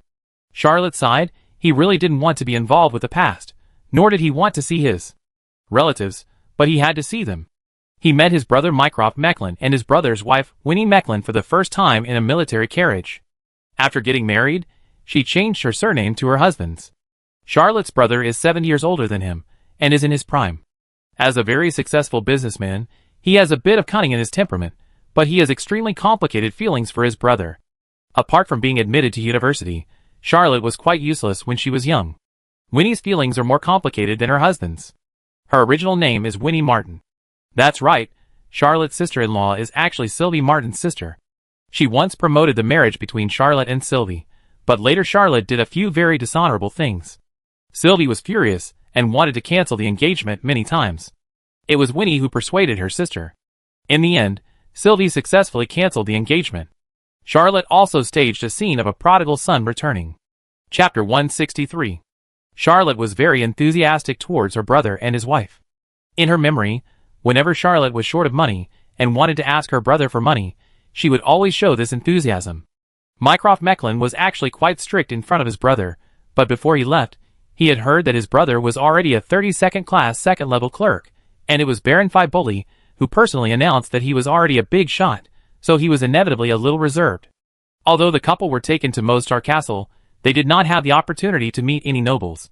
Charlotte was actually the highest-ranking imperial official Mycroft Mecklin had ever seen. When he was doing business, he inevitably had to deal with local officials. Those officials, who could make him humble and cautious, were probably not worth mentioning in his brother's eyes. Winnie spoke first, saying, "Charlotte, your brother was taken to Mostar Castle. I heard that you actually led the army to fight.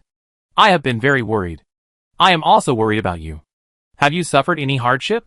Have you been injured?" Winnie, the sister-in-law, has always been good to Charlotte. She even introduced her own sister to him as his fiancée. She also took great care of him on weekdays. Even when Charlotte was studying, Winnie gave him some pocket money. This made Charlotte give face to her sister-in-law no matter what. He smiled gently and said, "I'm fine." He fought so many battles, but he was almost never injured. He was not injured in various duels, assassinations, and street fights. It was quite magical. Charlotte thought for a moment and asked, "What do you want?" "There may be a war outside the city. It will be very dangerous." Mycroft Mecklin hesitated and said, "It's those nobles who hope I can invite you to the city. They said they want to hold a few balls to celebrate." Charlotte smiled. 2 dukes and duchesses had just died, and Mostar Castle had been captured by Lady Sutherland. It was just that Hughes had retreated again. These nobles were anxious to hold a ball instead of strengthening the military. This was very aristocratic. Living a life of drunkenness and dreaming of death was their specialty. Charlotte also knew why so many nobles invited her. They were all afraid of another war, and he, Charlotte Mecklin, was a strong guarantee of safety. After all, he had really fought with Lady Sutherland. Moreover, just in the daytime, in front of everyone at the gate of Mostar Castle, he killed the famous Zorman among the rebels, and defeated the rebellious Yugoslav Restoration Army. But Charlotte never wanted to mix with them, and these nobles could not provide him with any help in his job. Although Charlotte was born in the Principality of Behemoth, he had a very obvious imprint of the Fars Empire. He was born in the University of Sheffield, one of the 4 universities in the empire. After graduation, he worked in the general office of the central government, and then went to Kilmainham prison as a clerk, and then transferred to the Lucavaro District Patrol Army as a chief patrol. Although he was a political idiot, he knew that he had to keep a distance from the nobles of the Principality of Behemoth as much as possible, so as not to be suspected by the central government. As for returning to serve in the Principality of Behemoth, Charlotte had never thought about it. What future could Behemoth have? His family was a merchant family, and could not provide a political background at all. In Behemoth, where the local nobles were strong, he could only be a dog, not a decent person. Of course, Charlotte would not tell his brother and sister-in-law about this. He just replied, "I am affiliated with the Military Affairs Knights Department of the Central Government Office. Without an order from Strasbourg, I cannot enter Mostar Castle.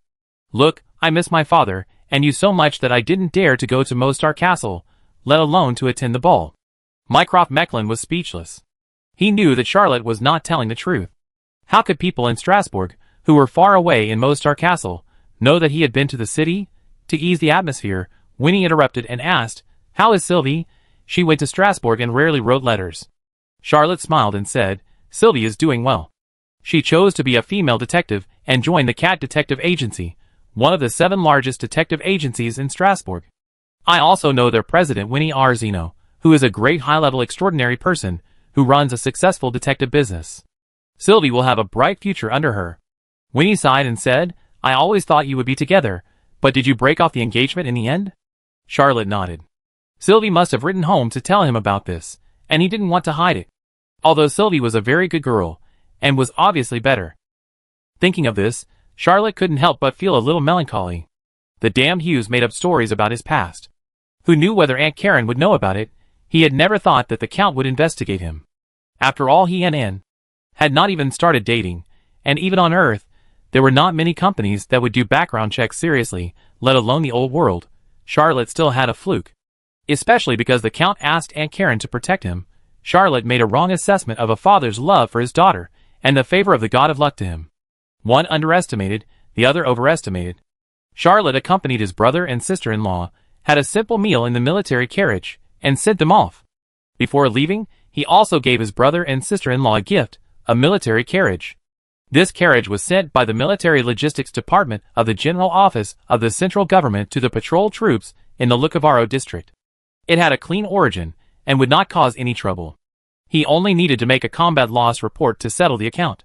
Charlotte's family actually had an old carriage, which was old and small, mainly used to transport goods, and was very uncomfortable to sit in. He had heard Winnie complain to her brother about wanting to buy a brand new carriage, but her brother always thought it was too expensive. Although the family could afford it, the old carriage could still be used. He told his sister-in-law Winnie several times that they would buy a new carriage in a few years.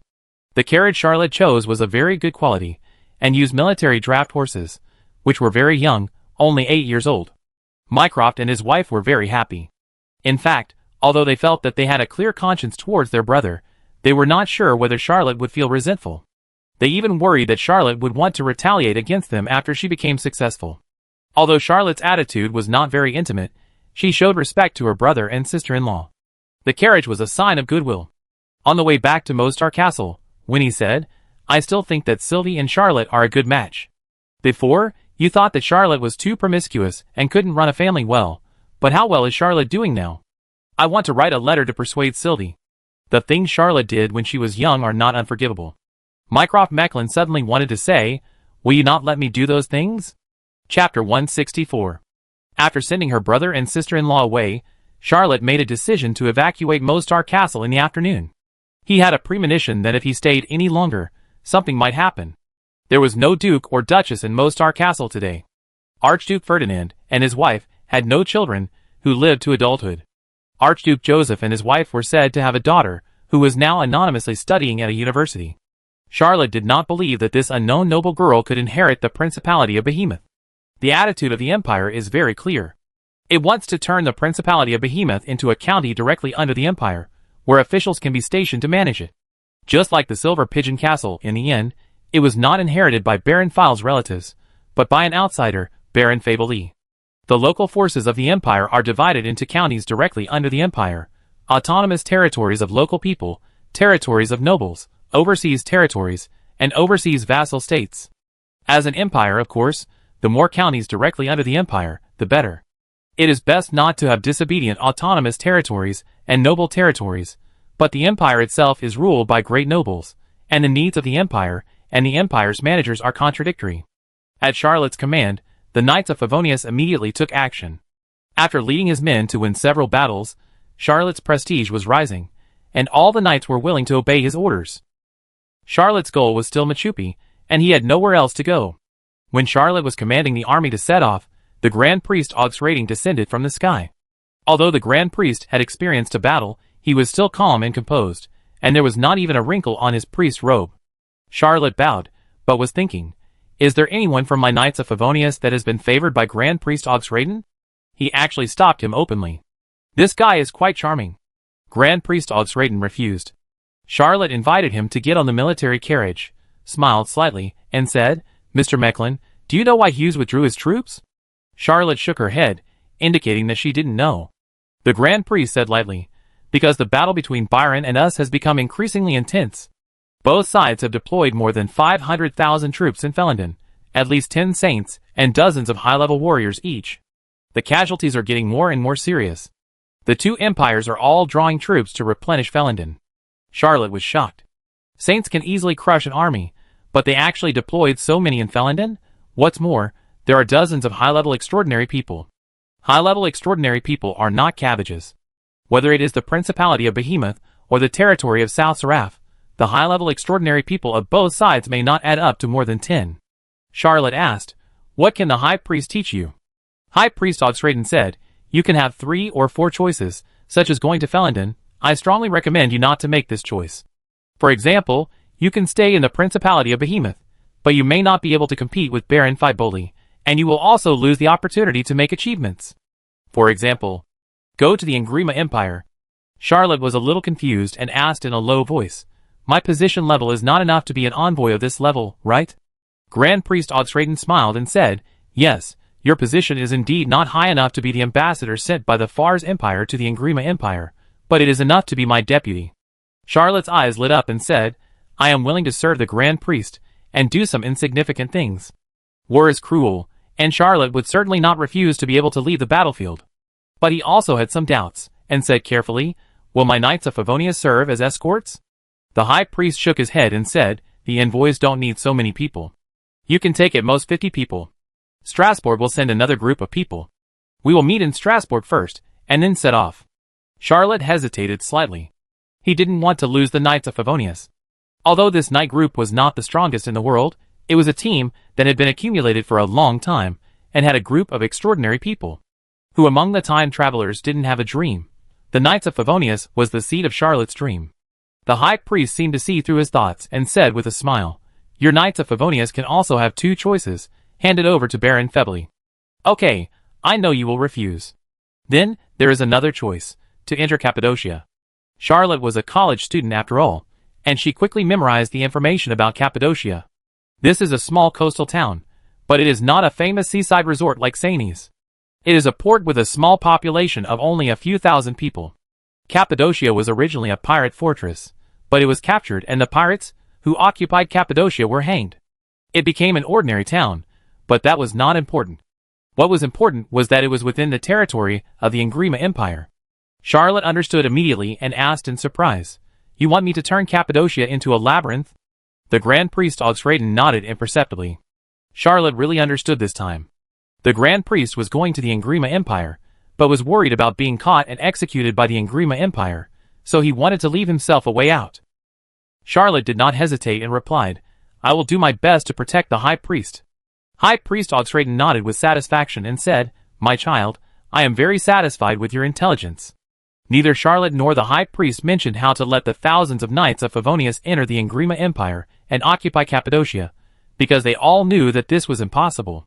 What Charlotte needed was to firmly control the knights of Favonius. High Priest Oxraden gave him a name to control the knights of Favonius. As for where this knights of Favonius was, it didn't matter at all, and no one would care where it was. Grand Priest Oxraden said to Charlotte, "I am about to leave for Strasbourg. You should also take your people back to Strasbourg quickly. Our duties are not yet fully completed, and we need to work hard. Time is tight, and there is no time to waste." Charlotte then realized that the Grand Priest had written her a blank check. This matter was not settled yet. She immediately had the urge to stab this great charlatan of the Lord of Light. Forget it. I can't beat him for the time being. The Grand Priest Oxraden smiled slightly, not feeling the slightest bit ashamed of having just drawn a pancake. He raised his hand slightly, his body glowing brightly, and said, "Child, I wait for you in Strasbourg." Charlotte watched as the Grand Priest Oxraden turned into a meteor and disappeared into the sky, and immediately chose to leave. He didn't want to stay in Mostar Castle anymore. Chapter 165. After the Grand Priest Oxraden left, Charlotte also set out immediately. When he was setting up camp at night, he suddenly discovered that there was one more person in the team, Belisa, the personal maid of Duchess Joseph. Anastasia mustered up her courage and said, "The Duchess is dead, and there is no one who can protect Sister Belisa anymore. If she stays in Mostar Castle, she might be taken over by a noble, so follow us." Charlotte wanted to ask, "Aren't you afraid that I will take her over?" But she felt that this joke was meaningless and too vulgar. Although Belisa was a little naive, she was not stupid. She knew her position clearly, and it all depended on the Duchess. The Duchess was killed by Hughes, and she was just a plaything, and could fall into a miserable situation at any time. So when she learned that the Duchess was killed, she made a decisive decision, and did not return to Mostar Castle, but followed Anastasia. Anastasia also sympathized with the maid, so she boldly took her on the road. Charlotte looked at Belisa for 7 minutes before saying, "My knights don't support idlers." Belisa puffed out her chest and said, "I am also a superhuman." Charlotte was surprised. He really didn't see it. She asked, "You are also a superhuman?" Belisa said proudly, "I have self-taught courses at Gorgias University. I don't have the talent of a dream walker, nor do I have the talent of card magic. I have always wanted to be as free as a bird, so I chose the extreme soarer. I am now a second-level extreme soarer, and can slide down from a height of more than 10 meters. Well, actually a little higher is fine." At this point, Belisa's face turned red again. Charlotte knew the extreme soarer, which was a typical waist to supernormal path. When an extreme soarer cultivated to the saint level, he could fly, but everyone at the saint level could fly. Before reaching the saint level, an extreme soarer could ride the wind. Glide. Low-level extreme soarers, like Belisa, could jump from a height of more than 10 meters or even dozens of meters without getting hurt. Intermediate level ones could jump from a higher height, and high level ones could jump even higher. Extreme soarers could simply control the wind. That's it. This is the only way to transcendence. There is no other supernatural power. By the way, it also has a little advantage, that is, when you reach the saint level, your flying speed will be faster than other saint levels, faster. A lot. Charlotte did not expect that this former maid was actually a beautiful little waist. Well, she is not particularly useless. After all, she is a transcendent. He was really worried that in any conflict, Belisa, a fragile transcendent, would die. Charlotte hesitated for a moment, took out a piece of dough, handed it to Belisa, and said, "Practice more flying knives and gun skills." He did not forget to add, "I borrowed it from you. When you have mastered the flying knife and gun skills, remember to return it to me." He had to give this little waist some life-saving skills, at least let her use them. Belisa's pretty face still blushed a little when she got the cat mask. Of course, she knew that her special ability was not very useful. She also recognized that the extraordinary item Charlotte borrowed was the cat mask. After all, she really taught herself the courses of Gorgias University. The former maid whispered, "Thank you." Charlotte looked at Anastasia and didn't blame her. Although Anastasia led the team to intercept Hughes without authorization, if Hughes didn't have a greater goal, they would be wiped out and no one would survive. But Charlotte didn't think it mattered. He wasn't a strict commander, nor was he so saintly as to manage strangers so meticulously. Anyway, the result this time was not bad. It was considered good luck, and maybe next time it would be better luck. In fact, in many cases, fighting a war depends on luck. If the luck is really bad, Charlotte will collect their bodies, if there are still intact bodies. After solving the small problem of Belisa, Charlotte left the guards and arranged for the whole army to rest. After eating, she continued to practice. In the middle of the night, Charlotte suddenly broke through a bottleneck in her practice. The bloody glory in her body was like a tide, shaking endlessly, and wandering back and forth in the 6 bloody whirlpools. At a certain moment, a bloody whirlpool also formed on her right hand. Charlotte opened his eyes slightly, and when this bloody glory was stable, he tried to reverse the bloody glory and turn it into the star battle energy of the Asilo family. Just as he expected, with the increase of the other 6 bloody whirlpools, the star battle energy easily broke through and was promoted to the 8th level. Charlotte felt the new power and dispersed the starry battle chi, allowing the energy in his body to return to bloody glory. Charlotte has only tried to convert bloody glory into the starry battle chi of Asilo, and has not yet tried to convert it into other secrets of the Blood Clan. He has not thought about trying different Blood Clan secrets for the time being, because he wants to condense the blood core more. Condensing the blood core, the first choice is naturally the bloody vortex in the left hand. Asilo is one of the 3 royal families. He has great potential, and his Asilo's secret method is the best. Recently, Charlotte repeatedly operated bloody glory to purify his blood energy, and even temporarily gave up devouring vitality. He did not use this ability in several battles. For now, it seems that there has been no obstacle. Charlotte thought to himself, according to the current progress, maybe I can really condense the blood core. He was also a little excited. Although becoming a vampire may have various inconveniences, who doesn't want to have a long life? Charlotte got out of the military carriage. The camp was quite quiet. Only the soldiers who were on night watch were still chatting together. In fact, they should hide in the dark and be alert to the surroundings. But as a night group that was a mob not long ago, it is not easy to do this. Charlotte did not force it. For him, these night watchmen did not go to sleep. Charlotte found a secluded corner and put some water on him. After he shook 3 times and his movements paused slightly, he tied the belt first and then stomped hard. A black shadow rushed out of the ground, and a cold light pointed directly at his face. Charlotte hadn't expected that there would be an assassin lurking. If he hadn't come out to let him go, this assassin might have slipped away quietly. He turned his wrist, and the blood rose was already in his hand, knocking away the dagger. Although the person who attacked was masked, he could almost tell from the opponent's martial arts that this was a Byron, using the same swordsmanship he learned, the Asilo family, but using a short sword instead. The 2 exchanged a dozen moves, and the blades did not collide. Just when Charlotte was about to pull out a silver rhino to give the opponent a surprise attack, the Blood Clan assassin had already gotten rid of his rapier and whispered, "One of us." Chapter 166. Charlotte thought, "Who the hell is your friend?" The assassin spread his arms and flew up into the air like a big bat, rushing out of the barracks in an instant, without even alerting the knights of Favonius who were on night watch. Charlotte hesitated for a moment, and also activated the wings of the young dragon to follow. The fight between the 2 had already allowed Charlotte to roughly estimate that this vampire assassin was higher in level than him, but he did not comprehend the swordsmanship of the Angel Thorn as well as him, and should have only comprehended the 4th movement, Wings of the Young Dragon. As for the ability of several Asilo clans that he had comprehended, the other party did not use it, so it was not visible. The 2 of them ran out of the barracks for a while. After running more than 10 kilometers, the other party stopped, turned around and said, "Brother, you are very brave. You actually sneak into the knights of the Fars Empire. These knights are quite elite. I wonder which noble's private soldiers are they?" Charlotte answered casually, "This is an army affiliated with the Military Affairs Knights of the Central Government Office. It was reorganized from a local knights.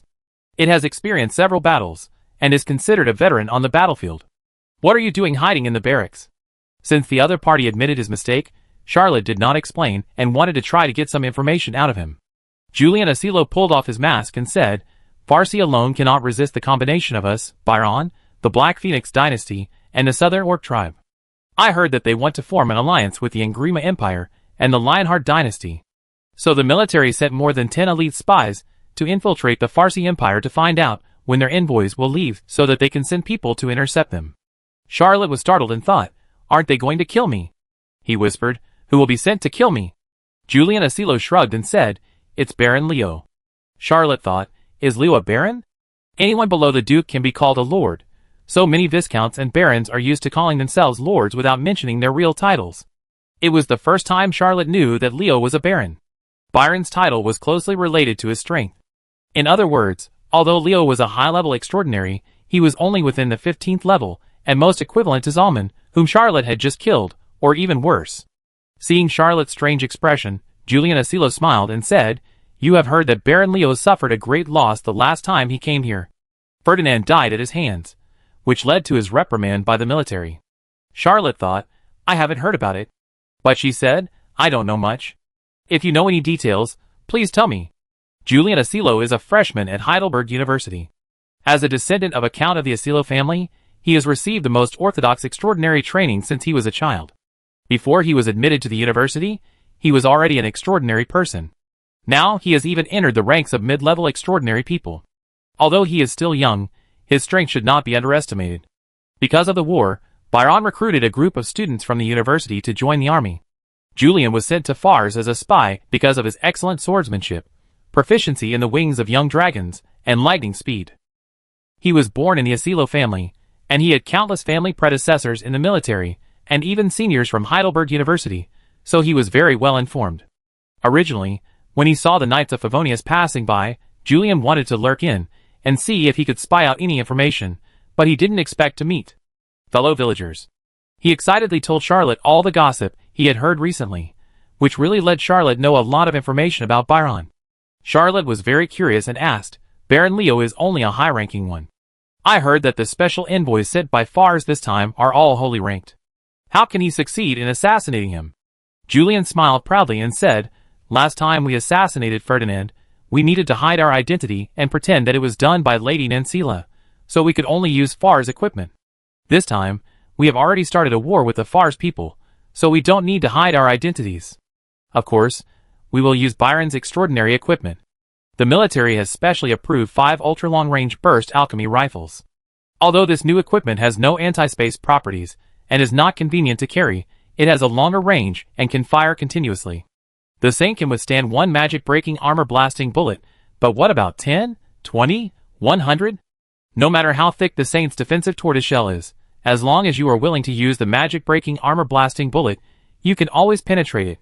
Charlotte hesitated for a moment. If Julian was telling the truth, then the crazy shooting of 5 ultra-long-range burst alchemy rifles without regard for the cost could really kill the Grand Priest Augsraden. Charlotte also has a supernatural gun, and has killed many people with a magic-breaking armor-blasting bullet. Of course, he knows that this thing is useful, but it is not without weaknesses. For example, it is not so sharp in a head-on confrontation. When he wanted to shoot Jonathan on the battlefield, he gave Hughes a knight spear, and deflected several magic-breaking armor-blasting bullets. Even many high-level supernaturals can withstand 1 or 2 bullets, with all their strength to activate their fighting spirit to protect themselves. In addition, if you want to hit a supernatural person moving at high speed in battle, the standard of gunmanship is too high. Charlotte has given up shooting many times because he was not sure of hitting the target, and was reluctant to waste the magic-breaking armor-blasting bullet. Once in close combat, guns are not as useful as this sword and the knight's lance, and it doesn't matter what ammunition is used. Unless you are caught off guard, such as Zalman, who said he never expected that Charlotte would have the flame, and then use the anti-space long-range rifle, with the help of the body cover, to shoot from the crotch, and smashed his lower body with 1 shot. Or it could be an assassination. After all, high-level extraordinary people will not open the fighting spirit to protect themselves all the time, and they can't withstand the consumption. This is why many high-level extraordinary people don't like extraordinary guns, but low and medium-level extraordinary fast-fire weapons. Due to technical problems in the old continent, all guns are single-shot. If the Byrons developed a continuous fire gun, Charlotte imagined that it could really change the extraordinary battles above the high level with the help of the cost-effective magic-breaking armor-blasting bombs. Maybe there will be the kind of street gun fighting he saw on Earth in the Detective Han Yuliang, or the superpowered gun duel in an old online novel, The ABC of the Sour Academy. Julian was very excited about what he said. He and Charlotte felt that they were on the same page and got along very well. So he made a request. "Senior, you should also be a graduate of Heidelberg University, right?" Charlotte nodded frantically. Julian said a little embarrassedly, "I haven't had a good sleep for a long time." "What is your status in the Knights of Fars? Can you arrange for me to sleep?" If you could also arrange for me to take a shower, it would be even better. Charlotte. Chapter 167. Charlotte actually brought Julian back to the camp, arranged for him to take a bath, and let him live in the same carriage with her. Charlotte wanted to get more information about Byron from him. It would be hard to find a spy like Julian Asilo who was young, inexperienced, knew a lot, and was a big talker.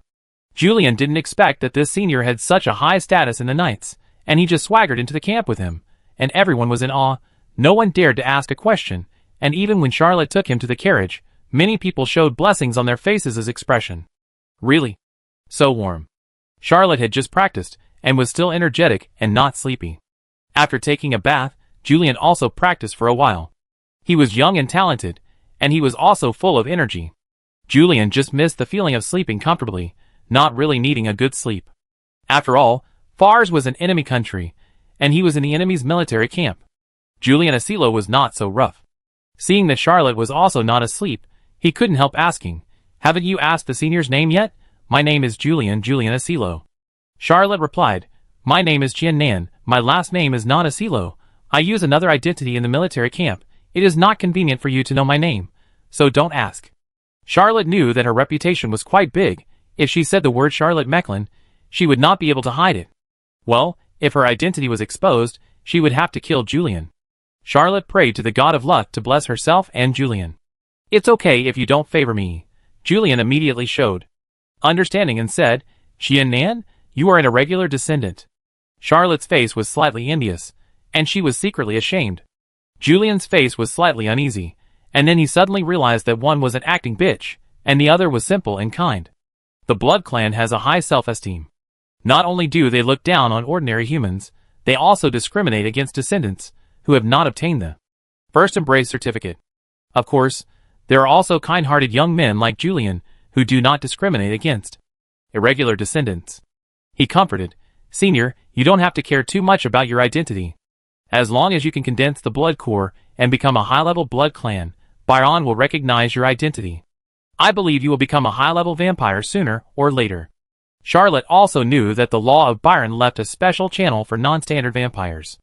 As long as they could be promoted to a high level, they could obtain the title like ordinary vampires, reissue the initial certificate, and become a formal vampire.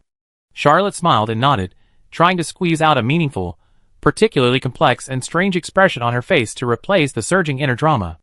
Julian had a great liking for Charlotte, and took the opportunity to ask about the sword technique Charlotte used when fighting with him. Charlotte obtained the Asilo family inheritance from the Blood Rose, and there were many details that were not clear.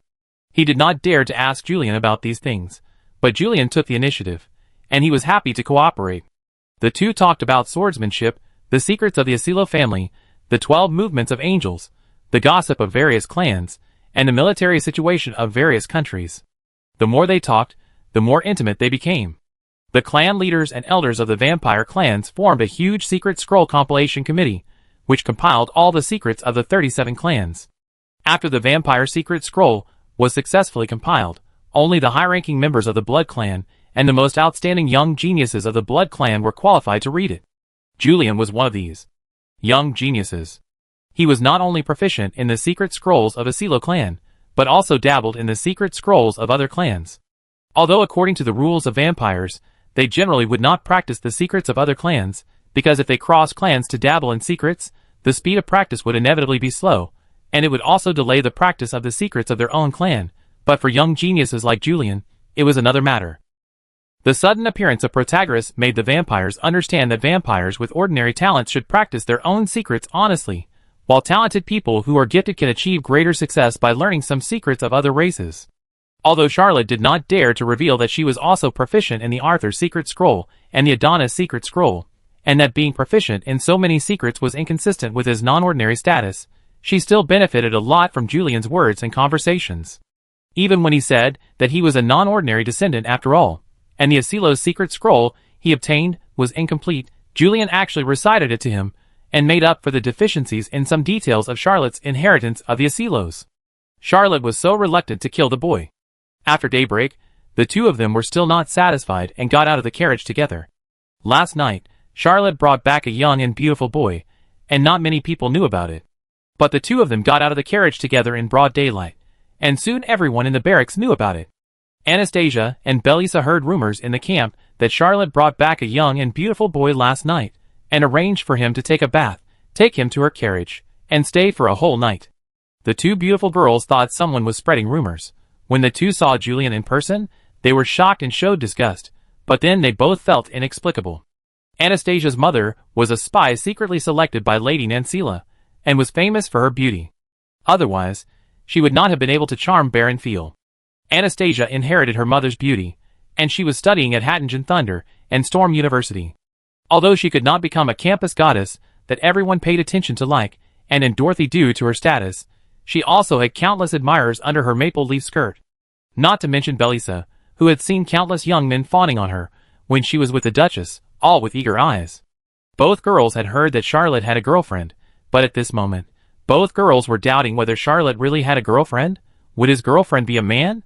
Charlotte didn't know that in the minds of the two girls, she was already the same as the Grand Priest Augsrating. He ordered the knights to set out, preparing to take the knights back to Machupi first, and then select dozens of people to Strasbourg.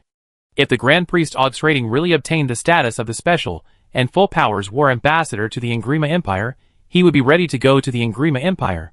Although he didn't know what political status he would get in the envoys, as long as he could hide in the envoys and get through this war safely, it would be fine.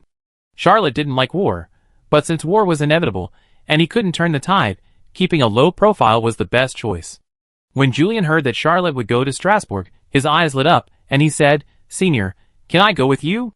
Chapter 168. Charlotte really took Julian with her. He didn't delay along the way, because he didn't go back to Machupi with Julian. He just asked Dubin and Yellow Bear, as well as Gwen the Spotted Deer and Bancroft the Wind Wolf, to take the Knights of Favonius to Machupi halfway. He also left 4 people in Machupi, called Dorothy back, and asked Dorothy to bring back a batch of war horses. As the daughter of the Sume family, Dorothy was of course the right person to go on a diplomatic mission to the Ingrima Empire. Since Dorothy was called back, someone would definitely stay to look after the house. Charlotte was worried about Dubin alone, and she didn't trust the others, so she simply left them all behind. Dorothy did not complain much when she saw Charlotte. Machupi was not far from Strasbourg, and she often sent people to Strasbourg to buy newspapers. Although the news was a little behind, she was not completely ignorant. She asked a few questions with great interest, and deeply regretted not being able to go to Mostar Castle to witness the beheading of the Grand Duchess.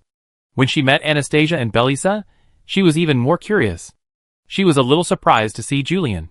Charlotte did not hide Julian's identity, and had already told several important subordinates in advance, so that they would not be ignorant and really regard Julian as a companion. The Grand Priest Augsraden had sent messages several times, asking him to return to Strasbourg as soon as possible.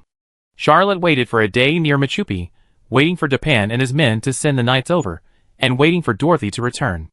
As soon as Dorothy returned, he immediately continued on his way. More than 200 kilometers, in this era, it really takes several days to walk. Fortunately, after the army was gone, only a small team of 50 people was left, and with the war horses brought back by Dorothy, the speed of returning suddenly increased a lot. When Charlotte saw Strasbourg again, she was filled with emotion. When he left, he was still a 4th-level clerk of the 34th grade, but now, he is a 1st-level General Affairs Director of the 29th grade. War is indeed the fastest shortcut to promotion. After returning to Strasbourg, Charlotte and Dorothy went back to the Military Affairs Knights Department of the Central Government Office. The order received by the Knights of Favonius was to support the Principality of Behemoth.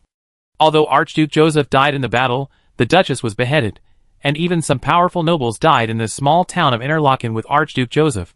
The most trusted Baron Fiel also died on the battlefield, and his whole family died cleanly, leaving only Anastasia, the illegitimate daughter.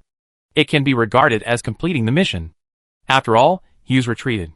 The Military Affairs Knights Department of the Central Government Office, probably receiving a hint from above, allowed the Knights of Favonius to complete the mission, gave it the highest evaluation, reported it to the higher-level department, and at the same time assigned a new mission, ordering the Knights of Favonius to assist the Ingrima Empire in clearing out the pirates hiding in Cappadocia without causing surprise to friendly countries.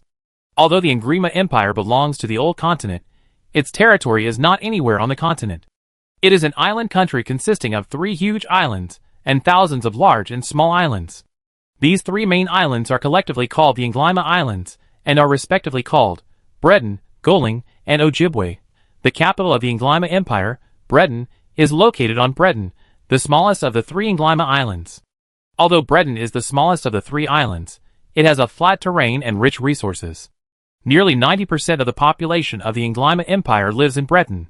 The city of Cappadocia is on Golang Island, which is also the second largest island in the Nglyma Empire.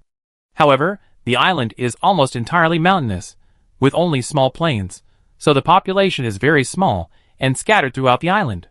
When Cappadocia was occupied by pirates, its population once exceeded 10,000, and it was already the largest city on Golang Island at that time.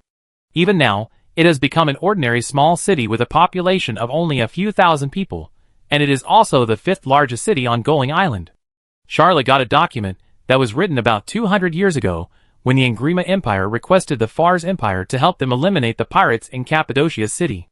She also got the Fars Empire's official document for sending troops. In terms of political legitimacy, there is almost no flaw.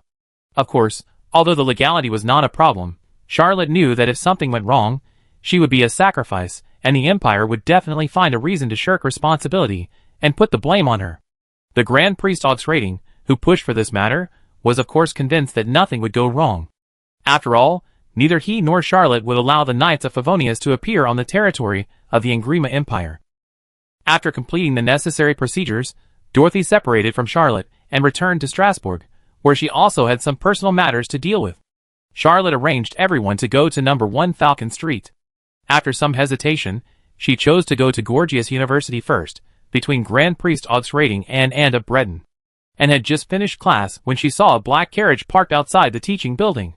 Charlotte did not have a permanent pass to Gorgias University before, only a multiple entry pass, so she could not come in by carriage, but the dark luxury was different.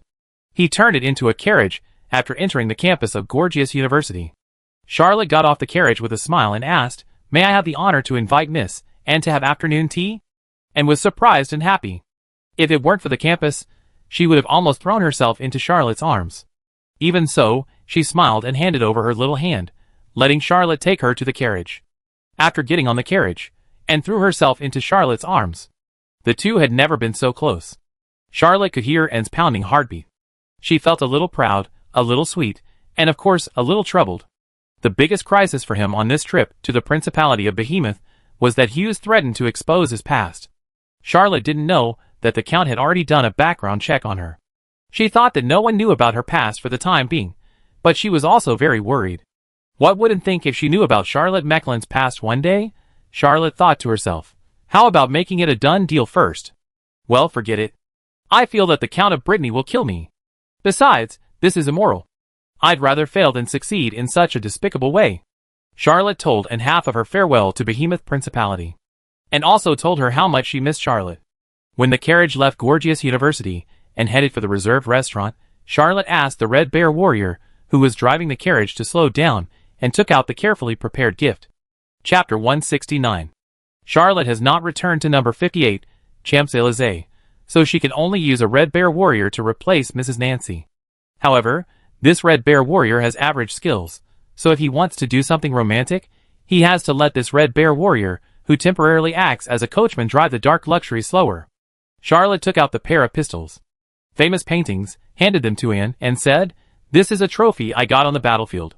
They are not weapons. If you use one of them to shoot at someone, the other party will not notice it, but if you use another one to shoot at the wall or canvas, a lifelike portrait of someone will appear, which can interact simply, sing, dance, smile, and get angry. It can only create 5 magic portraits. If it exceeds this number, the first one will disappear, and it will always remain at 5. I thought that as my first trophy on the battlefield, I should give it to my favorite girl." Although the famous painting was Baron Fila's collection, it was theoretically taken away by Lady Nancila. Charlotte got it back from Lady Nancila. Even if the original owner wanted to take it back, perhaps according to the laws of the Empire, redeem it. What's more, Baron Fila has no legitimate descendants now, only an illegitimate daughter, Anastasia, who has no legal inheritance rights, so Charlotte can feel free to give the gift. And was surprised and delighted. She was surprised that Charlotte finally gave her a gift. Secondly, the pair of pistols gave her an idea. This is the most suitable gift. I was thinking, what excuse can I have? Charlotte didn't know what Anne was thinking, and the two of them had afternoon tea peacefully. In the evening, Charlotte sent Anne back to Gorgias University, watched and changed to her own carriage and left, and then he also set off to return to number 58, Champs-Élysées. Charlotte's return made Mrs. Nancy and Mrs. Wumizijiang very happy. The three clever kittens kept circling around their owner, trying to attract his attention. Charlotte picked up a clever kitten and stroked its fluffy fur. She felt relaxed and said, "Please prepare some food for me in the evening. I have something to do tomorrow, and will go to bed early. You don't need to prepare tea and coffee." Mrs. Wumizijiang prepared a set meal for Charlotte. After Charlotte ate, she went back to her room to practice for a while, and slept comfortably all night holding the three clever kittens. The next morning, he woke up and rubbed his eyes. He was thinking whether to go to Annie again, or to the High Priest Augsrating, when he heard a voice downstairs. Charlotte got up and went downstairs. He saw someone delivering two huge paintings. The paintings were wrapped in linen and very tightly. He couldn't help asking, "I didn't order any paintings. Was it delivered to the wrong place?" Before the delivery worker could answer, Aunt Karen had already followed him into number 58, Élysée Field Street, and said with a smile, "It was not delivered to the wrong place. Annie asked me to order the 5 largest frames. These are 2 of them. I suggest Mr. Mecklin to hang one in the study on the 1st floor, and one in the bedroom on the 3rd floor." Charlotte had just woken up, and was still a little confused. She asked casually, "Why?" Madame Karen chuckled and said, "What do you think? There are 3 more paintings. One was sent to your estate outside the city, and the other 2 were sent to your mansion in the Val d'Oise district." Charlotte gradually woke up and remembered that she had received 2 more houses as a reward from the Queen. Thinking of the number of frames, she asked in shock, "Are they all portraits of Anne?" Aunt Karen did not answer, but asked back, "Where do you think it should be hung?" Charlotte thought, "Is there any need to say this?" He asked the delivery worker to hang one portrait in the large study, and the other one was sent to the 3rd floor and hung in the rest area of the bedroom. Aunt Karen did not stay and left after delivering the portrait. The old lady always had a smile on her face, and her eyes looked at Charlotte with some meaningful meaning. After Aunt Karen left, Charlotte pulled off the linen wrapped around the portrait in the study. The frame of this portrait was the largest specification, which was used to draw real people and other adult portraits. The linen fell off, and the painting was indeed a portrait of Anne in a gorgeous dress, with a happy face. When she saw the light, the portrait made an inviting gesture to Charlotte, as if asking him to dance with her. Charlotte also stretched out her hand, and held Anne in the painting from a distance, and indeed danced half a dance with the portrait in the painting. He still remembered that he had something to do today, so he had not gone to appreciate the painting upstairs. He called Mrs. Nancy and hurried out. Yesterday, he rode in the dark luxury to show off in front of Anne, but the result of showing off was that Anne didn't notice that he had changed the carriage, so when he went out today, Charlotte honestly changed back to the old second-hand carriage. Mainly because he had to go out to do business, and if people saw him riding in the extraordinary carriage, they would definitely suspect that he had made a fortune in the war. This kind of thing would definitely bring some trouble, especially when he and the great priest Augsraden were planning to go on a diplomatic mission to the Engrima Empire. It would be bad if people were jealous and caused a wave of trouble. When Charlotte's status is higher, she can enjoy a more luxurious life, and there will be no such problems. Charlotte decided that when she returned from the Engrima Empire, she would start to open several business houses and start her life of accumulating wealth. Although he made a fortune in Silver Pigeon Castle, this kind of thing can't happen again and again, and it is not a stable way to make money. Charlotte first went to the Temple of the Lord of Light, asked about the whereabouts of the Grand Priest Augsraden, and then went to the Savings Union to withdraw a sum of cash, and then went to the residence of the Minister of Foreign Affairs. The Minister of Foreign Affairs is already a very high official position in the Empire, usually held by the hereditary Count d'Artagnan, and his official residence is at number 5 Central Street in the Val d'Oise district. By the way, the Emperor's Palace is at number 1 Central Street. The central government office is not on Central Street. The entire Central Street is the official residence of the Empire, and it is also the place where the high-ranking officials and nobles of the Empire who really have real power stay for a long time. This street is patrolled by the Royal Knights, and ordinary people cannot enter it at all. Charlotte was able to enter this street with the documents of the Military Knights Department of the Central Government Office. He went straight to the official residence of the Minister of Foreign Affairs with trepidation, and was stopped by the guards outside the gate. When he explained his request to see the Grand Priest Augsraden, he was taken into a room by the guards and asked to wait there. In this room, all the officials of all levels were waiting to be received. They were also people of considerable status. Because of their inferior status, they could not enter this room, and could only stand on the street outside the official residence of the Minister of Foreign Affairs, blowing the wind, and slowly enjoying the gap in status in this world. Chapter 170. Charlotte quietly hid in the corner, listening to the people in the room, talking loudly. Almost everyone was intentionally or unintentionally showing off their status, so he soon found out that the people in this room had higher positions than him. Charlotte was able to be promoted to the 29th level of the first-level General Affairs Director within 2 or 3 years after graduation. He was already a very remarkable young talent, but this position was still considered the bottom in the room. Charlotte silently listened to the people in the room, pretending to be cool, bragging and bragging.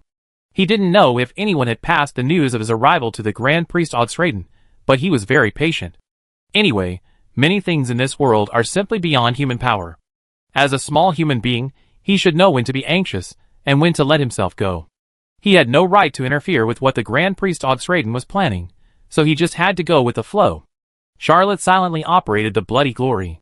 He didn't know if it was because the atmosphere in the foreign minister's residence was special, but he was practicing as if he had divine help, and his progress was a little faster than usual. Charlotte had just operated all 7 bloody vortices, halfway, when he heard someone shouting, "Charlotte Mecklin, the commander of the Lucavaro District Patrol Army, the head of the Knights of Favonius, the director of the Lucavaro District Political Affairs Bureau, and the 29th level General Affairs Director, please follow me." Under the gaze of everyone in the room, Charlotte left the waiting room and followed a waiter around to a very quiet reception room. He saw a young official, about 28 or 29 years old, dressed very elegantly, holding a cup of coffee, seemingly taking a break from his busy schedule.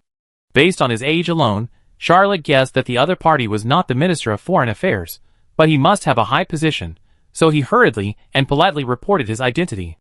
The young official nodded and said, "I have other things to do." To make a long story short, Charlotte Mecklin, are you willing to go on a diplomatic mission to the Engrima Empire? Charlotte replied, "I do." The young official nodded, took a document, and was about to sign his name. Charlotte, relying on her quick hands, hurriedly handed over a wallet and said, "You dropped something." The young official slowly opened the wallet, took a look at the Forester banknotes inside, suddenly smiled, took another document, and said, "I heard that you fought a battle with Lady Nancila in Mostar Castle?" Charlotte said humbly, "It's just a small matter, all for the Empire and the Emperor." The young official smiled, signed his name on the new document, stamped it, handed it to Charlotte, and said, "Go to the general office of the central government first, hand it in, and then go home and wait for news." Although Charlotte felt that the other party was not busy, and the young official looked very leisurely drinking coffee, she still tactfully said goodbye and left. The young official put the wallet in his hand into his arms, and continued to drink coffee slowly. This was his daily routine. It was rare that Charlotte was more tactful than others, so she gave him a new document to save him a few years of torture. Charlotte left the foreign minister's residence and went to the central government office. After running through several departments, his new identity became Commander-in-Chief of the Patrol Army of Lucavalo District, Head of the Knights of Favonius, Director of the Political Affairs Bureau of Lucavalo District, Special Commissioner of War of the Fars Empire to the Engrima Empire, and 28th Class 2nd Level General Affairs Officer Charlotte Mecklin. The document Charlotte received at the foreign minister's residence was different from the document he was supposed to receive, except for the last line of words. Originally, there was no change in the job level. The young official who took the money took the bribe and saved him several years. Moreover, this job change had nothing to do with Charlotte's merits. It was a normal accumulation of promotion and did not affect his military merit reward. Charlotte got the new identity document and was about to leave the general office of the central government when she saw several old colleagues. They were talking loudly, and the colleague in the lead was beaming with pride. Someone saw Charlotte and couldn't help but greet her, shouting, "Charlotte, why are you back again?" Charlotte smiled and replied, "I came back to handle some job transfers." The colleague with a rosy face said, "I heard from Edgar last time that you came back once. Why did you ignore your old colleagues after going to prison? You didn't even come to us when you came back." "I was just promoted to a second-level clerk. Although it was a little later than Edgar, I caught up with this promotion. I was just about to invite my colleagues to celebrate. How about it?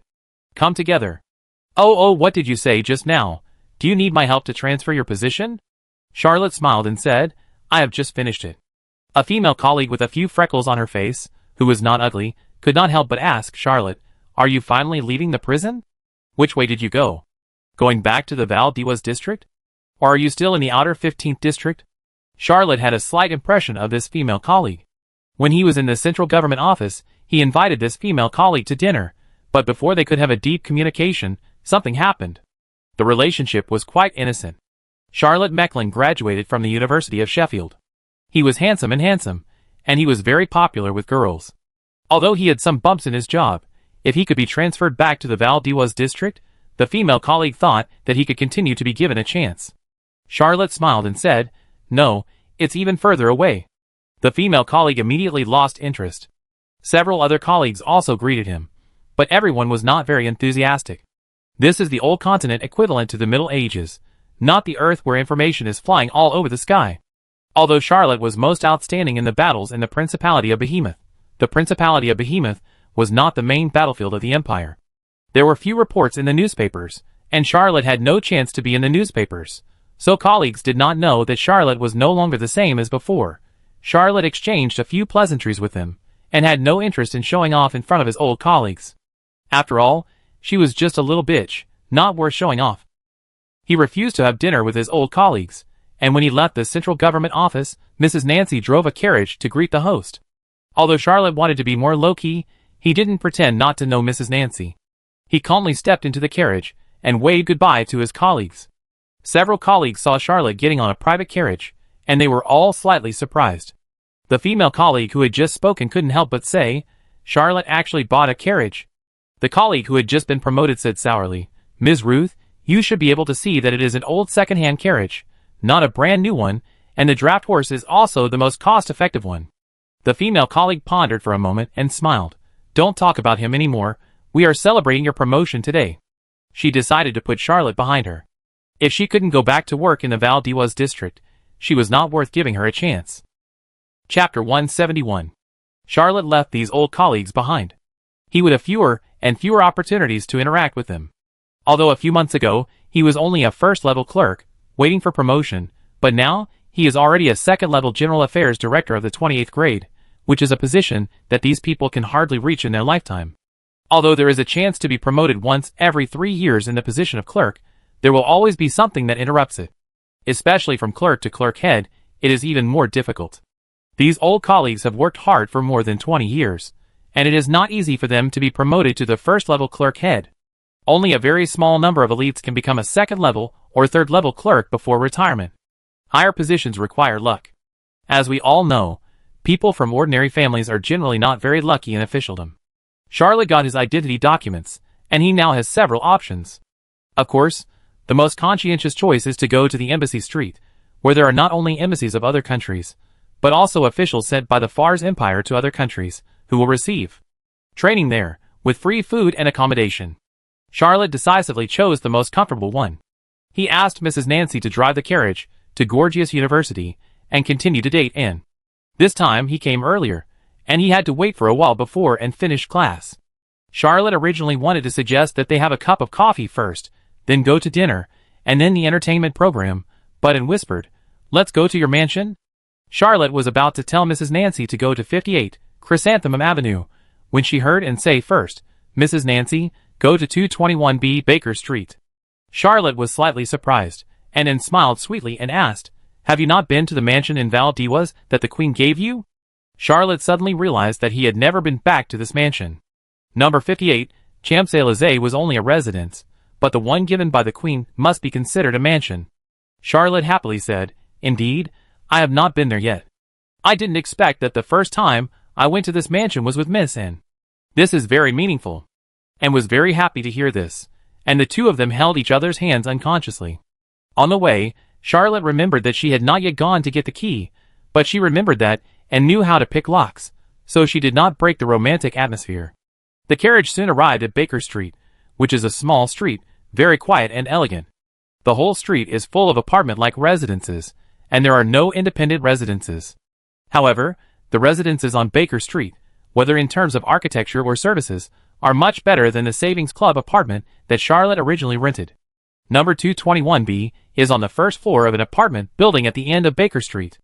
It has an independent door facing Baker Street, so there is no need to go through the main door of the apartment. And got off the carriage, took out a bunch of keys, opened the door of room 221B skillfully, and waved to Charlotte. Charlotte was a little stunned, but accepted it skillfully and said, "Have you already helped me get the keys?" And whispered, "I urged, otherwise I don't know when this mansion will be completed." However, Charlotte, when you received the Queen's reward, you were only the 29th level general manager, and the mansion you got could not be bigger.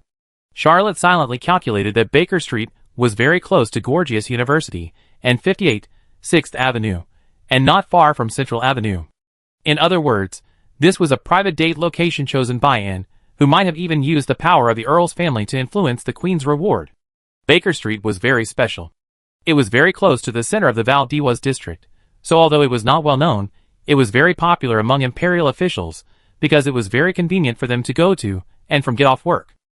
Because of this, the mansions in this place are very scarce and are generally not awarded to low-level civil servants. Low-level civil servants also hope to have a larger residence instead of choosing Baker Street. However, these are all apartment-like residences, so there is no place to park carriages. All carriages can only be parked in the nearby carriage parking lot. Of course, taking a public carriage is also a good choice. Because horses cannot be raised, the whole street looks very clean. When Charlotte entered number 221B, the first thing she saw was the magic portrait hanging in the middle of the living room. The portrait showed Miss Anne of Brittany, wearing a hunting suit, heroic and smiling, and making a grand court gesture of welcome.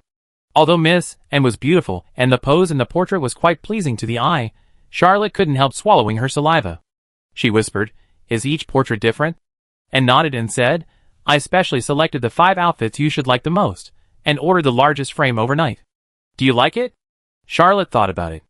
If it was black stockings, she might like it more, but unfortunately, there was no such thing as stockings in the Old World or the New World. She wanted to change her career to become an inventor. "I like it. I really like it."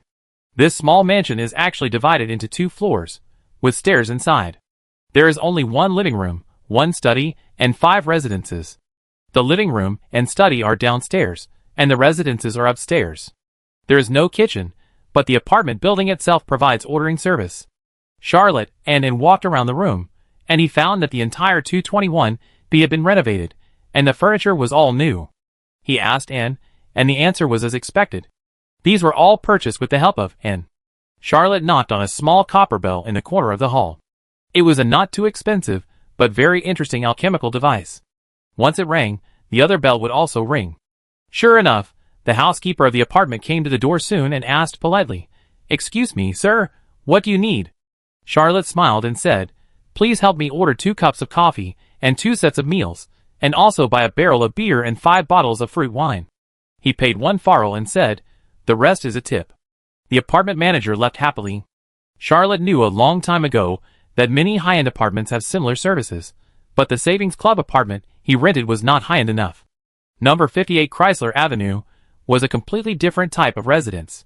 Today was her first time trying it, and she found it quite novel and interesting, and also wanted to stay with Charlotte in a corner where no one would disturb her.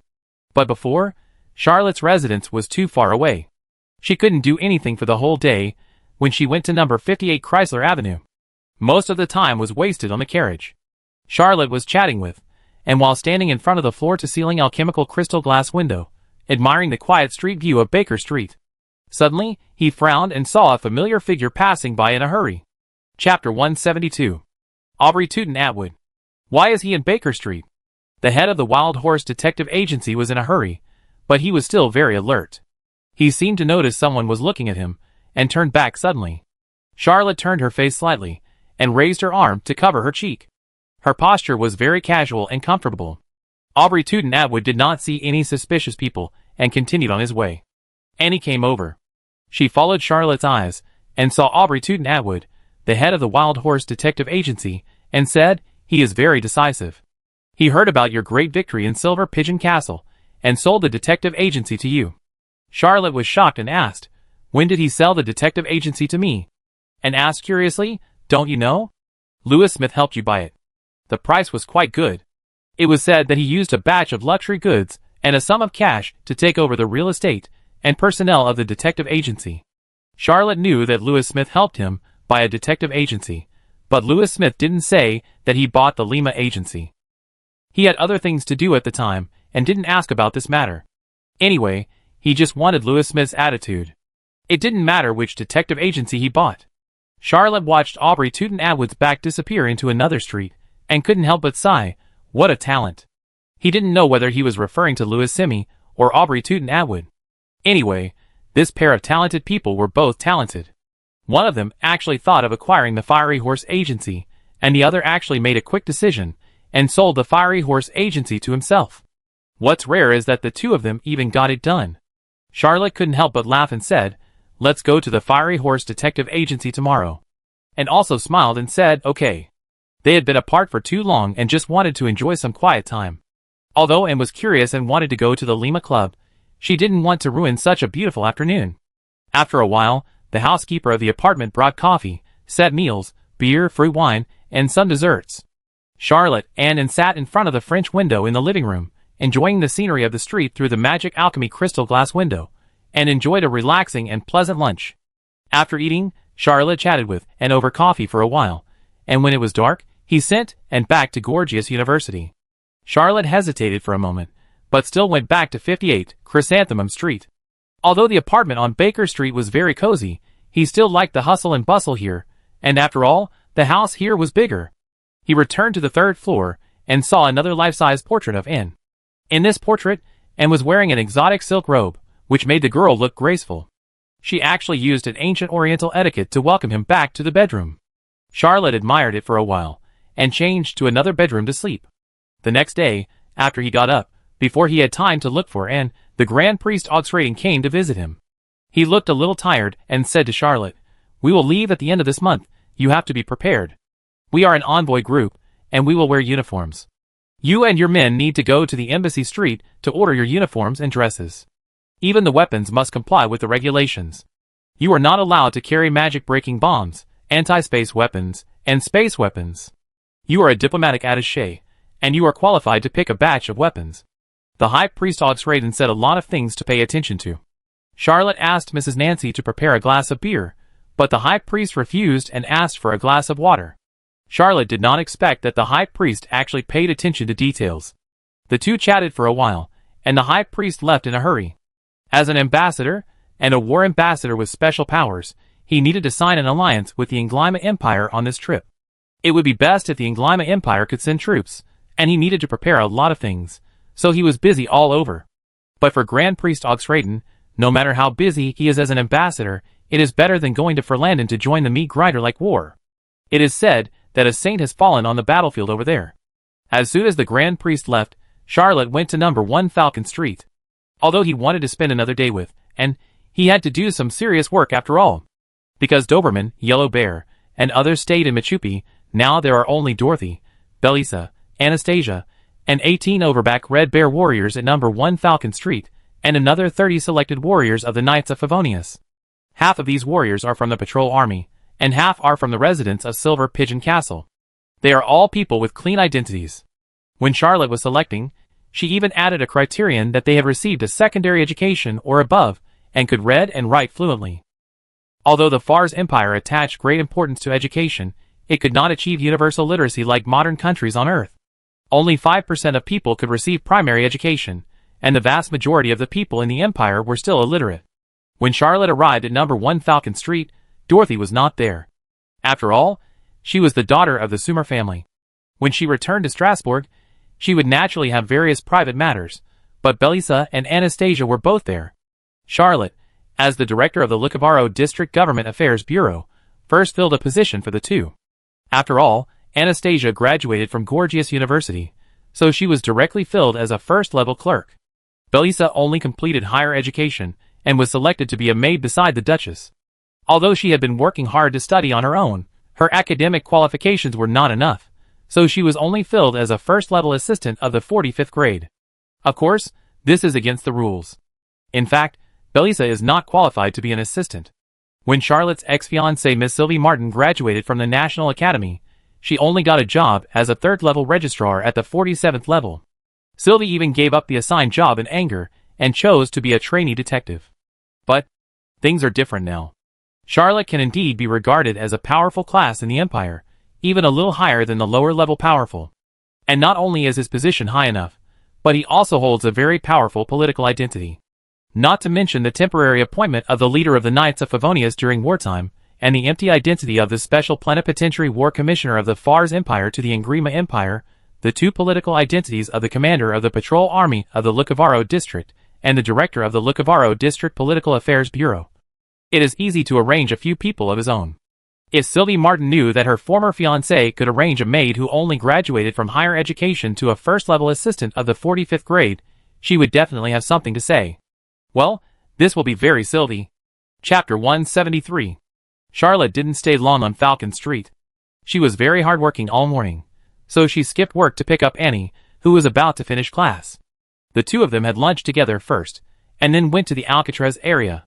3 of the 7 major detective agencies in the Fars Empire are in this area. In addition to the Cat Detective Agency, the Fiery Horse Detective Agency is also here. The economic situation of the Fiery Horse Detective Agency is obviously much better than that of the Cat Detective Agency. It is a street-side 3-story building, 1 5-story building, and 2 3-story buildings. There are training facilities on the rooftop of each building, which is convenient for detectives to practice swordsmanship, gunmanship, and even various skills here. Aubrey Tootin Atwood was willing to sell the detective agency because the agency's assets were mainly its reputation in the industry and a group of professional veteran detectives. Real estate and registered agency names were not valuable. In addition, Charlotte rose too fast. Although the Wild Horse Detective Agency had people, it could not be compared with a night group. Aubrey Tootin Atwood believed that with his own abilities, it would not be difficult to make a comeback. Moreover, there were a group of veteran detectives who were willing to start a business with him again. Therefore, selling the Wild Horse Detective Agency and recovering a batch of funds was the best choice. Charlotte and got off the carriage and looked at the 3 office buildings of the Sharp Horse Agency, feeling a little strange. Charlotte smiled and said, "Let's go in." As soon as Charlotte and entered the Sharp Horse Agency, a trainee detective lady who was receiving them asked gently, "Excuse me, sir, do you have any business to handle?" Charlotte replied, "I am Charlotte Mecklin. Please call all the detectives of the detective agency here."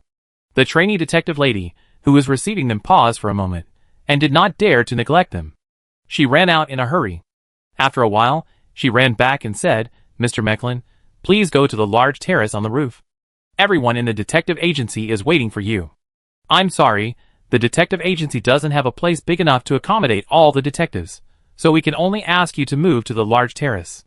Charlotte nodded, and took Annie to follow the trainee detective to the large terrace on the 5th floor. This building is an office building, and the other 2 3-story buildings are dormitories and a data room and armory.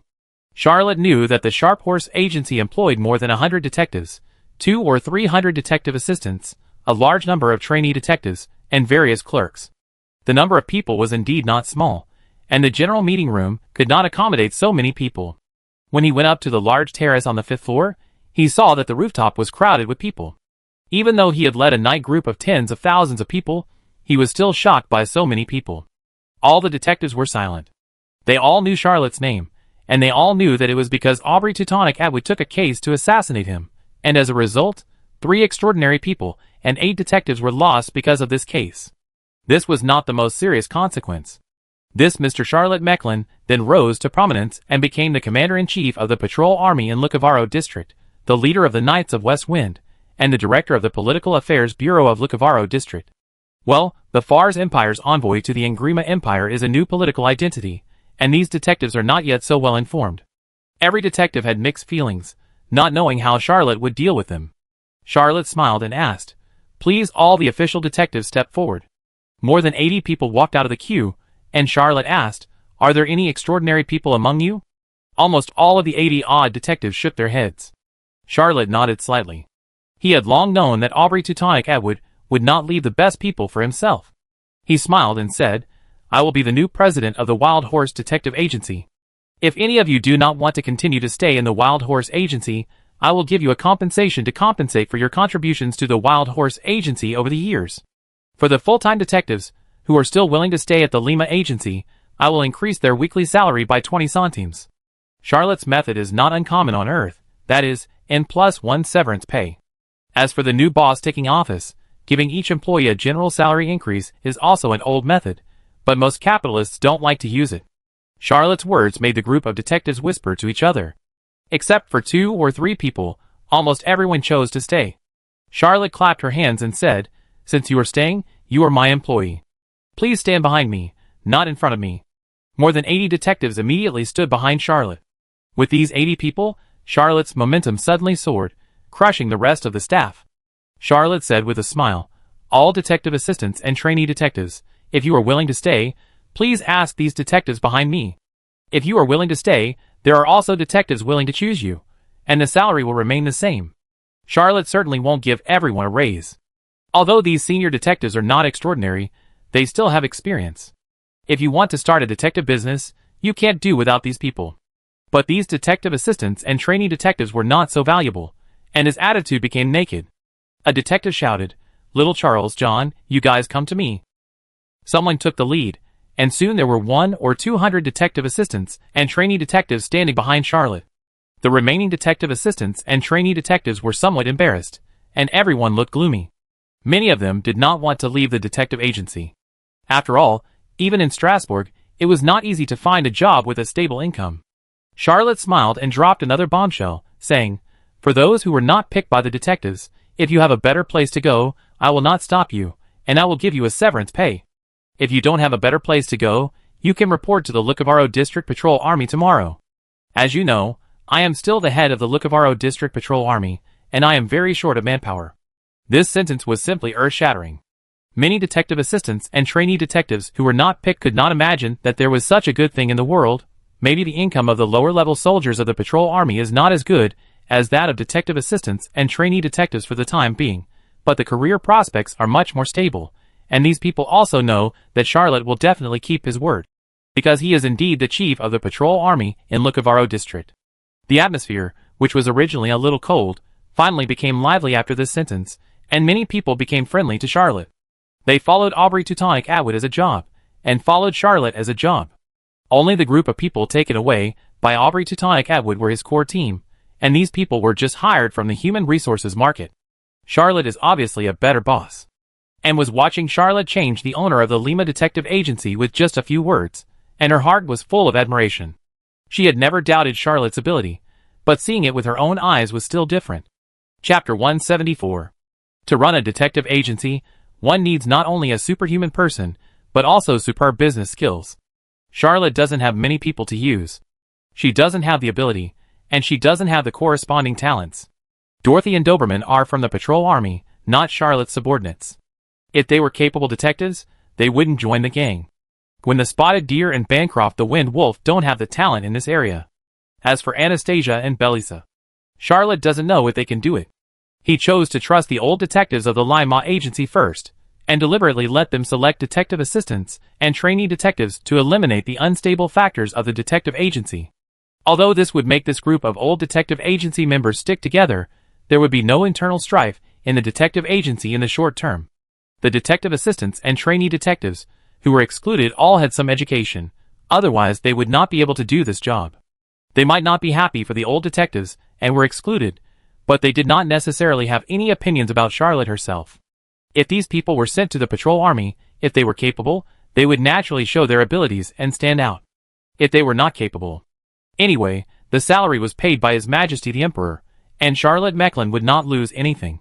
Charlotte used the business philosophy from Earth, which was hundreds of years ahead of this era.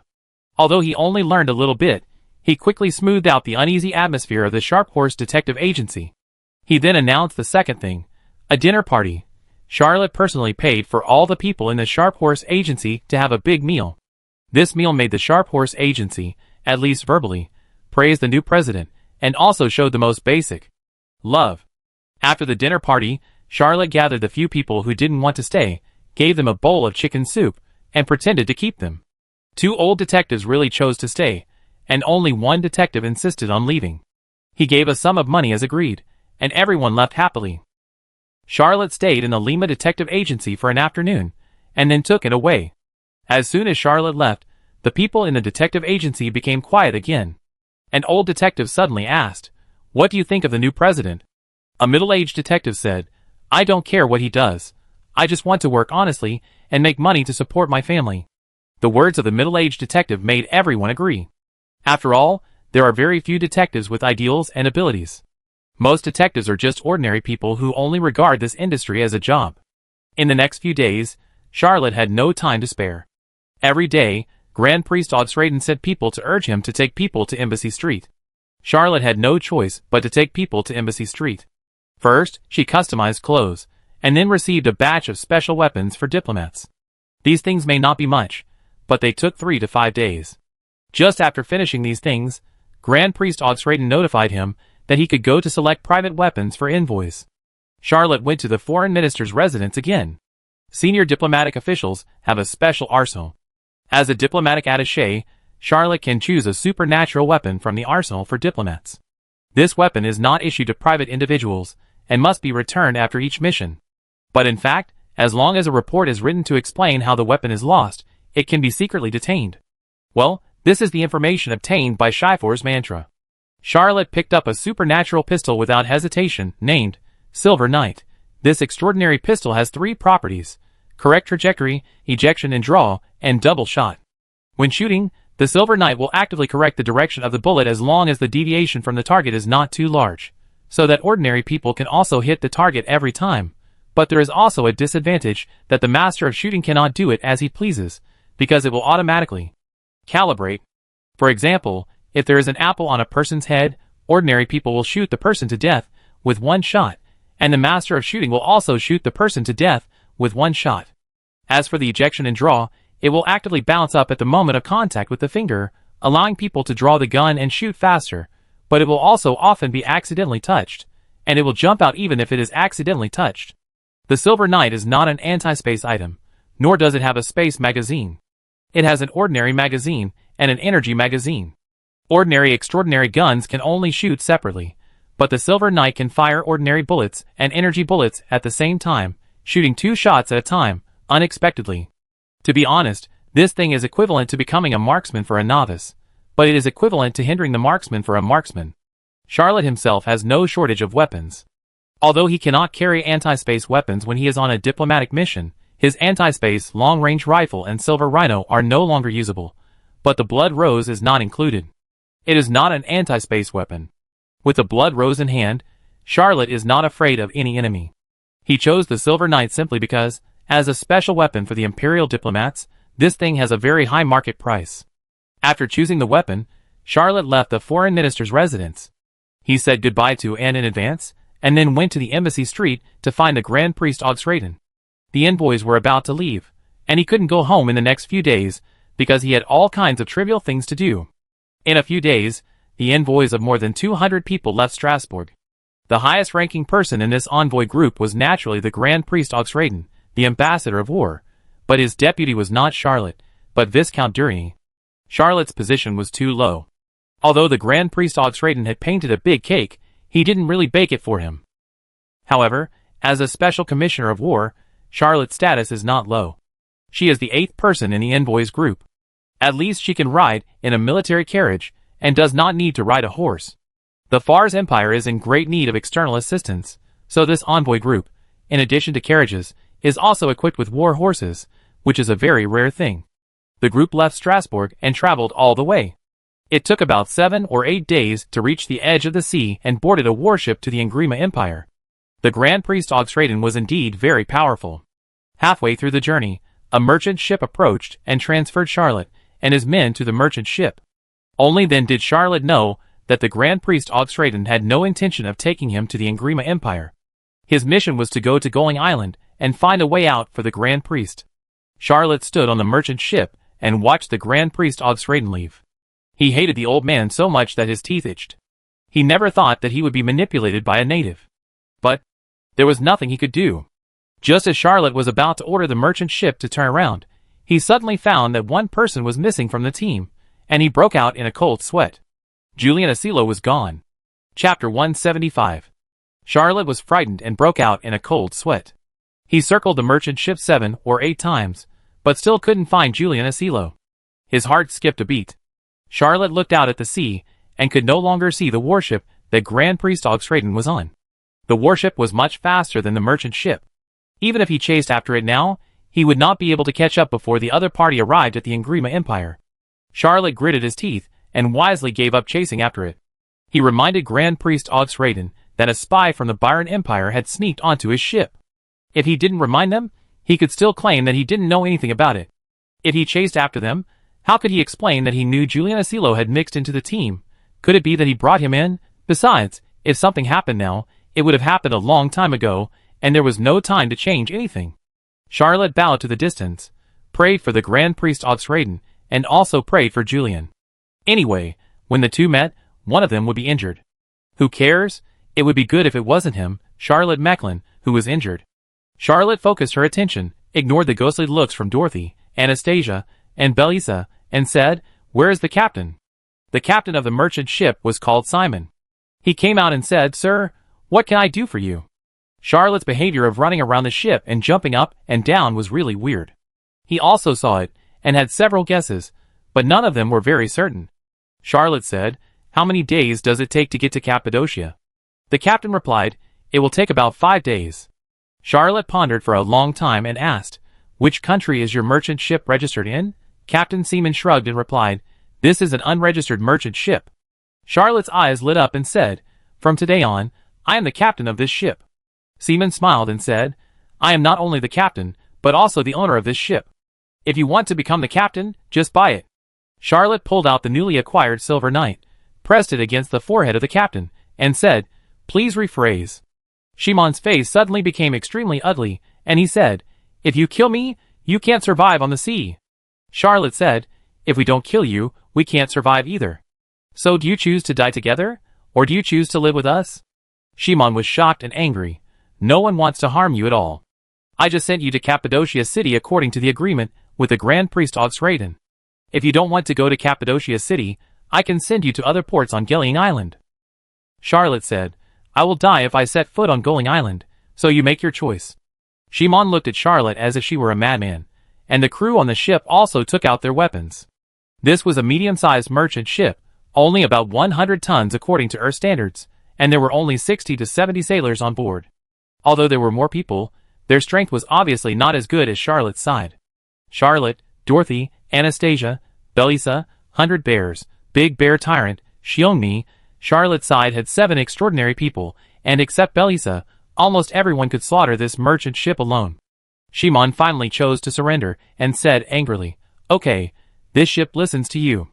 Charlotte put away the silver knight, and said with a smile, "You are a wise man." He was just looking for a reason to turn against him. He said that he would die if he went to Gillian Island. It was just nonsense. Charlotte was a time traveler, not a law-abiding native. Why not play a real-life version of the Great Voyage? Since there is a chance to do something, why not do it? He must control this merchant ship to make a big move in Cappadocia. No one on this ship understood what Charlotte was thinking. Even Dorothy, Anastasia, and Belisa thought he was a little crazy. After Charlotte took control of the merchant ship, the first thing he did was to mix the crew on the ship with his own Knights of Favonius. Although the sailors and his team totaled only more than 100 people, he organized 5 teams for him. He, Dorothy, Anastasia, Belisa, and Captain Seaman each led one. Captain Seaman had secretly made up his mind that as long as he found an opportunity, he would throw him into the sea. Charlotte also knew that this rough method would not convince everyone, but he had the ability of insight, so it was not a problem for him to monitor the entire merchant ship, and he was not afraid of resistance. Under Charlotte's control, the merchant ship named Baicha accelerated all the way and entered the port of Cappadocia in 4.5 days. This coastal town became a pirate fortress because it was not on the main waterway, and now it has become an ordinary town because it is not on the main waterway. Normally, there are no more than 5 merchant ships entering and leaving the port of Cappadocia. Most of them stop to unload goods and replenish water, and they do not stay for a long time. When the White Tea entered the city of Cappadocia, everyone thought it was an ordinary merchant ship. The White Tea did indeed start to transport goods like an ordinary merchant ship, and the crew on the ship also left the ship and went to Cappadocia to find entertainment. The system of the Ingrima Empire is 80% similar to that of the Fars Empire. This small city is not the fief of any noble. Breton only sent a general manager to manage this small city, and there are only 200 patrol soldiers in the city. When Charlotte took Dorothy and the others away from the White Tea, Captain Seaman secretly called the sailors, who were still on the White Tea, and said, "We have sent these Fars people to Cappadocia. The mission has been completed. After replenishing food and water, we will set off immediately and let these Fars people stay here."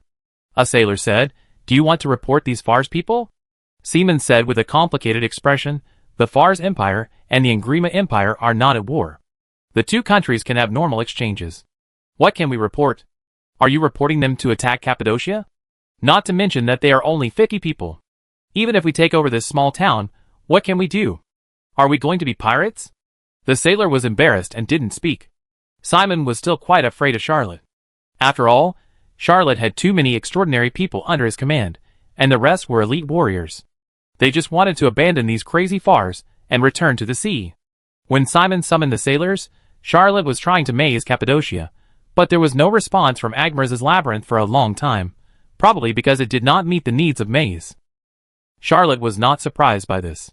Machupi was a ruin, and the Silver Pigeon Castle was temporarily under his control, so it could be turned into a maze. Cappadocia had its own general affairs officials and its own patrol troops, so how could it be turned into a maze? But he was very curious about another thing. Did the Grand Priest Ogsraden know this? Chapter 176. A normal city cannot be eroded by the power of the evil god. It should be necessary to capture this small city to activate the maze. Charlotte pondered for a long time, and suddenly felt that he was the great evil god, occupying a city, maze ing a city, and then turning the residents of the city into evil spirits. He never thought of occupying Cappadocia. As a special plenipotentiary war commissioner to the Engrima Empire, how could he explain to the Engrima Empire officials if he captured Cappadocia? This is a declaration of war.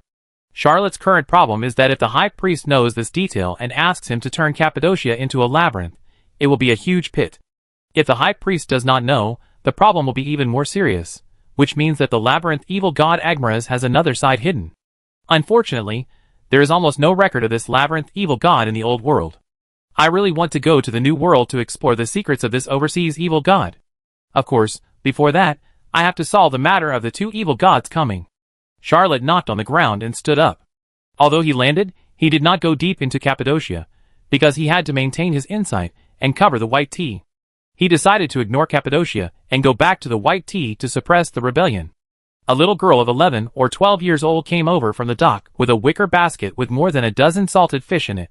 She was wearing a patched coarse cloth skirt with traces of size changes. Her hair was slightly dry and yellow, and her face was flushed by the sea breeze all year round. She was not pretty, but not ugly. When she passed by Charlotte, he suddenly stopped the little girl and asked in Englima, "Do you sell salted fish?" The little girl looked at him warily.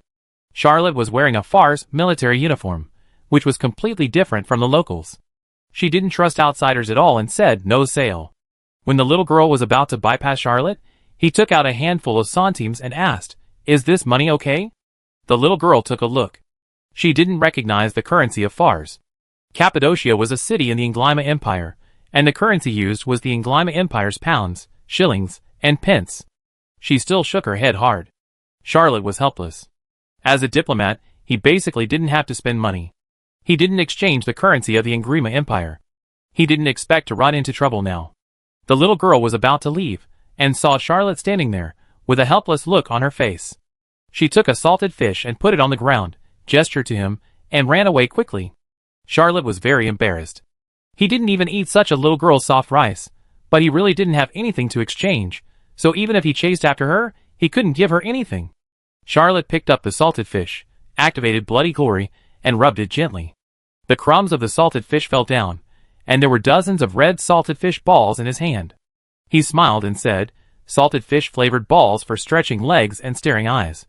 He also walked around the dock and bought a dozen mulberry papers to wrap the salted fish balls delicately. Captain Seaman was passionately encouraging the more than 10 men who had gathered, and then someone knocked on the door, and then kicked the cabin door open violently. Charlotte walked in with a smile, holding a paper bag in her hand, and said, "Look what gift I brought you. This is an alchemical potion. It is said that if you take it without taking the antidote once a week, you will explode with a bang. Come and try it. I heard it tastes very good." Simon and the sailors, who were encouraged by him, stared at the paper bag in Charlotte's hand with horror on their faces. The alchemical potion sounded weird, not to mention that it would explode after eating. Who dared to try it? When Charlotte came in, Shimon knew that his rebellion had been exposed, and hurriedly said, "I am willing to continue to serve you, and I have no second thoughts." He tried his best to explain, but the more anxious he was, the more he spoke. Some of the sailors he had gathered betrayed him, shouting, "He encouraged us to secretly sail and abandon you in Cappadocia." We can all swear, but no one agreed to him. These people talked at once, all trying to prove their innocence. Charlotte ignored them, stretched out a hand, pressed his forehead lightly, and a flaming hand flew out from behind his head, caught a passing seabird, stuffed a red salted fish ball stained with bloody glory into the bird's mouth, and then let the seabird fly away. He also deliberately made an expression of sudden enlightenment and said, "This alchemical potion has another feature, that is, if it is too far away from the person who poisoned it, it will explode directly." The seabird that was flapping its wings and flying high exploded into a ball of flesh and blood in midair with this sentence, which made Shimon and all the sailors involved in the incident look horrified, and no longer doubted the power of the potion. Charlotte took out the silver knight, pointed it at a sailor's forehead, and said, "I give you a choice, be beaten to death by me, or take medicine." The sailor swallowed his saliva, took the salted fish ball, and put it in his mouth. He felt that it was extremely unpalatable and extremely salty, but he still swallowed it. With the first person, the rest of the people ate the salted fish balls without Charlotte holding a gun to their heads.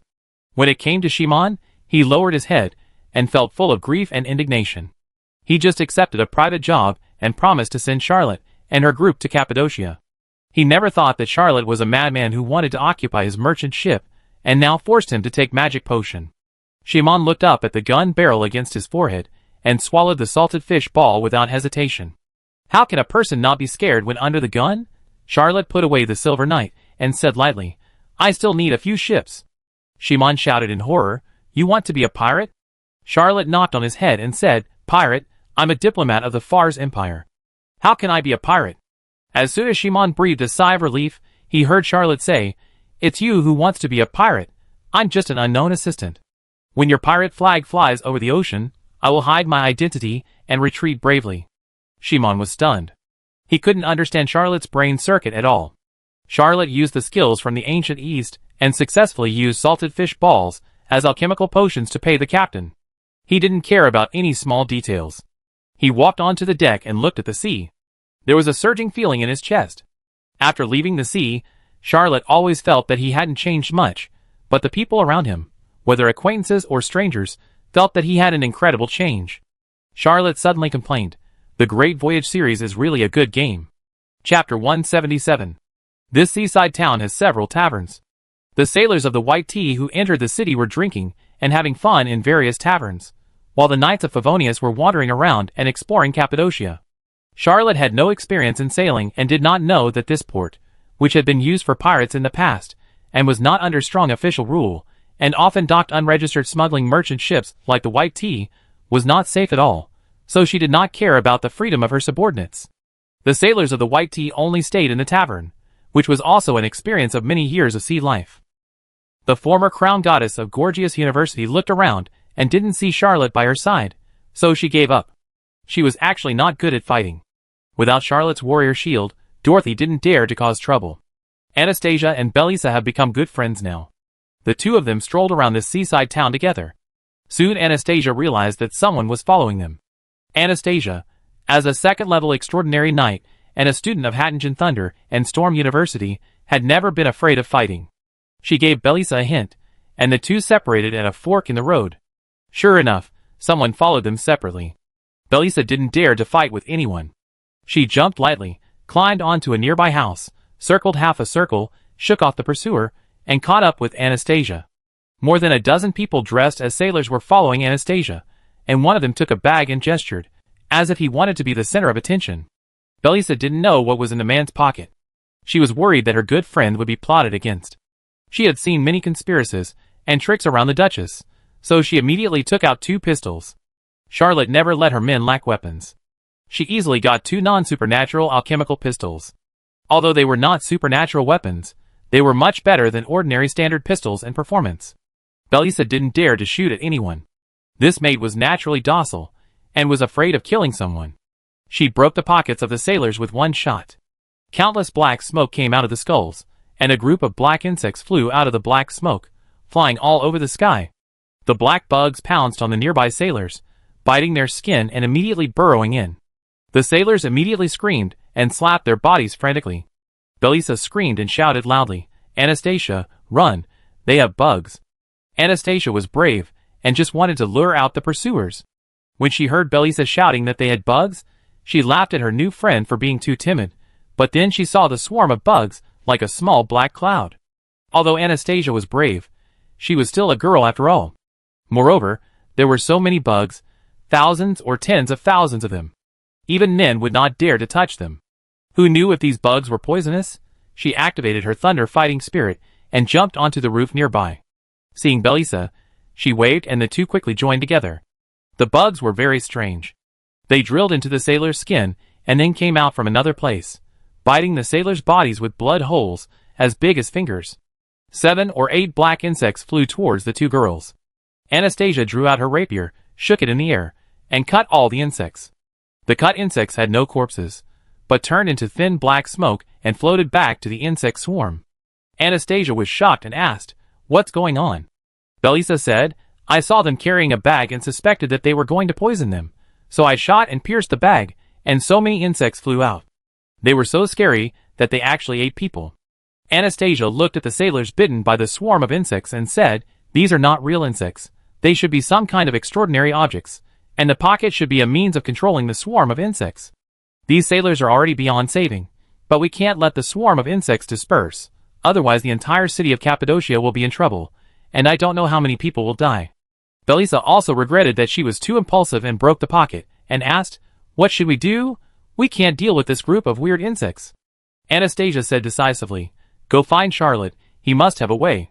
The two quickly left the scene, but before they had gone far, they saw another group of sailors chasing them. A young sailor pointed at them and shouted, "It was them who destroyed the bag of insects and killed more than a dozen of our brothers." A one-eyed sailor took out a crystal bottle from his waist and shouted, "If you dare to kill my red beard, I will capture you alive, give you as a reward to all my brothers to play with, and then torture you to death." Anastasia was about to jump down to fight when she was caught by Belisa, who hurriedly said, "What if they still have that thing?" Anastasia hesitated. She was not afraid of insects. Thunder fighting spirit could kill all insects. But considering Belisa's lack of fighting power, she still pulled Belisa away quickly. The one-eyed dragon who called himself Redbeard saw them running away, put the crystal bottle back into his waist, and led people to chase them with swords. The two sides chased and fled, and soon encountered the group of overback Red Bear warriors. They were drunk, staggering, singing loudly, singing the orc slang tunes, and occasionally roaring to the sky, which was very disturbing. Belisa shouted, "Someone is chasing us, everyone, retreat back to the ship." When the big bear heard someone chasing Belisa, he howled wildly and shouted, "I killed him." Belisa wanted to stop them, but how could she? She watched helplessly as the 18 Red Bear warriors collided with a group of sailors. These Red Bear warriors were not polite people at all. They didn't even say hello, but drew their weapons, and killed 7 or 8 people in one encounter. Although the one-eyed dragon who called himself Red Beard was good at swordsmanship, how could he withstand the critical attack of these bear people? At the first encounter, she was beaten to death by Xiongzhong and Xiongmi, and she didn't even have time to use the crystal bottle on her waist. Belisa saw such a brutal scene, and didn't know what to do, or Anastasia caught her, and ran to the port. Someone had already died, so Charlotte had to come forward. Before Anastasia and Belisa returned to the White Tea, Charlotte was alarmed. He was worried about his subordinates, so he called the people on the ship and the sailors in the tavern near the dock to prepare to meet them. The first person he met was Dorothy, and he asked, "What happened?" Dorothy pointed and said, "I lead the way." Then the former crown goddess took Charlotte to the General Affairs office. Although Charlotte knew that attacking the General Affairs office would be like starting a war, she still rushed in without hesitation. Chapter 178. The General Affairs Officer of Cappadocia is called Domingo. He is delivering the goods to a fleet, about 600 newly captured natives of Goling Island. The Inglyma Empire was not established by the natives of the 3 Inglyma Islands. People who crossed the sea from various countries in the Old World successively established more than 20 small kingdoms. Later, Duke Guillaume, one of the founding dukes of Fars, led a large army across the sea and nominally unified the 3 Inglyma Islands. The Inglyma Islands had been conquered 7 times and unified 3 times. People who crossed the sea from various countries in the Old World established more than 20 kingdoms. The current Inglyma Empire, also known as the Red Dragon Dynasty, was not established by the indigenous people of the Inglyma Islands. It was Duke Guillaume, one of the founding dukes of Fars, who led a large army across the sea and nominally unified the Inglyma Islands. The third emperor of the Inglyma Empire adopted a suggestion from the then Minister of Finance, and secretly sold the indigenous population of Goling and Ojibwe to the New World. This is a sinful trade route, and it also makes the residents of Goling Island and Ojibwe Island more rebellious against the rule of the Nglyma Empire. When Charlotte rushed into the General Affairs Officer's mansion, he deliberately wore a cat mask, thinking that if it was a misunderstanding, he would just turn around and leave. Anyway, the other party had no evidence and could not do anything to him. But when he rushed into the General Affairs Officer's mansion and saw the natives of Goling Island tied up in strings, and some of them were even locked in cages because of their fierce resistance, a surge of blood rushed to his head. Domingo, the General Affairs Officer of Cappadocia City, saw a group of people breaking into the mansion. He thought that his slave trade was exposed, so he took out a pistol without hesitation and fired at Charlotte. Chatham, the leader of the slave fleet, was originally a pirate and a supernatural being. When Zimmerman Axel Robin roamed the sea, he thought he was no match for him, so he defected to the Nglyma Empire and did some shady work for the empire. He had been a pirate and a slave trader for many years, and had seen countless supernatural beings. When he saw Charlotte rushing into the mansion, he shouted, "It's the Byron people." Byron and the Nglyma Empire were competitors in the slave trade. Both empires had territories in the New World, and were in urgent need of population to fill the new territories. Domingo immediately believed it, and shouted, "You Byron people, do you want to declare war on the Nglyma Empire?" Charlotte was holding the Silver Knight. He rolled over and dodged the bullet shot by Domingo. He put the Silver Knight into the gun bag under his ribs, took out the Firewall Silver Rhino 5, quickly loaded the bullet, and pulled the trigger. Although Domingo was promoted quickly, it was mostly due to his family background, not education and ability. He was not even a superhuman, so how could he resist the magic armor-breaking bomb? He was shot and blown up on the spot by Charlotte. Chatham was shocked to see Domingo being shot and blown up. Domingo was very cautious about him, and did not allow him to bring more than 20 people into Cappadocia. He saw Charlotte's fierce reputation and the sailors, who subsequently poured into the General Affairs Officer's residence, and he chose to retreat without hesitation.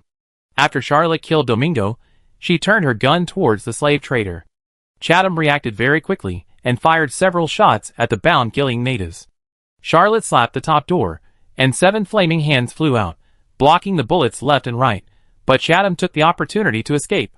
Charlotte received the Silver Rhino, her heart was beating hard, and she felt a little weak. Although this battle was short, it was destined to have a far-reaching impact. He actually killed the General Affairs Officer of the Nglyma Empire.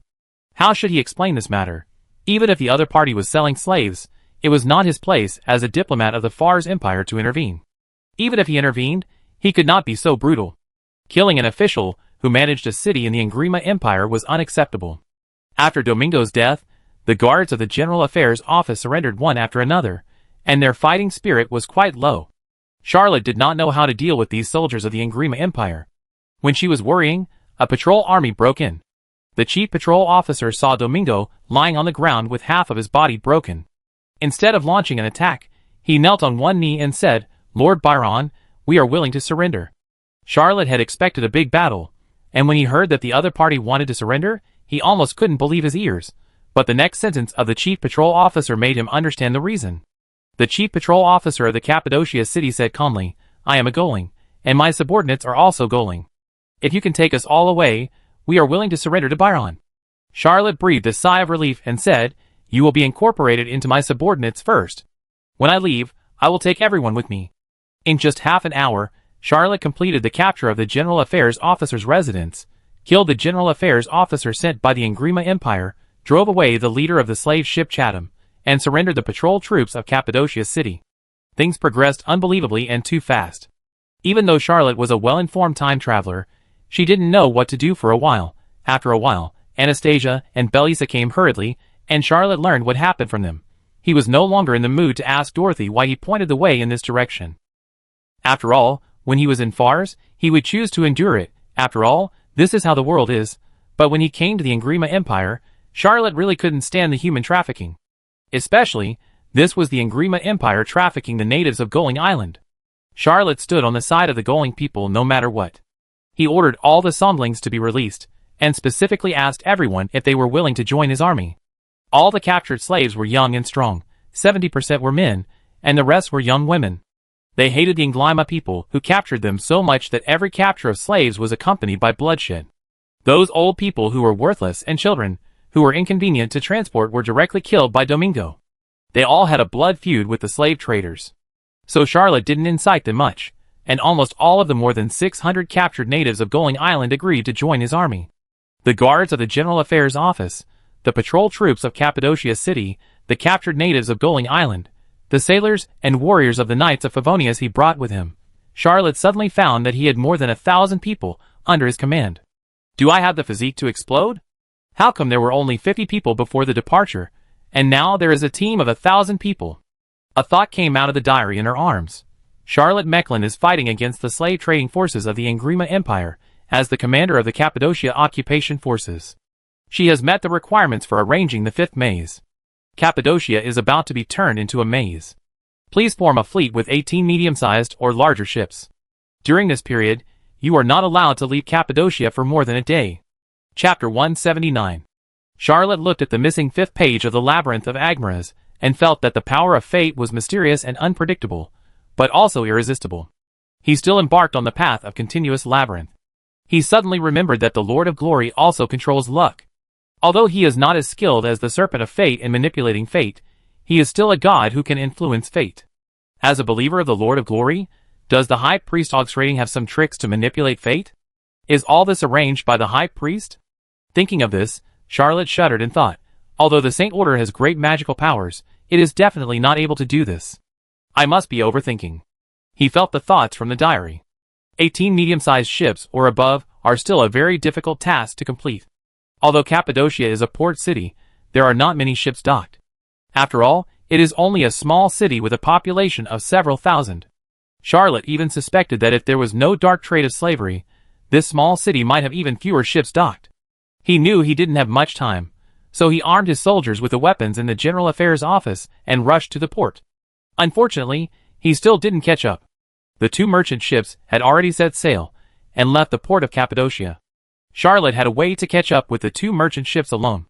He had the blood flame transfiguration and the floating world flowers, and he was sure to subdue the two merchant ships, but he hesitated for a moment and chose to order the flag of Byron to be raised in Cappadocia City, giving up chasing the two slave ships. Charlotte looked at the fluttering Byron flag and thought to herself, I hope this clumsy trick can be of some use. Protagoras is from Fars, so his secret method of bloody glory is only hidden in the 4 universities of Fars. There are very few people practicing bloody glory in the 4 universities, so it is not the first time that Charlotte has been mistaken for a vampire, and he must take advantage of it. Although Charlotte is a time traveler and the Fars Empire is not a perfect country, although he has not lived here for a long time, he already has people to interact with, friends, many friends, and relatively loyal subordinates, and he can no longer be alienated from this world. Although he still had no loyalty to the Axel royal family, he wanted to do something for the people of this country. If he could quell more wars and let more people enjoy peace, he was willing to struggle and work hard for it. At this time, there were only 4 merchant ships docked in Cappadocia, including the White Tea, but the progress of the maze from the diary was only 1/18. Charlotte acted decisively and commanded the newly acquired army to seize 3 merchant ships. The merchant ships docked at the port were like fish on the chopping board to him, and all resistance was not worth mentioning. When he seized all 3 merchant ships, the progress of the maze in the diary had indeed arrived, April 18th. The captains of the 3 merchant ships were very angry. Although they were driven to the dock, they did not dare to resist the army of 7 extraordinary people and more than 1,000 soldiers, but they still had the courage to express their dissatisfaction in words. A captain shouted angrily, "If you do this, no one will come to Cappadocia anymore." Charlotte smiled and said, "I don't care. I'm going to ask you now, has anyone ever participated in the slave trade?" The 3 captains looked at each other. They were all veteran captains, and they knew the specialties of Cappadocia. They also knew that the 2 ships that had just left were engaged in the slave trade. They all shook their heads and said, "We are all legitimate businessmen, and we have never traded slaves." Charlotte immediately called the chief patrolman of the Cappadocia Patrol Army and asked, "Are they lying?" The chief patrolman whispered, "They are indeed all legitimate businessmen, and no one trades slaves." Charlotte said with satisfaction, "Since no one is selling slaves, you can choose to join my army or be executed by me." The 3 captains were furious, but facing the black muzzles of the Favonius Knights, they all chose to bow their heads temporarily and agreed to join. Charlotte performed the trick not long ago again, but the salted fish he got from the little girl was not big enough, so this time, he only gave the captains and first mates of the 3 merchant ships, the salted fish version of the stretching legs and staring eyes pill. After gaining the loyalty of the 3 captains, Charlotte immediately dispersed the sailors of the 3 merchant ships and incorporated them into his own team. He also promoted the captains of the 3 merchant ships and the chief patrolman of the Cappadocia Patrol Army, who had surrendered to him, to captains. At this time, the 2 slave ships that escaped had disappeared, and Charlotte also asked people to take down the flag of Byron. With this flag, I am afraid that the other merchant ships would not dare to approach. As for whether the 2 slave ships that escaped would spread the news, Charlotte did not care. With the backward means of transmitting information in this era, this was a problem that he did not need to worry about for a long time. Charlotte appointed Dorothy, Anastasia, and Belisa as the new captains of the 3 merchant ships. As for the original 4 captains, even if they had taken the salted fish version of the stretching legs and staring eyes pill, he would not feel at ease and let them return to the ship. After all, that thing is salty, it is really not poisonous, and it will not make people explode. Cappadocia is different from the previous 2 cities. Machupi is a ruined fortress with no people at all. The Silver Pigeon Castle does not belong to him, but the old owner died, and the new owner did not come, so there is a small gap. But Cappadocia now completely belongs to him, although not legally. Charlotte did not hesitate to issue a decree to abolish all taxes, exempting all residents from debts to the government, and returning all the taxes from the first 2 months stored in the General Affairs Office to Cappadocia. All taxes before that were sent to Breton, and Charlotte had no way to get them back. After abolishing taxes, Charlotte did not forget to promote it desperately, and asked more than 600 rescued natives of Goling Island to speak out, portraying himself as a savior. Charlotte knew that once the Engrima Empire found out that someone had invaded its territory, it would definitely send troops to retake Cappadocia. The tax he promised would be doubled by the tax officials of the Engrima Empire. So he had to gain more trust, and when the seaside town was completed, he would take these people to Machupi. At this time, the envoys of the Fars Empire had arrived at the port of Breton and were sent to the summer palace of the Engrima Empire, which was specially used to receive foreign guests. After getting off the ship, the Grand Priest Augusterdon visited the temple of the Lord of Light in Breton and was received by the local Grand Priest. The 2 Grand Priests stayed friendly for an afternoon. As for what they discussed, only the Lord of Light knew it except for themselves. Chapter 180.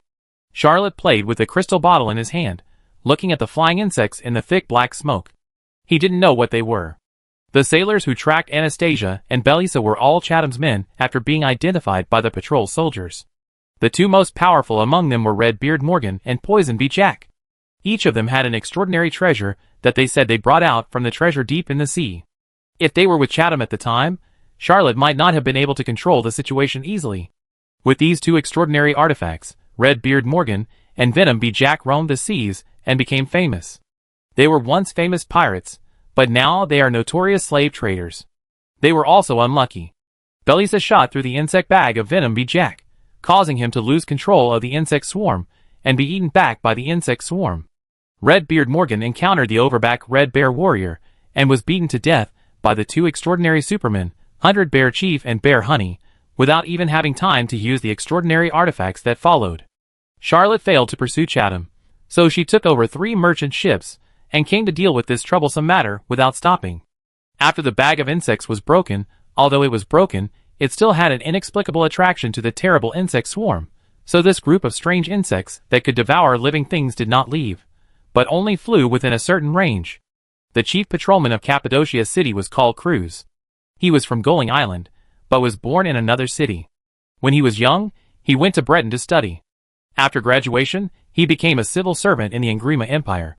Later, he offended his boss, and was kicked to this coastal town. Cruz was very satisfied to be able to return to his hometown, but later he found out that Domingo was trafficking in the people of Goling. He tried to stop him several times, but to no avail. Domingo was not only the General Affairs Officer of Cappadocia, but also the chief of the patrol army. His status in this city was similar to that of Charlotte in the Lucavaro district. He was so powerful that he gradually became discouraged and complained about the Engrima Empire. Cruz saw that Charlotte was reluctant to deal with the terrible insects, so he couldn't help but stand up and said, "Venom Jack uses that bag to control the insect swarm. I am willing to rush in and take out that bag." Just as he was about to charge at the swarm of insects, Charlotte grabbed him and said, "You are not extraordinary yet. If you charge in, you will surely die. Let me do it." Then the chief patrol officer, who had a conscience, saw Charlotte straighten his collar and stride towards the swarm of insects. He was immediately moved and thought, Mr. Qian Nan is simply the light of mankind.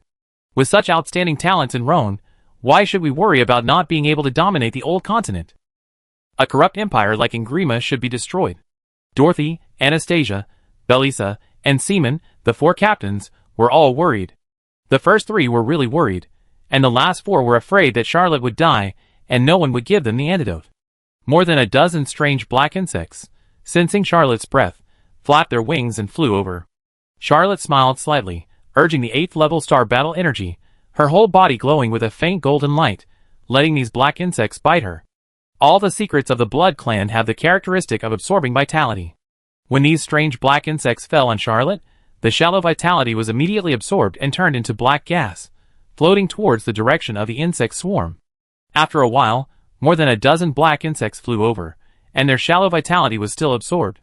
Black insects kept flying over, most of them turned into black gas the moment they hit the star battle energy, but they couldn't resist the increasing number of black insects, and they almost wrapped Charlotte up. The onlookers were in different moods, but they were all extremely nervous. Seeing Charlotte walking slowly forward like she was wrapped in a thick insect blanket, they were all worried for her. Charlotte didn't feel anything at first, but soon realized that the vitality of these strange insects was like empty air, which disappeared in an instant, as if it had never existed. He concentrated slightly and thought to himself, these insects are probably not real insects. They are not living creatures, but a kind of evil spirit. Charlotte walked to the center of the insect swarm, and saw the white bones all over the ground. He was a little frightened. He saw a small cloth bag in the hand of one of the skeletons, so he walked over and reached out to pick it up. Belisa said that she shot it through with a gun, but at this time, the bag was not damaged at all. Charlotte raised it high to the sky, and countless black air seemed to have found a nest to return to, swarming into the bag, and those strange black insects also flew in with the black air. But in a moment, the sky was clean again, and nothing was left. Charlotte took the bag. He didn't think it had much power. The insect bag was good for ordinary people, but it was not very useful for extraordinary people. As long as he used fighting spirit or other energy to protect himself, he could rush over and kill the owner of the insect bag, and he could easily win. If the owner of the insect bag was of a very high level and powerful extraordinary person, why would he use this extraordinary item to defeat the enemy? Charlotte planned to sell this thing in the future and exchange it for gold easy. He solved the swarm of insects, and the nearby residents returned to their homes. Everyone who passed by would salute Charlotte, and Charlotte also smiled and gestured to these residents. Until he saw a little girl running towards him quickly, and throwing a salted fish. Embarrassment solidified on Charlotte's face. This was the most embarrassing gift he had ever received in his life. The last equally embarrassing gift was another salted fish. Charlotte guessed that the little girl lived nearby, so she didn't go over to say hello directly, but secretly remembered it in her heart and prepared to make up for it in the future. In the next few days, he kept issuing orders, trying to make Cappadocia a little better. Although Charlotte was a math teacher before he traveled through time, he found that he was actually quite good at economics. In just 7 or 8 days, the market in Cappadocia was obviously active, even though it was a small city with a population of several thousand, and it was not very active. Although he had traveled through time once, he still couldn't quite understand how great the abolition of taxes and debt relief was for ordinary people. Encouragement was enough to rekindle the courage to live. While Charlotte was messing around in Cappadocia, Grand Priest Augusterdin was doing well in the Ingrima Empire. He had met with more than 10 high-ranking officials of the empire, and held 2 formal talks. However, there was still no progress on the alliance. Grand Priest Augusterdin was not so anxious. He just needed to escape the Battle of Felenden, and not be thrown into the meat grinder-like war. No one noticed that a young man named Julian was collecting intelligence frequently, with the identity of a diplomat in Fars, and he was also doing well. Chapter 181. Charlotte sent someone to deliver a letter to Breton the day after he occupied Cappadocia, but he never received a reply, but waited for 2 merchant ships to dock. Before they could figure out the situation, the Knights of Favonius, who had been waiting for a long time, took them on board and detained all the people. Charlotte skillfully brainwashed them, and combined with the salty fish-flavored stretching legs and staring eyes pills, the maze progress reached June 18th. This time, there was a little accident. The captain of one of the merchant ships claimed that he was originally a pirate. During a boarding battle, he was captured by a supernatural being on the target ship, and had his arm cut off. He had to retire, and become the owner of a merchant ship. However, because he was not familiar with the business, his business was not very good. When this captain named Crazy Horse Davis learned that Charlotte had already taken control of the city of Cappadocia and owned 4 merchant ships, including him and another merchant ship, there were already 6 merchant ships, he showed a very eager surrender, and the degree of enthusiasm made Charlotte suspect whether he was a spy for Rome. However, Charlotte had few sailing talents under his command, so he still expressed great welcome to the former pirate captain and gave him a very high salary. Charlotte himself, Dorothy, Anastasia, Belisa, and the former chief patrolman of Cappadocia City, Cruz, all had a combat team of 100 people, and he also gave Crazy Horse Davis the same treatment. Crazy Horse Davis gained Charlotte's trust and learned that he wanted to gather more ships, so he made a very tempting suggestion. Lord Qianan, if you want to get a pirate fleet of your own, it is useless to just occupy these merchant ships.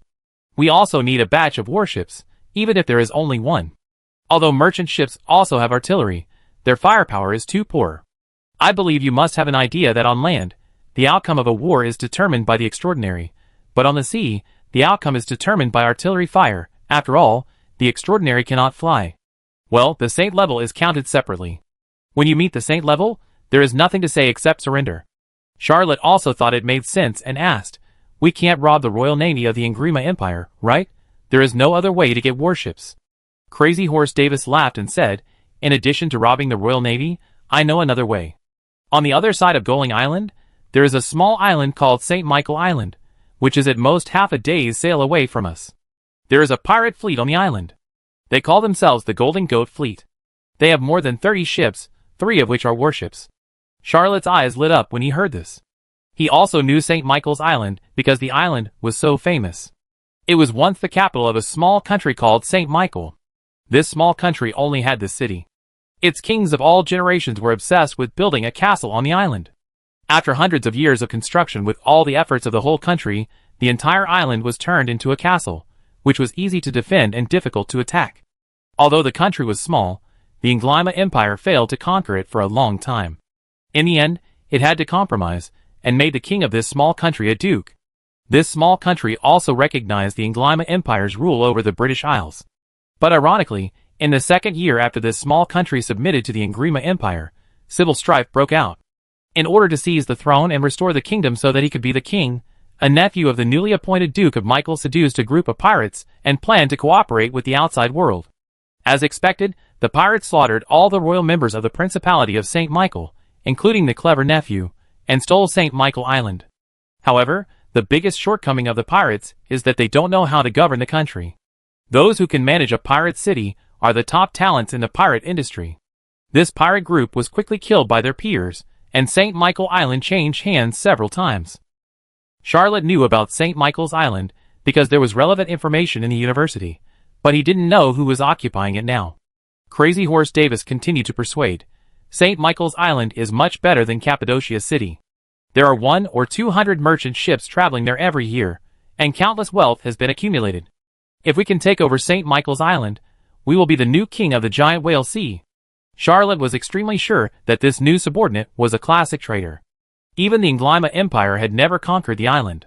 How could he conquer it with only 6 merchant ships and more than 1,000 people? Crazy Horse Davis's deception might be able to deceive those who were blinded by greed, but Charlotte would definitely not believe him. However, Charlotte thought about it and thought to herself, Crazy Horse Davis must have colluded with the people on St. Michael's Island. Should we try to use him? Anyway, if we can't use him, we won't lose anything. Especially this island. It is only half a day's sail from Cappadocia City, so it won't affect the maze. Charlotte thought about it for a while, and then acted in a courteous and humble manner, and asked, St. Michael Island is easy to defend but difficult to attack. How can we attack it? Crazy Horse Davis answered confidently, The Golden Goat Fleet on St. Michael Island has just set sail recently, and now there are only a dozen ships left on the island. It is the most empty time. I have made several transactions with the Golden Goat Fleet. I can lead everyone to pretend to go for supplies, and then take advantage of the situation to attack the city in the middle of the night, and St. Michael Island will naturally be within reach. Charlotte thought to herself, just for this plan, there is a way to die.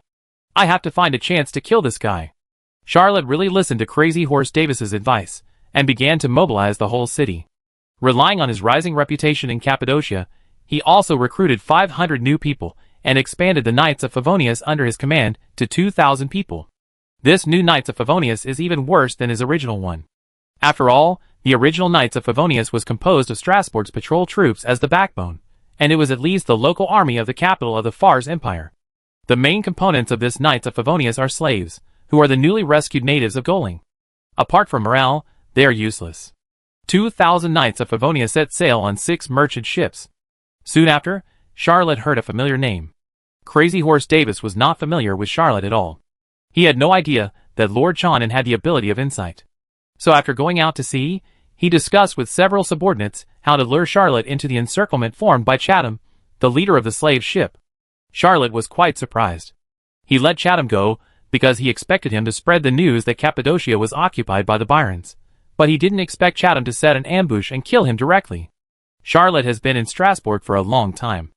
Although she has complained countless times that this medieval country is in chaos, compared with Fars, the Ingrima Empire is the real chaos. Slave traders can collude with general officials and pirates. This is really a chaotic place. Chapter 182. Crazy Horse Davis said in a low and hoarse voice, "This stupid Byron kid thinks that he can control a great pirate with the so-called alchemical potion. Wait until I capture him alive and torture him with the most cruel punishment to see if he can stop and insist on not sending out the antidote." Several of his men laughed and mocked Charlotte in various ways. Some even shouted, "Look at his tender skin and flesh. You can throw him to Chatham for a good time." Crazy Horse Davis laughed hoarsely and said, "He is much more stupid than I thought. He actually thought he could capture St. Michael's Island. When the Golden Goat's fleet appears on the sea level, I hope he won't be scared to death." These people unscrupulously discussed how to send Charlotte and the 6 merchant ships into a trap. Charlotte smiled and acted as an absent bystander. He soon figured out the plan of Crazy Horse Davis and Chatham. They colluded with the Golden Goat pirate fleet of St. Michael's Island and set up an ambush from the front and back a quarter of a day's sail from Cappadocia City.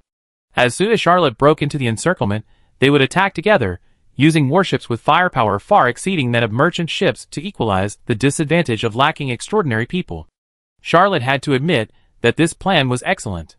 If they met on the sea, even if he was a superhuman, he could not cross hundreds of meters to attack the enemy's ships, but the shipborne artillery of the enemy's ships could cover his merchant fleet.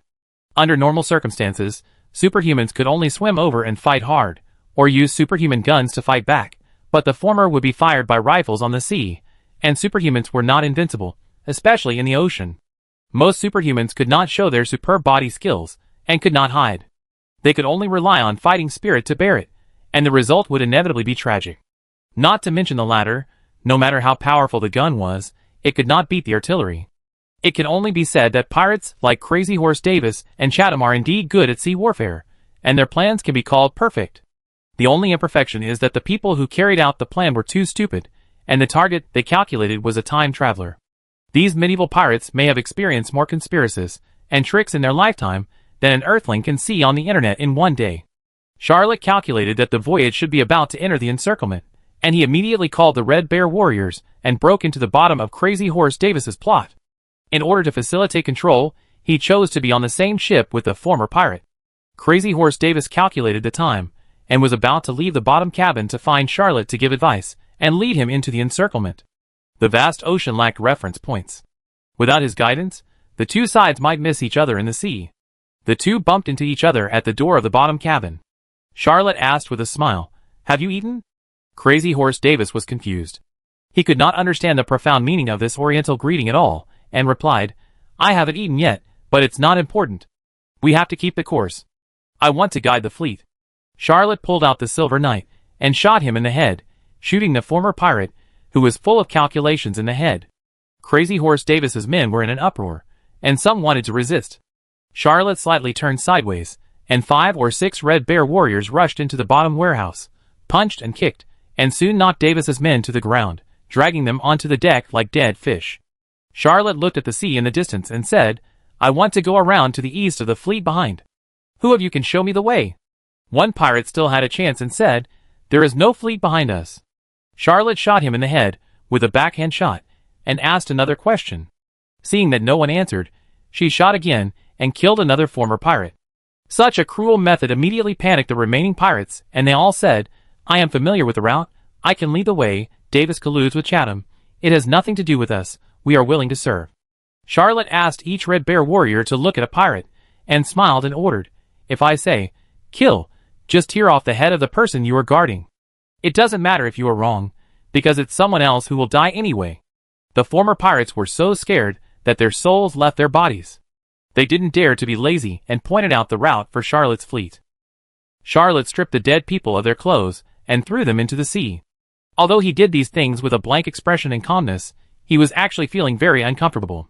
His reason told him that if he didn't kill them like this, he, his friends, and his subordinates would die, but his emotions told him that if he continued to kill like this, he would become a pervert sooner or later. Life is really a dilemma. Charlotte handed Cruz Davis's clothes and asked him to put them on and stand at the bow, and asked all the merchant ships to raise the white flag. He took out the anti-space long-range rifle and climbed up the mast, ready to kill the enemy leader first if the situation was bad. Of course, if the situation was good, the enemy leader had to be killed. Soon 5 pirate ships appeared on the horizon. Cruz, wearing Davis's clothes, waved his hands at the bow and shouted loudly. Before Charlotte set off, she held a meeting without telling Crazy Horse Davis, so Cruz knew what to do. The 5 pirate ships fired 2 rounds of artillery fire. Seeing that the merchant ship did not fight back, they lowered the dinghy and sent people over. Soon they returned, and the 5 pirate ships approached Charlotte's merchant ship. When the fleets of both sides approached to within a few dozen meters, Charlotte waved her fist and shouted in ecstasy, "Success!" To be honest, as a math teacher who is not even a keyboard strategist, Charlotte has no confidence in his plan. Although he has prepared various contingency plans and has responses in case of failure, it is not as happy as this moment. Of these 5 pirate ships, 4 were converted from merchant ships, and only one was a real warship. On the deck of the warship stood a burly bearded pirate. He looked slightly confused, but still full of confidence, and was directing his pirates to prepare for boarding. Charlotte pressed the muzzle of the gun and fired at the pirate leader. The pirate leader had never thought that he would be shot in the back. Ordinary rifle bullets could not penetrate his protective fighting spirit. Precious weapons such as the extraordinary rifle and the magic armor-breaking bomb were used to assassinate the Grand Duke of a country. He was just a pirate leader, and he probably never thought that he could enjoy the treatment of the Grand Duke in this life. With a gunshot, only half of the pirate leader's body was left. Charlotte's shot was slightly lower, blowing up his lower body. His upper body fell on the deck without support, smearing the deck with blood. Charlotte's gunshot was the horn for launching a counterattack. Anastasia was the first to lead the team to rush onto the pirate warship. Chapter 183. Anastasia is a proper extraordinary knight, the illegitimate daughter of Baron Fiel, born brave and invincible with 2 swords in hand. Although Dorothy is a 3rd-level extraordinary, she is not good at fighting. She still stays on the merchant ship and uses card magic to assist the friendly forces. Belisa is a little better. She also climbed up the mast like Charlotte, holding a rifle and shooting at the pirates. After getting the cat mask, this girl really worked hard on throwing knives and shooting. Now her shooting skills are very good. She can always hit a pirate with 7 or 8 shots. This was still limited by the fact that she was using an ordinary rifle, not even an ordinary alchemical gun, with insufficient range and accuracy, otherwise the results could be better. In just a few minutes, 18 Red Bear warriors climbed onto 5 pirate ships, bringing with them the warriors of the Knights of Favonius, and killed all the way. Although Charlotte had the habit of surrendering, she did not dare to surrender at this time. After all, Chatham's fleet was divided into 2, blocking the front and intercepting the back. This was half of the fleet guarding the rear, and there was another half of the fleet in front. If the battle cannot be resolved quickly, the other half of the fleet commanded by Chatham will catch up, and the situation will be bad immediately. Charlotte did not hesitate to use the magic armor-breaking bombs, and killed several pirate leaders in succession. He occasionally paid attention to Belisa, the former maid of the Duchess, who seemed to be shooting more and more stable, and then flew out a flaming hand and sent the Silver Knight over. Although the Silver Knight is a short gun, it is an extraordinary item after all, and it has 3 properties: correct trajectory, ejection and gun drawing, and double-shot continuous shooting. It is more accurate than ordinary rifles. Belisa changed to a Silver Knight, and her killing efficiency increased suddenly. The maid's posture of concentrating on shooting was really a bit different. Among the 5 pirate ships, there was only one extraordinary leader, who was shot down by Charlotte at the beginning. The subsequent resistance was a desperate struggle. The battle lasted for about an hour, and Charlotte got 5 new ships. he immediately ordered to return to Cappadocia. Although this battle was won, Charlotte was very dissatisfied with her messy command art. He had no hope at all, and did not want to have a fight with the other half of Chatham's fleet. After capturing 5 pirate ships, the right thing to do was to return to Cappadocia. Chatham was commanding 6 pirate ships, preparing to fight against Charlotte's fleet. He had even made up his mind to launch a full-scale bombardment once he encountered them. Chatham did not care about the life and death of Crazy Horse Davis and his men. But he waited for a long time, and did not see Charlotte's fleet. He sent people to look for the other half of the fleet, but there was no gain. All traces of naval battles would disappear on the vast ocean. Although Chatham also thought about whether Charlotte had discovered Crazy Horse Davis's identity, he did not believe it.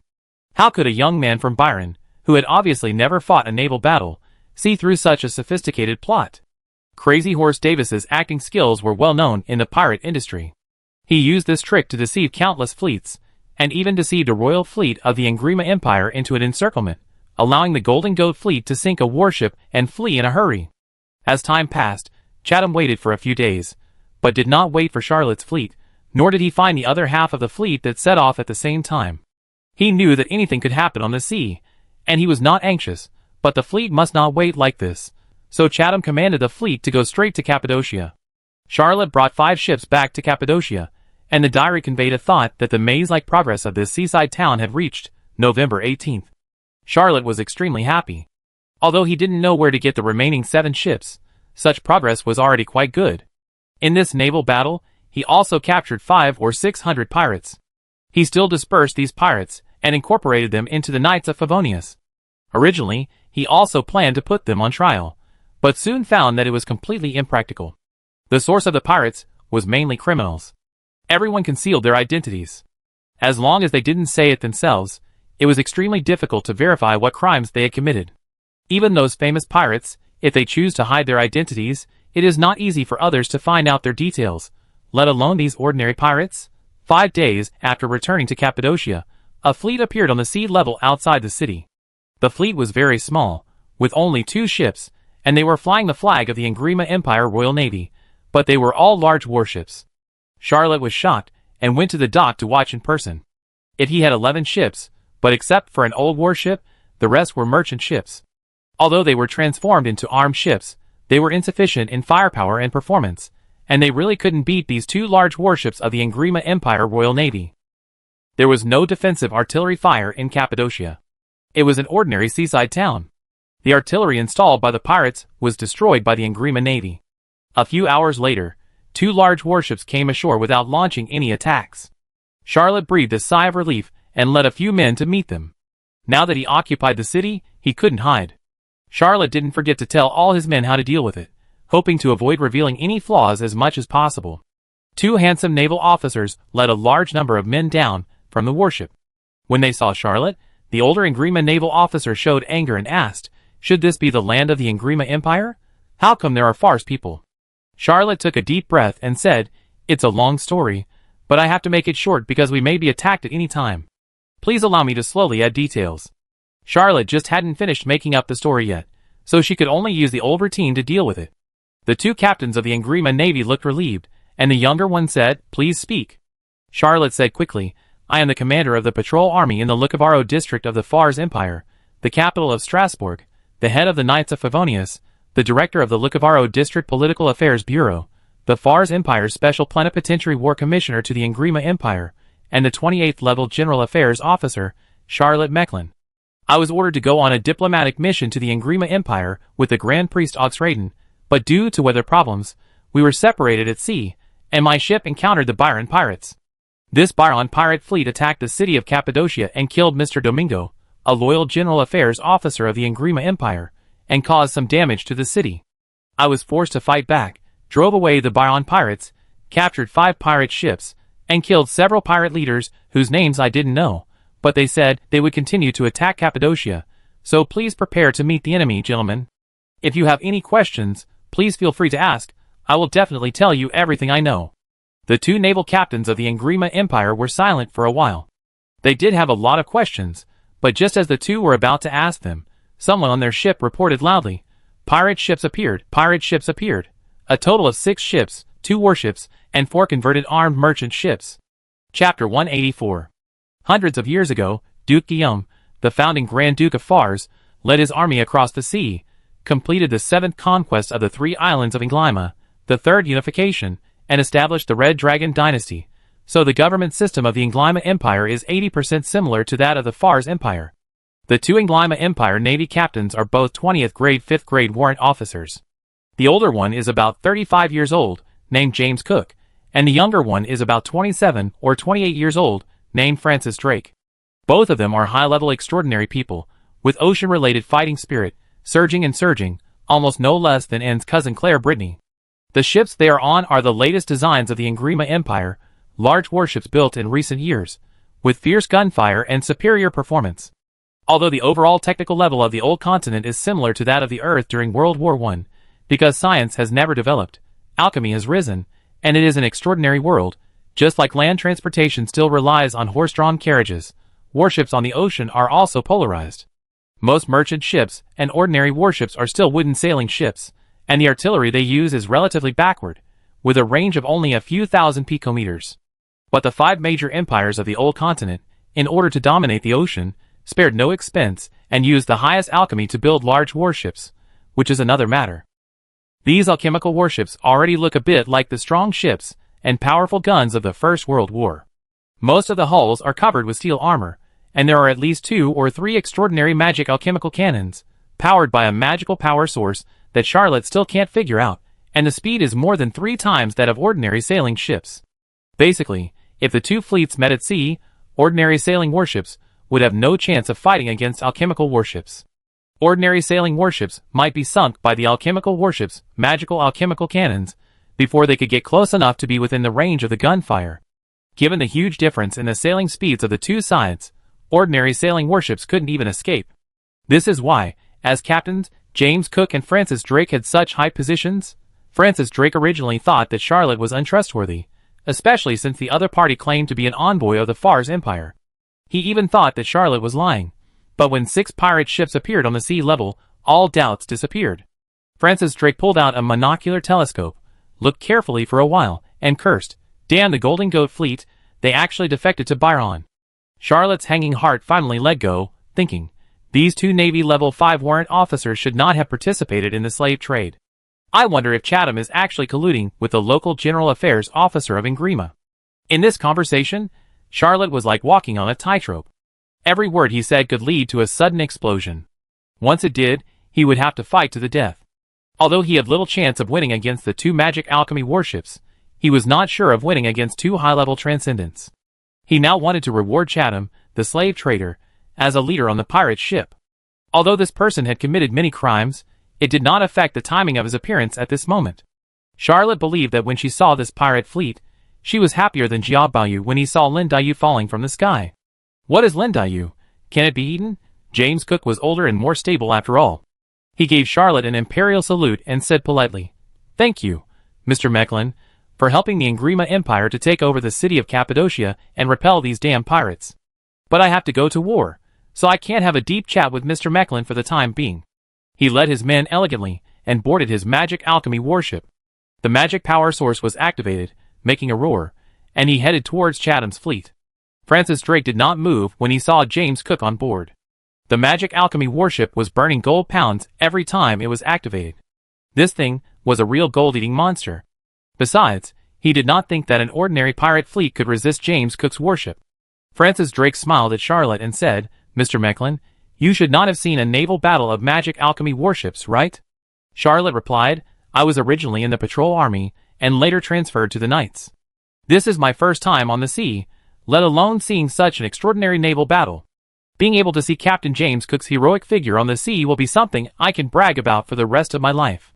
Francis Drake was very suspicious of Charlotte at first, but after thinking that he had misunderstood her, he became particularly fond of her and said with a smile, "Although I am also the captain of a magic alchemy warship, since becoming the captain of the White Sea Dragon, I have only experienced 3 battles in total, and in 2 of them, the other side surrendered without a fight.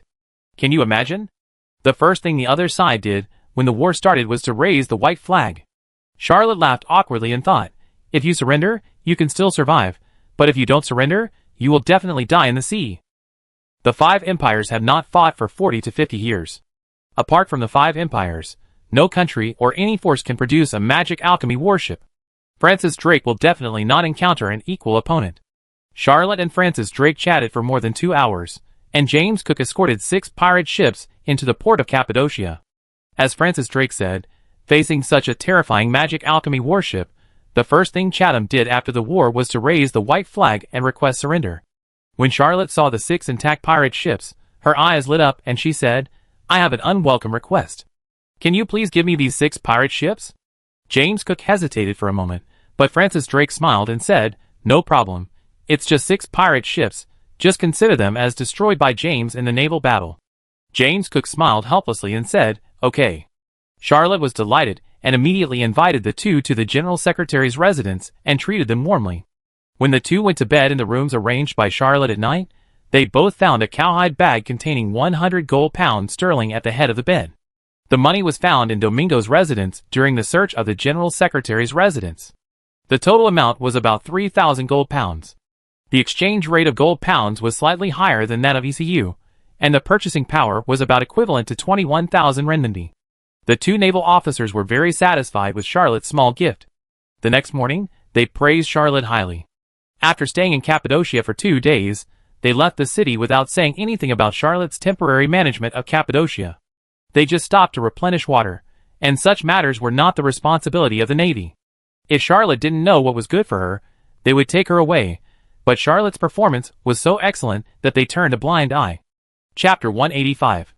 Before leaving, Francis Drake only said, "You have to send a few pirate leaders to Breton, that is our military merit, and you can deal with the rest."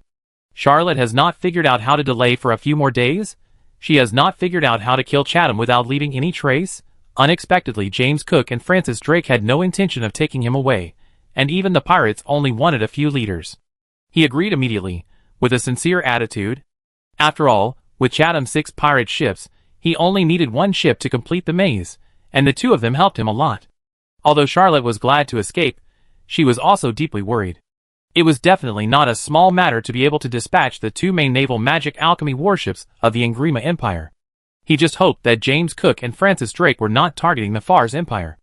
On the 3rd day after James Cook and Francis Drake left, a merchant ship from Breton brought a letter from the Grand Priest Auxraden, asking him to finish his private business and go to Breton as soon as possible to meet up. Charlotte was overjoyed and immediately announced that she had requisitioned the merchant ship. With the merchant ship owner looking angry, she told him that it was a joke. No one knew that Cappadocia quietly completed the maze under this joke. The diary conveyed a thought. Charlotte Mechlin attacked and occupied Cappadocia, repelled and captured the pirate Chatham's fleet, and completed the maze to obtain 2 passages that can directly connect Machupi and Silver Pigeon Castle. The diary also suggested it can be maze-like for the 2nd time. But Charlotte decisively chose to give up. He really had no confidence that he could get another 18 ships in a short time. Moreover, the great priest Auxraden had already summoned him, and it was time to go to Breton to join him. Charlotte threw the fleet composed of pirates, slaves, and Cappadocia residents to the owner of the first merchant ship, Shimon, and the former chief patrol officer of the Cappadocia city, Cruz. Without any interrogation, he beheaded Chatham and several important men, sealed the boxes, and took his original team to Breton with the merchant ship that delivered the letter. After all, he was from Fars, and it was easy to cause diplomatic disputes if he led a fleet to Breton. When Charlotte was in Fars, she heard about the prosperity of Breton, which was not inferior to Strasbourg.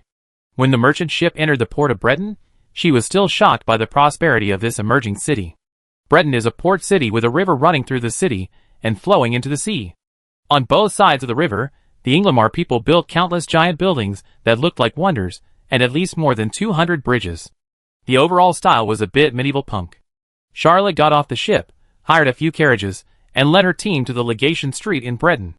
The legation streets of the countries in the Old World not only have embassies of various countries, but also their own agencies, including the Government Affairs Bureau, the Patrol Army, etc. Charlotte first went to the Patrol Army of the Legation Street, delivered the heads of Chatham and his important men, and wrote a document describing James Cook and Francis Drake as heroes who saved foreign envoys, took over the city of Cappadocia, and defeated the pirate fleet. He promised Francis Drake, so he would not break his promise. James Cook and Francis Drake were both outstanding figures in the Engrima Empire, with unlimited prospects. Although Charlotte didn't know whether they would be useful in the future, she still tried her best to make friends with them. After finishing this matter, Charlotte went to the embassy of the Fars Empire. He had the identity documents of a diplomatic personnel, so he quickly got a place to stay. But when he asked the embassy staff about the Grand Priest Augsraden, everyone said they didn't know. Charlotte asked around and only found out that the High Priest had a colorful life in Breton, leaving early and returning late, or even not coming back at all, and was a completely strange social butterfly. He also found the second-in-command of the diplomatic corps, Viscount Durini, who had his own property in Breton. The next day after arriving in Breton, he went home and never showed up again. Charlotte walked around the embassy, but didn't find anyone with a good reputation, and didn't know what to do. Whether in his past life or in this life, Charlotte had never been a diplomat. He pondered for a moment, and chose to go out for a walk, familiarize himself with Breton, and buy 2 weapons. Diplomats cannot carry many weapons. Once they are found out, it will be very troublesome. Therefore, before landing on Bretonia Island, Charlotte sent several of his anti-space weapons and magic gun bags back to Machupi through the mental channel. After he lent the Silver Knight to Belisa, he felt that the former maid could make full use of the advantages of this weapon, so he did not take it back. Now he only has a magic thorn sword Blood Rose that is not within the restricted range. Charlotte made a fortune in Cappadocia, and he had no shortage of gold pounds from the Engrima Empire. When he left the embassy street, he felt someone following him. Charlotte looked back and saw 2 patrol soldiers from Breton. Knowing that this was necessary surveillance, he greeted them in a friendly manner and continued to look for a weapons store. Although Charlotte had never been to Breton, he was proficient in 7 languages of the Old World, including Engrima.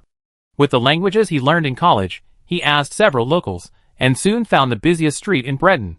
He also soon discovered a well-decorated weapons store. On the lintel of the store, there was a very imposing signboard, Lao Fo Giala's store. Charlotte was very interested in this sign, and walked in calmly. The shop had 5 floors. Each floor was about 2,000 square meters, and the floor area of the house was 3 or 4 times larger than Charlotte's 58 Élysée Avenue. However, the yard of this shop was very small, only enough to park a carriage, and it was obvious that a trade-off was made when it was built. The first floor adopted a very old shop structure, with counters on all 4 sides, and a circular counter in the middle, leading to the stairs upstairs. Inside the circular counter, more than a dozen clerks walked around to receive customers. A young female clerk came over with a smile and asked in a very respectful tone, "Sir, what do you need?" The young female clerk's appearance can only be described as decent, far from beautiful, but she is young and speaks in a practiced manner, which is not annoying. Charlotte secretly praised that this Galeries Lafayette store has done a good job in employee training. He smiled slightly and replied, "I want to find a weapon that suits me." Charlotte has plenty of money, but based on her abundant life experience, she did not expose her desire to buy, but pretended to be strolling around casually. The young female clerk's eyes lit up slightly, and she said, "You came at the right time. We have a new batch of fine products in our store. If there are a few days, they will be sold out. This batch of goods is really in great demand." Charlotte couldn't help but give a thumbs up to the old Buddha store. He didn't believe that this young female clerk could come up with such a skillful sales line by herself. It must be trained word by the experienced store owner. He didn't expose her and said, "Then please help me find a few suitable rapiers. Ordinary ones will do. If there are Blood Clan weapons, please bring them all." In the Galeries Lafayette weapon shop, the most profitable items are magic items, and ordinary items are only sold together, and the profit is not the main one.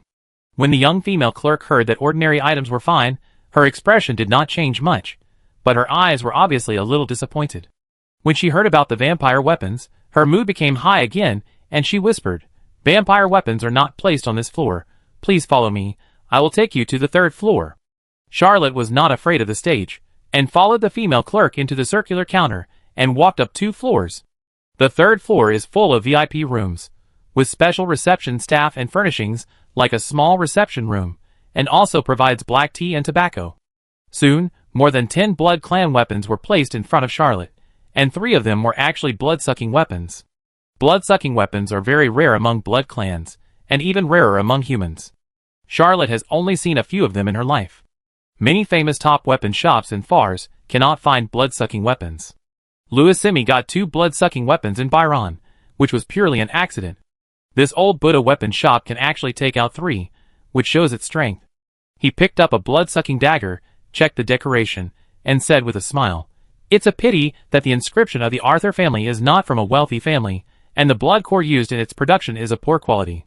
He put the blood-sucking dagger down, and his inner monologue was, I'm not used to using daggers either. Charlotte appropriately showed the professional quality of a collector of unpopular weapons. This level of vision is not something that every customer has. The young female clerk showed admiration, and she whispered, It's the first time that we have so many blood-sucking weapons in our store. The origins of these 3 blood-sucking weapons are very complicated. If you come a day earlier, you won't see them. Blood-sucking weapons are anomalies among magic weapons. They can only exert their power in the hands of vampires. Ordinary people can't use them at all. They will even suck the vitality of the holders. Except for collectors, almost no one is interested in blood-sucking weapons. The female clerk wants to sell them very much. The commission for selling a supernatural weapon is so generous that she doesn't hesitate to break some rules and add some hints when selling products. Charlotte just pretended not to see it. He had no interest in such a low-grade hint. Another blood-sucking weapon was a rapier, which was much higher quality than the dagger, and was made by the Bellows family. Charlotte took it out, commented on it, and put it back. He had the blood rose, so he didn't need the blood-sucking rapier. Moreover, the Bellows family was not famous for swordsmanship, and the quality of the rapiers in the family was also average. The third blood-sucking weapon was a pistol. The Blood clan especially liked to use rapiers and pistols as weapons. They had produced more than 10 famous pistols of the time, and 3 of the Blood clan's famous swords were among the top 10 of the time.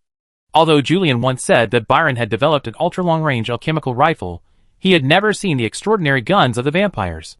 This pistol was not a mass-produced product, and it was hand-polished by masters. Charlotte did not know the origin of this blood-sucking weapon. He was thinking about this weapon when he heard a hearty voice coming from outside. It turns out to be Mr. Chin Nan. Why are you visiting my shop? Julian Asilo walked into the VIP room and gave Charlotte a big hug, which made the young female clerk look complicated. This young gentleman knew his boss, so he was a real guest, but since the boss came out to receive him personally, she would definitely lose the commission she expected. The young female clerk stepped aside tactfully. This is also one of the trainings for employees in the old store of Lafayette. They should be well-behaved, obedient, know when to advance and retreat, and know when to keep silent. Charlotte was really surprised and asked in surprise, How come you have property in Breton? Julian smiled and said, Let's talk on the 5th floor. It's not convenient here. He took Charlotte up to the 5th floor and entered an obviously very private and luxurious office, then said lightly, My last name is Asilo, and I am the descendant of the 3 queens of the Blood clan. I have several businesses in foreign countries. Isn't it normal? Charlotte felt a little incredible. He also keenly felt that Julian was a little different. His temperament had undergone a drastic transformation. He no longer had the innocent and childish look of a young man when they first met. He found a sofa and sat down. Julian handed him a cup of black tea, but did not speak. The room became quiet, and the atmosphere was a little strange for a while. Charlotte slowly drank a sip of black tea and found that there was no blood bait in it. He smiled slightly, put down the teacup, and said, Let me introduce myself again. I am the Commander-in-Chief of the Patrol Army of Lucavelo District, the leader of the Knights of Favonius, the Director of the Political Affairs Bureau of Lucavelo District, the Special and Full-Power War Commissioner of the Fars Empire to the Angrima Empire, and the 28th Level General Affairs Officer Charlotte Mecklin. Julian's face slowly overflowed with a smile, and he said, Julian Asilo, a freshman at Heidelberg University, was just promoted to the 24th level first level warrant officer before leaving for Fars. Senior, I am a rookie and still a little naive. You really taught me a good lesson. Charlotte deceived Julian and had no bad intentions towards the Byron boy, but he was a time traveler after all, and time travelers are thick-skinned. Charlotte blushed and said, War and lies are indeed the best training for people. It's only been a few days. You have grown from an ignorant boy to a qualified man. Congratulations. Julian also poured himself a cup of black tea and said slowly, I always thought that the first deception in my life would come from a beautiful older sister. But I didn't expect that it was preempted by a dirty senior.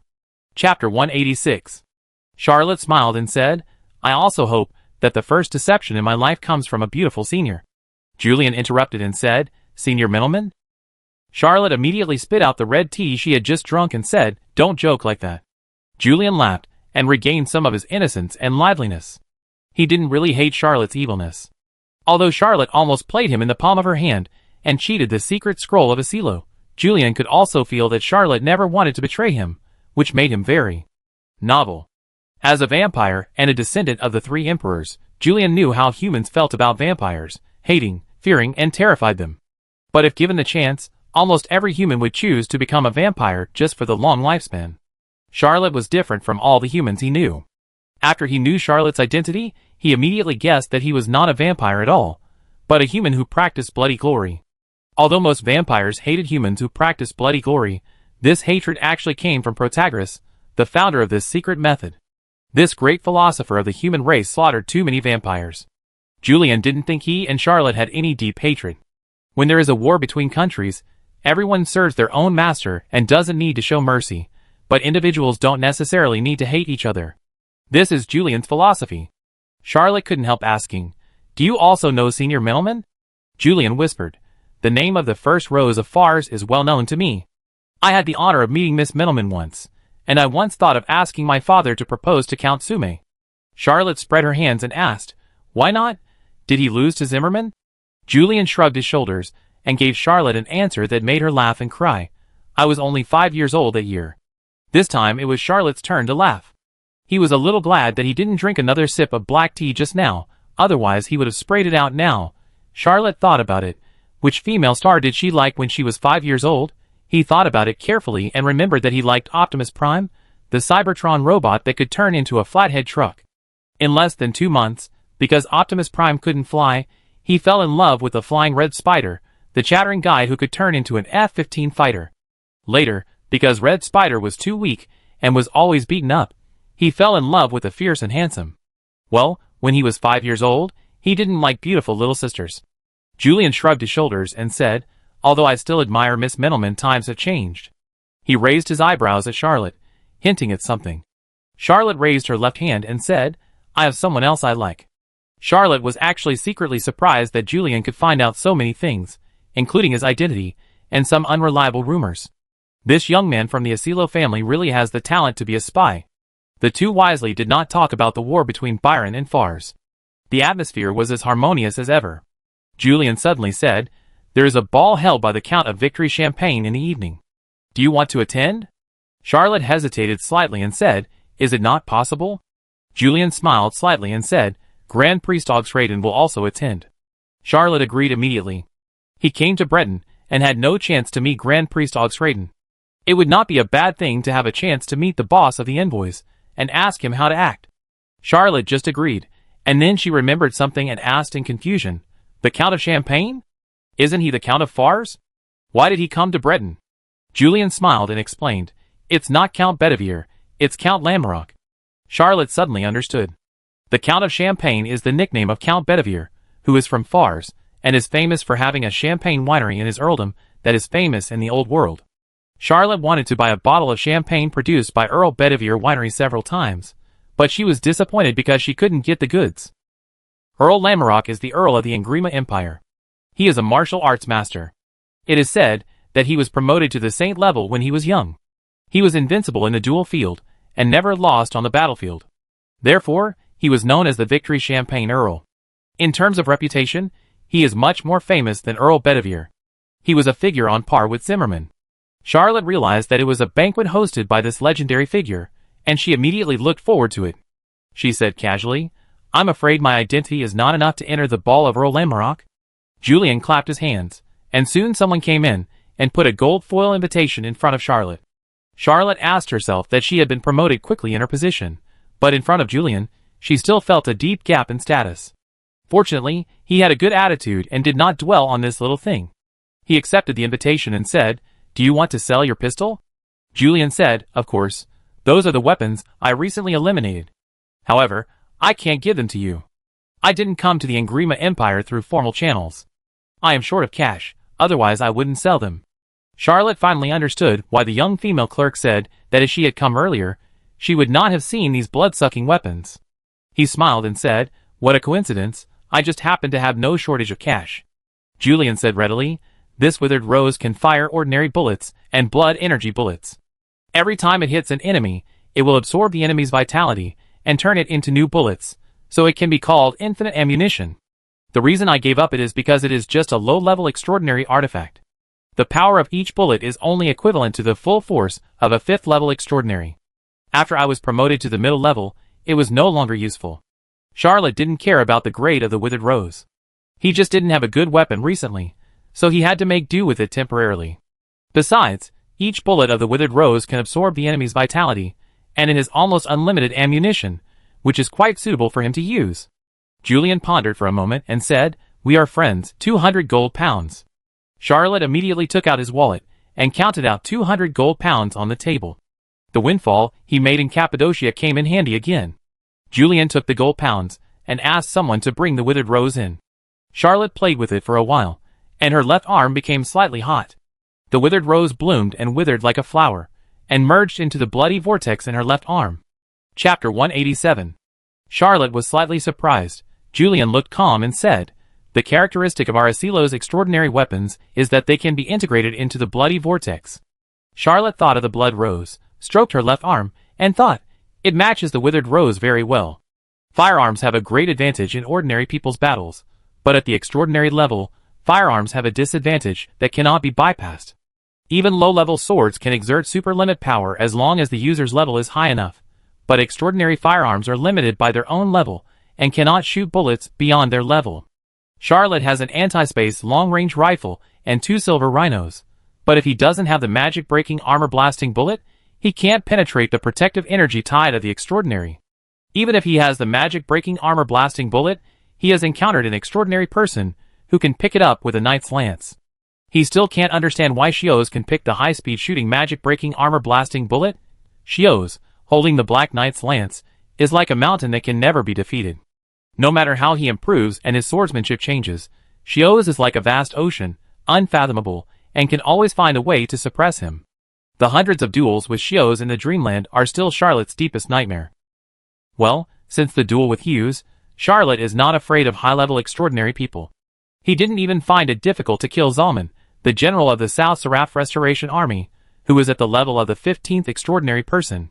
Although Charlotte used a little trick in that battle. But in a battle, especially a life-and-death battle, shouldn't you use all your means and use whatever you have?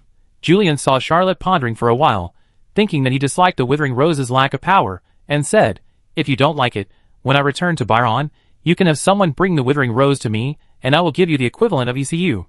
Charlotte smiled and said, "No, I like this gun very much." Have you ever heard of a proverb from the New World? Giving roses to others will leave a lingering fragrance on your hands.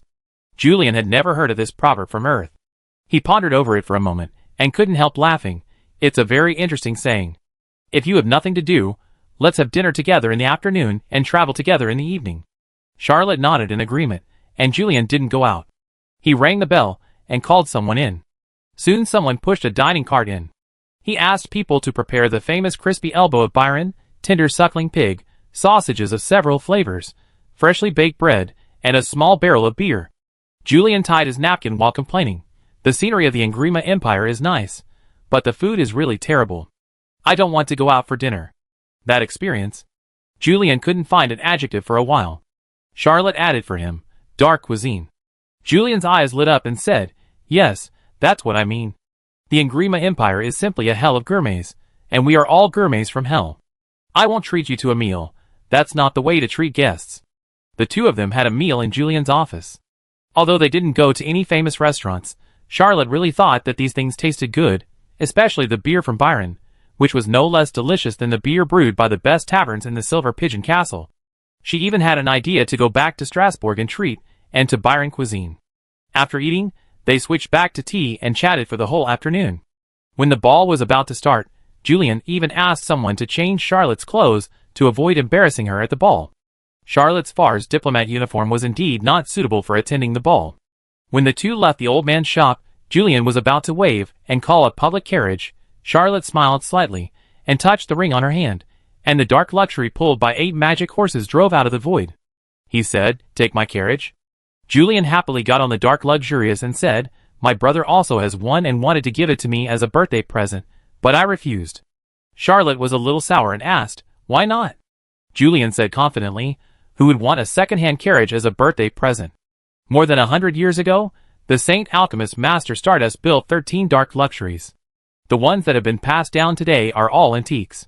But Julian's statement that they are second-hand carriages seems to be correct. Charlotte had shown off the dark luxury in front of two people, and didn't notice anything special about the carriage. Julian thought it was just a second-hand carriage. This was a top noble. The extraordinary item that Baronfield treated as a family heirloom was just that in the eyes of the two. Charlotte was getting more and more jealous. The dark luxury was at least a high-level extraordinary item. The carriage pulled by 8 magic spirit horses didn't need anyone to drive it. He asked a Red Bear warrior to act as a driver last time, mainly to avoid shocking the world.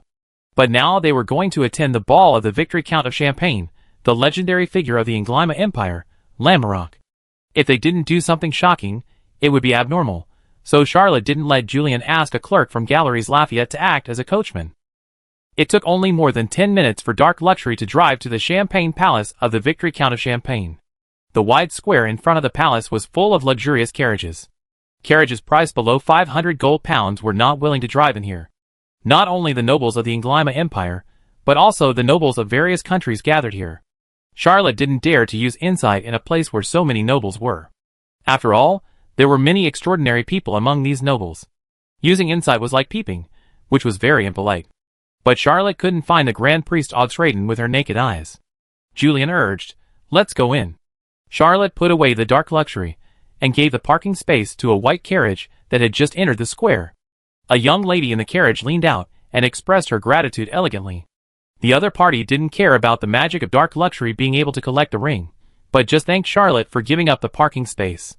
Charlotte was an ordinary person in her previous life. What kind of high-end society can a math teacher see? At most, she can see it in TV dramas, but the current TV dramas are too fake. Born in a merchant family in this life, she is not a big merchant. Even changing a carriage requires calculation. She has never seen what a real aristocratic occasion is like, and is a very simple girl, and has never shown off her family background. Charlotte came here, and it was really the first time to see such an occasion. She was actually a little bit nervous. Chapter 188. In her previous life, Charlotte didn't have much money to travel, and she had never seen the luxury of those famous palaces in Europe. But when she stepped into the Champagne Palace, her first reaction was, "Damn, this is all the people's hard-earned money." Charlotte believed that the luxury of the Champagne Palace could not be compared even to those palaces in Europe on Earth.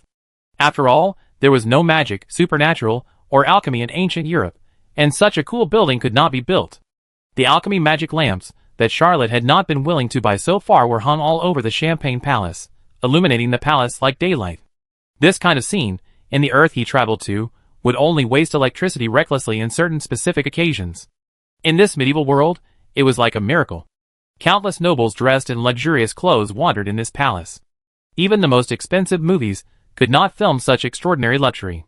There were waiters and food in every corner of the Champagne Palace. Every place with people had people holding fine wine waiting for people to take it.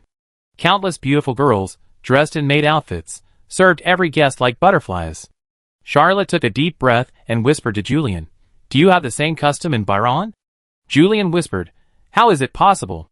Charlotte breathed a sigh of relief, and her nervousness was somehow relieved. Julian continued, "We in Byron are much more sophisticated than in Grima.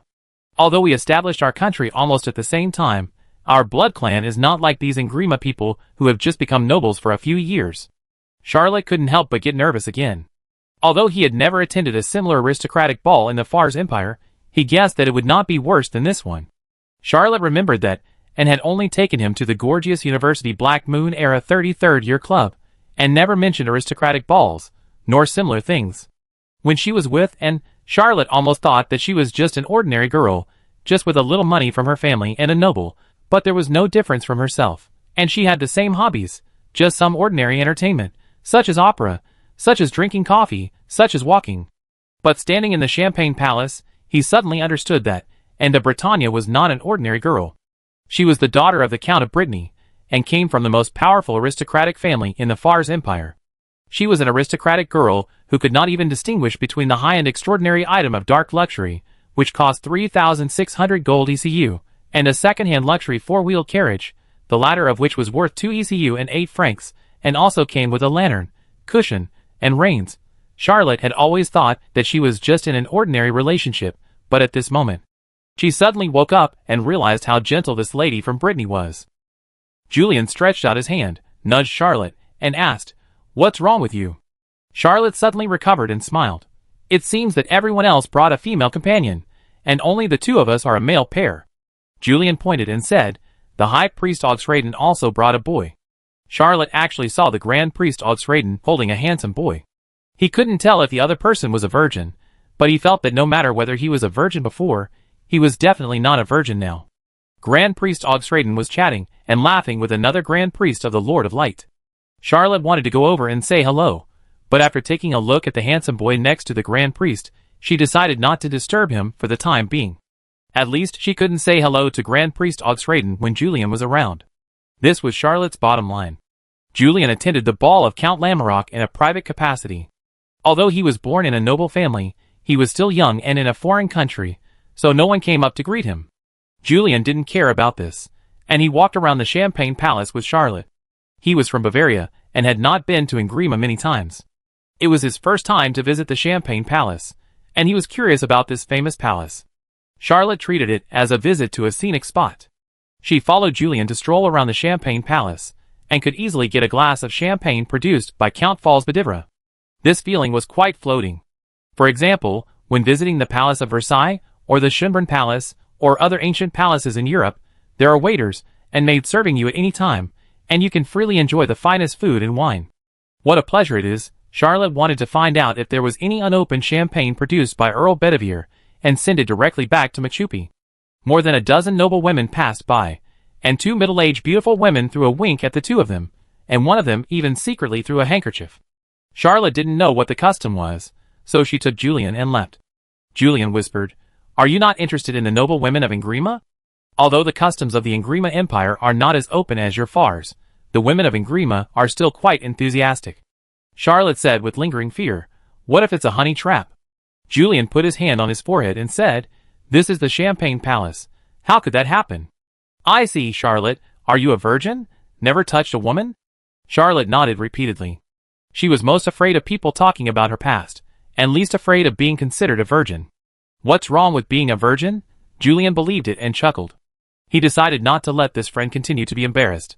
He said, "If you don't like those married ladies of Ingrima, you can also try to date young ladies, but they are more troublesome and may really force you to marry." Charlotte thought about it, and it seemed that there was a switch in her brain that opened with a click. Some memories that he had deliberately sealed up came out, all of which were about the romantic anecdotes of the nobles of the old world. Just like Europe and America on Earth, some people are very enthusiastic and open, while others are very conservative. However, in the aristocratic circle, it is obvious that there are more enthusiastic and unrestrained people, regardless of gender. Charlotte was very resistant to this kind of thing and said, "I have someone I like, and I hope to get married in the future. You should do this kind of thing." Julian showed admiration and said, "I am not interested in this kind of thing either." The two were chatting when they heard a noisy sound. Several people shouted, "Someone is dueling." Mr. Jeremy Renner and Mr. Elian Wood are going to duel for Miss Veronica.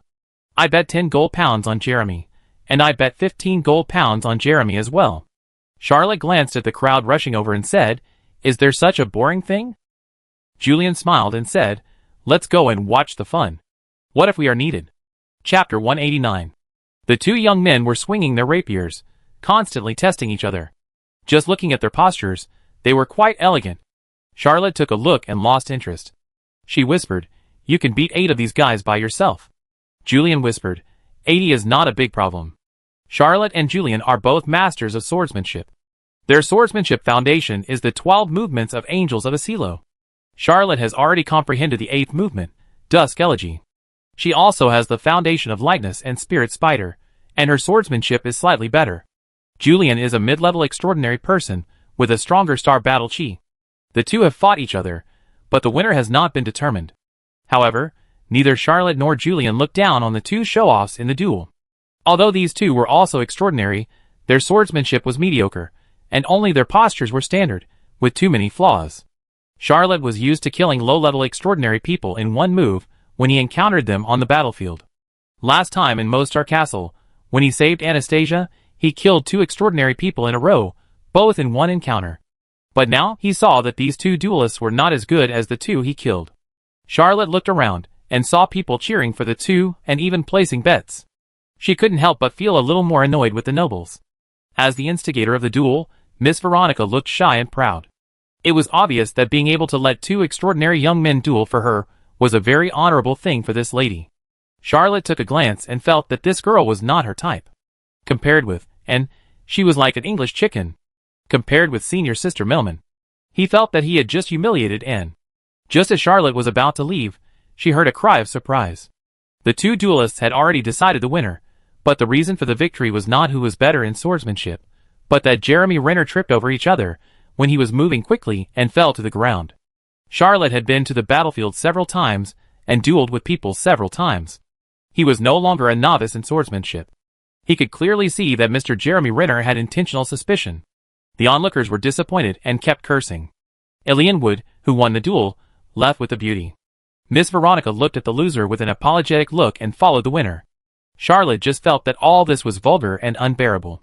When the onlookers dispersed, it was too turbulent. When he looked back, he found that Julian was gone. Charlotte was slightly surprised. Julian was a mid-level extraordinary person. It was impossible for him to be separated by the crowd. He could only leave on his own. Something must have happened to make Julian abandon him and walk away alone. He then realized that he was a diplomat and Julian was a spy. They were not like-minded people, but just friends with a little personal relationship. Charlotte had almost finished eating and drinking, and she didn't know anyone at the ball, so she walked to a secluded corner, found a bench and sat down, looking at the bustling ball, her mind wandering. In fact, before he traveled through time, he liked to go to a place with nice scenery, sit quietly aside, and watch people come and go. However, there was no scenery in this city, and all he could see was the unique fatigue of the city. Everyone was like a worker ant, busy, but they were working for some behemoth to increase profits, not for themselves. Charlotte's thoughts were free, and suddenly she heard a soft voice, asking, "Are you extraordinary? You don't have to be very high, just a little proficiency in swordsmanship will do." Charlotte looked up and saw a girl in a blue court dress. Her appearance was just ordinary. He nodded and said, "She is extraordinary. Her swordsmanship is just okay." The girl showed some surprise and said in a low voice, "I am an adult, but so far, no man has fought for me, so I paid for one myself, but a gentleman was sick and missed the duel. If no one fights for me at the ball tonight, my life will be bleak, so can I ask you to fight for me once? I'm willing to pay 2 gold pounds." Charlotte had never heard such a ridiculous request in her life, and asked, "Aren't you afraid of being discovered by doing this?" The girl in the blue court dress chuckled and said, "Everyone does this. Mr. Jeremy Renner and Mr. Ilian Wood, who just dueled, also received gold pounds from Miss Veronica." Charlotte was shocked and thought, "Are the nobles of the Angrima Empire so boring? What's the point of this duel?" Seeing that he was still hesitating, the girl whispered, "If you are afraid of getting hurt, you can make an agreement with the other party to let him win in a certain move. If you are willing to give up 5 shillings, you can even make the other party admit defeat." Charlotte hurriedly said, "Sorry, I don't fight for others." He flatly refused the other party. There are dignitaries from various countries here, and there are also many Fars people.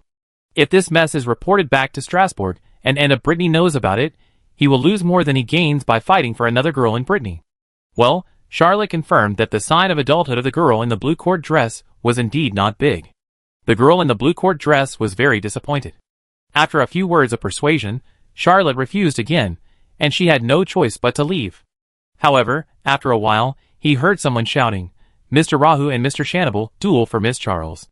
Charlotte finally knew that this kind of luxurious aristocratic ball had a lot of entertainment programs, and many aristocratic girls would add their own drama. After a while, someone shouted for the 3rd duel. Charlotte had completely lost interest in this. He couldn't find Julian, so he was going to find the great priest Augsrading. He had to ask his immediate superior how to proceed. At this moment, he heard someone shouting, "Mr. So-and-so and Mr. Another, duel for Miss Su Mei." He was immediately shocked. His first reaction was, "Senior Melman is here in Grima?" His second reaction was, "I have to go and see." He jumped up lightly, performed the light and spider techniques, and played a game of flying over the eaves and walls in the Champagne Palace. In just a dozen seconds, he arrived at the duel scene, where there were already circles of young nobles. Seeing that he couldn't squeeze through the crowd, Charlotte simply jumped high and jumped into the duel field. While he was in midair, 2 rapiers stabbed at his chest and left ribs. Charlotte pushed back and hit one of the elbows, causing the rapier at his hand to hit the opponent's long sword. The 2 swords collided with each other and shook each other away. Charlotte had fought many duels on the battlefield, so she kicked twice. Chapter 190. Two young men who were not handsome flew up from nowhere and landed in the crowd, causing countless people to scream. Charlotte landed on the ground and realized that he was the only one in the duel. According to normal logic, the two people who had just attacked and kicked him away were the two gentlemen in the duel. Well, they were a little too weak. He also saw Miss Sumei, not any Miss Sumei he knew, neither Melman Sumei nor Dorothy Sumei. Well, he didn't know the third Miss Sumei either. This Miss Sumei was somewhat heroic and handsome, and better looking than any of the Englima noble ladies he had seen at the ball. She had a kind of heroic spirit that ordinary girls didn't have. To put it simply, it was a bit like the in-style opera female actor that Charlotte often saw online before she traveled through time, with a bit of evil and cold arrogance. She didn't wear a gorgeous, complicated, expensive long skirt, but a hunting suit that was out of tune with the atmosphere of the ball, a waisted short top, very close-fitting leather trousers, and a pair of short boots. Although it was a little dusty, it made her look lively and vivid. Miss Sumei was originally impatient, but she was still a little surprised by Charlotte's sudden appearance, and the two duelists she kicked away with her bare hands. She couldn't help but think to herself, "No wonder Susie said she would arrange a surprise for me. I thought it was just an ordinary cliché duel, but I didn't expect she would arrange a more complicated scene. It would cost a lot of money. We are just ordinary friends. Why would she pay so much money? But it's still quite boring. This kind of acting for a duel for a girl is really boring. Even if it's exaggerated, it's still boring. I clearly rejected her." Charlotte found himself the focus of the whole audience, but looking at the Miss Sumei whom he didn't know at all, he blushed and smiled. Just as he was about to explain something, he heard someone shouting, "I, Chio Lancer, am willing to challenge this gentleman to a duel for Miss Sumei." A young man in his 20s strode into the arena, and everyone hurriedly made way for him. It was obvious that this guy named Chio Lancer was very prestigious in the Engrima Empire, and his family background must be extraordinary. Miss Sumei. Their face changed immediately, and they said, "Thank you, I don't need a man to duel for me." Keolance bowed slightly to her and said elegantly, "According to the rules of the Engrima Empire, as long as two men are willing, the duel does not require the consent of the lady." Charlotte hurriedly said, "Sorry, can I choose to give up?" As soon as he said it, he knew he was wrong. Whether in Fars or Engrima, refusing a challenge is a cowardly act.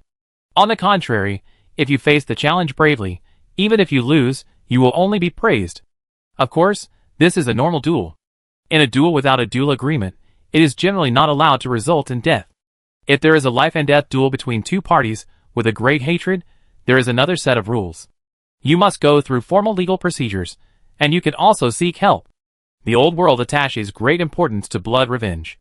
If one party refuses, then the law allows the party proposing the duel to kill the other party under any circumstances, including but not limited to assassination. As expected, as soon as he said this, countless people burst into laughter. Some people kept mocking him in a low voice, accusing him of being a coward, and even began to attack him from various angles, such as Charlotte's appearance. Chio Lancer said very gracefully, "If you swear that you will never pursue Miss Sumei, I can allow you to give up the duel." Charlotte took a deep breath, suppressed her surging emotions, and said, "I'm sorry, if you said your full name, I might have backed off, but since you only said Miss Sumei, I can't back off." He picked up a rapier from the ground, which was the weapon used by one of the two duelists just now. He shook it lightly. It was a good sword, but it followed the wrong owner. Charlotte's words made everyone react. Miss Sumei. Slightly surprised, she said, "Are you from Fars?" Charlotte nodded, "Yes." Miss Sumei. Then she understood and said, "No wonder you are so aggressive. My name is Aurora Sumei. Minelman is also my distant cousin, but we separated several generations ago, and our branch came to the Engrima Empire." Although she knew it was just a misunderstanding, Aurora Sumei also asked herself that she was not a stingy girl, but she still had an indescribable sourness, and couldn't help saying, "The first rose of Fars is indeed never short of duelists." Well, this sentence seems to be a compliment, but it actually hits the heart of a certain lady. If Melman Sumei was present, she would be furious like a kitten whose tail was stepped on when she heard this sentence. The Imperial Rose incident is a scar that Charlotte, a senior, is unwilling to touch in her life. Too many young people died because of this incident. The beginning of this incident was so unbearable to watch. Of course, this sentence is also a collective harm to almost all the noble girls in the old continent, and it is a critical damage with strong splash. Compared to the noble ladies, who need to pay for a duel privately just for the ridiculous face. Under the skirt of the first rows of fars, the countless admirers, who are willing to challenge the Saint Order for middlemen and even risk their lives, are like telling the girls of all countries in the old world how pitiful your charm is. Although in fars, middleman is called the first rose of the empire, and in other countries, she will be called the first rose of fars. But this, Miss Sume, the charm is like a mountain reaching into the clouds, pressing down on the hearts of every noble lady in the old world, regardless of their country, making them feel like they can't breathe.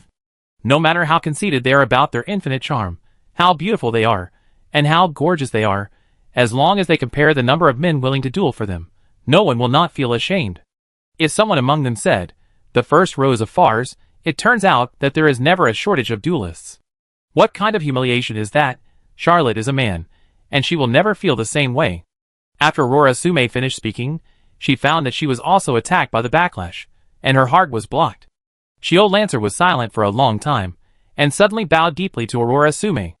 After a long time, he straightened his back and said in a slightly fanatical tone, "Mr. Fars, please allow me to challenge you to a duel for Miss Melman Sume." Chapter 191. Charlotte didn't even plan to say her name. She shook the rapier in her hand, and the sword light was like a colorful stream of light, covering the whole body of this brave gentleman. Jolancer was horrified. Unlike Charlotte, he had never been on the battlefield, and he was not a genius like Julian, Krell, and Abner, who were either mid-level or high-level extraordinary. Facing Charlotte's legendary swordsmanship, the long sword in his hand had just been pulled out halfway, and his gorgeous dress was pierced with 16 or 17 holes. Charlotte only pierced the dress without hurting Jolancer's skin. This swordsmanship was shocking, and many high-priced knights might not be able to do it. Jolancer finally drew out the rapier with a swish, but Charlotte had already put away the sword and retreated. He looked down at the hole in the dress and whispered, "Am I not even qualified to draw the sword for Miss Middleman?" This sentence not only hit every noble lady of Ingrima present, but also made many men who were proud of their swordsmanship feel ashamed. No matter which country they are in, the supernatural is extremely rare. Most of the young nobles, who can participate in the Victory Champagne Earl Ball, do not advance to the supernatural level through hard training or talent, but rely on the accumulation of huge resources, and even the consumption of precious magic potions. However, even so, this group of young nobles are considered the best of the best. Xiao Lancer is already a leader among this group of young nobles. He has not even drawn his sword and has been defeated. How can this not shock people? Jolancer performed an imperial salute, handed the long sword in his hand to Charlotte, and left gracefully. Charlotte casually stuck the rapier she picked up in her hand into the ground, and stroked the rapier Jolancer handed over. This was the most willing attitude of a loser in a duel to admit defeat. Handing the weapon to the winner meant that he was convinced, and would never challenge again. This rapier was a standard Sherlock magic rapier. Although Baron File also collected several magic rapiers, they were all modern works, not antiques like this. Charlotte had long heard of the Sherlockian magic rapier, and by chance, she had bought a scabbard of a magic rapier from the Sherlockian period, which he melted down to make an alchemical magic cane, which he usually used to store the anti-space long-range rifle. Later, he no longer carried this cane on the battlefield, and he did not carry it on this mission to the Ingrima Empire. This was the first time he personally felt the aura of the magic rapier made in the Sherlockian period. This magic rapier was obviously a fine product in the Sherlockian period, not a common product worth 1 or 200 ECU. The sword body was slender, the blade was only 2 fingers wide, and it was emitting a faint green light. The blade fell to the ground, and the hilt could reach Charlotte's ribs. The hilt should have been repaired, but the family emblem of the original owner was deliberately retained, which was a very old family in the Sherlockian period. This magic rapier has 3 attributes: toughness, agility, and magic breaking. Toughness allows the blade to withstand tough fights, and is an attribute that many extraordinary weapons have. Swiftness is relatively rare, and can slightly increase the speed of the sword. Although the increase is only 3 or 4%, in many situations, this can already determine the difference between life and death. Magic breaking is even rarer. As long as you infuse Do Chi or energy of similar attributes, you can repel other heterogeneous energies. It is a special attribute specifically for protecting Do Chi and defending magic shields. This magic rapier has a very beautiful name, Unicorn. Just as Charlotte put the magic sword back into the scabbard, she saw a beautiful face. It was the Miss Sume. At this time, the onlookers had dispersed. Even the 2 earliest duelists had quietly left, only this lady stayed, and she obviously had something to say. Charlotte smiled and asked, Miss Aurora Sume, what else do you want to say? Aurora asked, have you met Middleman? Charlotte replied, Middleman is my senior, and she was also my boss. It's just that I was not promoted as fast, and I couldn't keep up with her pace. Aurora Sume couldn't help asking, is she beautiful? Charlotte smiled and said, I think every woman has her own starlight. I never comment on women's appearance, but only praise their good character. Aurora Sume was lost, and said after a long time, I don't know your name yet. Charlotte replied, Sherlock Mecklin, an ordinary Fars man, who came to the Inglima Empire to follow the envoys, and is considered a small role in it. Aurora Sume was slightly surprised and said, Are you a subordinate of the Grand Priest Augsrating? Charlotte suddenly felt something was not very good, and was about to argue, but heard Aurora Sume say, Can I visit you at the Fars embassy tomorrow? Charlotte breathed a sigh of relief. Aurora Sume obviously didn't think of anything wrong. Although he was a little confused about why Miss Sume wanted to visit him, he still said politely, You are welcome at any time. Aurora Sume smiled slightly. This girl was still very beautiful, definitely a top beauty, but she lacked a little feminine softness. She left a gust of fragrance and floated away. Charlotte subconsciously compared herself with N, and soon gave up this dangerous idea. Charlotte was thinking about whether to continue to find a place to lie down or go to find the Grand Priest Augsrating, when she heard a gentle voice, Mr. Mecklin, long time no see.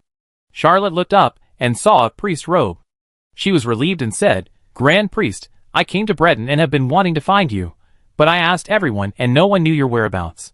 Grand Priest Augsrating came over with a smile and said, I am busy with the Empire's diplomacy, and have no time to go back to the embassy. I am in urgent need of help now. It is great that you came here, Mr. Mecklin. Charlotte asked, There are many people in the delegation. I am only the 8th person. What can I do? Grand Priest Augsrating said somewhat embarrassedly, The rest of the people disappeared when they arrived in Breton. This Count Durrani has his own property in Breton. The next day after arriving in Breton, he went home and never appeared again. Others also had their own reasons, and none of them could help. So I could only rely on Mr. Mecklin. I want to visit tomorrow. Charlotte suddenly remembered that Aurora Sume would come to visit her tomorrow, and said, A lady will come to see me tomorrow. Can we change the day? The Grand Priest Augsrating showed a look of surprise and joy. Is it that Miss Sume? Charlotte nodded, and the Grand Priest Augsrating said in an unusually relaxed tone, The person I plan to visit tomorrow is the father of Miss Sume. Chapter 192. Seeing that Charlotte didn't seem to understand the relationship, the Grand Priest Augsrating patted him on the shoulder and said patiently, You also know the relationship between Fars and the Inglima Empire. Many nobles in Fars came from the 3 islands of Inglima, such as the former Grand Duke Solos's Robin. There are also many nobles in the Inglima Empire from Fars. Even the founding emperor of the Inglima Empire, Duke Guillaume, was one of the founding dukes of Fars, and is now the Red Dragon Duke of Fars. The same is true for the Sume family. Part of their family stayed in Fars, and the other part followed Duke Guillaume to the Inglima Islands, and became great nobles in the Inglima Empire. The foreign minister of Fars has always been the Earl of D'Artagnan, and the foreign minister of the Inglima Empire has also always been the Earl of Sume. This branch of the Sume family in the Inglima Empire is even more noble and glorious than the one in the Fars Empire. Charlotte was very surprised. He really didn't know these things. There was no such knowledge in the university textbooks. He subconsciously asked, What about Miss Aurora Sume? The Grand Priest Augsrating smiled and said, Yes, she is a diplomat like you. But her position is much higher than yours. She is a 19th level fellow, and her political identity is the cultural commissioner of the diplomat's minister's mansion. Don't be discouraged, my child. It's normal that you can't compare with her. Charlotte wanted to say, I'm not discouraged. But she suddenly remembered that, and was also the daughter of the Earl. If she followed Aurora Sume's life rules, she would most likely be promoted soon after graduation and hold a high position that she could not reach even if she tried her best. There is discrimination against women in every empire, but this discrimination will not spread to the children of the nobles. Well, in fact, the lower-level dignitaries can also arrange for their relatives. Charlotte just arranged Anastasia and Belisa to work in the Lucavaro District Government Affairs Bureau, and their positions are not low. If his ex-fiancée, Miss Sylvie Martin, had not broken off the engagement, Charlotte would have to arrange for her to be a 43rd level assistant, both in public and private. Charlotte, a mere Lucavalo District Administrative Director, was already out of her league. Charlotte suddenly felt a sense of crisis. This crisis came from a woman who had nothing to do with him, Miss Aurora Sume. The High Priest Oxraden had other things to do, so he talked to Charlotte for a while and left in a hurry. Charlotte watched the back of the High Priest and suddenly felt that she had misunderstood the High Priest. High Priest Oxraden seemed to be more conscientious than the other members of the envoys, but the next second, he saw the glorious High Priest of Ingrima, who appeared with a group of beautiful boys and greeted the High Priest Oxraden. The two sides quickly merged into one, laughing continuously, and went deep into the Champagne Palace. He covered his eyes, wondering if he was blind. How could you see something like this? Charlotte was looking forward to the ball. She wanted to find the Grand Priest Oxladen to ask him what to do, and see how the nobles lived. But now, he had no interest at all. He left Champagne Palace quietly without waiting for Julian. Although Charlotte was in Fars, and was considered an outsider, he felt particularly deeply in a foreign country like Breton. He didn't want to go back to the embassy street. He walked alone on the streets of Breton. Just when he was about to reach the river that crossed Breton, 7 or 8 people followed him, and someone shouted, "Leave all the cash." Then he rushed over. When Charlotte was in Fars, he knew that the security in the upper 7th district was okay, but the security in the outer 15th district was very average. He was also the chief of the patrol army in the Lukavaro district, so of course he knew how bad the security in the Lukavaro district was. He had encountered several assassinations in Fars, but he didn't expect to encounter robbery in Breton. Well, most of the time, assassinations are much worse than robberies. Charlotte pulled out the horned eagle. The magic rapier flashed and pierced the left knee of all the people who rushed over. He shook the horned eagle lightly and shouted, "Hand over all the valuables on you, or I will throw you all into the river and let you ride the waves to Byron." The group of people covered their knees and wailed, but under Charlotte's threat, they had to hand over their valuables, which totaled only a few shillings, a few short knives and canes. They were a group of poor people. Charlotte didn't have the patience to sympathize with the robbers. She took the shillings, threw all the weapons into the river, and continued to walk leisurely along the cobblestone road by the river. The moonlight was very beautiful at this time. Charlotte got rid of a group of robbers, and his mood became better. He walked for half an hour before he was satisfied.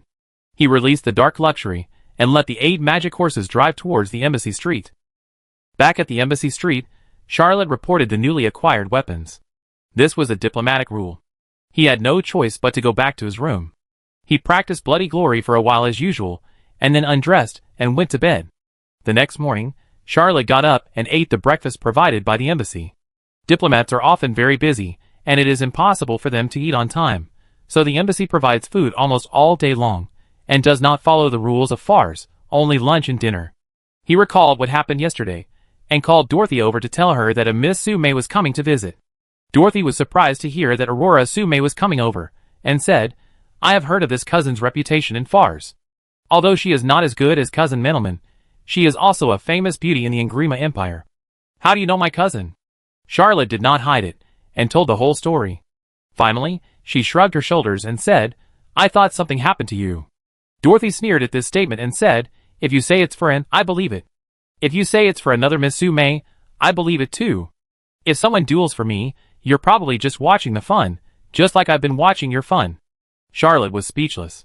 Dorothy Sume's temper was actually quite bad. When they first met, she wanted to see her shocked expression. It was almost noon when a small diplomatic team arrived at the embassy street and entered the Fars embassy. Aurora Sume changed into a military uniform, which was brighter and more generous than the one at the ball yesterday, and had a cold and evil charm that ordinary girls didn't have. Charlotte brought Dorothy Sume, Anastasia, and Belisa to greet them. Miss Aurora Sume was slightly stunned and murmured in her heart. Chapter 193. When Charlotte introduced Dorothy, Aurora was immediately surprised. She knew that the Fars Empire had its own family, but she didn't expect to meet her cousin in the envoy group. Aurora graduated many years ago, and is much older than Dorothy, who just graduated. Even if they are great nobles, their descendants only start at a higher level, and need to be promoted step by step. It's just that the promotion is faster, not directly promoted to a certain level of position. She has actually been working for 7 or 8 years, older than Charlotte. Knowing that her cousin was one of the 3 girls, Aurora's view of Charlotte changed slightly. The 4 girls chatted, and left Charlotte aside.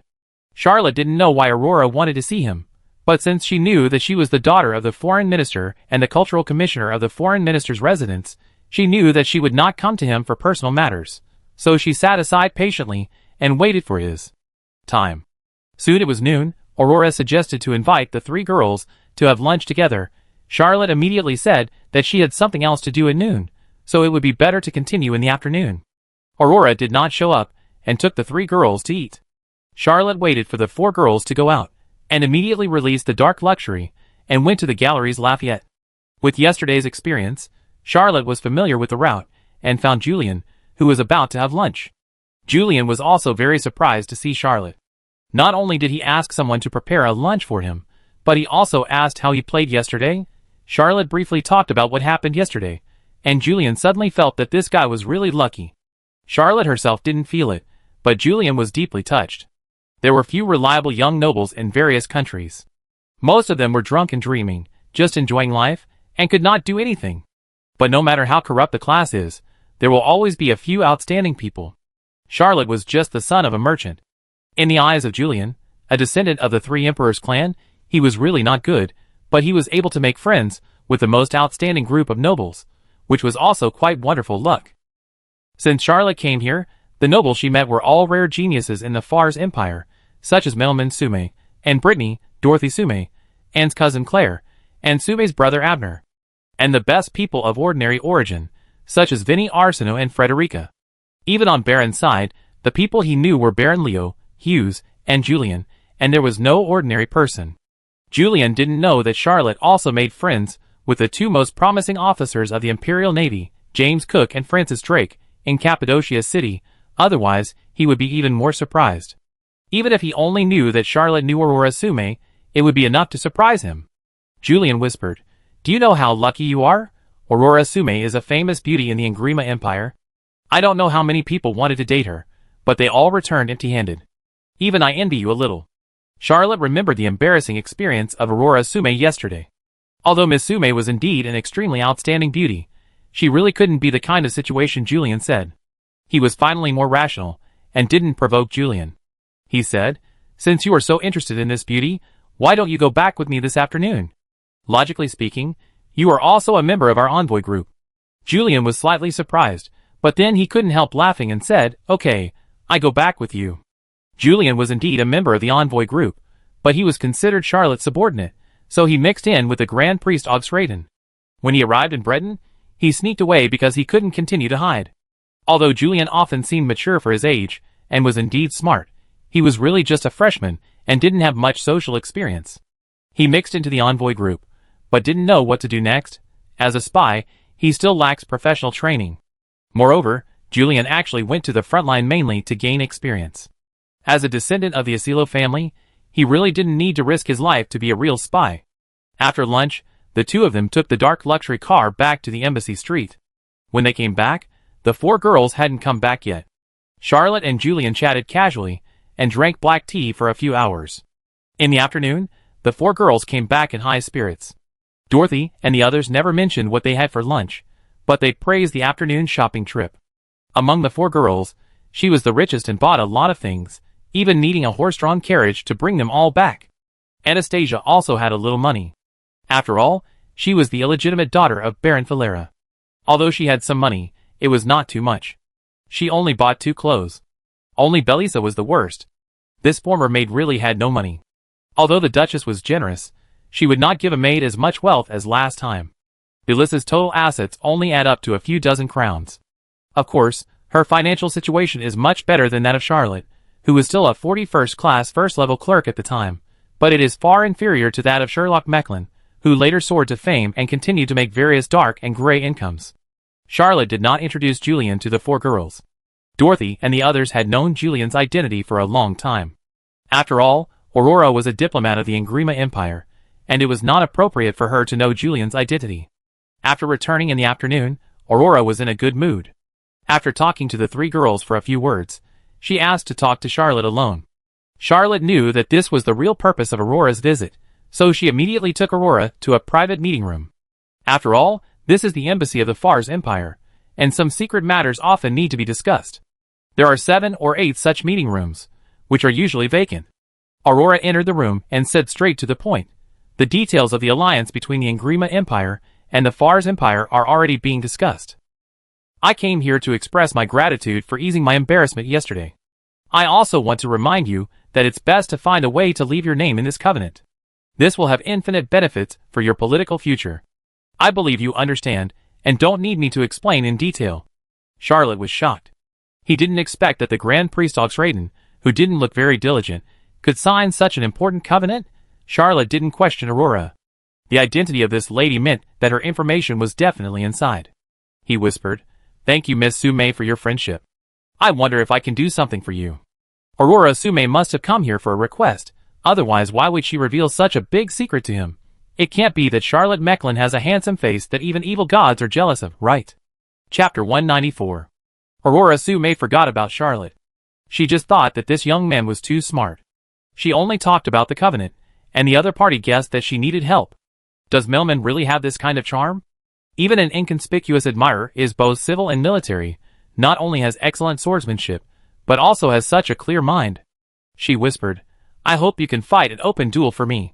Charlotte was slightly surprised and asked, "Aurora, do you still need someone to help you duel?" Aurora Sume blushed slightly, and protested in a low voice, "Not everyone with the last name Sume is called middleman." Charlotte almost wanted to add that there were actually many men who dueled for Dorothy, but his little emotional intelligence made him swallow the words. Miss Aurora Sume would definitely turn hostile if she said this. It would be fine if she couldn't compare to middleman, but she couldn't compare to Dorothy, which was too painful.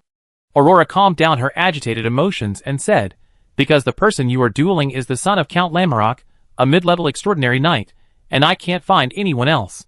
Charlotte said nonchalantly, "As long as it's not Count Lamorak, I'd probably be fine.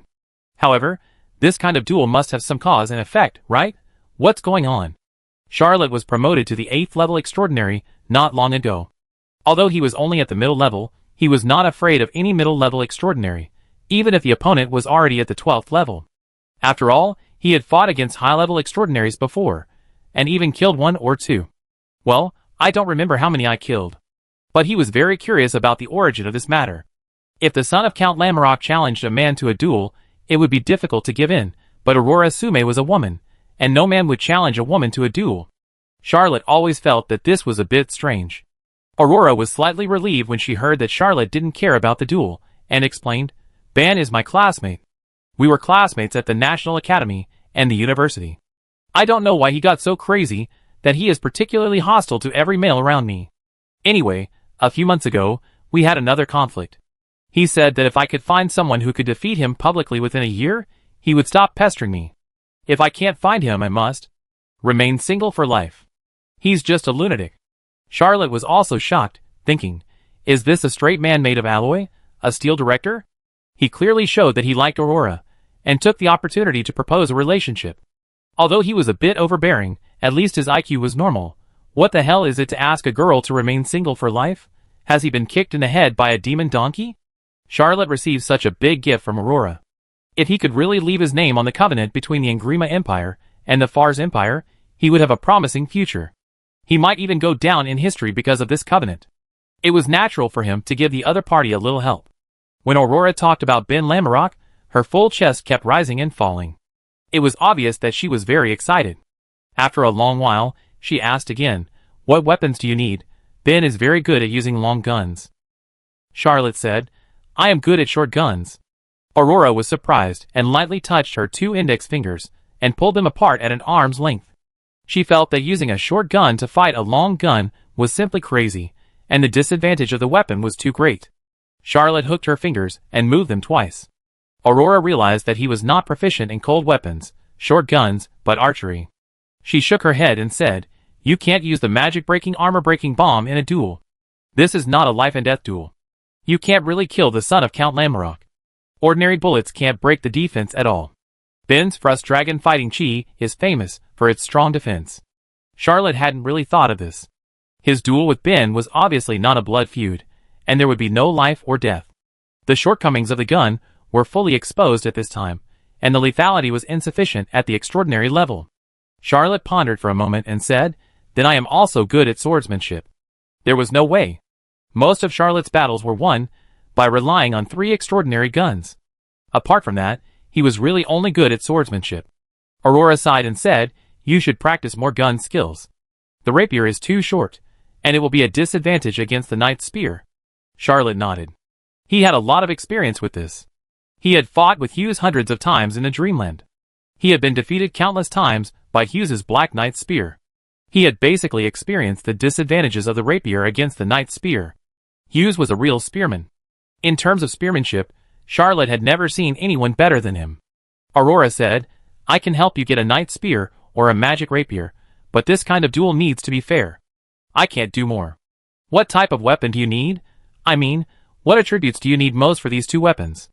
Charlotte was surprised and asked, "Can you choose attributes?" Aurora asked back, "Why not?"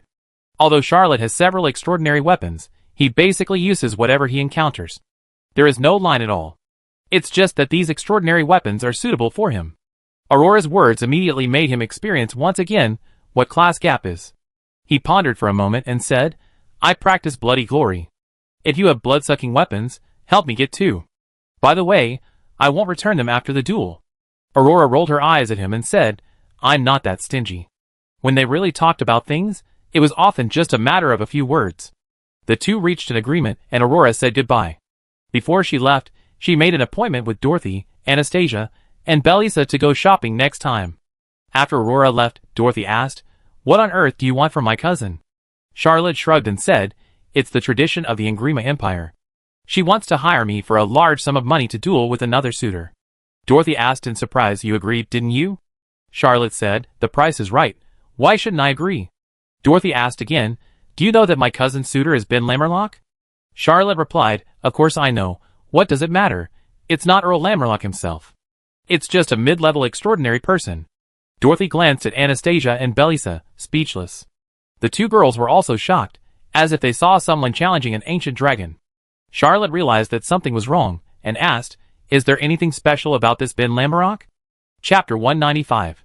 Dorothy asked, "Do you know that Count Lammerlock is a martial arts master who was promoted to the holy rank when he was young?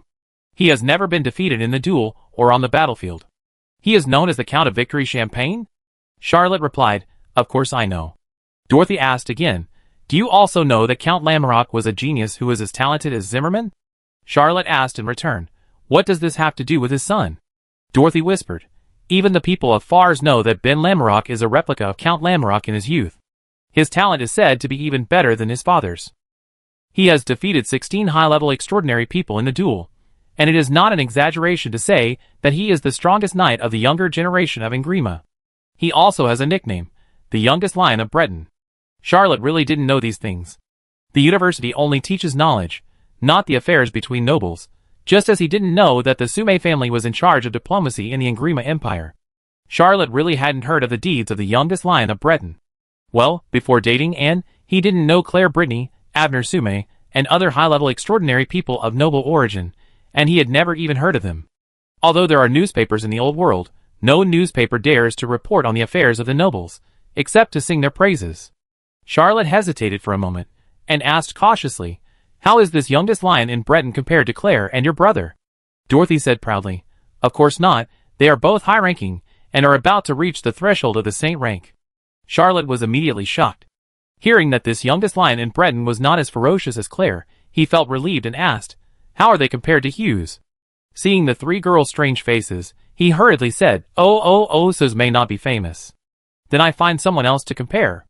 The expressions on Dorothy, Anastasia, and Belisa's three beautiful little faces were distorted.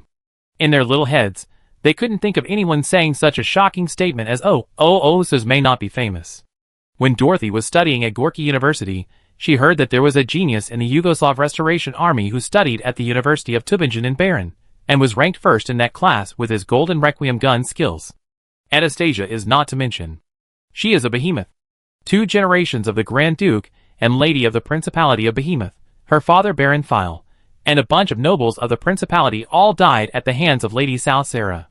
Hughes inherited Jonathan's will, and became the leader of the South Seraph Restoration Army. Several South Seraph Restoration Army generals, who Anastasia hated so much and regarded as the murderers of her mother, were Hughes' men.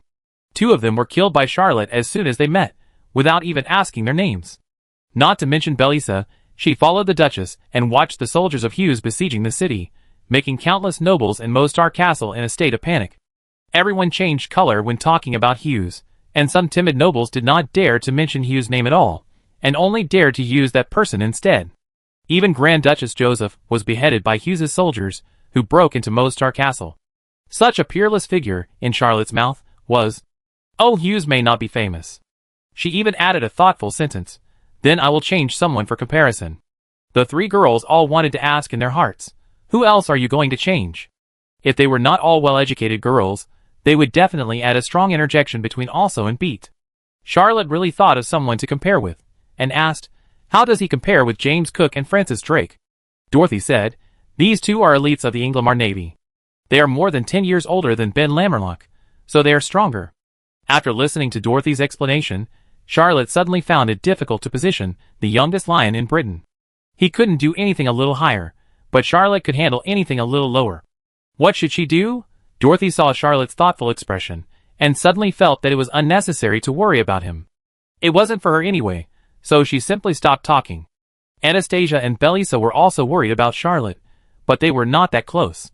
Seeing that Dorothy didn't try to persuade them, they could only worry secretly.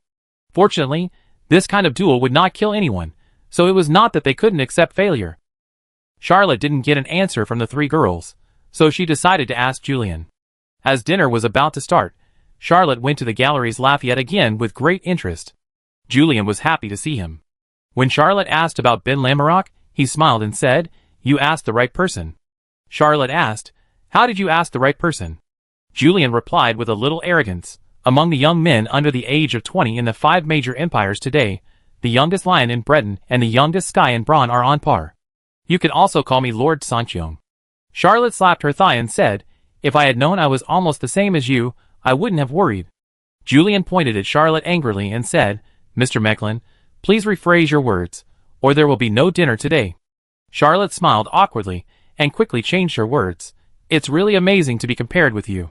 Yeah, it's really amazing.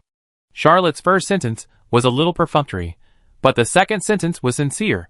Julian's strength is indeed extraordinary, especially since he is so young, only a freshman, and his future is limitless. Charlotte became interested and asked, why are there only 2 young men under the age of 20 in the 5 empires? Don't we have powerful young people in Fars, the Black Phoenix dynasty, and the Lionheart dynasty? Julian said embarrassedly, that's not the case.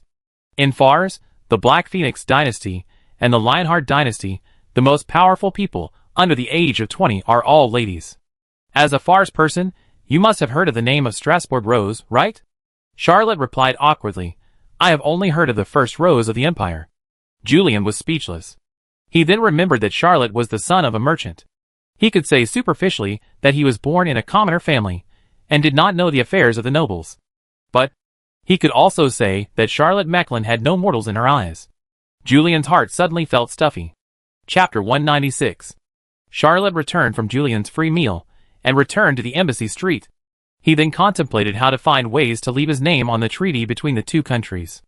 Although Aurora Sume only provided a piece of information, it was worth 10,000 ECU. Many people would not be able to buy such a sentence even if they were willing to pay 10,000 ECU. As for the duel with Ben Lammerlock, it has not yet entered the program, so it can be praised as if there is no need to consider it. He now has 2 rapiers in his hand. One is the Blood Rose, the other is the Unicorn Vulture, and a blood-sucking pistol, the Withered Rose. Although it is not as convenient as the anti-space long-range rifle and the 2 silver rhinos, it is enough to deal with ordinary battles. Charlotte didn't know what 2 weapons Aurora would give him, but if there were 2 more blood-sucking weapons, he wouldn't be at a disadvantage in terms of weapons.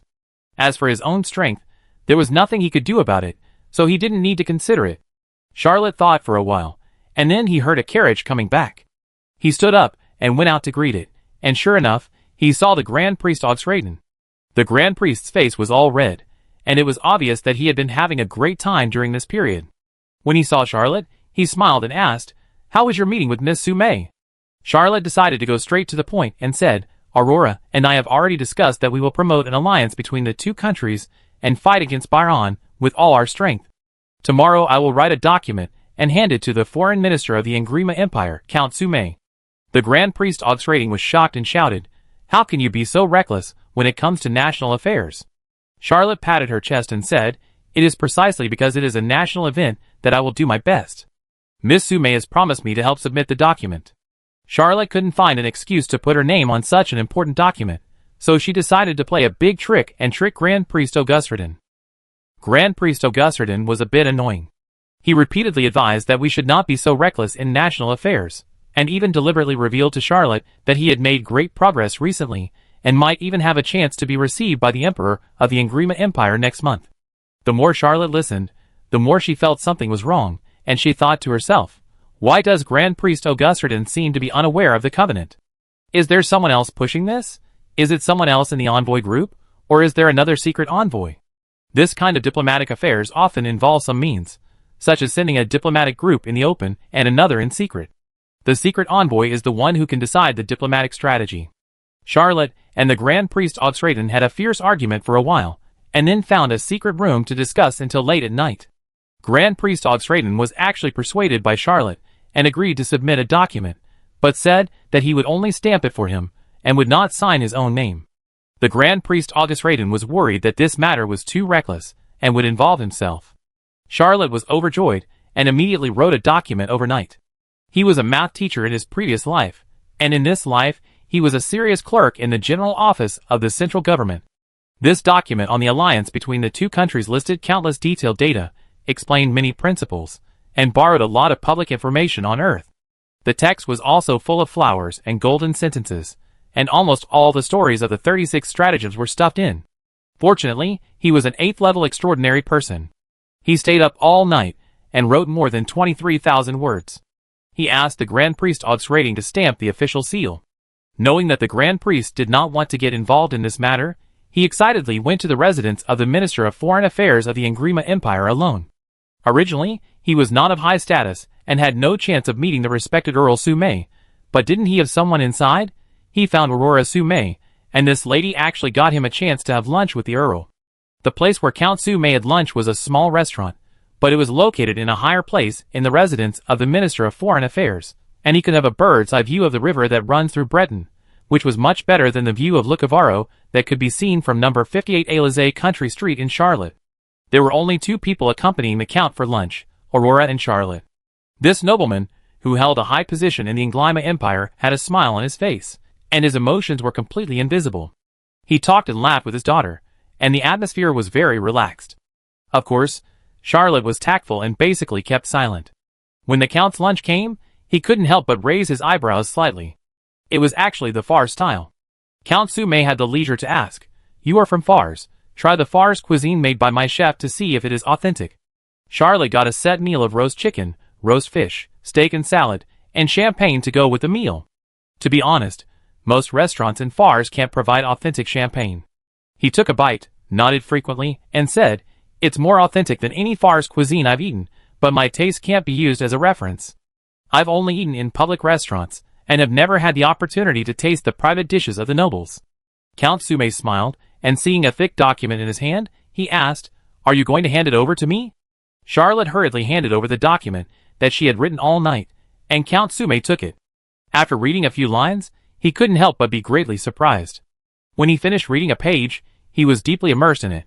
Halfway through, he said to Charlotte, who was still eating heartily, "Mr. Mecklin, please eat slowly first. I'm going to the palace to meet His Majesty the Emperor." He also said to his daughter, "Accompany Mr. Mecklin well. Don't let him leave before I come back. Maybe he needs to explain something." Count Sumay left in a hurry. Although Charlotte didn't know why the Count stopped eating after reading half of the document, it didn't affect his appetite. Charlotte ate up her lunch. Seeing that Aurora had finished eating, she stared at the Count's lunch that hadn't been touched. She brought it over skillfully and placed it in front of her, saying, "It's not appropriate for such a distinguished person as the Count to eat cold food."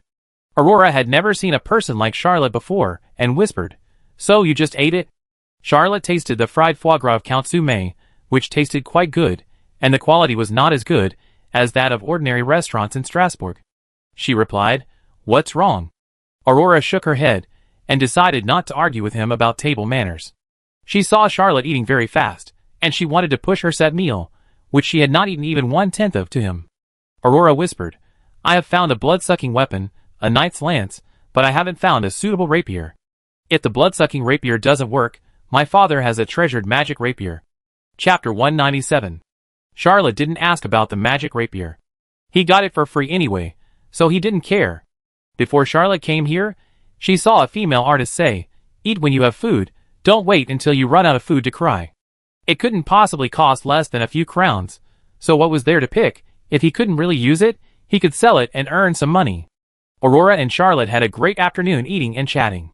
At night, Count Sume had not returned yet, so Aurora arranged another dinner for Charlotte. This time, the style of the Black Phoenix dynasty was changed, focusing on exquisiteness. The general dishes were slightly sweet, and most of them were desserts. Charlotte had never eaten such exquisite food in Strasbourg, and could not help but sigh. Aurora asked curiously, "Don't you like the dishes of the Black Phoenix dynasty?" Charlotte said lightly, "No, I just remembered that there was a girl who always ate ordinary restaurants with me, and has never been picky, nor has she ever complained that the restaurants Charlotte invited her to were not good. Charlotte always thought that the restaurants she picked were pretty good, but today she knew that the dining of the nobles was indeed different from that of the restaurants outside, and the quality was much higher and more exquisite. Just this detail highlights how well educated the young lady of Brittany is. As the daughter of an earl, Anne's quality of life is definitely not inferior to Aurora's. Charlotte has only known Aurora for 2 days, and has seen what aristocratic life is, but he has known Anne for more than half a year, but he has never felt any difference. This requires considerable meticulousness and patience to be so calm and indifferent that people don't feel anything. This was the first time Charlotte missed Strasbourg since she was sent to the Angrima Empire. Aurora certainly didn't know which girl Charlotte was dating in Fars, but she was a little surprised. Generally speaking, no normal man would mention other girls in front of a girl. After all, if she was interested or not, she would give Charlotte some opportunities. Most men would seize this opportunity and try their best to show themselves, but Charlotte didn't seem to have this intention. She asked curiously, "What kind of girl is she?" Charlotte smiled and said, "A girl who is a little reckless and has a strong sense of justice." Charlotte would not reveal her information. This is not Earth. There are all kinds of killer organizations flying around. He doesn't want to cause trouble for Anne. Although the girl from the Brittany family is not afraid of any killer. Aurora did not continue to ask, but suddenly asked, "Which of the 3 girls do you like?" Charlotte smiled and said, "Your cousin, Dorothy, has become a divine contract. Anastasia is the illegitimate daughter of Baron File of Silver Pigeon Castle, and Belisa is the maid of Grand Duchess Joseph. They all have to travel for various reasons." After hearing Charlotte's explanation, Aurora became more interested and asked, "What do you think is the difference between Fars and Angrima's girls?" Charlotte was about to perform a move of Tai Chi to give Aurora a move of sealing and closing and another move of following the flow, when she heard a voice saying, "Sorry, Mr. Mecklin, you don't have time to appreciate the girls of the 2 empires. The Emperor has ordered you to meet him." Charlotte was quite surprised. He had never expected that he would be summoned by the Emperor of the Angrima Empire. He stood up in a hurry and said, "Earl Sume, you are back so soon?" Charlotte was lying with her eyes open. Earl Sume did not come back early. He had already eaten 2 meals. Earl Sume smiled and said, "Come with me." He said to Aurora, "You come with me too." The Earl took Charlotte and Aurora, hurriedly got on the carriage, left the Minister of Foreign Affairs' residence, and headed straight for the palace. Charlotte had never been to the palace in Fars. Although he had been rewarded by the Emperor and the Queen several times, it did not mean that he had ever caught the eye of the Fars supreme couple. After all, how noble were His Majesty the Emperor and His Royal Highness the Queen? The rewards were only given to the royal team. Not every meritorious official on the front line was lucky enough to be known by the Emperor and his wife. He did not expect that he would have the opportunity to enter the palace after overthrowing the Angrima Empire. While on Earth, it was convenient. You could enter the Forbidden City as long as you bought a ticket. However, there are too many tourists there, so reservations are required. However, when Charlotte thought about the fact that the former owner of this palace had to buy a ticket to return to his former home, she felt that she could afford it even if there was a long queue and the ticket price was not cheap. There are a total of 15 palaces in the Angrima Empire, but the Emperor's daily office is in the Red Dragon Palace. The founding Emperor of Angrima was one of the founding Dukes of Fars, and was titled the Red Dragon Duke. This title is still in the Angrima royal family, so the power center of the Angrima Empire is called the Red Dragon Palace. The Red Dragon Palace is magnificent. When viewed from the sky, the building is in the shape of a large cross. There are more than 2,000 rooms and countless gardens. The Red Dragon Palace is surrounded by the residences of high-ranking officials of the Angrima Empire. This place, called the Dragon District, is a few dozen meters higher than the surrounding areas. It was originally a small mountain, which was flattened by several generations of Angrima emperors, and countless buildings were built. Therefore, most of Breton can be seen from the Red Dragon Palace, which shows that the royal family and high-ranking officials are superior and have an extraordinary status. Charlotte sat in the carriage of Count Su-mei, looking through the window at the street view of the Dragon District, and couldn't help but admire the luxury of the nobles. When he saw the Red Dragon Palace, he couldn't help but say, "What a magnificent palace, it is simply a miracle built by gold pounds." Count Su-mei smiled slightly and said, "Indeed, without gold pounds, there would be no Red Dragon Palace in the world, but gold pounds alone are not enough." Charlotte nodded and thought, if you are rich but not privileged, it means 70 years of property rights. But he was just thinking about it. This old story of two worlds and different backgrounds must be something that no one in the old world could understand. Even Count Su-mei had to go through a strict body search along the way. Charlotte's blood rose, and withered rose were not hidden, so he could only hand them over obediently. Fortunately, he did not bring the eagle, and the rapier was temporarily placed in the Far's embassy. After passing through many checkpoints, Charlotte was touched all over by a group of eunuchs in the palace, and then she met the 15th Emperor of the Engrima Empire, His Majesty Alfred Guillaume. This emperor was very young, no more than 20 years old, and might not even be more than 18 years old. There was still a bit of childishness on his face. When His Majesty saw Charlotte, he looked her up and down for a long time, and suddenly smiled and said, "I know a lot about your past." Chapter 198. Charlotte almost thought that this emperor was also a fellow time traveler, but she only heard the emperor talk about a few of his past affairs. Yes, it was Charlotte Mecklen's love affair. He breathed a sigh of relief, and was not so panicked. Charlotte was most afraid of being discovered as a time traveler, and secondly of being discovered that she had summoned an evil god. As for Charlotte Mecklen's old embarrassing stories, they could only be ranked third. Even if someone found out, it would only affect his marriage. Although he would be very, very sad to lose in. But he had already traveled through the world once, so he could bear such a small thing. His Majesty Alfred Guillaume became more and more excited as he spoke, and Count Su-mei remained calm. After all, he already knew. Aurora Su-mei's eyes became brighter and brighter. She looked back at Charlotte, raised her eyebrows slightly, and made a gesture of inquiry. Charlotte spread her hands, made a helpless expression, and simply admitted it. Aurora nodded, indicating that she understood. I don't know what she was thinking, but the atmosphere suddenly became strange. Charlotte looked at the young Engrima Emperor. Although they had only met for more than 10 minutes, he already knew what kind of person the 15th Red Dragon Emperor of the Engrima Empire was. A young man with no scheming and no secrets.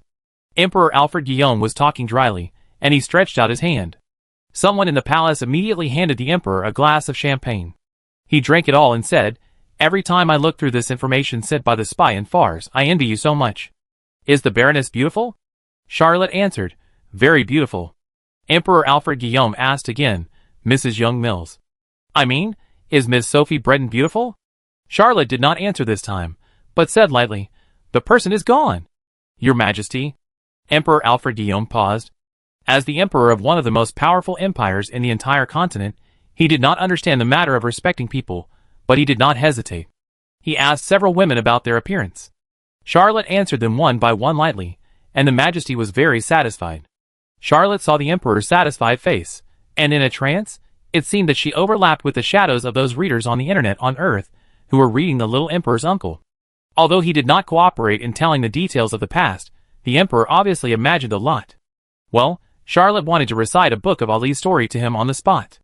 But when she thought of Fan Xian reciting Dream of the Red Chamber through time travel, he was obviously not up to the standard, so she did not take the initiative to offer foreign culture. Although she could not introduce the advanced culture from Earth to a young emperor in the palace of the Engrima Empire, Charlotte still made the emperor very fond of her. No one knows where this inexplicable good feeling comes from. After the young Emperor Alfred Guillaume asked a lot of questions, he said quickly, "You have made contributions by coming to the Engrima Empire. As the Emperor of the Engrima Empire, I will grant you the position of the 24th level first-class political counselor and the political status of the Red Dragon Palace Book Commissioner. I will also choose a house in Breton for you. What place do you like?" Charlotte said hurriedly, "I like places close to rivers and the sea, where I can enjoy the culture of Breton." Emperor Alfred Guillaume smiled and said, "It just so happens that the royal family has a long-abandoned riverside garden, so I give it to you." Charlotte didn't expect that she hadn't done anything serious yet, but she could get such a big benefit just by relying on her past affairs. In the Fars Empire, he didn't know how many years he had to endure before he could be promoted to the 24th rank, a class that was said to be insurmountable. He didn't expect that he would be awarded such a status after just meeting the emperor. As for whether this position is from Fars or Engrima, it doesn't matter. Anyway, the salary is the same, except that the Engrima Empire pays gold pounds and shillings. Seeing that His Majesty the Emperor finally stopped talking about Charlotte's embarrassing things, Count Sume coughed lightly and said, Mr. Mecklen's document is very insightful. Your Majesty, you have also read it. My suggestion is to form an alliance with Fars as soon as possible. We need to limit the expansion of the power of those vampires. A powerful Byron Empire is not in the interests of the Empire. Emperor Alfred Guillaume finally regained some dignity and said, I have asked the other ministers to discuss it. Their opinions are consistent with Lord Sume. I agree to sign the covenant. An official pushed over a dozen documents on a four-wheeled cart and then quietly withdrew. Emperor Alfred Guillaume said, This is the covenant document that we, the important ministers of the Engrima Empire, have negotiated. Charlotte Mecklin, the book commissioner, you can sign it after reading it if you have no objection. Charlotte was surprised and said, Don't we need the signature of the Grand Priest Augsrating? Count Sume explained to him, Mr. Mecklin, as a diplomatic commissioner, you are a diplomat with the lowest status in diplomacy and have the power to sign letters of credence. At the urging of the Emperor and Count Sume, Charlotte looked through the more than 10 documents, but couldn't figure out anything. He knew he had no choice, so he just gritted his teeth and signed all of them. Anyway, even if something happened, Charlotte Mecklin would be infamous forever, and he would not care about it once he closed his eyes in the future. After Charlotte signed her name, the more than 10 documents were sealed in the presence of the Emperor of the Engrima Empire and the Minister of Foreign Affairs. Then another cart of documents was pushed over. This one was for the Engrima royal family, and then the third cart of documents was signed to the Engrima Minister of State. Charlotte was like a non-mainstream writer who was asked by the publisher to sign 5,000 copies of his novels even though they were not selling well, resulting in no non-signed novels on the market. He signed in the palace all night. Of course, the Emperor had gone to rest long ago. Even Count Sume and Aurora went to the palace, a room specially reserved for ministers to stay overnight. Only he, a medieval version of a 996-hour hard worker, fought to exhaustion. At noon the next day, Charlotte finally signed all the documents, 5 of which were left for him to go to the Fars Empire later.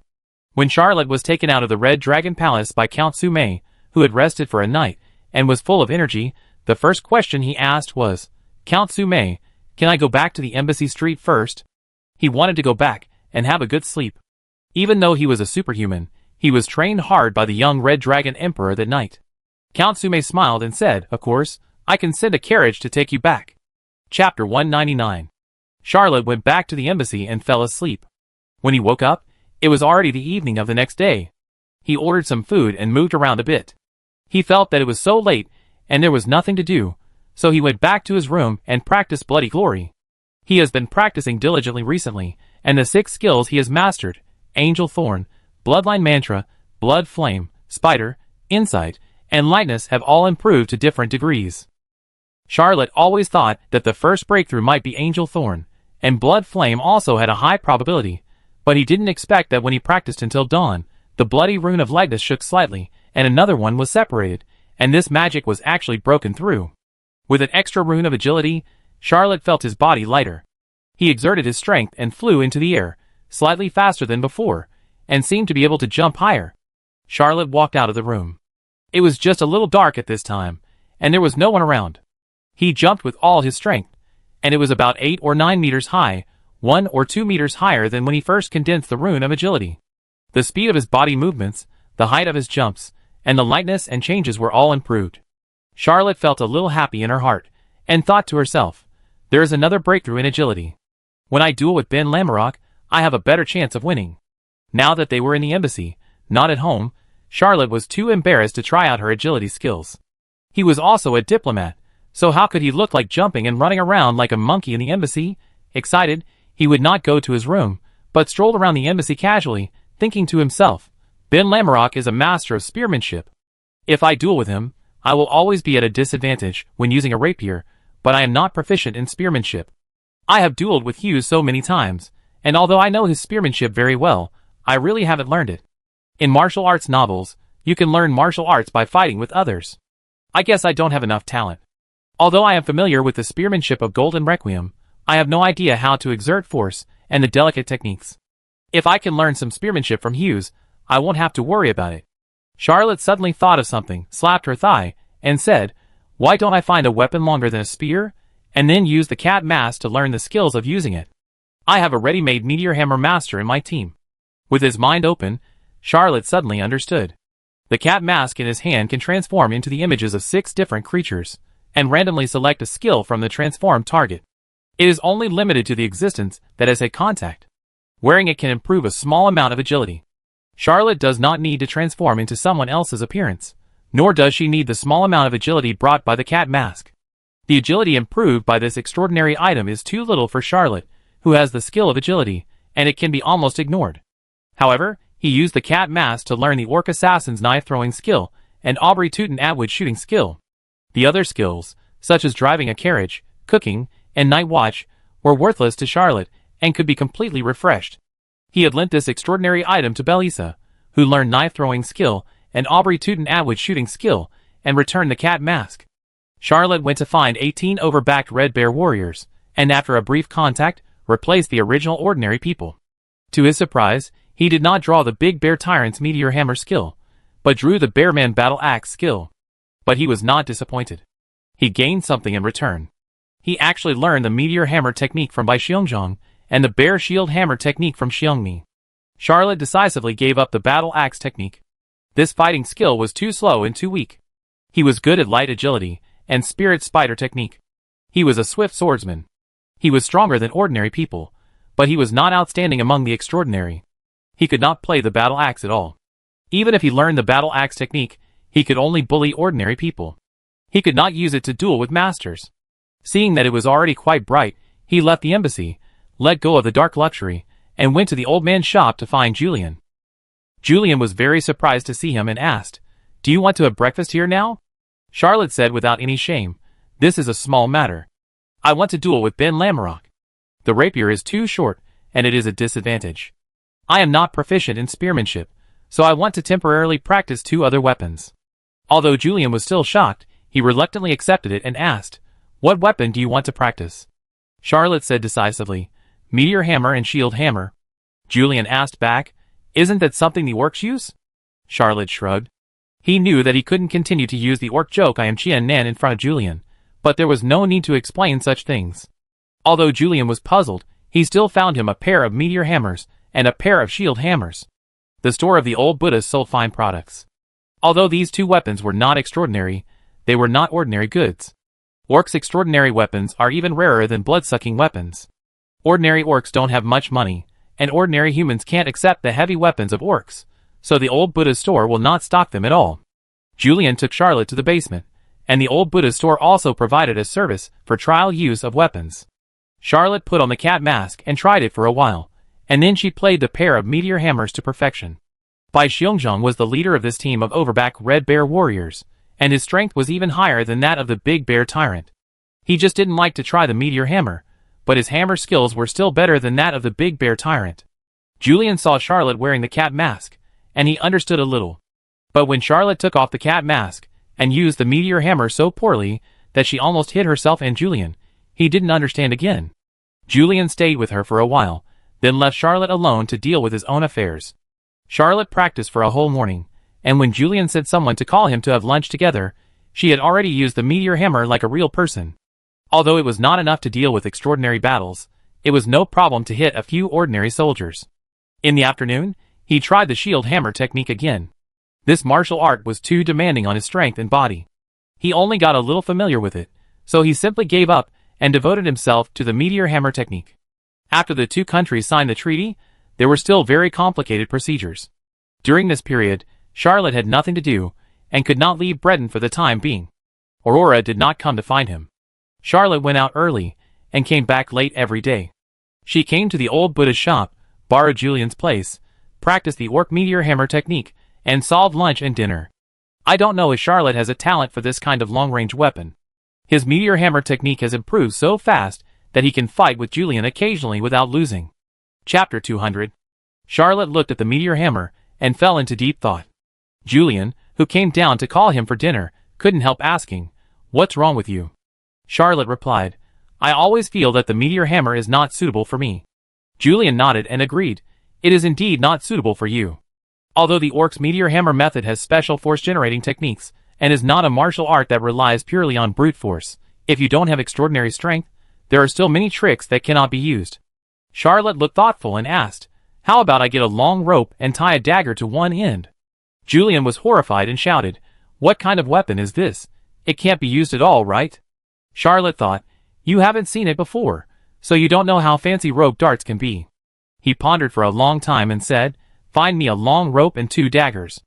Julian really went to help him find things.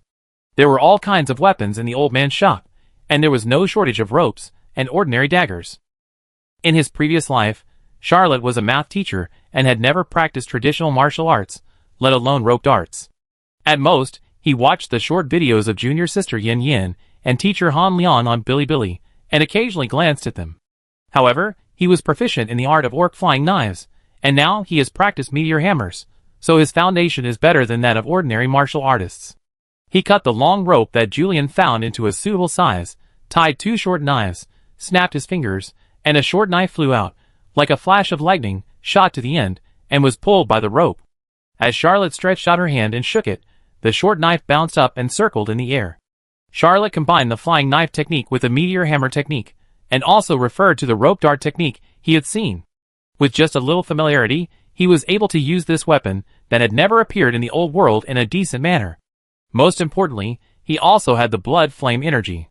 Julian only looked at it for a while, and his face changed drastically, because even he could see that Charlotte's new weapon would have many disadvantages if used on the battlefield, and using it in a duel would be simply cheating. With the same force, the speed of the flying knife is definitely faster than that of the rapier and the knight's lance. If it is a real flying knife, it will be gone after it is shot, but the rope dart can be fired repeatedly.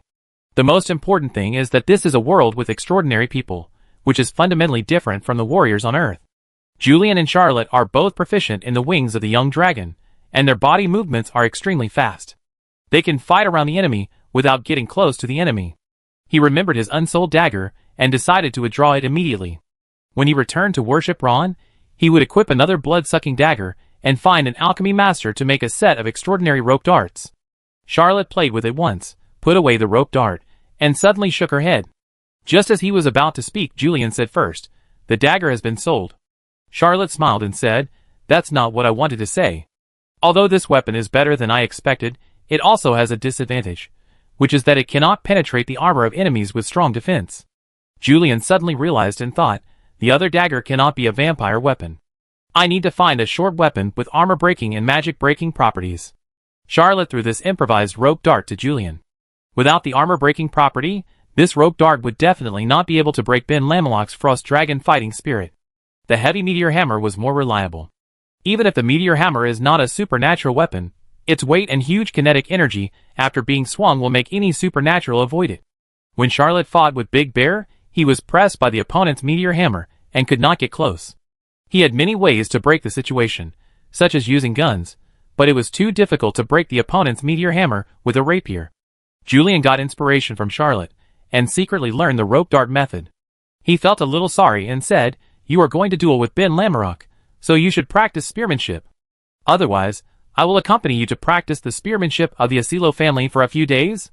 Charlotte only got the inheritance of the angel's thorn from the blood rose, and she learned from Julian that the Asilo family also had gun skills after completing the Asilo family secret scroll. The Asilo family is a classical swordsman family, and they practice fighting spirit, which is older than fighting spirit. The practice of fighting spirit, from the seed of power to fighting spirit, comes from the surging vitality of the night. The practice of fighting spirit is to condense the spiritual seed, which comes from the warrior's indomitable and unyielding fighting will. Therefore, the Asilo family's gun skills are also fundamentally different from the night gun skills currently popular in the old continent, and are called Wings of Heaven. This spear technique is extremely fast at low levels, and more mental suppression at high levels. There have been many times when the Asilo saint who practiced the Wings of Heaven was shrouded in countless mental halos as soon as he appeared, making the enemy mistakenly think that he was a god descending to earth and surrendered without a fight. Julian was called the youngest Sky in Byron. Half of the reason was because of his spear technique. He wanted to make achievements on the battlefield, so he put 70% of his energy into the Wings of Heaven and invested less in the 12 movements of angels. That's why he was a mid-level extraordinary and only practiced the wings of the young dragon, not as good as Charlotte. Charlotte knew that even if she tried harder, She couldn't achieve anything in spearmanship in just a few days, so she gave up spearmanship and wanted to try to use the meteor hammer to take advantage of the situation. But since Julian had proposed it, and was willing to practice spearmanship with him, there was no reason to refuse. Charlotte borrowed a knight's lance from Julian. Julian had his own lance, but it was a bit excessive to use extraordinary weapons in such a sparring, so she also chose an ordinary knight's lance. The two of them were in the underground martial arts arena in the old Buddhist shop, and they were in position. Charlotte knew that her spear skills were ordinary. When she was in school, her spear skills and sword skills were not very good, and she had never practiced the Skywing spear of Asilo, so she took the lead. Skywing has 77 routes, which are also based on the starry battle energy and are derived from the angel thorn. Although Charlotte has not practiced much, this spear is still quite fast. Julian is a serious spear master. Seeing Charlotte's spear, he smiled slightly and pressed the knight's spear in his hand. Charlotte slid over involuntarily and was knocked to the ground by Julian's knee. After Charlotte got up, she said in a distressed tone, "I know how to deal with this move. There is no problem with using a rapier, but it is cumbersome to use a spear." Julian said, "Spearmanship and swordmanship are essentially the same, but there are many other differences. The secret scroll of the Skywing spearmanship of our Asilo family says, the key points of the offensive style are not to leave the upper part of the south, not to leave the lower part of the north, not to leave the lower part of the east, and not to leave the higher part of the west. Go straight in with one spear. For the defensive style, you must make sure that the upper part is empty and the lower part is not empty, the inner part is empty and the outer part is not empty, twist up and not twist down, block the outer part and not block the inner part, swing lightly and not swing weakly, press down and not press up, and shoot to the center." The spear you just used was superficial, but it lost the true meaning of Asilo's spearmanship. Charlotte felt dizzy and thought to herself, "Why does it sound like fruit tree cultivation to me?"